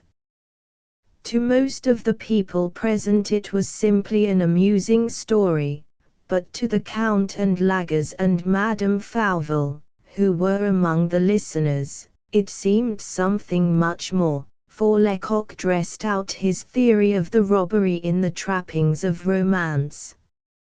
Just as he reached the climax of the story there was a cry, and Madame Fauvel almost fell fainting on the floor. The Count and Lagers rushed up furiously to Lecoq. "Master Clown," said Lagers, "your tongue is too long." "Perhaps, my pretty boy," retorted Lecoq, "perhaps it is. But it is, I can assure you, not so long as my arm." "Who are you, le Clown?" the Count exclaimed angrily. "I am," replied Lecoq, "the best friend your brother Gaston had. I was his counselor. I am the confidant of his last wishes." Though the solution of the problem seemed so tantalizingly near, there were still some threads in the tangle which required sorting out before Lecoq could say that the case was complete. Among other matters he inquired of Berthemy the word which had been used to lock the safe on the night of the robbery. The word had been gypsy. Berthemy was confident that he had not mentioned it to anybody, but Nina Gypsy was able to throw light on this part of the problem. She recollected a chance remark of Berthemy's while sitting at dinner with herself and Lagers on the night of the robbery. She had reproached Berthemy with neglecting her. "It's too bad for you to reproach me," cried the cashier, "for it is your name which at this very moment guards the safe of M. Fauvel." Lagers, therefore, had known the password. What did this new discovery imply? How did it fit in with the rest of the data which Lecoq had so brilliantly collected? After his custom, he marshaled once more in his mind all the facts at his disposal, but they were like so many loose links in a chain. They required the connecting link to make the chain complete. To find that link, Lecoq spent a month in visiting the old home of the de Clamerans, the estate formerly occupied by Gaston de Clameran, who had died a few days before the robbery, and also in a trip to England. When he returned to Paris, dossier number 113 was complete. 3. The dossier. In her extreme youth, Madame Fauvel had been secretly loved by Gaston de Clameran. It was a result of certain contemptuous words spoken of the girl he loved that Gaston had committed those deeds which had compelled him to fly the country. Shortly after his flight, the girl, finding that she was about to give birth to a child, imparted the secret to her mother. Fearing a scandal, the mother, accompanied by a faithful nurse, took her daughter over to England. There, near London, a child was born, who was immediately handed over to some simple country people to adopt. The unhappy girl returned to France, and shortly after married M. Fauvel, the banker. Years after, the Count Louis de Clameran, who had inherited and ruined the estates of which his brother Gaston had been deprived, discovered this secret from the nurse, and finding on inquiries in London that the child had died, persuaded a young ne'er-do-well Englishman to play the role of his brother's son.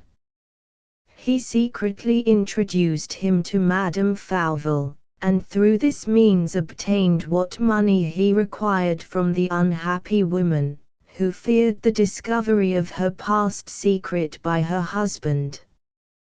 The situation was complicated by the Count falling in love with Madeleine and the sudden appearance of Gaston de Clameron, who was thought to be dead. The Count poisoned his brother, and then, finding that Madeleine refused to give up Berthemy, determined to accomplish the cashier's ruin, and at the same time obtain an amount of money large enough to buy off his fellow conspirator Lagers. Lagers, having learned by chance the password that guarded the safe, was sent to Madame Fauvel late at night with a request for money.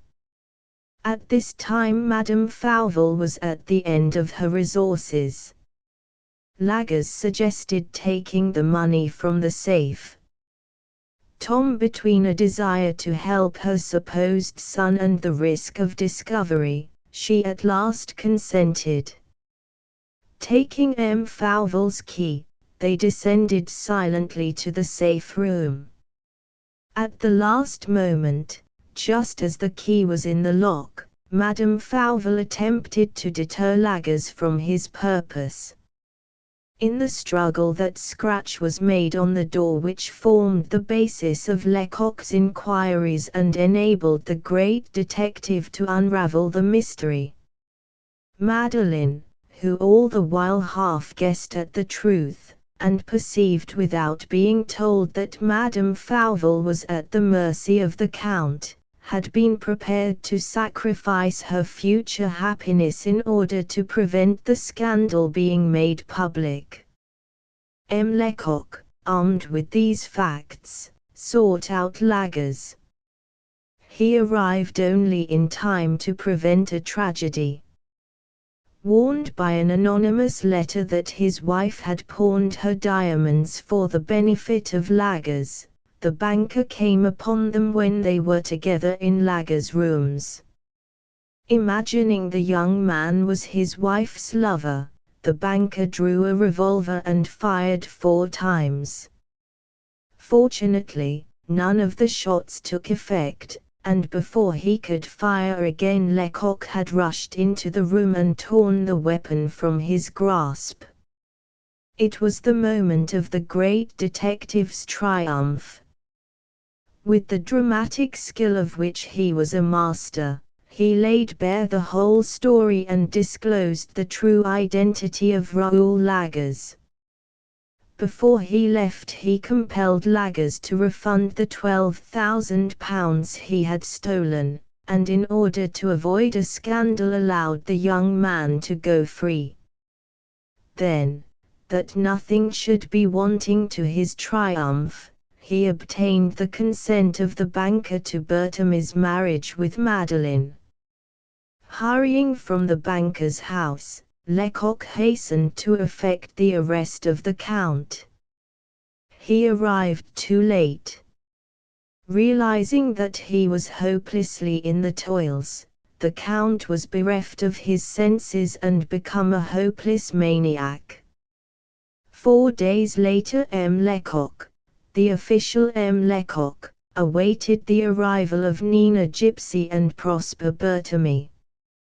They declared that they had come to meet M. Verdieret, who had saved Prosper Berthemy. The detective retired, promising to summon the man they had come to see. A quarter of an hour later M. Verdieret entered the room. Facing them, he told them how a friend of his named Caldus had fallen in love with a girl, and how that girl had been won from him by a man who cared nothing for her. Caldus determined to revenge himself in his own way. It was his hand that saved the man on the very verge of disgrace. I see you know that you, Nina, are the woman, and you, Prosper, the man, while Caldus is. With a quick gesture he removed his wig and whiskers, and the true Lecoq appeared. Caldus, cried Nina. No, not Caldus, not Verdieret, but Lecoq, the detective.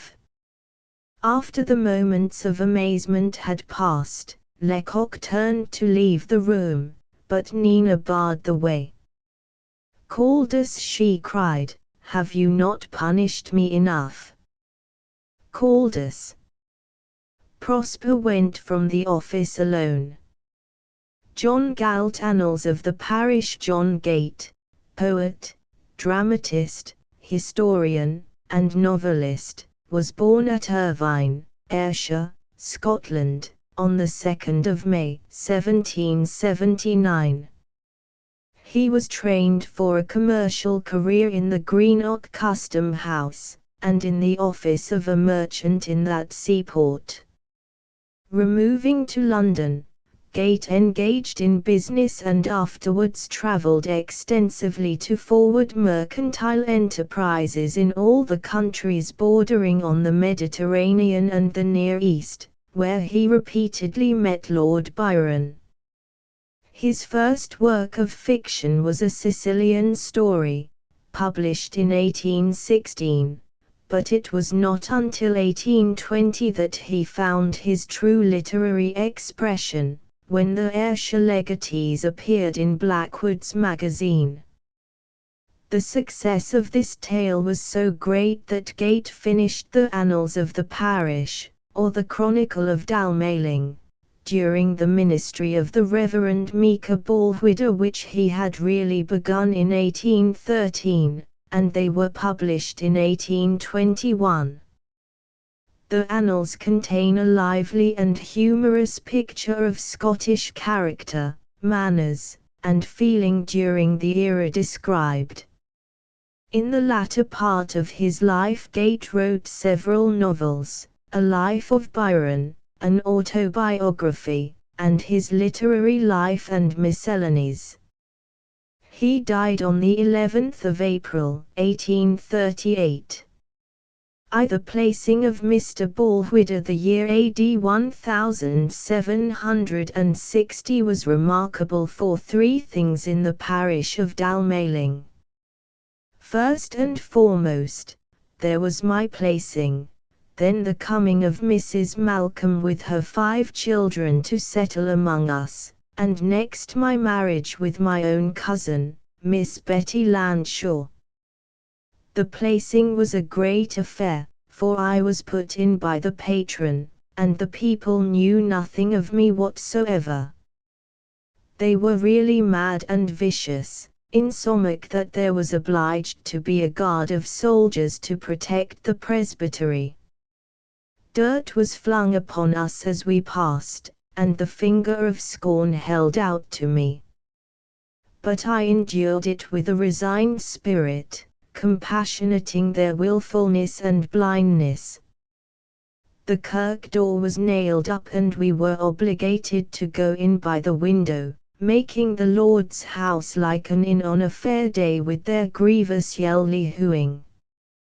Thomas Thall, the weaver, a pious zealot, got up at the time of the induction and protested, and said, Verily, verily, I say unto you, he that entereth not by the door of the sheepfold, but climbeth up some other way, the same is a thief and a robber. When the laying on of the hands upon me was a-doing, Mr. Given, minister of Lugton, a jocose man, who could not get near, stretched out his staff and touched my head, saying, to the great diversion of the rest, this will do well enough timber to timber. After the ceremony we went to the manse, and there had an excellent dinner. Although my people received me in this unruly manner, I was resolved to cultivate civility among them, and next morning I began a round of visitations. But, oh! It was a steep brae to climb. The doors in some places were barred against me, in others the bairns ran crying to their mothers, Here's the feckless mess John. But Thomas Thall received me kindly, and said that this early visitation was a symptom of grace, and that not to condemn me without trial he and some neighbours would be at the kirk at the next Lord's Day, so that I would not have to preach just to the bare walls and the laird's family. As to Mrs. Malcolm, she was the widow of a Clyde shipmaster that was lost at sea with his vessel. A genty body, she never changed her widow's weeds, and span frae morning tynished to keep her bairns and herself. When her daughter Effie was ill, I called on her in a sympathizing way, and offered her some assistance frae the session, but she refused help out of the pause box, as it might be hereafter cast up to her bairns. It was in the year 1761 that the great smuggling trade corrupted the west coast. Tea was going like chaff, and brandy like well water. There was nothing minded but the riding of cadgers by day and excisemen by night, and battles between the smugglers and the king's men, both by sea and land, continual drunkenness and debauchery, and our session had an awful time at tea. I did all that was in my power to keep my people from the contagion. I preached 16 times from the text, "Render to Caesar the things that are Caesar's." I visited, exhorted, warned, and prophesied, but the evil got in among us. The 3rd year of my ministry was long held in remembrance. The smallpox came in among the poor bits o' weans of the parish, and the smashing it made among them was woeful. When the pestilence was raging, I preached a sermon about Rachel weeping for her children, which Thomas Thal, a great judge of good preaching, said was a monument of divinity whilk searched the heart of many a parent that day, a thing I was well pleased to hear, and was minded to make him an elder the next vacancy. But, worthy man, it was not permitted him to arrive at that honour, for that fall it pleased him that alone can give and take to pluck him from this life. In this year Charlie Malcolm, Mrs. Malcolm's eldest son, was sent to sea in a tobacco trader that sailed between Port Glasgow and Virginia. Tea drinking was beginning to spread more openly, insomuch that by the advice of the first Mrs. Ballwhidder, Mrs. Malcolm took in tea to sell to eke out something to the small profits of her wheel. I lost some of my dislike to the tea after that, and we had it for breakfast at the manse as well as in the afternoon. But what I thought most of it for was that it did no harm to the head of the drinkers, which was not always the case with the possets in fashion before, when I remember decent ladies coming home with red faces from a posset masking.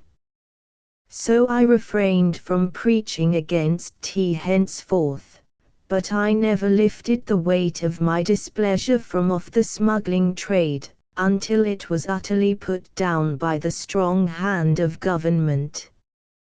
To the minister's second marriage a memorable year, both in public and private, was 1763. The king granted peace to the French. Lady Macadam, widow of General Macadam, who lived in her jointure house, took Kate Malcolm to live with her as companion, and she took pleasure in teaching Kate all her accomplishments and how to behave herself like a lady. The lint mill on Lugton Water was burned to the ground, with not a little of the year's crop of lint in our parish. The first Mrs. Ballwhidder lost upwards of 12 stone, which was intended for sarking to ourselves and sheets and napery. A great loss indeed it was, and the vexation thereof had a visible effect on her health, which from the spring had been in a dwining way. But for it, I think she might have wrestled through the winter. However, it was ordered otherwise, and she was removed from mine to Abraham's bosom on Christmas Day, and buried on Hogmanay, for it was thought uncanny to have a dead corpse in the house on the New Year's Day. Just by way of diversion in my heavy sorrow, I got a well-shapen headstone made for her, but a headstone without a epitaph being no better than a body without the breath of life in it, I made a posy for the monument, not in the Latin tongue, which Mrs. Ballwhidder, worthy woman as she was, did not understand, but in sedate language, which was greatly thought of at the time. My servant lasses, having no eye of a mistress over them, wasted everything at such a rate that, long before the end of the year's stipend was all spent, and I did not know what to do. At lang and length I sent for Mr. Auld, a douce and discreet elder, and told him how I was situated. He advised me, for my own sake, to look out for another wife, as soon as decency would allow. In the following spring I placed my affections, with due consideration, on Miss Lizzie Kibbock, the well-brought-up daughter of Mr. Joseph Kibbock, of the Gorby home, farmer, and we were married on the 29th day of April, on account of the dread we had of being married in May, for it is said, of the marriages in May, the bairns die of a decay. The second Mrs. Ballwhidder had a genius for management, and started a dairy, and set the servant lasses to spin wool for making blankets and lint for sheets and napery. She sent the butter on market days to Irville, her cheese and huckstry to Glasgow. We were just coining money, insomuch that, after the first year, we had the whole tot of stipend to put into the bank. The opening of coal pits in Durham brought great prosperity to the parish, but the coal carts cut up the roads, especially the Vennel, a narrow and crooked street in the Clachan. Lord Eglisham came down from London in the spring of 1767 to see the new lands he had bought in our parish. His coach coupéd in the Vennel, and his lordship was thrown head foremost into the mud. He swore like a trooper, and said he would get an Act of Parliament to put down the nuisance. His lordship came to the manse, and, being in a woeful plight, he got the loan of my best suit of clothes.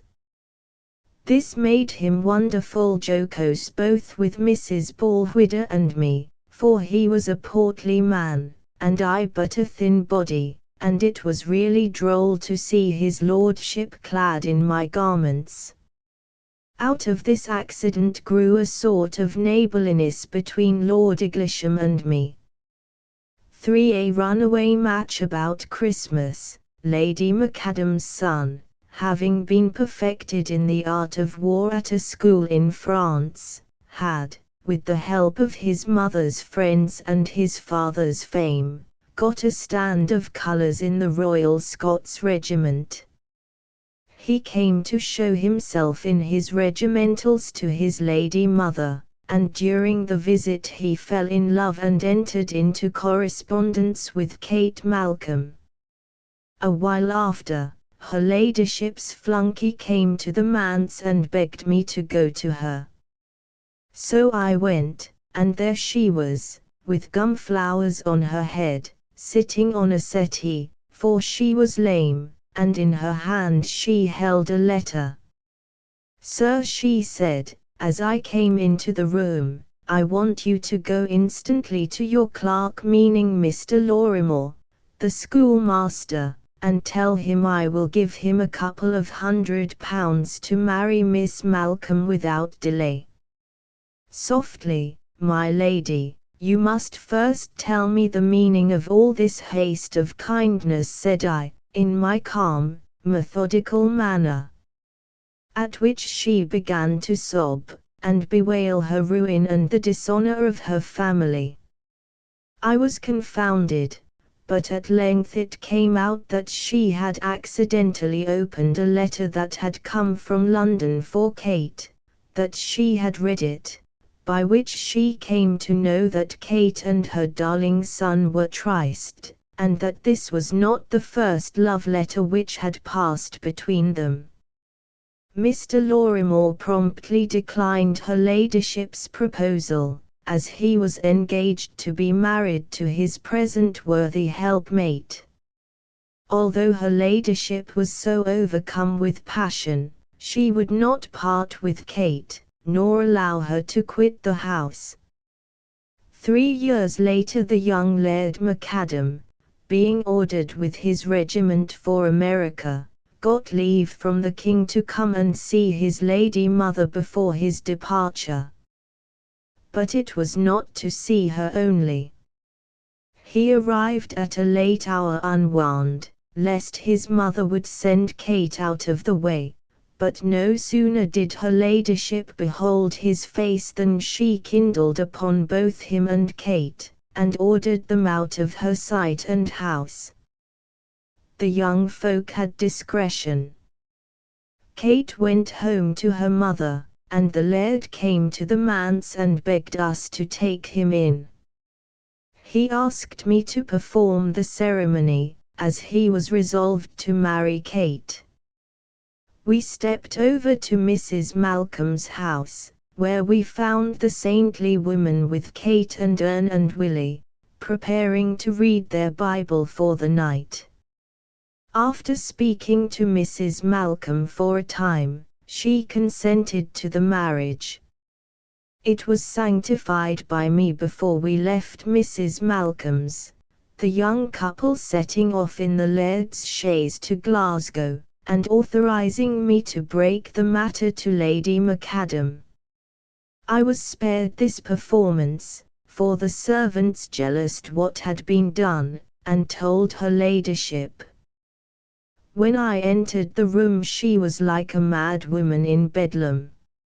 She sent her coachman on horseback to overtake them, which he did at Kilmarnock, and they returned in the morning, when her ladyship was as cagey and meikle taken up with them as if they had gotten her full consent and privilege from the first. Captain Macadam afterwards bought a house at the Bray Head, and gave it, with a judicious income, to Mrs. Malcolm, telling her it was not becoming that she should any longer be dependent upon her own industry. For this the young man got a name like a sweet odor in all the countryside. It will be remembered that Charlie Malcolm went a-sailing in a tobacco trader to America. When his ship was lying in the harbor of Virginia, a press gang, that was in need of men for the Avenger, man of war, came on board and pressed poor Charles. I wrote to Lord Eglisham anent the matter, and his lordship's brother being connected with the Admiralty, the captain of the man of war was instructed to make a midshipman of Charles. This was done, and Mrs. Malcolm heard from time to time from her son, saying that he had found a friend in the captain, that was just a father to him. In the latter end of 1776, the man of war, with Charles Malcolm in her, came to the tail of the bank at Greenock, and Charles got leave from his captain to come and see his mother.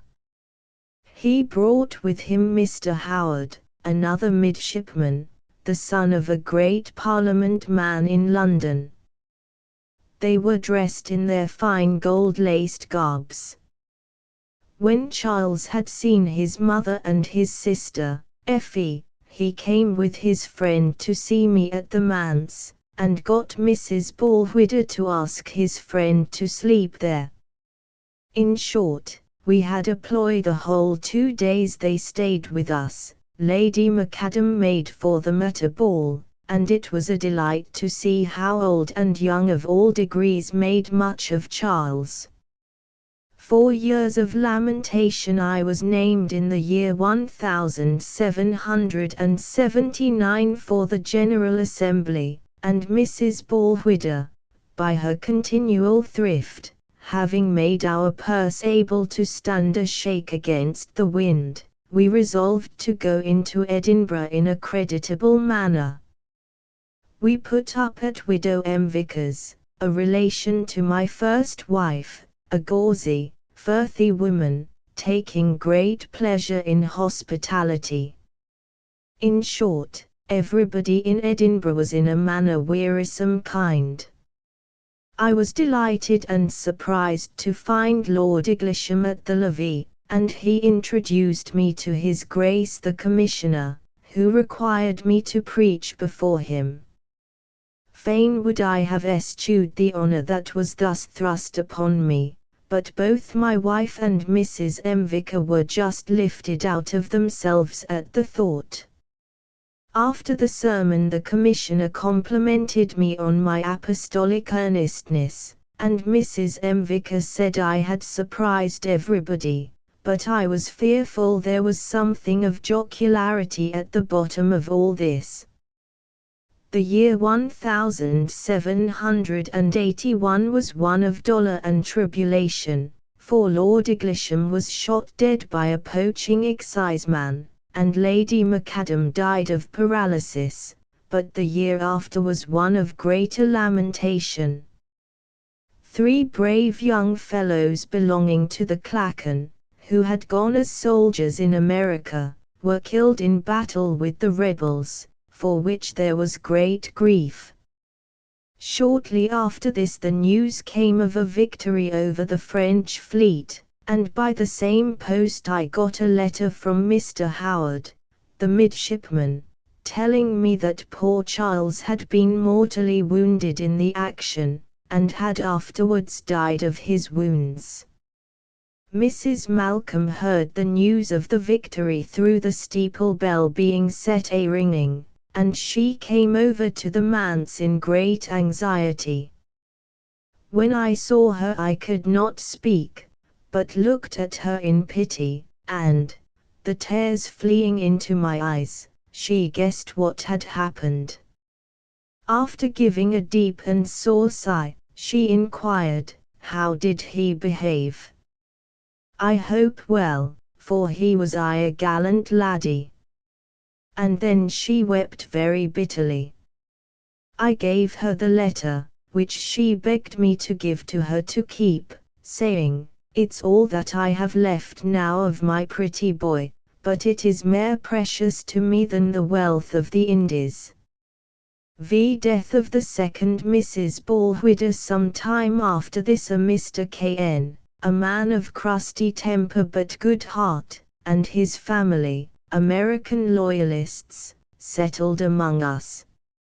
In the year 1788, a proposal came from Glasgow to build a cotton mill on the banks of the Brawlburn, a rapid stream which ran through the parish. Mr. K.N. took a part in the profit or loss of the concern, and the cotton mill and a new town was built, and the whole called K.N.ville. Weavers of muslin were brought to the mill, and women to teach the lassie bairns in our old Clachan tambouring instead of hand spinning. Prosperity of fortune is like the golden hue of the evening cloud that delighteth the spirit and passeth away. In the month of February, 1796, my second wife was gathered to the Lord. Her death was to me a great sorrow, for she was a most excellent wife, industrious to a degree. With her I had grown richer than any other minister in the presbytery. I laid her by the side of my first love, Betty Lanshaw, and I inscribed her name upon the same headstone. Time had drained my poetical vein, and I have not yet been able to indite an epithet on her merits and virtues, for she had an eminent share of both. Above all, she was the mother of my children.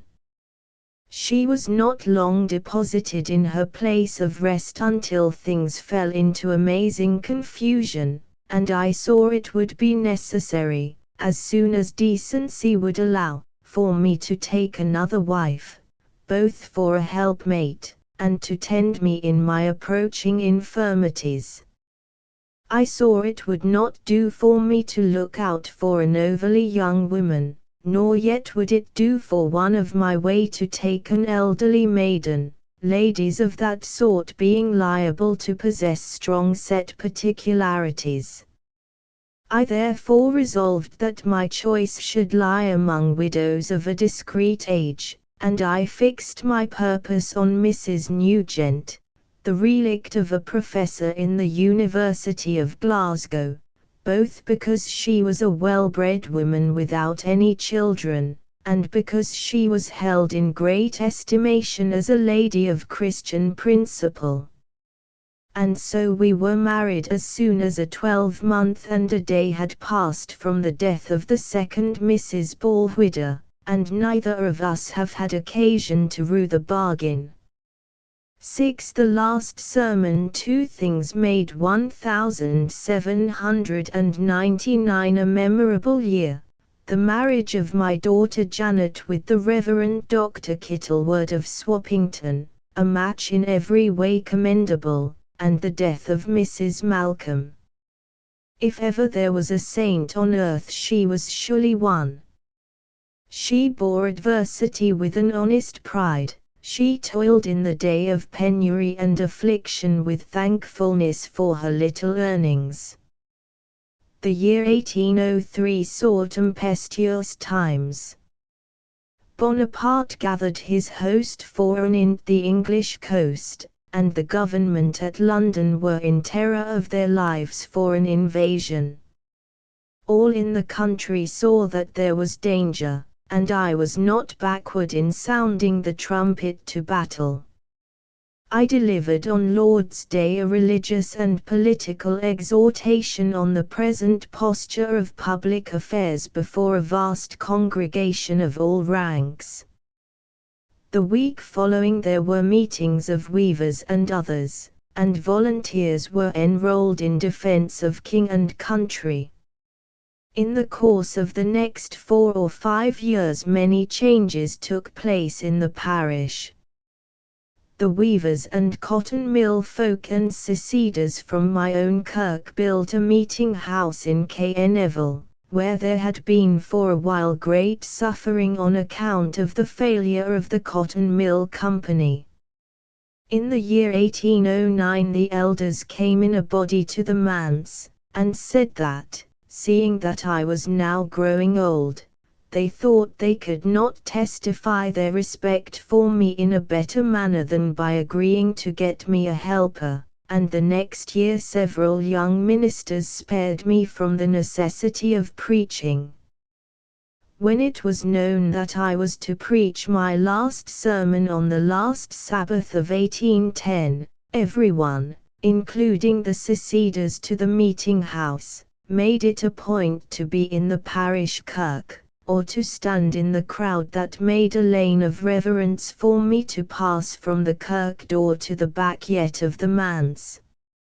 It was a moving discourse, and there were few dry eyes in the kirk that day, for my bidding them farewell was as when of old among the heathen an idol was taken away by the hand of the enemy.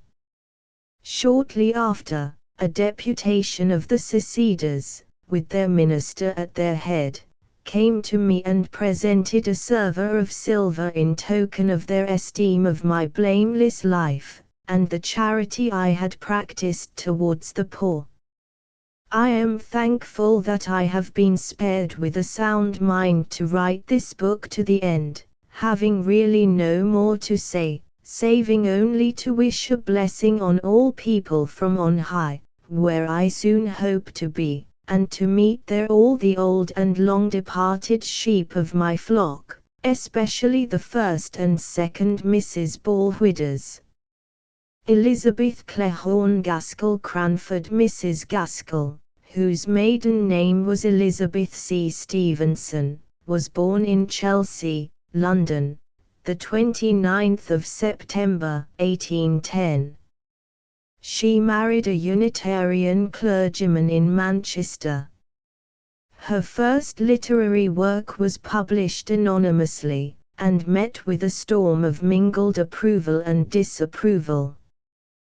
Charles Dickens invited her to contribute to his household words, and it was in the pages of that famous periodical, at intervals between the 13th of December, 1851, and the 21st of May, 1853, that her charming sketches of social life in a little country town first appeared.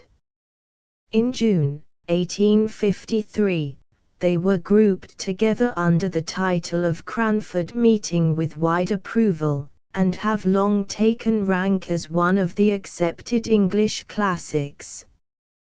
The town which figures here as Cranford is understood to have been Knutsford, in Cheshire, which still retains something of that old-world feeling and restfulness which Mrs. Gaskell embodied in the pages of her most engaging book. Cranford is probably the direct progenitor of many latter-day books of the class to which the word idle has been somewhat loosely applied. Its charm and freshness are unfading. It remains unique and unrivaled as a sympathetic and kindly humorous description of English provincial life. Mrs. Gaskell died in November, 1865. Our society on the first visit I paid to Cranford, after I had left it as a residence, I was astonished to find a man had settled there, a Captain Brown. In my time Cranford was in possession of the Amazons. If a married couple came to settle there, somehow the man always disappeared. Either he was fairly frightened to death by being the only man at the evening parties, or he was accounted for by being with his regiment, his ship, or closely connected in business all the week in the great neighboring commercial town of Drumble, distant only 20 miles on the railroad. I was naturally interested to learn what opinions Captain Brown had managed to win for himself in Cranford. So, with all the delicacy which the subject demanded, I made inquiries of my hostess, Miss Jenkins. I was surprised to learn that Captain Brown not only was respected, but had even gained an extraordinary place of authority among the Cranford ladies. Of course, he had been forced to overcome great difficulties. In the first place, the ladies of Cranford had moaned over the invasion of their territories by a man and a gentleman. Then Captain Brown had started badly, very badly, by openly referring to his poverty. If he had whispered it to an intimate friend, the doors and windows being previously closed, his vulgarity, a tremendous word in Cranford, might have been forgiven. But he had published his poverty in the public street, in a loud military voice, alleging it as a reason for not taking a particular house. In Cranford, too, where it was tacitly agreed to ignore that anyone with whom we associated on terms of equality could ever be prevented by poverty from doing anything they wished. Where, if we walked to and from a party, it was because the night was so fine or the air so refreshing, not because sedan chairs were so expensive. So the poor captain had been sent to Coventry. The ladies of Cranford had frozen him out, until the day when the cow, an Alderney cow, had broken the ice. It happened like this. Miss Betsy Barker had an Alderney cow, which she looked upon as a daughter. You could not pay the regulation short quarter of an hour's call to stay longer was a breach of manners without being told of the wonderful milk or wonderful intelligence of this animal. The whole town knew and kindly regarded Miss Betsy Barker's Alderney. One day the cow fell into a lime pit, and Cranford grieved over the spectacle of the poor beast being drawn out, having lost most of her hair, and looking naked, cold and miserable, in a bare skin. Miss Betsy Barker absolutely cried with sorrow and dismay, and was about to prepare a bath of oil for the sufferer, when Captain Brown called out, "Get her a flannel waistcoat and flannel drawers, if you wish to keep her alive. But my advice is, kill the poor creature at once." Miss Betsy Barker dried her eyes, and in a few hours the whole town turned out to see the Alderney meekly going to her pasture, clad in dark grey flannel. Do you ever see cows dressed in grey flannel in London? On that day was born the respect of the Cranford ladies for Captain Brown. Soon after my arrival in Cranford, Miss Jenkins gave a party in my honor, and recalling the old days when we had almost persuaded ourselves that to be a man was to be vulgar, I was curious to see what the ladies would do with Captain Brown. The preparations were much as usual. Card tables, with green baize tops, were set out by daylight, and towards 4, when the evening closed in, we all stood dressed in our best, each with a candle lighter in our hand, ready to dart at the candles as soon as the first knock came. The china was delicate eggshell, the old-fashioned silver glittered with polishing, but the eatables were of the slightest description. While the trays were yet on the table, Captain Brown arrived with his 2 daughters, Miss Brown and Miss Jessie, the former with a sickly, pained, and careworn expression, the latter with a pretty, round, dimpled face, and the look of a child which will remain with her should she live to be 100. I could see that the captain was a favorite with all the ladies present. Ruffled brows were smoothed and sharp voices hushed at his approach. He immediately and quietly assumed the man's place in the room, attended to everyone's wants, lessened the pretty maid servant's labor by waiting on empty cups and bread and butterless ladies, and yet did it all in so easy and dignified a manner, and so much as if it were a matter of course for the strong to attend to the weak, that he was a true man throughout. The party passed off very well in spite of 1 or 2 little hitches. One was Miss Jessie Brown's unguarded admission apropos of Shetland wool that she had an uncle, her mother's brother, who was a shopkeeper in Edinburgh. Miss Jenkins tried to drown this confession by a terrible cough, for the Honourable Mrs. Jameson was sitting at the card table nearest Miss Jessie, and what would she say or think if she found out she was in the same room with a shopkeeper's niece? Then there was a slight breeze between Miss Jenkins and Captain Brown over the relative merits of Dr. Johnson and the author of Pickwick Papers then being published in parts as writers of light and agreeable fiction. Captain Brown read an account of the soirée which Samuela gave at Bath. Some of us laughed very heartily. I did not dare, because I was staying in the house. At the conclusion Miss Jenkyns said to me, with mild dignity, "Fetch me Rasselas, my dear, out of the book room." After delivering one of the conversations between Rasselas and Imlac in a majestic, high-pitched voice, Miss Jenkyns said, "I imagine I am now justified in my preference for Dr. Johnson over your Mr. Boz as a writer of fiction." The captain said nothing, merely screwed his lips up and drummed on the table. But when Miss Jenkyns returned later to the charge and recommended the doctor's style to Captain Brown's favorite, the captain replied, "I should be very sorry for him to exchange his style for any such pompous writing." Miss Jenkyns felt this as a personal affront in a way of which the captain had not dreamed. How could he know that she and her friends looked upon epistolary writing as their forte, and that when in a letter they seized the half-hour just previous to post time to assure their friends of this and that, they were using the doctor as a model?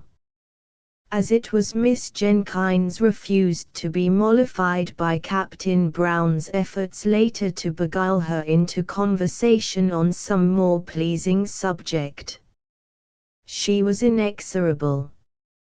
Captain Brown endeavored to make peace after this memorable dispute by a present to Miss Jenkyns of a wooden fire shovel, his own making, having heard her say how much the grating of an iron one annoyed her. She received the present with cool gratitude and thanked him formally. When he was gone she bade me put it in the lumber room, feeling probably that no present from a man who preferred Mr. Boz to Dr. Johnson could be less jarring than an iron fire shovel. Such was the state of affairs at the time when I left Cranford and went to Drumble.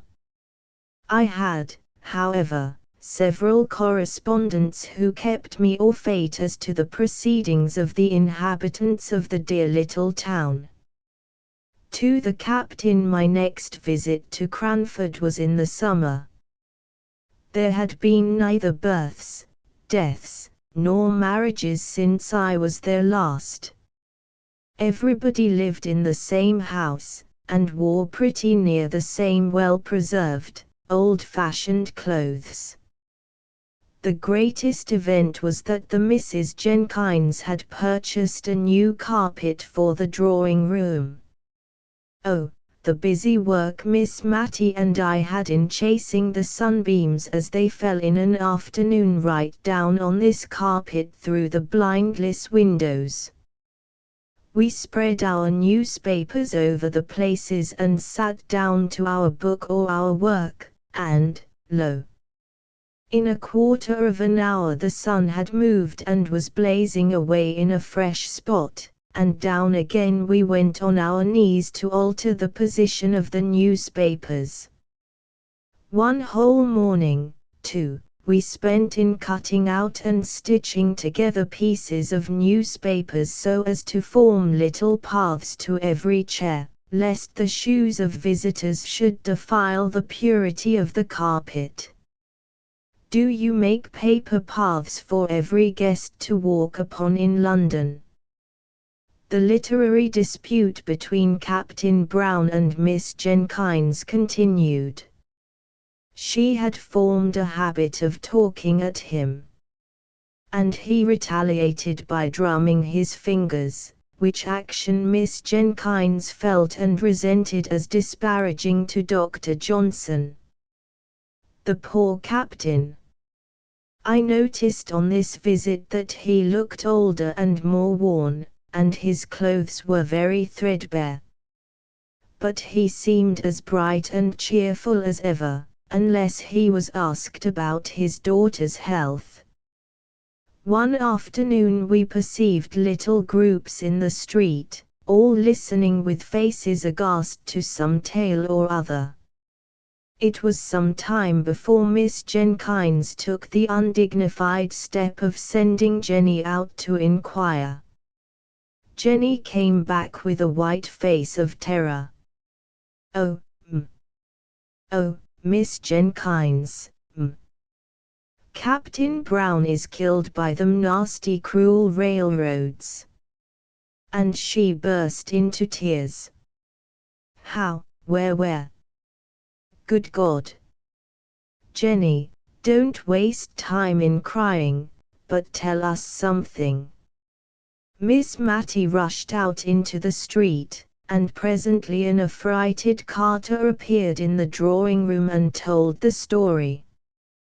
"'Tis true, Mum, I seed it myself. The captain was a-reading some book, waiting for the down train, when a lass as gave its sister the slip came toddling across the line.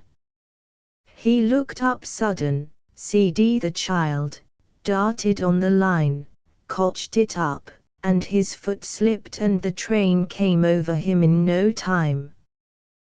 The child's safe. Poor captain would be glad of that, Mum, wouldn't he? God bless him." The great rough Carter turned away to hide his tears. I turned to Miss Jenkins. She looked very ill, as though she were going to faint, and signed to me to open a window. "Matilda, bring me my bonnet. I must go to those girls. God pardon me if ever I have spoken contemptuously to the captain." Miss Brown did not long survive her father. Her last words were a prayer for forgiveness for her selfishness in allowing her sister Jessie to sacrifice herself for her all her life. But Miss Jessie was not long left alone. Miss Jenkins insisted she should come and stay with her, and would not hear of her going out into the world to earn her living as a saleswoman. "Some people have no idea of their rank as a captain's daughter," she related indignantly, and stumped out of the room. Presently she came back with a strange look on her face. "I have been much startled." "No, I've not been startled, don't mind me, my dear Miss Jessie, only surprised. In fact, I've had a caller whom you once knew, my dear Miss Jessie." Miss Jessie went very white, then flushed scarlet. It is not," stammered out Miss Jessie, and got no farther.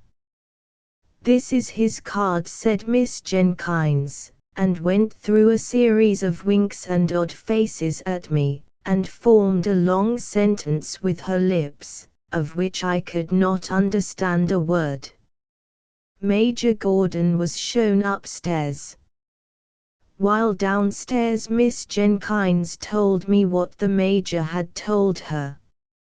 How he had served in the same regiment as Captain Brown and had fallen in love with Miss Jessie, then a sweet-looking, blooming girl of 18, how she had refused him, though obviously not indifferent to him, how he had discovered the obstacle to be the fell disease which had stricken her sister, whom there was no one to nurse and comfort but herself, how he had believed her cold and had left in anger, and finally how he had read of the death of Captain Brown in a foreign newspaper. Just then Miss Mattie burst into the room. "Oh, Deborah," she said, "there's a gentleman sitting in the drawing-room with his arm round Miss Jessie's waist. The most proper place for his arm to be in. Go, Matilda, and mind your own business." Poor Miss Mattie. This was a shock, coming from her decorous sister. Thus happiness, and with it some of her early bloom, returned to Miss Jessie, and as Mrs. Gordon her dimples were not out of place. 3. Poor Peter. My visits to Cranford continued for many years, and did not cease even after the death of Miss Jenkins. Miss Matty became my new hostess. At first I rather dreaded the changed aspect of things. Miss Matty, too, began to cry as soon as she saw me. She was evidently nervous from having anticipated my visit. I comforted her as well as I could, and I found the best consolation I could give was the honest praise that came from my heart as I spoke of the deceased. Miss Matty made me her confidant in many matters, and one evening she sent Martha to go for eggs at a farm at the other end of the town and told me the story of her brother. Poor Peter. The sole honor he brought from Shrewsbury was the reputation of being captain of the school in the art of practical joking. He even thought that the people of Cranford might be hoaxed. Hoaxing is not a pretty word, my dear, and I hope you won't tell your father I used it, for I should not like him to think I was not choice in my language, after living with such a woman as Deborah. I don't know how it slipped out of my mouth, except it was that I was thinking of poor Peter, and it was always his expression. One day my father had gone to see some sick people in the village. Deborah, too, was away from home for a fortnight or so. I don't know what possessed poor Peter, but he went to her room and dressed himself in her old gown and shawl and bonnet. And he made the pillow into a little— you are sure you locked the door, my dear, into a little baby with white long clothes. And he went and walked up and down in the Filbert walk just half hidden by the rails and half seen, and he cuddled the pillow just like a baby and talked to it all the nonsense people do. Oh, dear, and my father came stepping stately up the street, as he always did, and pushing past the crowd saw— I don't know what he saw, but old Claire said his face went grey-white with anger. He seized hold of poor Peter, tore the clothes off his back, bonnet, shawl, gown, and all threw them among the crowd, and before all the people lifted up his cane and flogged Peter. My dear, that boy's trick on that sunny day, when all promised so well, broke my mother's heart and changed my father for life. Old Claire said Peter looked as white as my father and stood still as a statue to be flogged. Have you done enough, sir? He asked hoarsely, when my father stopped. Then Peter bowed grandly to the people outside the railing and walked slowly home. He went straight to his mother, looking as haughty as any man, and not like a boy. Mother, he said, I am come to say God bless you forever. He would say no more, and by the time my mother had found out what had happened from my father, and had gone to her boy's room to comfort him, he had gone, and did not come back. That spring day was the last time he ever saw his mother's face. He wrote a passionate entreaty to her to come and see him before his ship left the Mersey for the war, but the letter was delayed, and when she arrived it was too late. It killed my mother. And think, my dear, the day after her death, for she did not live a 12-month after Peter left, came a parcel from India from her poor boy. It was a large, soft white India shawl. Just what my mother would have liked. We took it to my father in the hopes it would rouse him, for he had sat with her hand in his all night long. At first he took no notice of it. Then suddenly he got up and spoke. "She shall be buried in it," he said.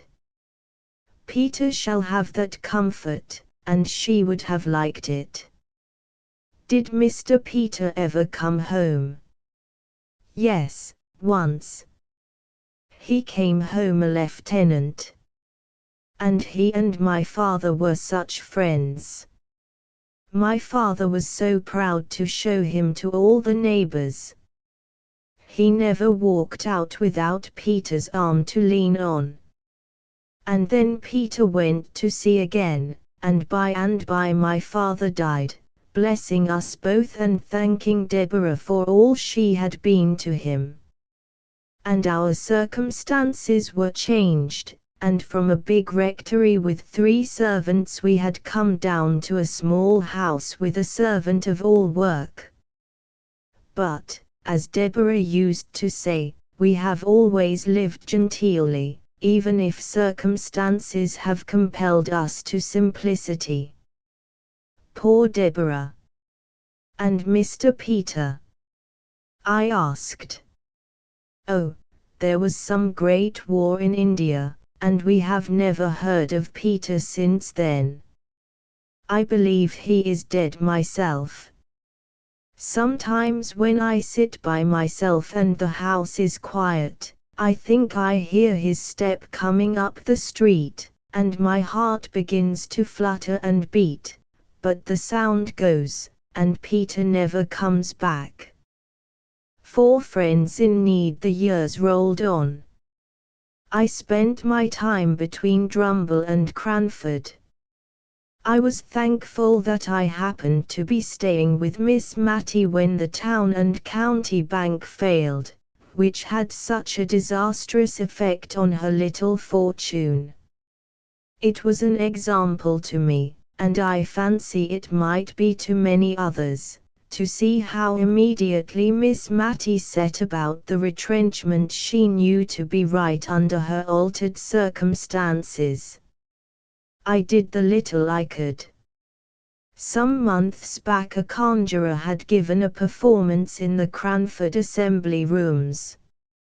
By a strange set of circumstances the identity of Senior Brunany was revealed. He was plain Samuel Brown, who had fallen out of his cart and had to be attended by our doctor. I went to visit the patient and his wife, and learned that she had been in India. She told me a long story about being befriended, after a perilous journey, by a kind Englishman who lived right in the midst of the natives. It was his name which astonished me. Agra Jenkins. Could Agra Jenkins be the long-lost Peter? I resolved to say nothing to Miss Mattie, but got the address from the senior, as we still called him from habit, spelt by sound, and very queer it looked, and posted a letter to him. All sorts of plans were discussed for Miss Mattie's future. I thought of all the things by which a woman, past middle age, and with the education common to ladies 50 years ago, could earn or add to a living without materially losing caste, but at length I put even this last clause on one side, and wondered what in the world Miss Mattie could do.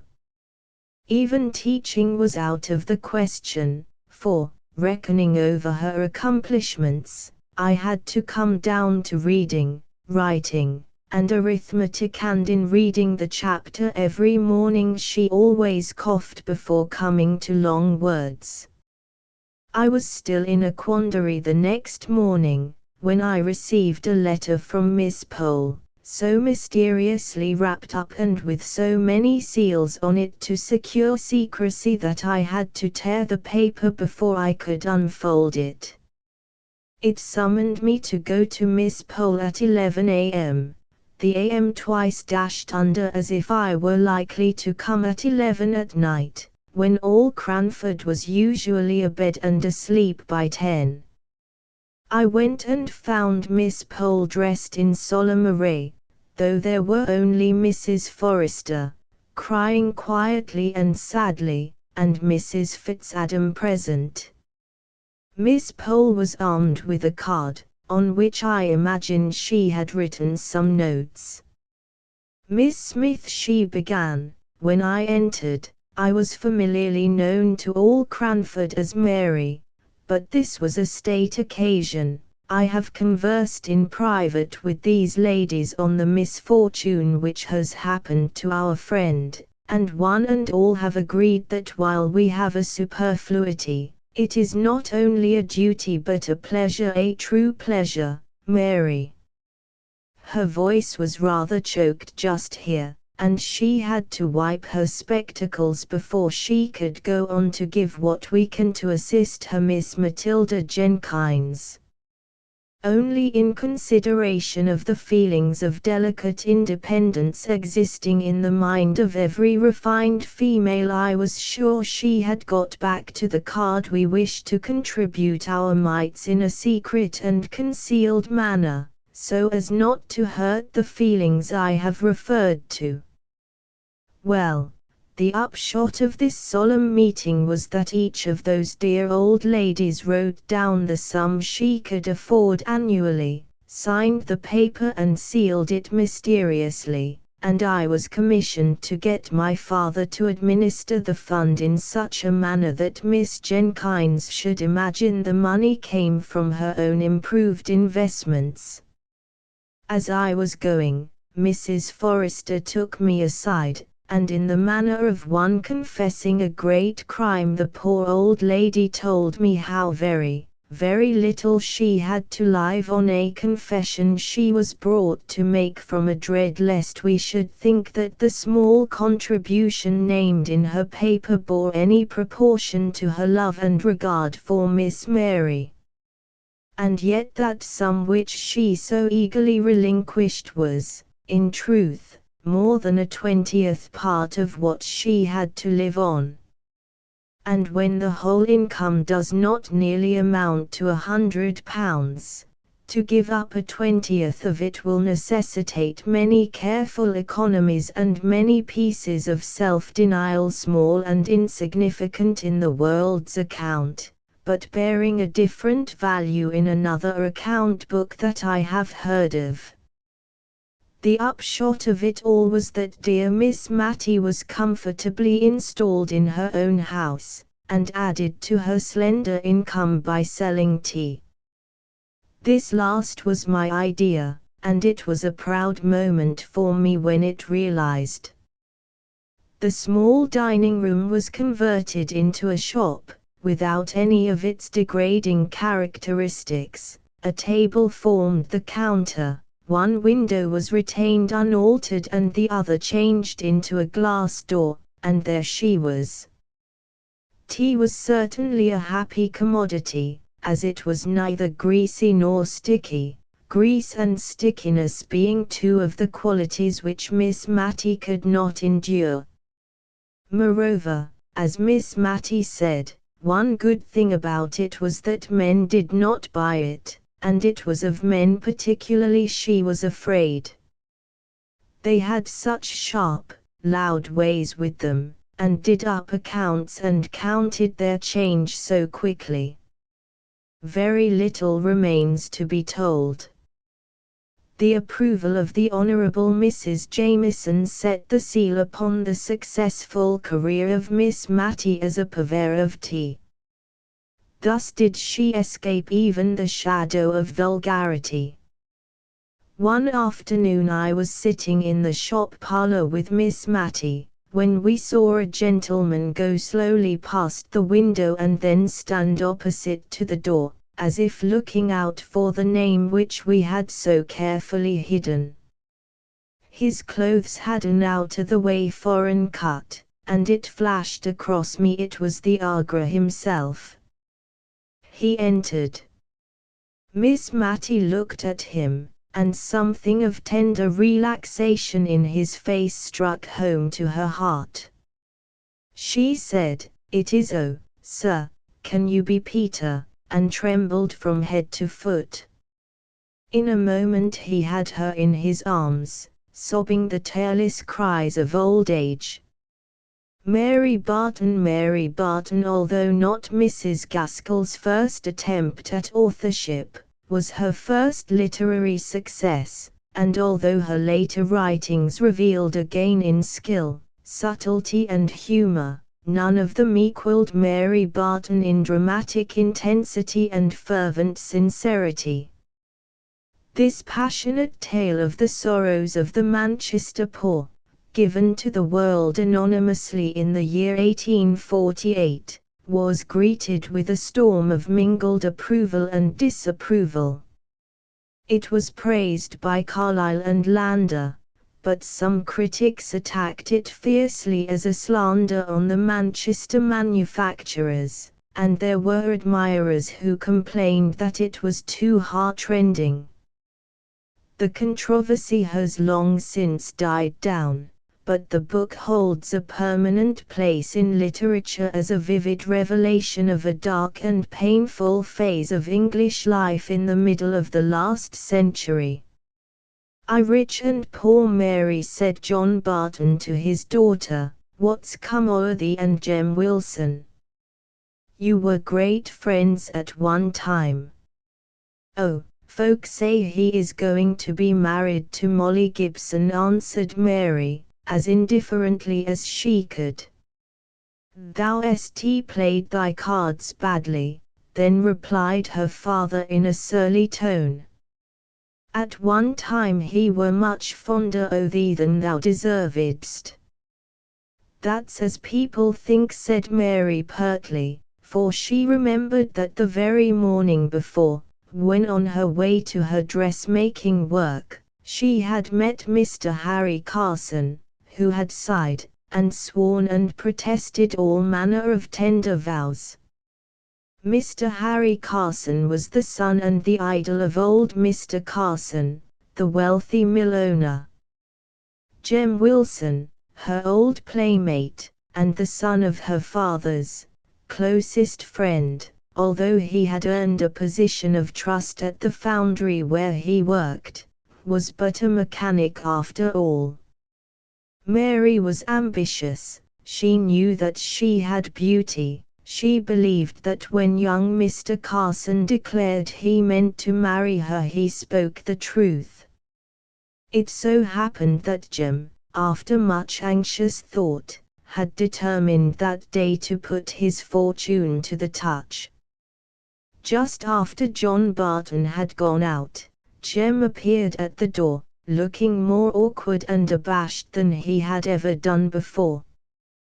He thought he had better begin at once. "Mary, it's no new story I'm going to speak about.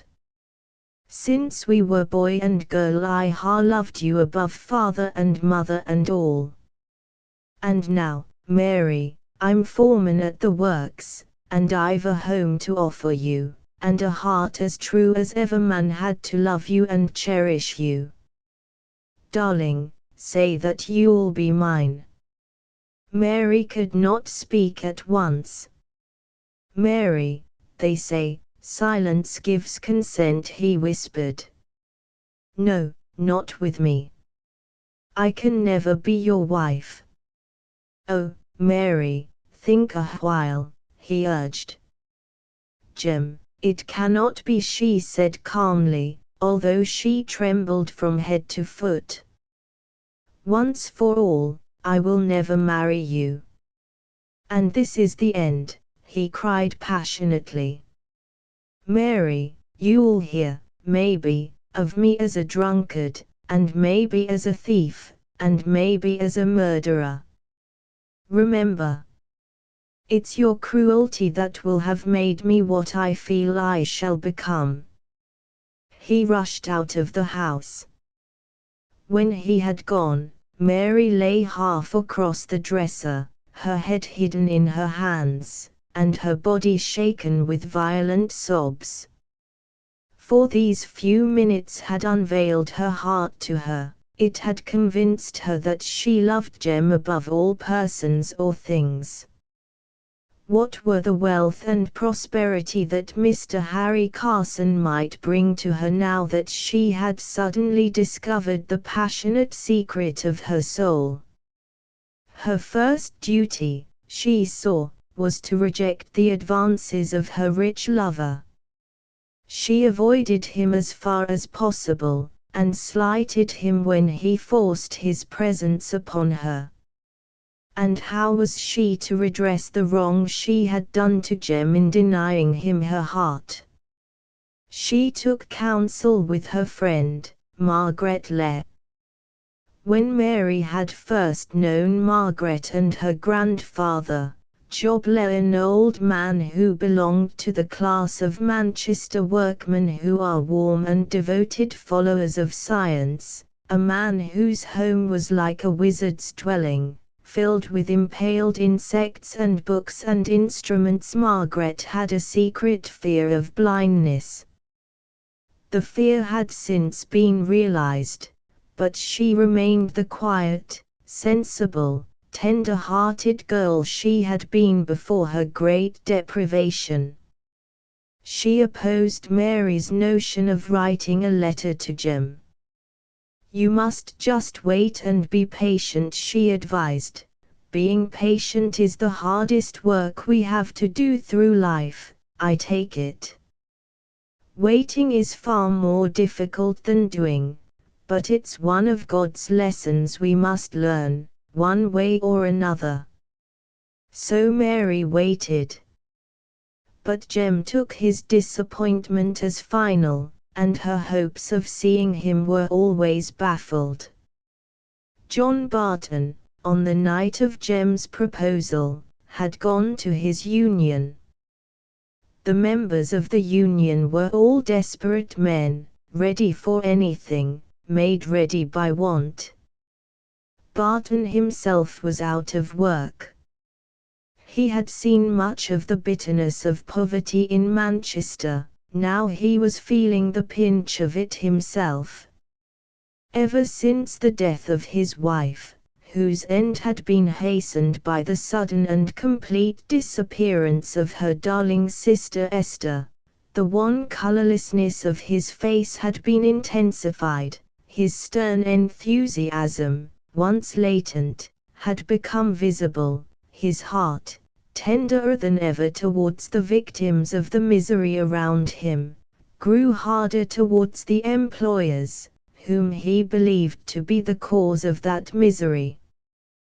Trade grew worse, but there was no sign that the masters were suffering. They still had their carriages and their comforts. The woe in these terrible years 1839, 1840, and 1841 seemed to fall wholly upon the poor. It is impossible even faintly to picture the state of distress which prevailed in Manchester at that time. Whole families went through a gradual starvation. John Barton saw them starve, saw fathers and mothers and children die of low, putrid fever in fetid cellars, and cursed the rich men who never extended a helping hand to the sufferers. Working folk won't be ground to the dust much longer, he declared. We had as much to bear as human nature can bear. Fiercer grew he, and more sullen. Darker and darker were the schemes he brooded over in his desolate home, or discussed with others at the meetings of the Union. Even Mary did not escape his ill temper. Once he struck her. And yet Mary was the one being on earth he devotedly loved. What would he have thought had he known that his daughter had listened to the voice of an employer's son? But he did not know. To the rivals one night, as Jem was leaving the foundry, a woman laid her hand upon his arm. A momentary glance at the faded finery she wore told him the class to which she belonged, and he made an effort to pass on. But she grasped him firmly. "You must listen to me, Jem Wilson," she said, "for Mary Barton's sake." "And who can you be to know Mary Barton?" he exclaimed. "Do you remember Esther, Mary's aunt?" "Yes, I mind her well." He looked into her face. "Why, Esther, where have ye been this many a year?" She answered with fierce earnestness, "Where have I been? What have I been doing? Can you not guess? See after Mary, and take care she does not become like me. As she is loving now, so did I love once one above me, far." Jem cut her short with his hoarse, stern inquiry, "Who is this spark that Mary loves?" "It's old Carson's son." Then, after a pause, she continued, "Oh, Jem, I charge you with the care of her. Her father won't listen to me."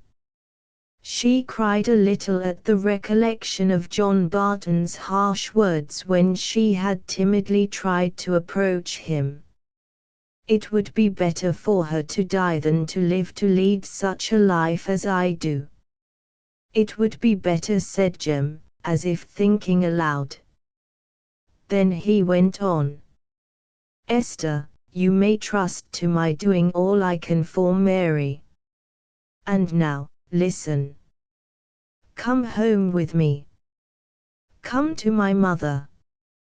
"God bless you, Jem," she replied. "But it is too late now, too late." She rapidly turned away. Jem felt that the great thing was to reach home and solitude. His heart was filled with jealous anguish. Mary loved another. She was lost to him forevermore. A frenzied longing for blood entered his mind as he brooded that night over his loss. But at last the thought of duty brought peace to his soul. If Carson loved Mary, Carson must marry her. It was Jem's part to speak straightforwardly to Carson, to be unto Mary as a brother. 4 days later his opportunity came. He met Carson in an unfrequented lane. "May I speak a word with you, sir?" said Jem respectfully. "Certainly, my good man," replied Harry Carson. "I think, sir, you're keeping company with Mary Barton." "Mary Barton? Eh, that is her name. An arrant flirt the little hussy is, but very pretty." "I will tell you in plain words," said Jem, angered, "what I have got to say to you. I'm an old friend of Mary's and her father's, and I want to know if you mean fair by Mary or not." "You will have the kindness to leave us to ourselves," answered Carson contemptuously. "No one shall interfere between my little girl and me. Get out of my way." "Won't you? Then I'll make you." He raised his cane, and smote the mechanic on his face. An instant afterwards he lay stretched in the muddy road, Jem standing over him, panting with rage. Just then a policeman, who had been watching them unobserved, interfered with expostulations and warnings. "If you dare to injure her," shouted Jem, as he was dragged away, "I will wait you where no policeman can step in between. And God shall judge between us two." The mill workers had struck against low wages. 5 haggard, earnest-looking men had presented the workpeople's demands to the assembled mill owners, and the demands had been rejected. None had been fiercer in opposing the delegates, none more bitter in mockery of their rags and leanness, than the son of old Mr. Carson. That evening, starved, irritated, despairing men gathered to hear the delegates tell of their failure. "It's the masters as has wrought this woe," said John Barton in a low voice. "It's the masters as should pay for it. Set me to serve out the masters, and see if there's aught I'll stick at." Deeper and darker grew the import of the speeches as the men stood hoarsely muttering their meaning out with set teeth and livid looks. After a fierce and terrible oath had been sworn, a number of pieces of paper, one of them marked, were shuffled in a hat. The gas was extinguished, each drew a paper. The gas was relighted. Each examined his paper, with a countenance as immovable as he could make it. Then they went every one his own way. He who had drawn the marked paper had drawn the lot of the assassin. And no one, save God and his own conscience, knew who was the appointed murderer. 3 murder 2 nights later, Barton was to leave for Glasgow, whither he was to travel as delegate to entreat assistance for the strikers. What could be the matter with him, thought Mary. He was so restless, he seemed so fierce, too. Presently he rose, and in a short, cold manner bade her farewell. She stood at the door, looking after him, her eyes blinded with tears. He was so strange, so cold, so hard. Suddenly he came back, and took her in his arms. "God in heaven bless thee, Mary." She threw her arms round his neck. He kissed her, unloosed her soft, twining arms, and set off on his errand. When Mary reached the dressmaker's next morning, she noticed that the girls stopped talking. They eyed her. Then they began to whisper. At last one of them asked her if she had heard the news. "No."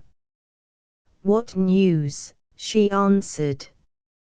"Have you not heard that young Mr. Carson was murdered last night?"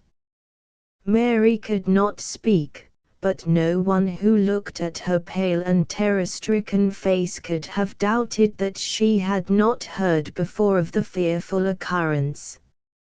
She felt throughout the day as if the haunting horror were a nightmare from which awakening would relieve her. Everybody was full of the one subject. In the evening she went to Mrs. Wilson's, hoping that at last she might see Jem. But here a new and terrible shock awaited her. Mrs. Wilson turned fiercely upon her. "And is it thee that dares set foot in this house, after what has come to pass? Dost thou know where my son is, all through thee?" "No," quivered out poor Mary. "He's lying in prison, waiting to take his trial for murdering young Mr. Carson." So, indeed, it was. At the inquest the policeman who had witnessed the quarrel between the rivals testified to the threats uttered by Jem, and the gun used by the murderer, and thrown away by him in his haste to escape, had been proved to be Jem's property. Jem an assassin, and because of her. In the agony of that night Mary saw the gallows standing black against the burning light which dazzled her shut eyes, press on them as she would. She thought she was going mad, then heaven blessed her unawares, and she sank to sleep. She was awakened by the coming of a visitor. It was her long-lost, unrecognized Aunt Esther, who had come to her niece bringing her a little piece of paper compressed into a round shape. It was the paper that had served as wadding for the murderer's gun. Esther had picked it up while wandering in curiosity about the scene of the murder. There was writing on the paper, and she had brought it to Mary, fearing that if it fell into the hands of the police it would provide more evidence against Jem. The paper told Mary everything. It had belonged to John Barton. Jem was innocent, and her own father was the murderer.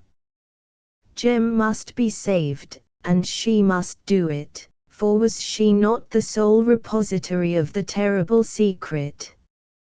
And how could she prove Jem's innocence without admitting her father's guilt? When she could think calmly, she realized that she must discover where Jem had been on the Thursday night when the murder had been committed. Tremblingly she went to Mrs. Wilson, and learned what she wanted to know. Jem had walked towards Liverpool with his cousin Will, a sailor who had spent all his money in Manchester, and could not afford railway fare. Will's ship was to sail on Tuesday, and on Tuesday Jem was to be tried at the Liverpool Assizes. Joble engaged a lawyer to defend Jem, and Mary prepared to go to Liverpool to find the one man whose evidence could save her lover. Ere she left, a policeman brought her a bit of parchment.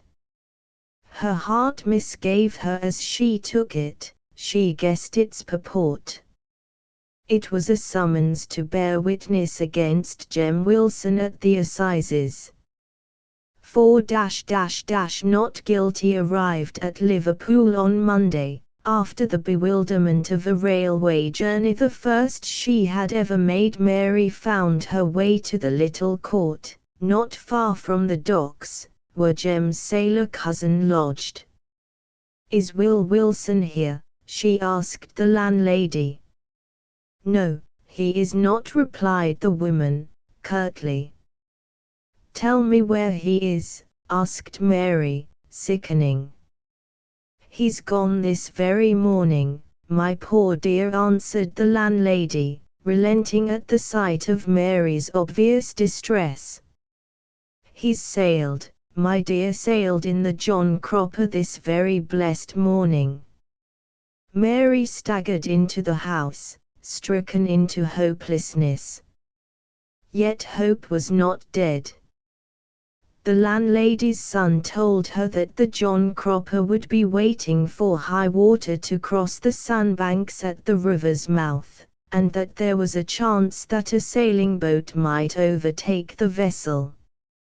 Mary hurried down to the docks, spent every penny she had in hiring a boat, and presently was tossing on the water for the first time in her life, alone with two rough men.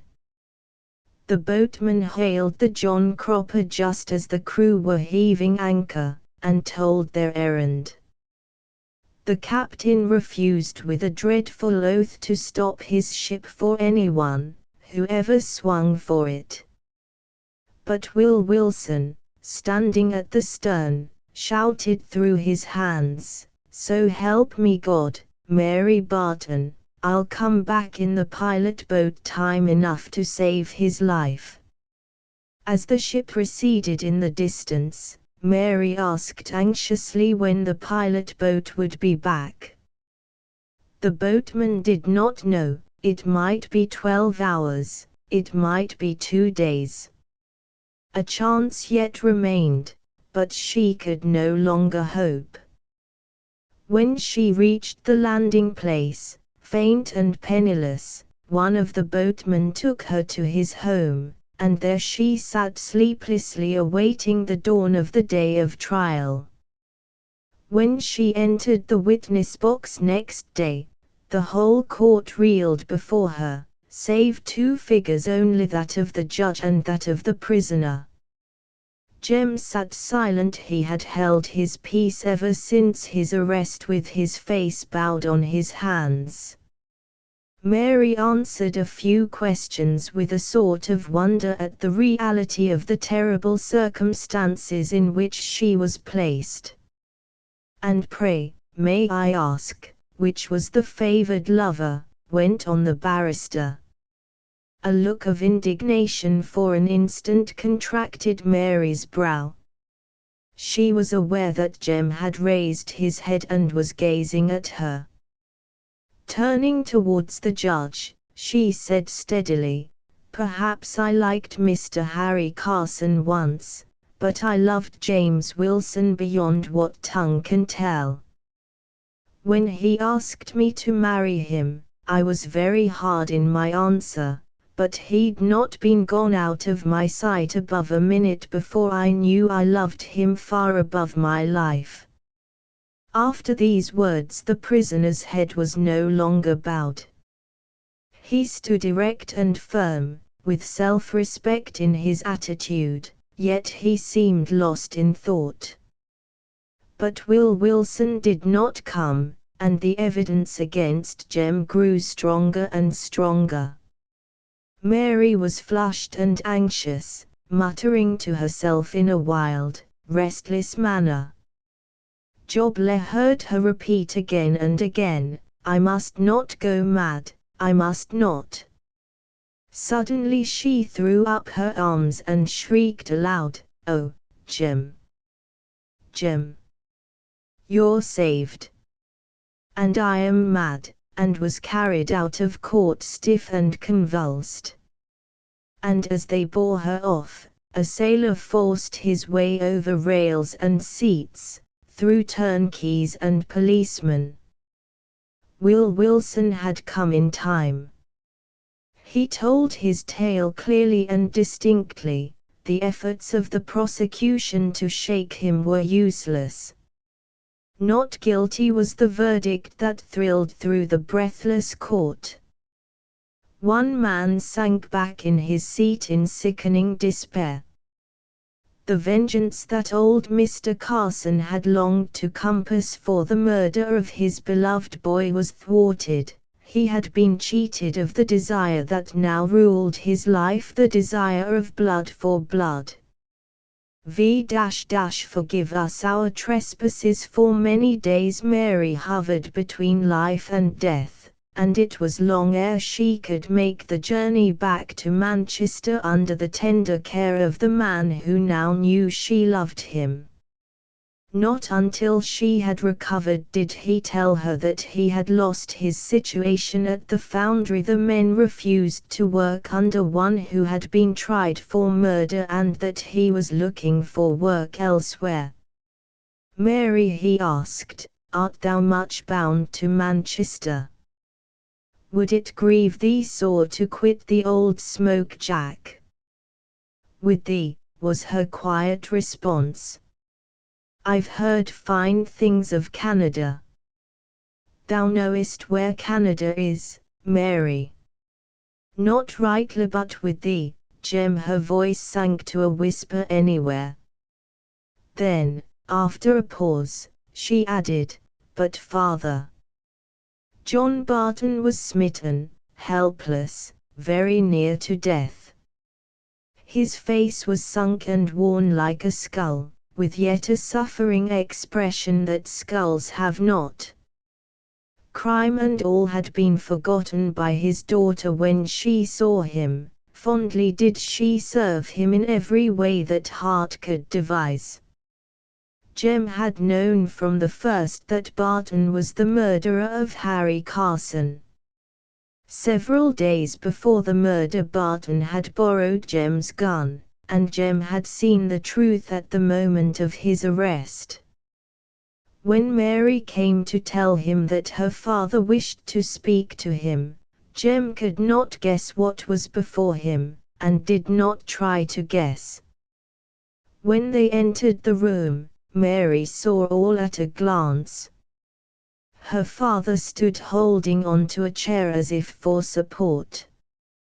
Behind him sat Joble, listening, Before him stood the stern figure of Mr. Carson. "Don't dare to think that I shall be merciful, you shall be hanged, hanged man," said Mr. Carson, with slow emphasis. "I've had far, far worse misery than hanging," cried Barton. "Sir, one word." "My hairs are grey with suffering." "And have I had no suffering?" interrupted Mr. Carson. "Is not my boy gone, killed out of my sight forever? He was my sunshine, and now it is night. Oh, my God! Comfort me, cried the old man aloud. Barton lay across the table broken-hearted. "God knows I didn't know what I was doing," he whispered. "Oh, sir," he said wildly, "say you forgive me."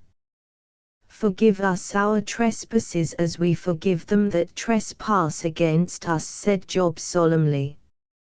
Mr. Carson took his hands from his face. "Let my trespasses be unforgiven, so that I may have vengeance for my son's murder." John Barton lay on the ground as one dead. When Mr. Carson had left the house, he leant against a railing to steady himself, for he was dizzy with agitation. He looked up to the calm, majestic depths of the heavens, and by the last words he had spoken returned upon him, as if they were being echoed through all that infinite space in tones of unutterable sorrow. He went homewards, not to the police office. All night long, the archangel combated with the demon in his soul. All night long, others watched by the bed of death. As morning dawned, Barton grew worse, his breathing seemed almost stopped. Jem had gone to the druggist's, and Mary cried out for assistance to raise her father. A step, which was not Jem's, came up the stairs. Mr. Carson stood in the doorway. He raised up the powerless frame, and the departing soul looked out of the eyes with gratitude. "Pray for us," cried Mary, sinking on her knees. "God be merciful to us sinners," was Mr. Carson's prayer. "Forgive us our trespasses as we forgive them that trespass against us." And when the words were said, John Barton lay a corpse in Mr. Carson's arms. At the door of a long, low wooden house stands Mary, watching the return of her husband from his work. Her baby boy, in his grandmother's arms, sees him come with a crow of delight. "English letters," cries Jem. "Guess the good news." "Oh, tell me," says Mary. "Margaret has recovered her sight. She and Will are to be married, and he's bringing her out here to Canada, and Job let talks of coming, not to see you, Mary, but to try and pick up a few specimens of Canadian insects." "Dear Joblet," said Mary, softly. William Godwin Caleb William Godwin, the son of a dissenting parson, was a man of remarkable gifts and the father of the poet Shelley's second wife, Mary Wollstonecraft Shelley, see Volume 7. Born at Wisby Atch, England, the 3rd of March, 1756, he served for 5 years, 1778 to 83, as a nonconformist minister, and then going to London, joined the leading Whig circle of the day, and turned his attention to political writings. His Political Justice, though little read today, had a great number of readers and considerable influence 100 years ago. Things as They Are, or The Adventures of Caleb Williams, published in 1794, has a philosophical significance, suggested by the falseness of the common code of morality, which is apt to be overlooked by many readers in the strong interest of the tale. It is one of the few books of that period which may still be said to live. It is quite the best of his novels. It raised Godwin's reputation to a pinnacle according to contemporary criticism, though some of his other novels, notably Fleetwood, have been preferred for their descriptive writing. He was an exceedingly industrious writer, essays, biography, political philosophy, and history all coming from his pen, but in spite of this and of his many distinguished friendships, Godwin was always in difficulties, which he bore with the becoming grace of a philosopher. He died on the 7th of April, 1836. Mr. Falkland's secret. My life has for several years been a theatre of calamity. My fairest prospects have been blasted. My enemy has shown himself inaccessible to entreaties and untired in persecution. I was born of humble parents, in a remote county of England. Their occupations were such as usually fall to the lot of peasants, and they had no portion to give me. I was taught the rudiments of no science, except reading, writing, and arithmetic. But I had an inquisitive mind, and neglected no means of information from conversation or books. The residence of my parents was within the manor of Ferdinando Falkland, a country squire of considerable opulence. At an early age I attracted the favourable notice of Mr. Collins, this gentleman's steward, who used to call in occasionally at my father's. In the summer of the year, Mr. Falkland visited his estate in our county after an absence of several months. This was a period of misfortune to me. I was then 18 years of age. My father lay dead in our cottage, and I had lost my mother some years before. In this forlorn situation I received a message from the squire, ordering me to repair to the manor house. My reception was as gracious and encouraging as I could possibly desire. Mr. Falkland questioned me respecting my learning, and my conceptions of men and things, and listened to my answers with condescension and approbation. He then informed me that he was in want of a secretary, and that if I approved of the employment he would take me into his house. I felt highly flattered by the proposal, and found my employment, which included the duties of librarian as well as those of a secretary, easy and agreeable. Mr. Falkland's mode of living was in the utmost degree recluse and solitary.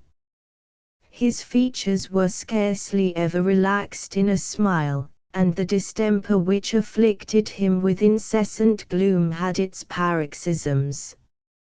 None of the domestics, except myself and Mr. Collins, approached Mr. Falkland but at stated seasons, and then only for a very short interval. Once after I had seen my patron in a strange fit of intolerable anguish, I could not help confiding in Mr. Collins that I feared Mr. Falkland had some secret trouble, and in answer to my communication Mr. Collins told me the story of Turl's murder. Barnabas Turl had been a neighbouring squire, insupportably brutish and arrogant, tyrannical to his inferiors, and insolent to his equals.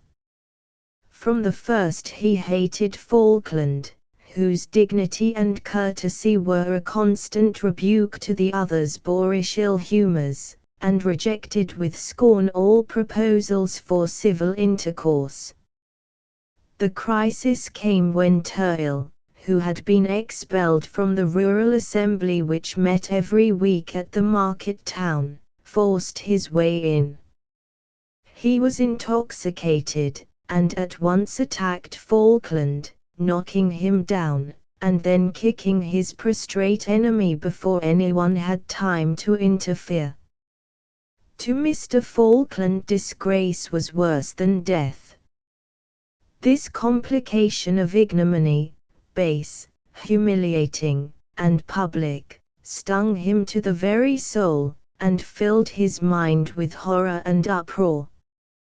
One other event closed that memorable evening. Mr. Turtle was found dead in the street, having been murdered a few yards from the assembly house. From that day Falkland was a changed man. His cheerfulness and tranquillity gave way to gloomy and unsociable melancholy, and, filled with the ideas of chivalry, the humiliating and dishonorable situation in which he had been placed could never be forgotten. To add to his misfortunes, it was presently whispered that he was no other than the murderer of his antagonist, and even the magistrates at length decided that the matter must be investigated, and requested Falkland to appear before them. Mr. Falkland attended, and easily convinced the magistrates of his innocence, pointing out that his one desire was to have called out the man who had insulted him so horribly, and to have fought him to the death. He was not only acquitted, but a public demonstration of sympathy was arranged at once to show the esteem in which he was held. A few weeks, and the real murderer was discovered. This was a man named Hawkins, who, with his son, had been reduced from an honest livelihood to beggary and ruin by Turtle.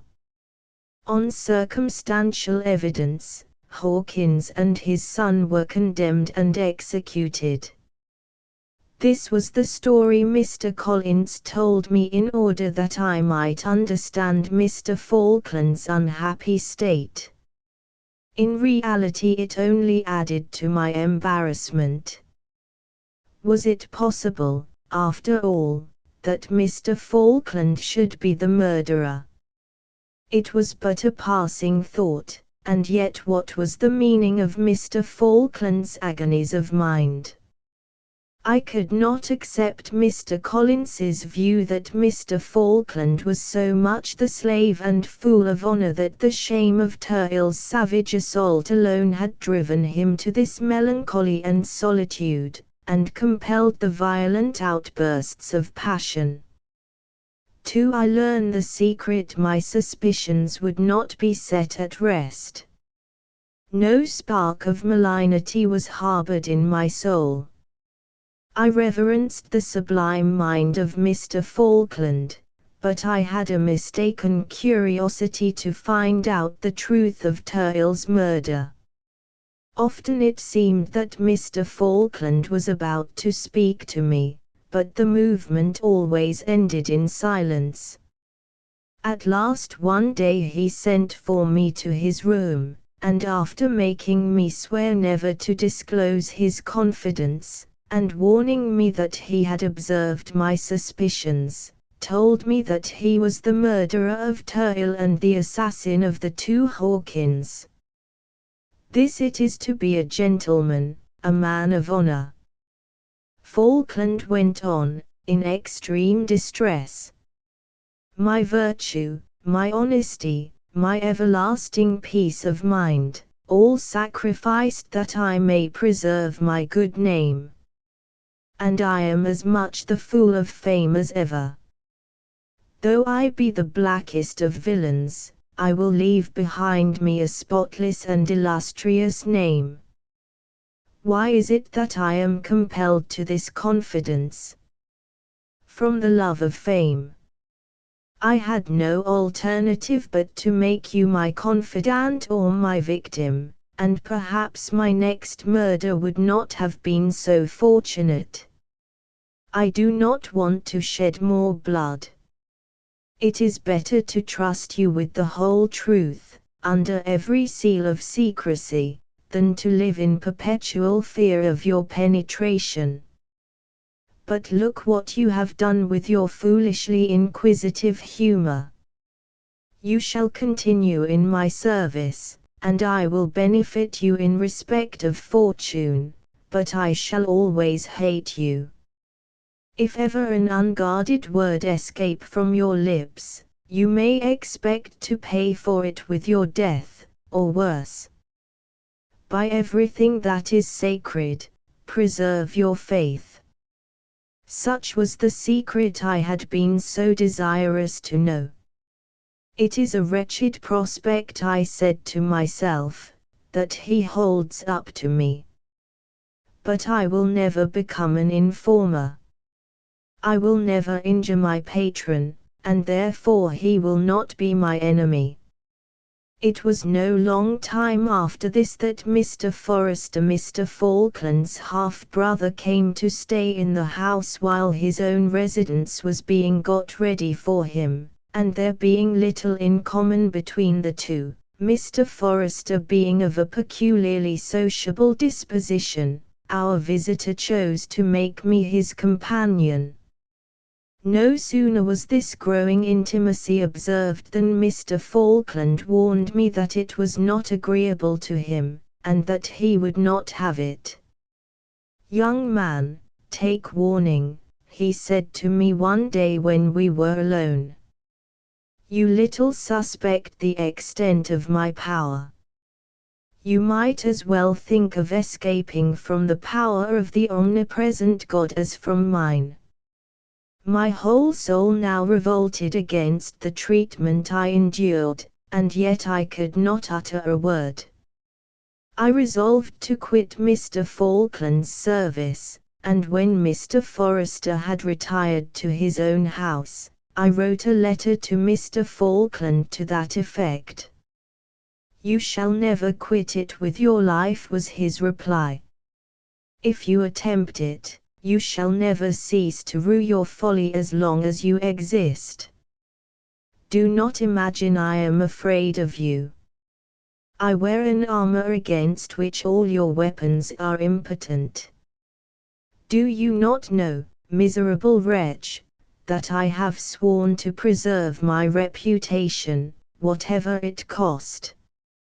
I have dug a pit for you, and whichever way you move it is ready to swallow you." This speech was the dictate of frenzy, and it created in me a similar frenzy. It determined me to do the very thing against which I was thus solemnly warned, and fly from my patron's house. No sooner, however, had I set off, and travelled some miles, than a horseman overtook me, and handed me a letter from Mr. Forrester. I opened the letter, and read as follows: "Williams, my brother Falkland has sent the bearer in pursuit of you. He expects that, if found, you will return with him. I expect it, too. If you are a villain and a rascal, you will perhaps endeavor to fly. If your conscience tells you you are innocent, you will, out of all doubt, come back. If you come, I pledge myself that if you clear your reputation, you shall not only be free to go wherever you please, but shall receive every assistance in my power to give. Valentine Forrester." To a mind like mine, such a letter was enough to draw me from one end of the earth to the other. I could not recall anything out of which the shadow of a criminal accusation could be extorted, and I returned with willingness and impatience. I knew the stern inflexibility of Mr. Falkland's mind, but I also knew his virtuous and magnanimous principles.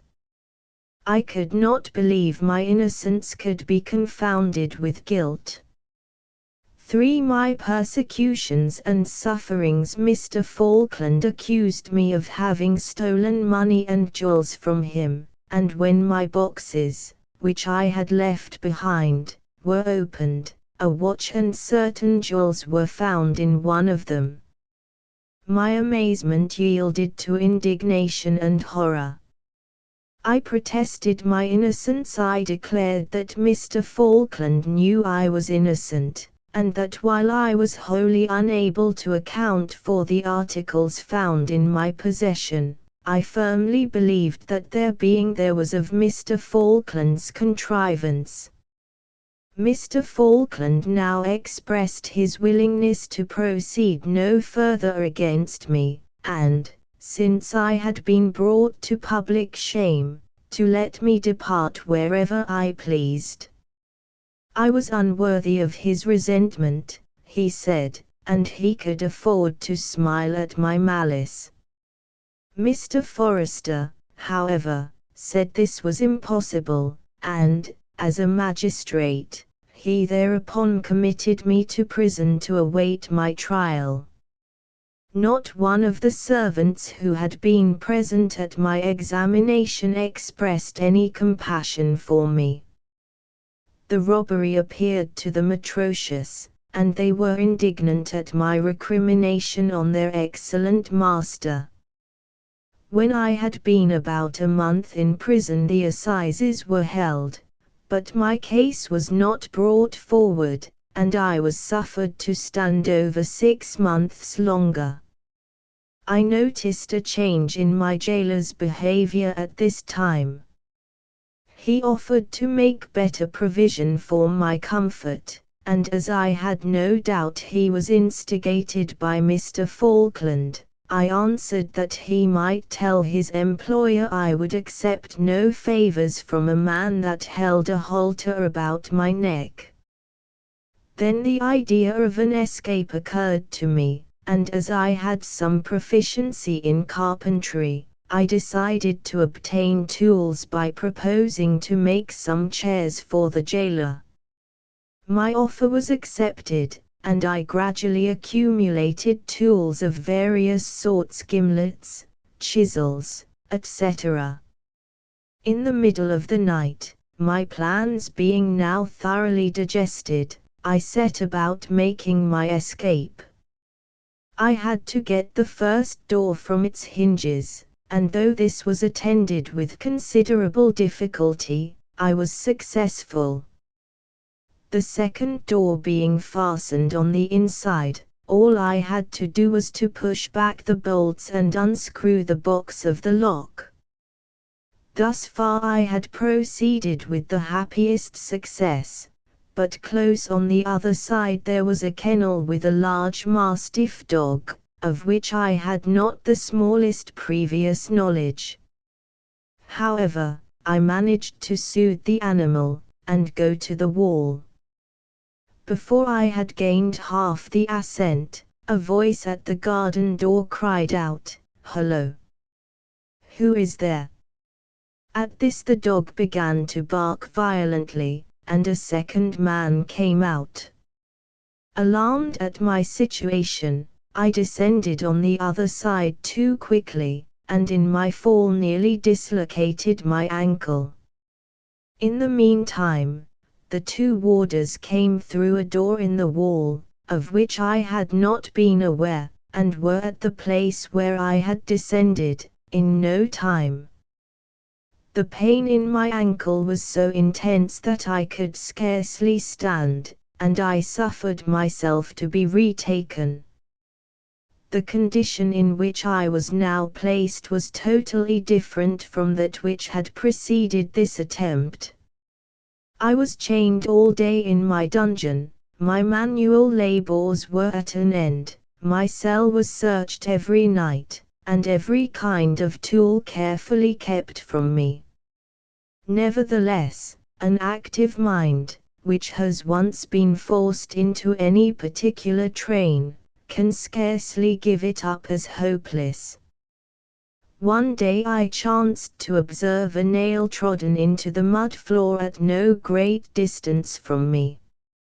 I seized upon this new treasure, and found that I could unlock with it the padlock that fastened me to the staple in the floor.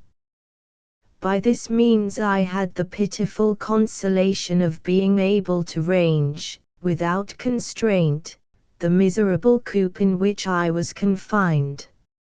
It became my constant practice to liberate myself at night, but security breeds negligence. One morning I overslept myself, and the turnkey, to his surprise, found me disengaged. Again my apartment was changed.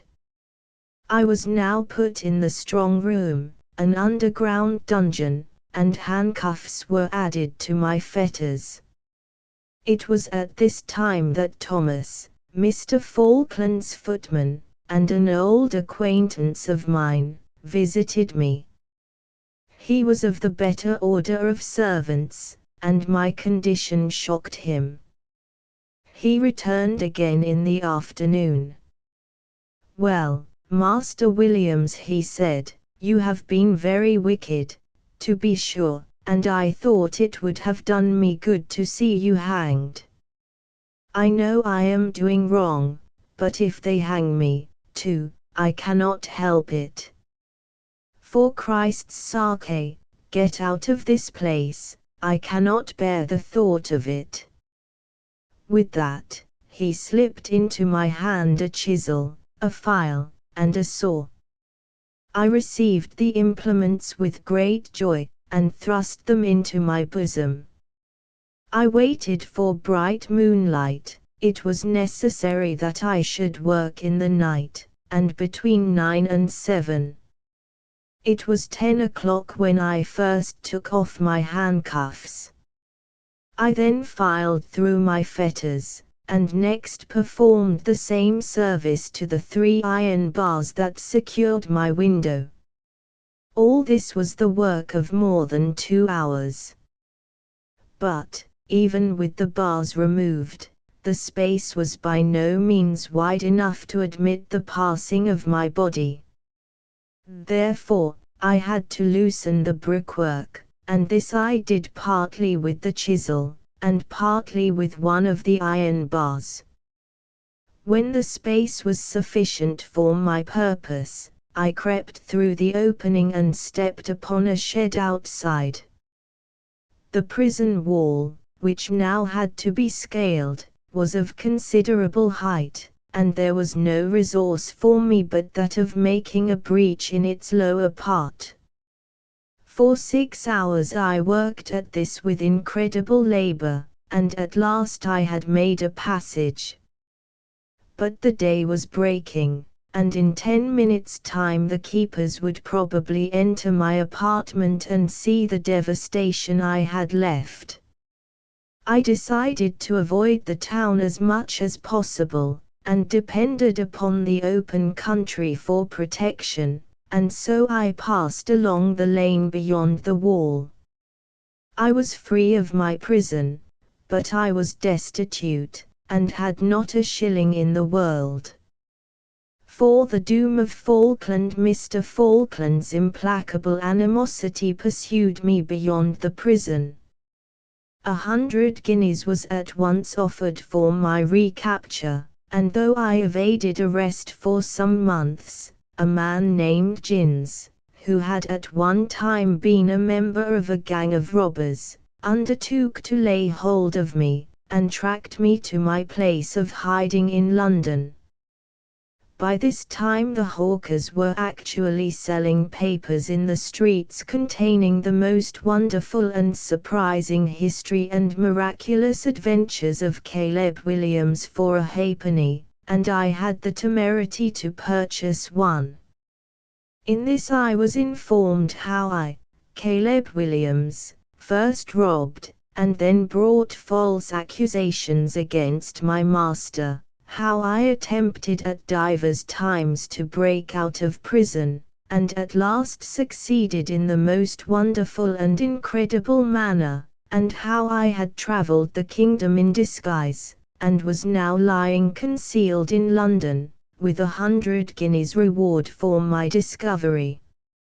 It seemed then that there was no end to my persecution, and I thought of death as my only release. That very night the landlord of my humble lodgings brought gins to the house, and gave me up to the authorities.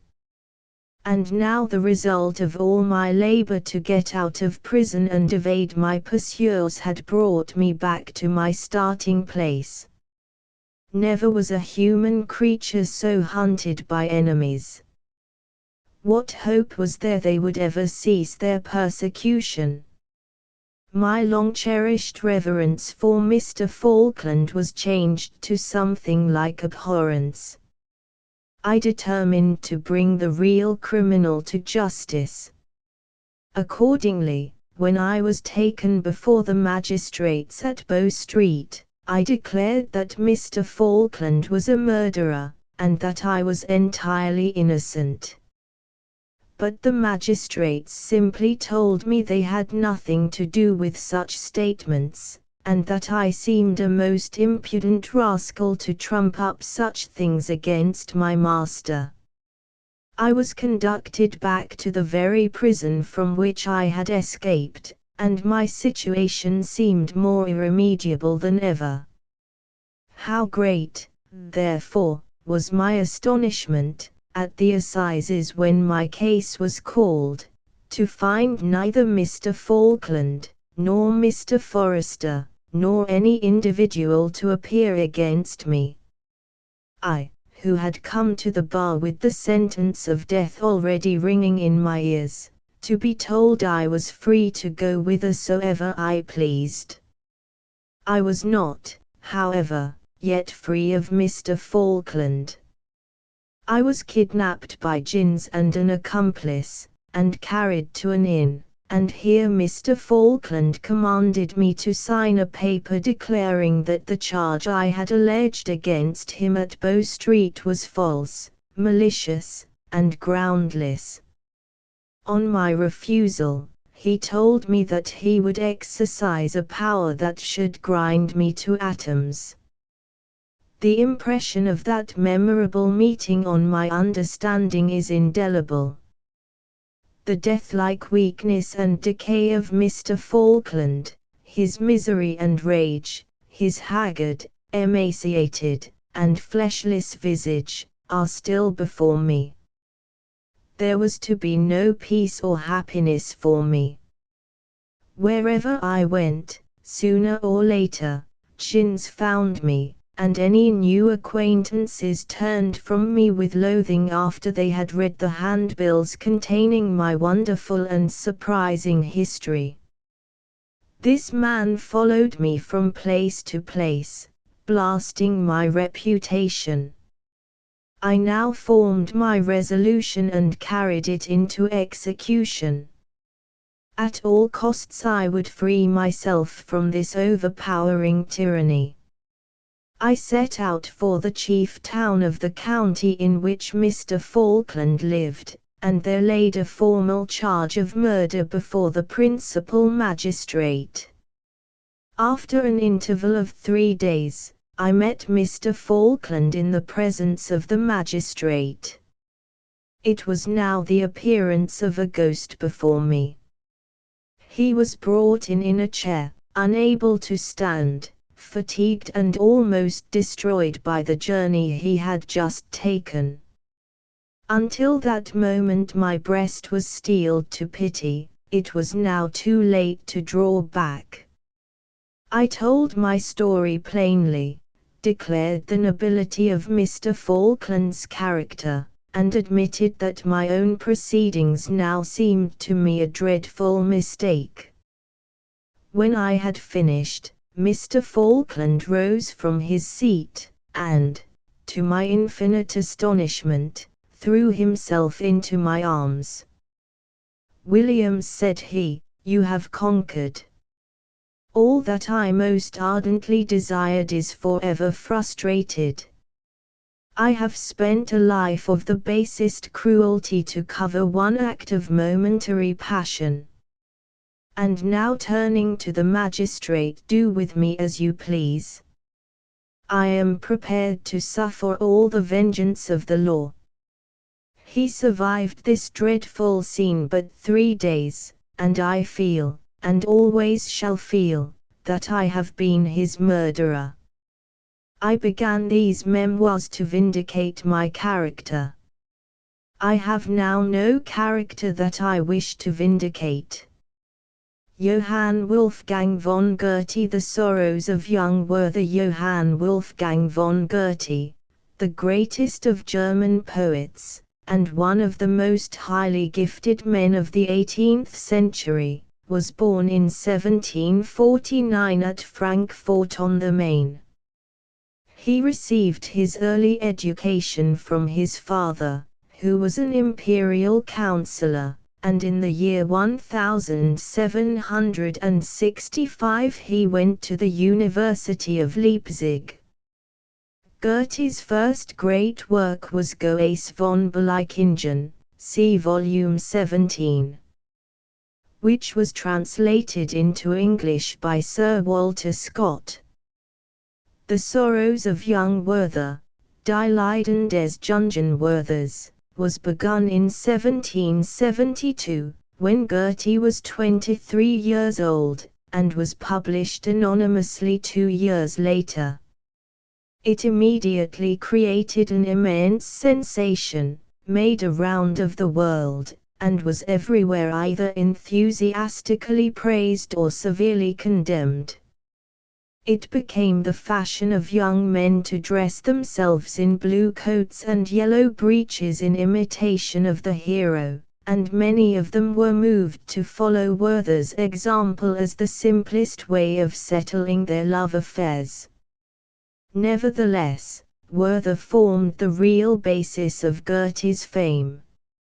It was the first revelation to the world of the genius, which, a quarter of a century later, was to give it Faust, volume 16. The story is frankly sentimental, but as such it is easily the best of the sentimental novels of the 18th century. When, many years later, Goethe was invited to an audience with Napoleon, the emperor volunteered the information that he had read Werther through 6 times. Goethe died in March, 1832, in his 84th year. I have found an angel May the 4th. What a strange thing is the heart of man. To leave my dearest friend, and yet to feel happy. I know you will forgive me, and I in return will promise that I will no longer worry myself over every petty stab of fortune. Poor Leonora. And yet I was not to blame. Was I in fault that, while I was pleasantly entertained by the charms of her sister, her feeble heart conceived a passion for me? And yet I am not wholly blameless. Did I not encourage her emotion? Did I not? But what is man that he dares so to accuse himself? Beyond doubt, the sufferings of mankind would be far less did they but endure the present with equanimity, instead of raking up the past for memories of sorrow. A wonderful calm has come over me. I am alone, and feel that a spot like this was created for the happiness of souls like mine. You ask if you shall send me books. I pray you spare me. My heart craves for no excitement. I need strains to soothe me, and I find them to perfection in my Homer. The 17th of May. I have formed many acquaintances, but as yet have found no friends. If you inquire what sort of people are here, I answer the same as everywhere. The human race is a monotonous affair. The majority labors nearly all its time for mere subsistence, and is then so distressed to have a small portion of freedom still unemployed that it exerts even greater efforts to get rid of it. I have just become acquainted with a very worthy person, the district judge. They tell me how charming it is to see him in the midst of his family of 9. His eldest daughter is much spoken of. He has invited me to go and see him. The 16th of June. Why do I not write to you? You should have guessed that I was preoccupied, that, in a word, that I have made a friend who has won my heart. I have found I know not what. An angel. Nonsense. Everyone so describes his mistress. And yet I cannot tell you how perfect she is, or why so perfect. Between ourselves, I have been 3 times on the point of throwing down my pen, ordering my horse, and riding out. And yet this morning I determined not to ride today, and I keep running to the window to see how high the sun is. I could not restrain myself, go to her I must. I have just returned, Wilhelm, and while I eat my supper I will write to you. I had already made the acquaintance of her aunt, the judge's sister, and with her I was going to accompany Charlotte to a ball given by some young people in the neighborhood. While we were on our way to fetch her, my companion was loud in her praises of her niece's beauty and charm. Take care, however, she added, that you do not lose your heart. Why? I asked. Because she is already betrothed to a most excellent man. As the door opened, I saw before me the most charming sight that I have ever beheld. 6 children, of various ages, were running about the hall and surrounding a lady of medium height, with a lovely figure, dressed in a robe of simple white, trimmed with pink ribbons. She held a loaf of brown bread, and was cutting slices for the little ones all round. She apologized for not being quite ready, explaining that household duties had made her forget the children's supper, which they always preferred to take from her. I uttered some unmeaning compliment, but my whole soul was absorbed by her air, her voice, her manner. You who know me can imagine how I gazed upon her rich, dark eyes, how my soul gloated over her warm lips and fresh glowing cheeks. Never did I dance more lightly, I felt myself more than mortal, holding this loveliest of creatures in my arms, flying with her as rapidly as the wind, till I lost sight of every other object. And, oh, Wilhelm, I vowed at that moment that no maiden whom I loved should ever waltz with another than myself, if I went to perdition for it. Returning from the ball, there was a most magnificent sunrise. Our companions were asleep. Charlotte asked me if I did not wish to sleep too, and begged me not to stand on ceremony. Looking deep into her eyes, I answered, as long as those eyes remain open, there is no fear for mine. We continued awake until we reached her door. I left her, asking her permission to call in the course of the day. She consented, and I went. Since then, sun, moon, and stars may pursue their course, I know not whether it is day or night, the whole world is nothing to me. The 21st of June. My days are as happy as those reserved by God for his elect, and whatever be my fate hereafter, I can never say that I have not tasted joy, the purest joy of life. Little did I think when I selected this spot for my home that all heaven lay within half a league of it. How childish is man, to be disturbed about a mere look. We had been to Walheim, but during our walk I thought I saw in Charlotte's eyes. I am a fool, but forgive me. You should see her eyes. However, to be brief, as the ladies were preparing to drive away I watched her eyes. They wandered from one to another, but they did not alight on me who saw nothing but her. She noticed me not. The carriage drove off, and my eyes filled with tears. Suddenly I saw Charlotte's bonnet leaning out of the window, and she turned to look back. Was it at me? I know not, and in uncertainty is my consolation. Perhaps she turned to look at me.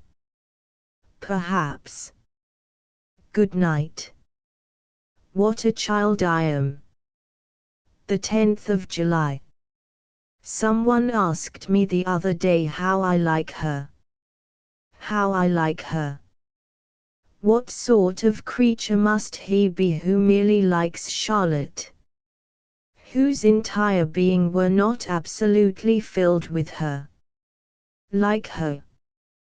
One might as well ask if I like Ossian. The 13th of July. No, I am not deceived.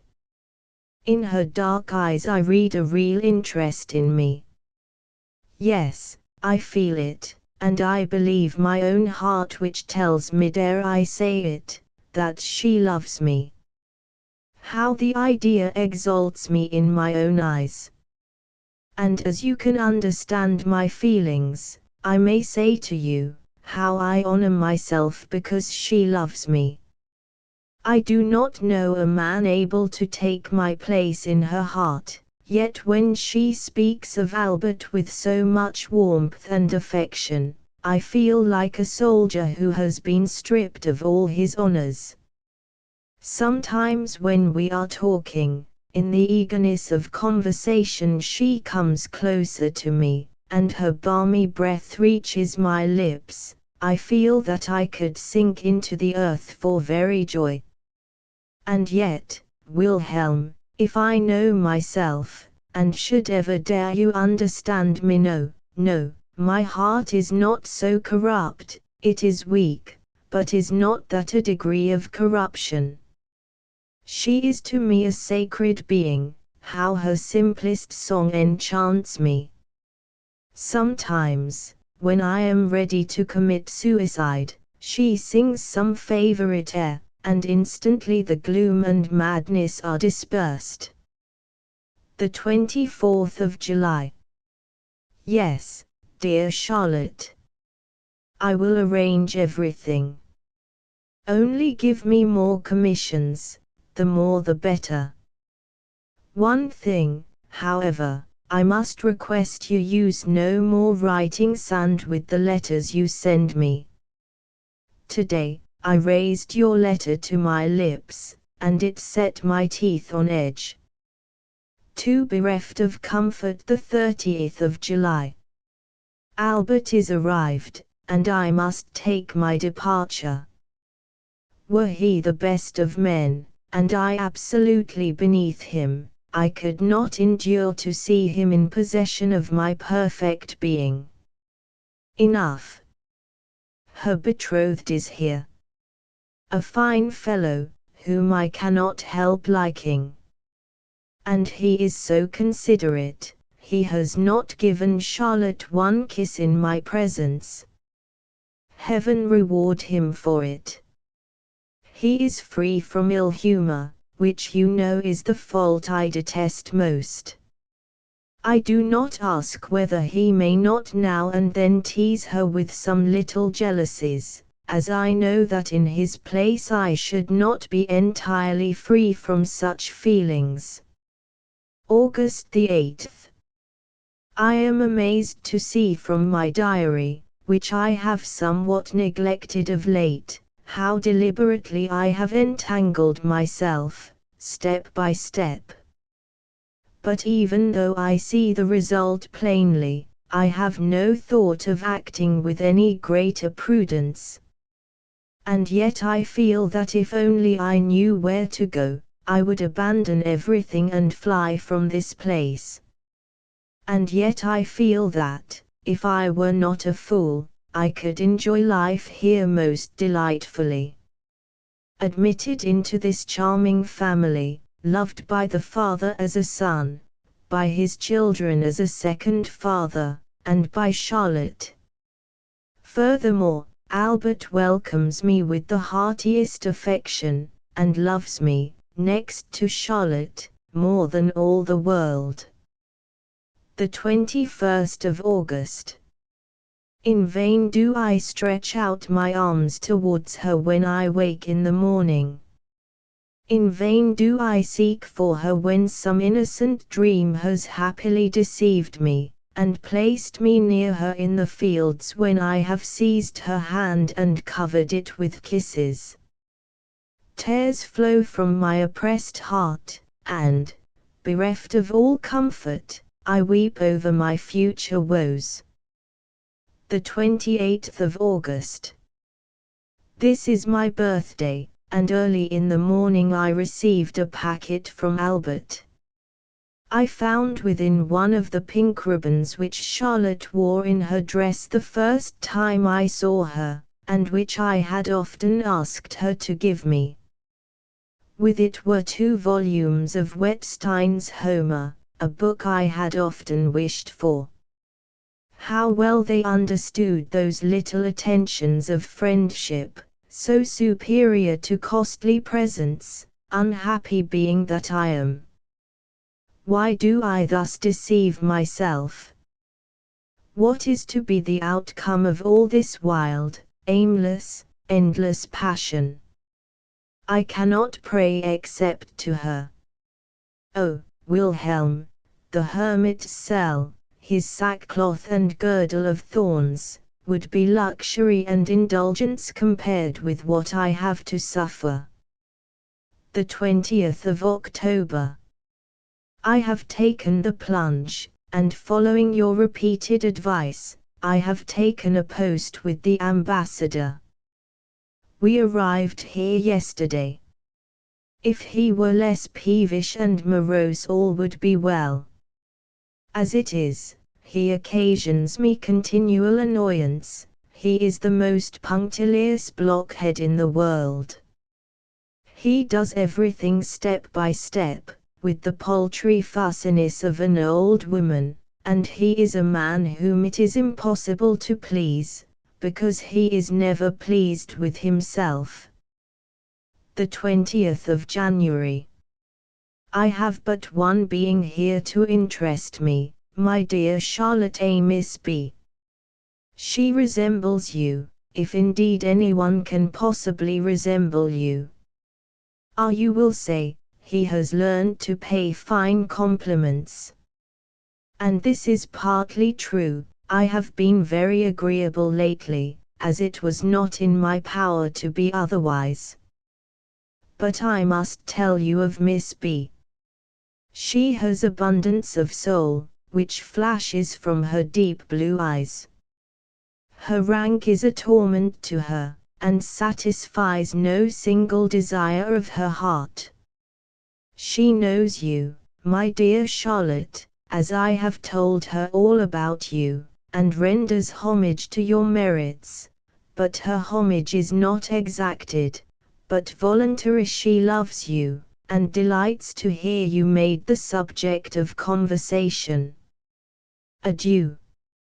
Is Albert with you, and what is he to you? Forgive the question.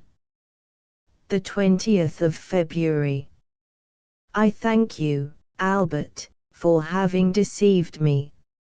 I waited for the news that your wedding day was fixed, and I meant on that day to remove Charlotte's picture from the wall, and bury it with some old papers that I wish destroyed.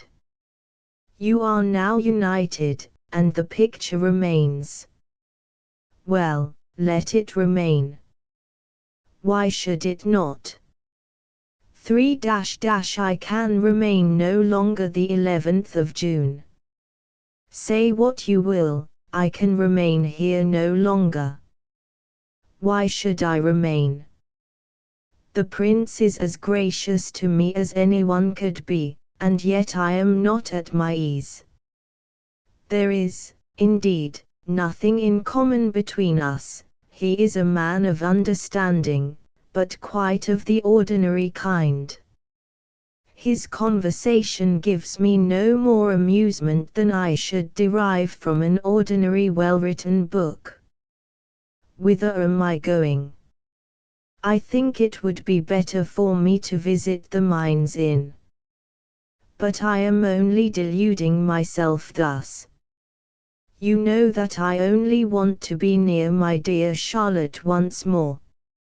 I smile at the suggestion of my heart, but I obey its dictates. The 29th of July. Dear Wilhelm, my whole frame feels convulsed when I see Albert put his arms round that slender waist.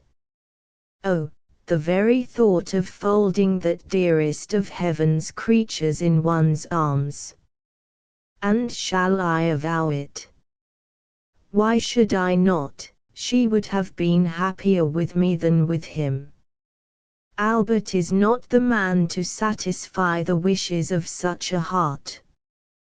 He wants a certain sensibility, he wants, in short, their hearts do not beat in unison. But, Wilhelm, he loves her with his whole heart, and what does not such a love deserve? September the 5th.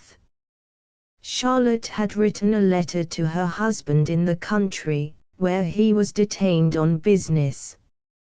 It began, "My dearest love, return as soon as possible. I await you with 1,000 raptures." A friend who arrived brought word that he could not return immediately. Her letter fell into my hands. I read it, and smiled. She asked the reason. "What a heavenly treasure is imagination!" I exclaimed. I fancied for a moment that this was written to me. She paused, and seemed displeased. I was silent. The 10th of October. Only to gaze into her dark eyes is to me a source of happiness. And what grieves me is that Albert does not seem so happy as he hoped to be, as I should have been if. I am no friend to these pauses, but here I cannot express myself otherwise, and probably I am explicit enough. The 19th of October. Alas, the void, the fearful void which I feel in my bosom.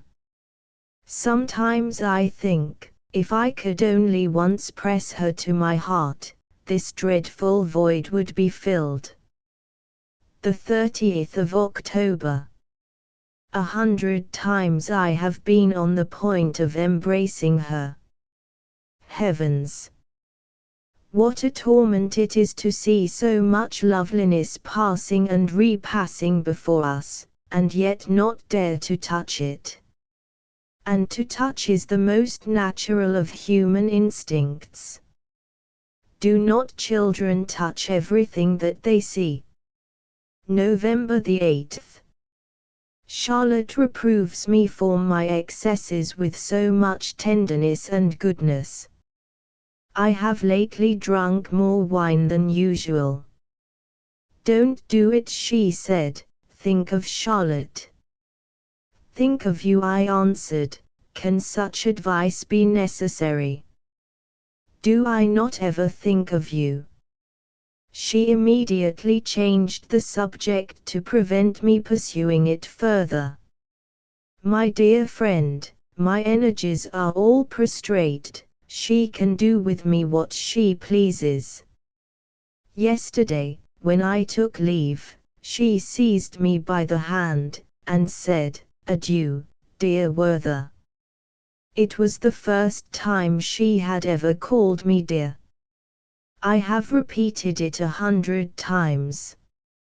I am resolved to die the 24th of November. She is sensible of my sufferings. This morning her look pierced my soul. I found her alone, she was silent, and only gazed steadfastly at me. Oh, who can express my emotions? I was quite overcome, and bending down, pronounced this vow to myself: "Beautiful lips, which angels guard, never will I seek to profane your purity with a kiss. And yet, oh, I wish, but, alas, my heart is darkened by doubt and indecision. Could I but taste felicity, and then die to expiate the sin." What sin? The 21st of December. I am lost. My senses are bewildered, my recollection is confused, my eyes are bathed in tears. I am ill, and yet am well. I wish for nothing, I have no desires, it were better I were gone. I saw Charlotte today. She was busy preparing some little gifts for her brothers and sisters, to be given to them on Christmas Day. "You shall have a gift too," she said, "if you behave well." "And what do you call behaving well?" I asked. "What should I do, what can I do?" "Thursday night," she answered, "is Christmas Eve. The children are all to be here, and my father too. There is a present for each of them. Do you come likewise, but do not come before that time." I started. She must have seen my emotion, for she continued, hastily, "I desire that you will not. It must be so. I ask it of you as a favor, for my own peace and tranquility. We cannot go on in this manner any longer." It were idle to attempt to describe my emotions. I was as if paralyzed, it was as if the sun had suddenly gone out. When I recollected myself, Charlotte was trying to speak on some indifferent topic. "No, Charlotte," I explained, "I understand you perfectly. I will never see you again." The 22nd of December. It is all over, Charlotte, I am resolved to die. I make this declaration deliberately and coolly, without any romantic passion, on the morning of the day when I am to see you for the last time. At the moment that you read these lines, the cold grave will hold the remains of that restless and unhappy being who, in his last moments of existence, knew no pleasure so great as that of conversing with you. When I tore myself from you yesterday, my senses were in tumult and disorder.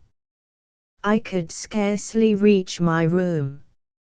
1,000 ideas floated through my mind. At last one fixed, final thought took possession of my heart. It was to die. Oh, beloved Charlotte, this heart, excited by rage and fury, has often conceived the horrid idea of murdering your husband, you myself. What do they mean by saying that Albert is your husband? He may be so for this world, and in this world it is a sin to love you, to wish to tear you from his embrace. Yes, it is a crime, and I suffer the punishment, but I have enjoyed the full delight of my sin. I have inhaled a balm that has revived my soul. From this hour you are mine, yes, Charlotte, you are mine. I do not dream, I do not rave. Drawing nearer to the grave, my perceptions become clearer. We shall exist, we shall see each other again. I wish to be buried in the dress I wear at present. It has been made sacred by your touch. How warmly I have loved you, Charlotte. Since the first hour I saw you, how impossible have I found it to leave you. This ribbon must be buried with me, it was a present from you on my birthday. How confused it all appears. Little did I think then that I should journey on this road. But peace, I pray you, peace. Both my pistols are loaded. The clock strikes 12. I say Amen. Charlotte. Charlotte. Farewell. Farewell.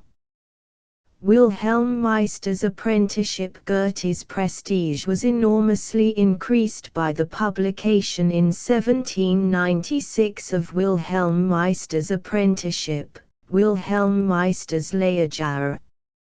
Representing the fruit of 20 years' labor, it was, like Faust, written in fragments during the ripest period of his intellectual activity.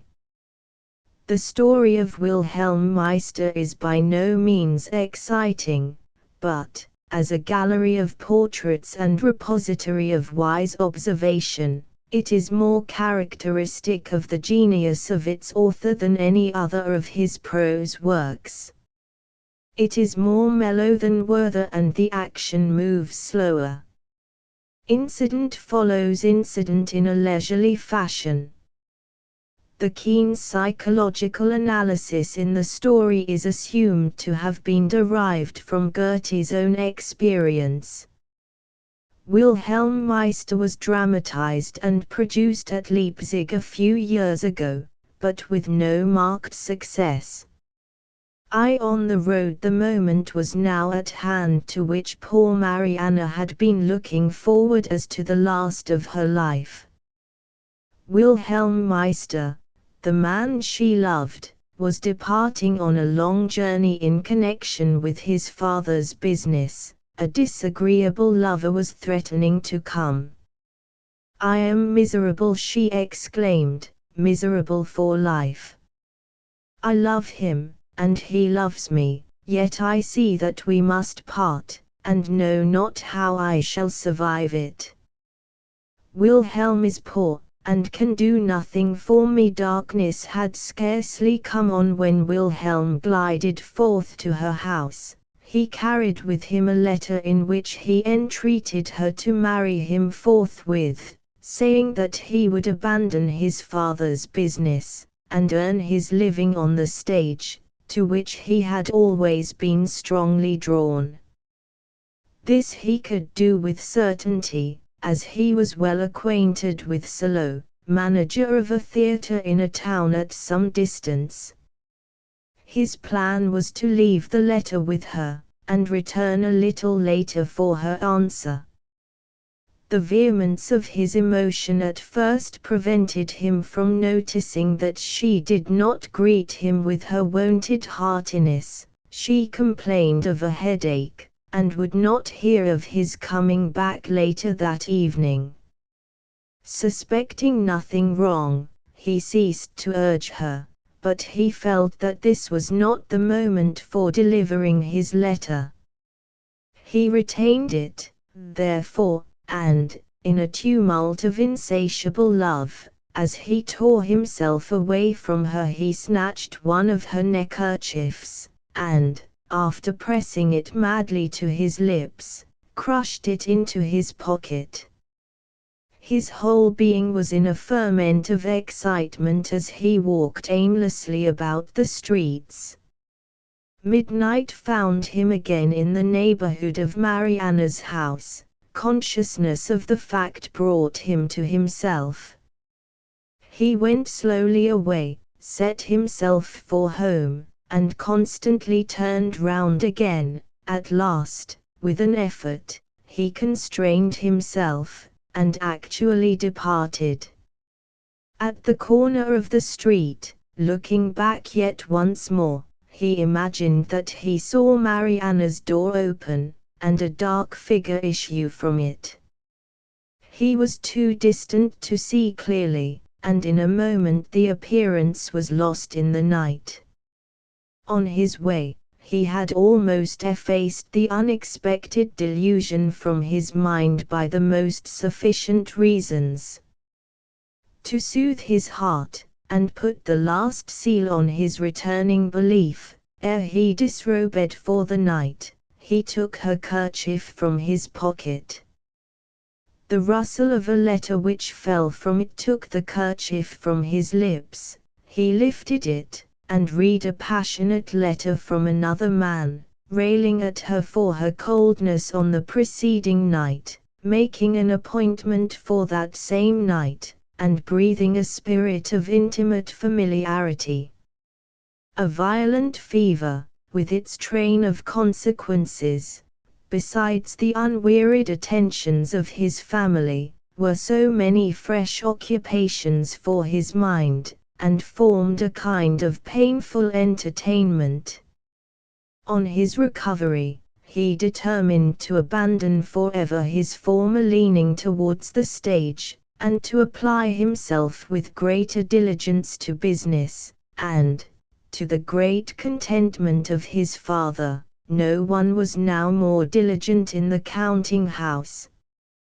For a long time he continued to show exemplary attention to his duties, and was then thought sufficiently master of his business to be sent on a long expedition on behalf of the firm. The first part of his business successfully accomplished, Wilhelm found himself at a little mountain town called Hockdorf. A troupe of actors had got stranded there, their exchequer empty, their properties seized as security for debts. Wilhelm recognized among them an old man whom he recollected as having seen on the stage with Mariana. After some hesitation, he hazarded a question concerning her.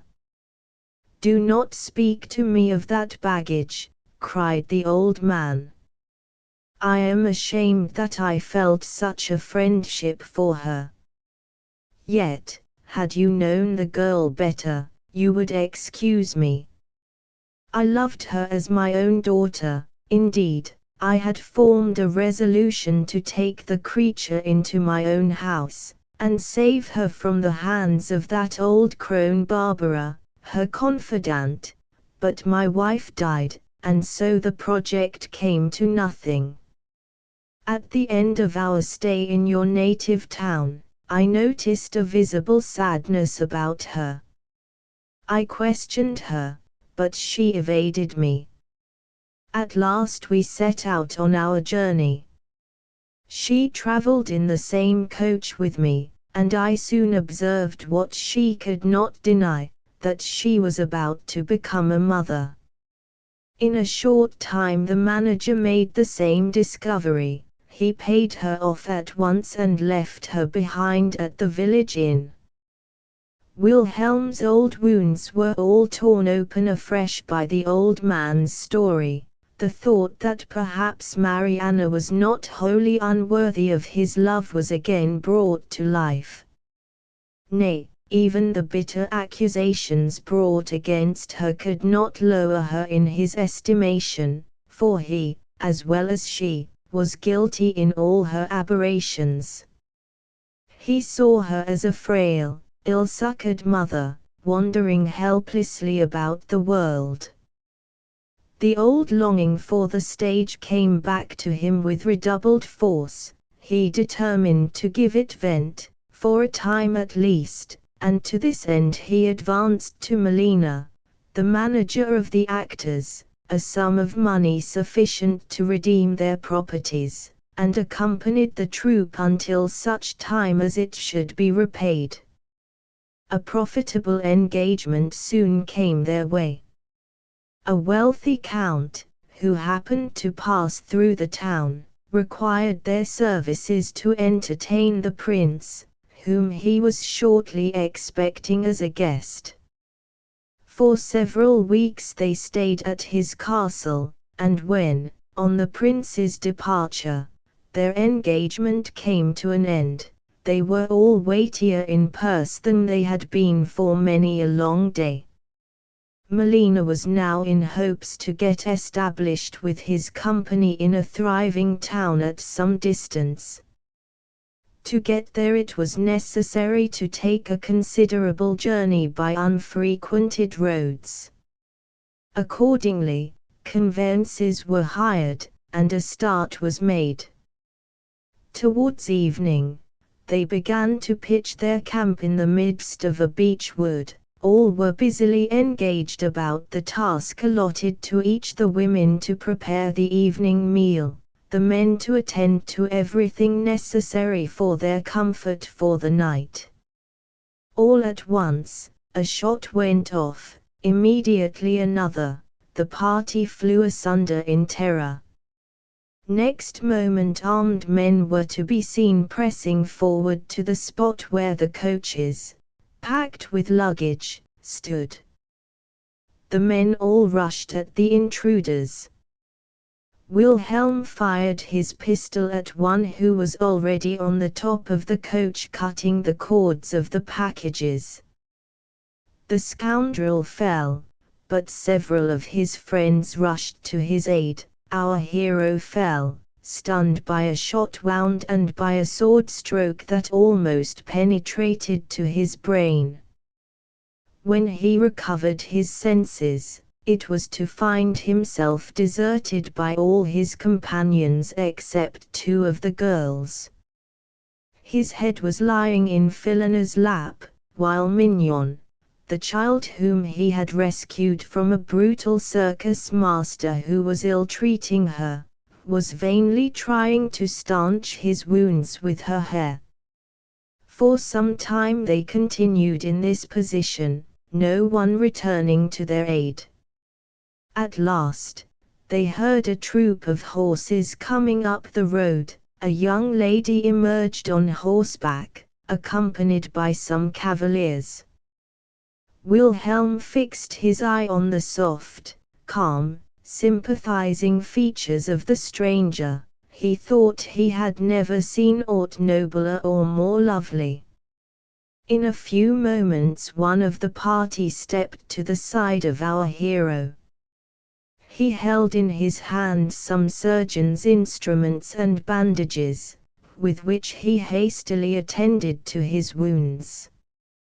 The lady asked several questions, and then, turning to the old gentleman, said, "Dear uncle, may I be generous at your expense," taking off the coat that she was wearing as she spoke, and laying it softly above him.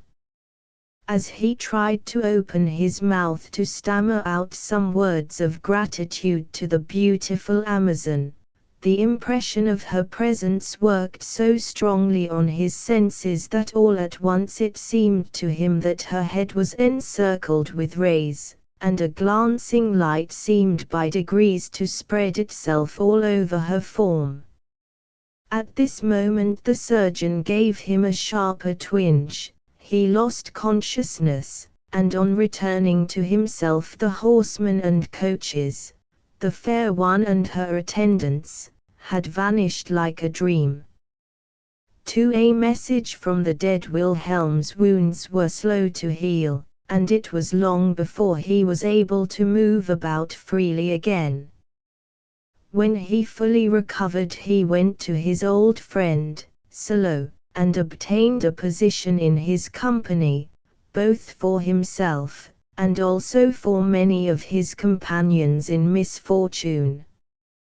With Salo he remained for a considerable period, until an untoward event led to his leaving him. Aurelia, Solo's sister, had long entertained an affection for a nobleman, whom she knew by the name of Lothario. Though at one time much attached to her, his affection had cooled off, and for a long time now he had not had any communication with her. Heartbroken at this treatment, though still devotedly attached to him, she gradually pined away, and complete neglect of her health finally brought her to her deathbed. Before she died, however, she wrote a letter of farewell to him, which she entrusted to Wilhelm to deliver as soon after her death as possible.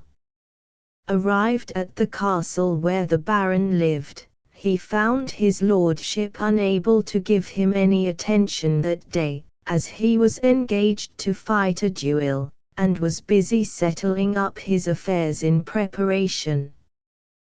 Wilhelm was requested to remain until a more convenient season. On the following morning, while the company were seated at breakfast, the Baron was brought back in a carriage, seriously wounded. As the surgeon came out from attending him, the band hanging from his pouch caught Wilhelm's eye. He fancied that he knew it. He was convinced that he beheld the very pouch of the surgeon who had dressed his wounds in the forest, and the hope, so long deferred, of again finding his lovely Amazon struck like a flame through his soul. The abbé entered from Lothario's chamber, and said to Wilhelm, "The Baron bids me ask you to remain here to share his hospitality, and, in the present circumstances, to contribute to his solacement." From this hour our friend was treated in the house as if he belonged to it. "We have a kindness to ask of you," said Jarno, the Baron's confidential companion, to Wilhelm one morning. The violent, unreasonable love and passionateness of the Lady Lydia only hinder the Baron's recovery. She must be removed by some means. His wound requires rest and calmness. You see how she tortures him with her tempestuous anxieties, her ungovernable terrors, her never-drying tears. Enough. Our doctor expressly requires that she should quit us for a while. We have persuaded her to pay a visit to a lady, an old friend of hers. It will be your task to escort her, as you can best be spared. "I willingly undertake the charge," said Wilhelm, "though it is easy to foresee the pain I shall have to suffer from the tears, the despair, of Lydia." "And for this no small reward awaits you," said Jarno. "Fräulein Theresa, with whom you will get acquainted, is a lady such as you will rarely see. Indeed, were it not for an unfortunate passage between her mother and the Baron, she would long since have been married to his lordship." When they returned from their visit, Lothario was in the way of full recovery. He was now for the first time able to talk with Wilhelm about the sad cause that had brought him to the castle. "You may, however, well forgive me," he said, with a smile, "that I forsook Aurelia for Theresa. With the one I could expect a calm and cheerful life, with the other not a happy hour." "I confess," said Wilhelm, "that in coming hither I had no small anger in my heart against you, that I proposed to censure with severity your conduct towards Aurelia.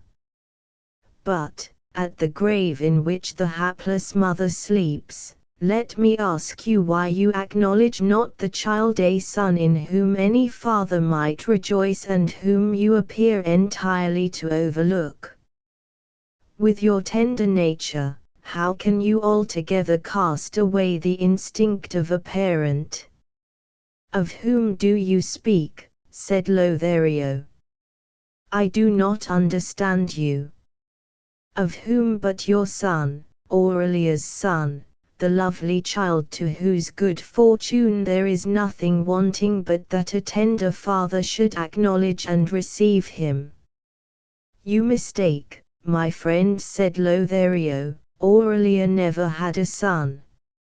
I know of no child, or I would gladly acknowledge it.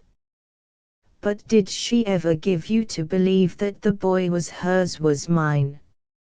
I cannot recollect that I ever heard a word from her expressly on the subject, but we took it so, and I never for a moment doubted it. I can give you a clue to this perplexity, interposed Jarno. An old woman, whom Wilhelm must have noticed, gave Aurelia the child, telling her that it was yours.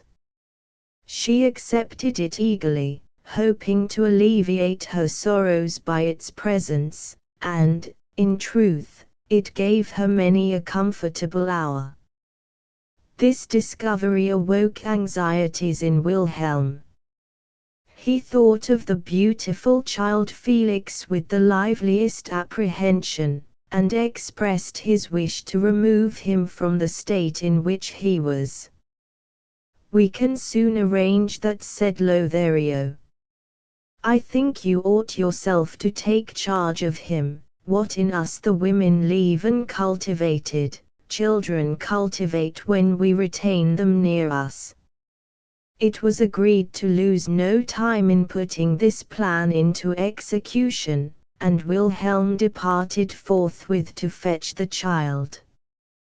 Passing through the house, he found Aurelia's old serving maid, whom he had never seen at close quarters before, employed in sewing. Felix and Mignon were sitting by her on the floor. Art thou the person, he demanded earnestly, from whom Aurelia received this child?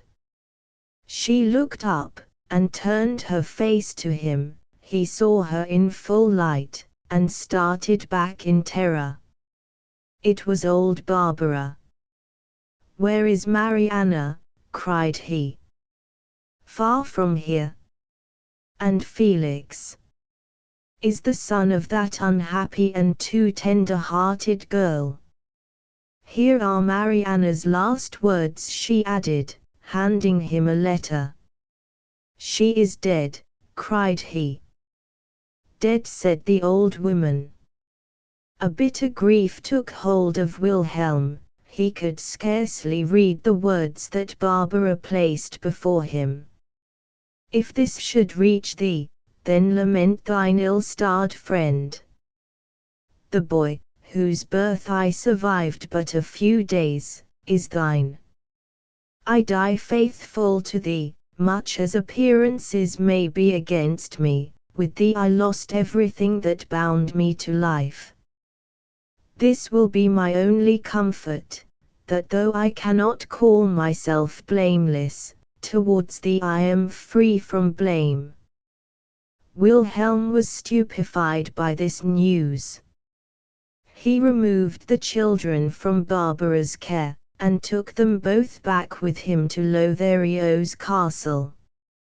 Felix he kept with him, while Mignon, who was not in the best of health, was sent by the Baron to the house of his sister, at some distance. 3 Wilhelm's apprenticeship. One evening Jarno said to Wilhelm, we can now consider you as one of ourselves with such security that it were unjust not to introduce you deeper into our mysteries.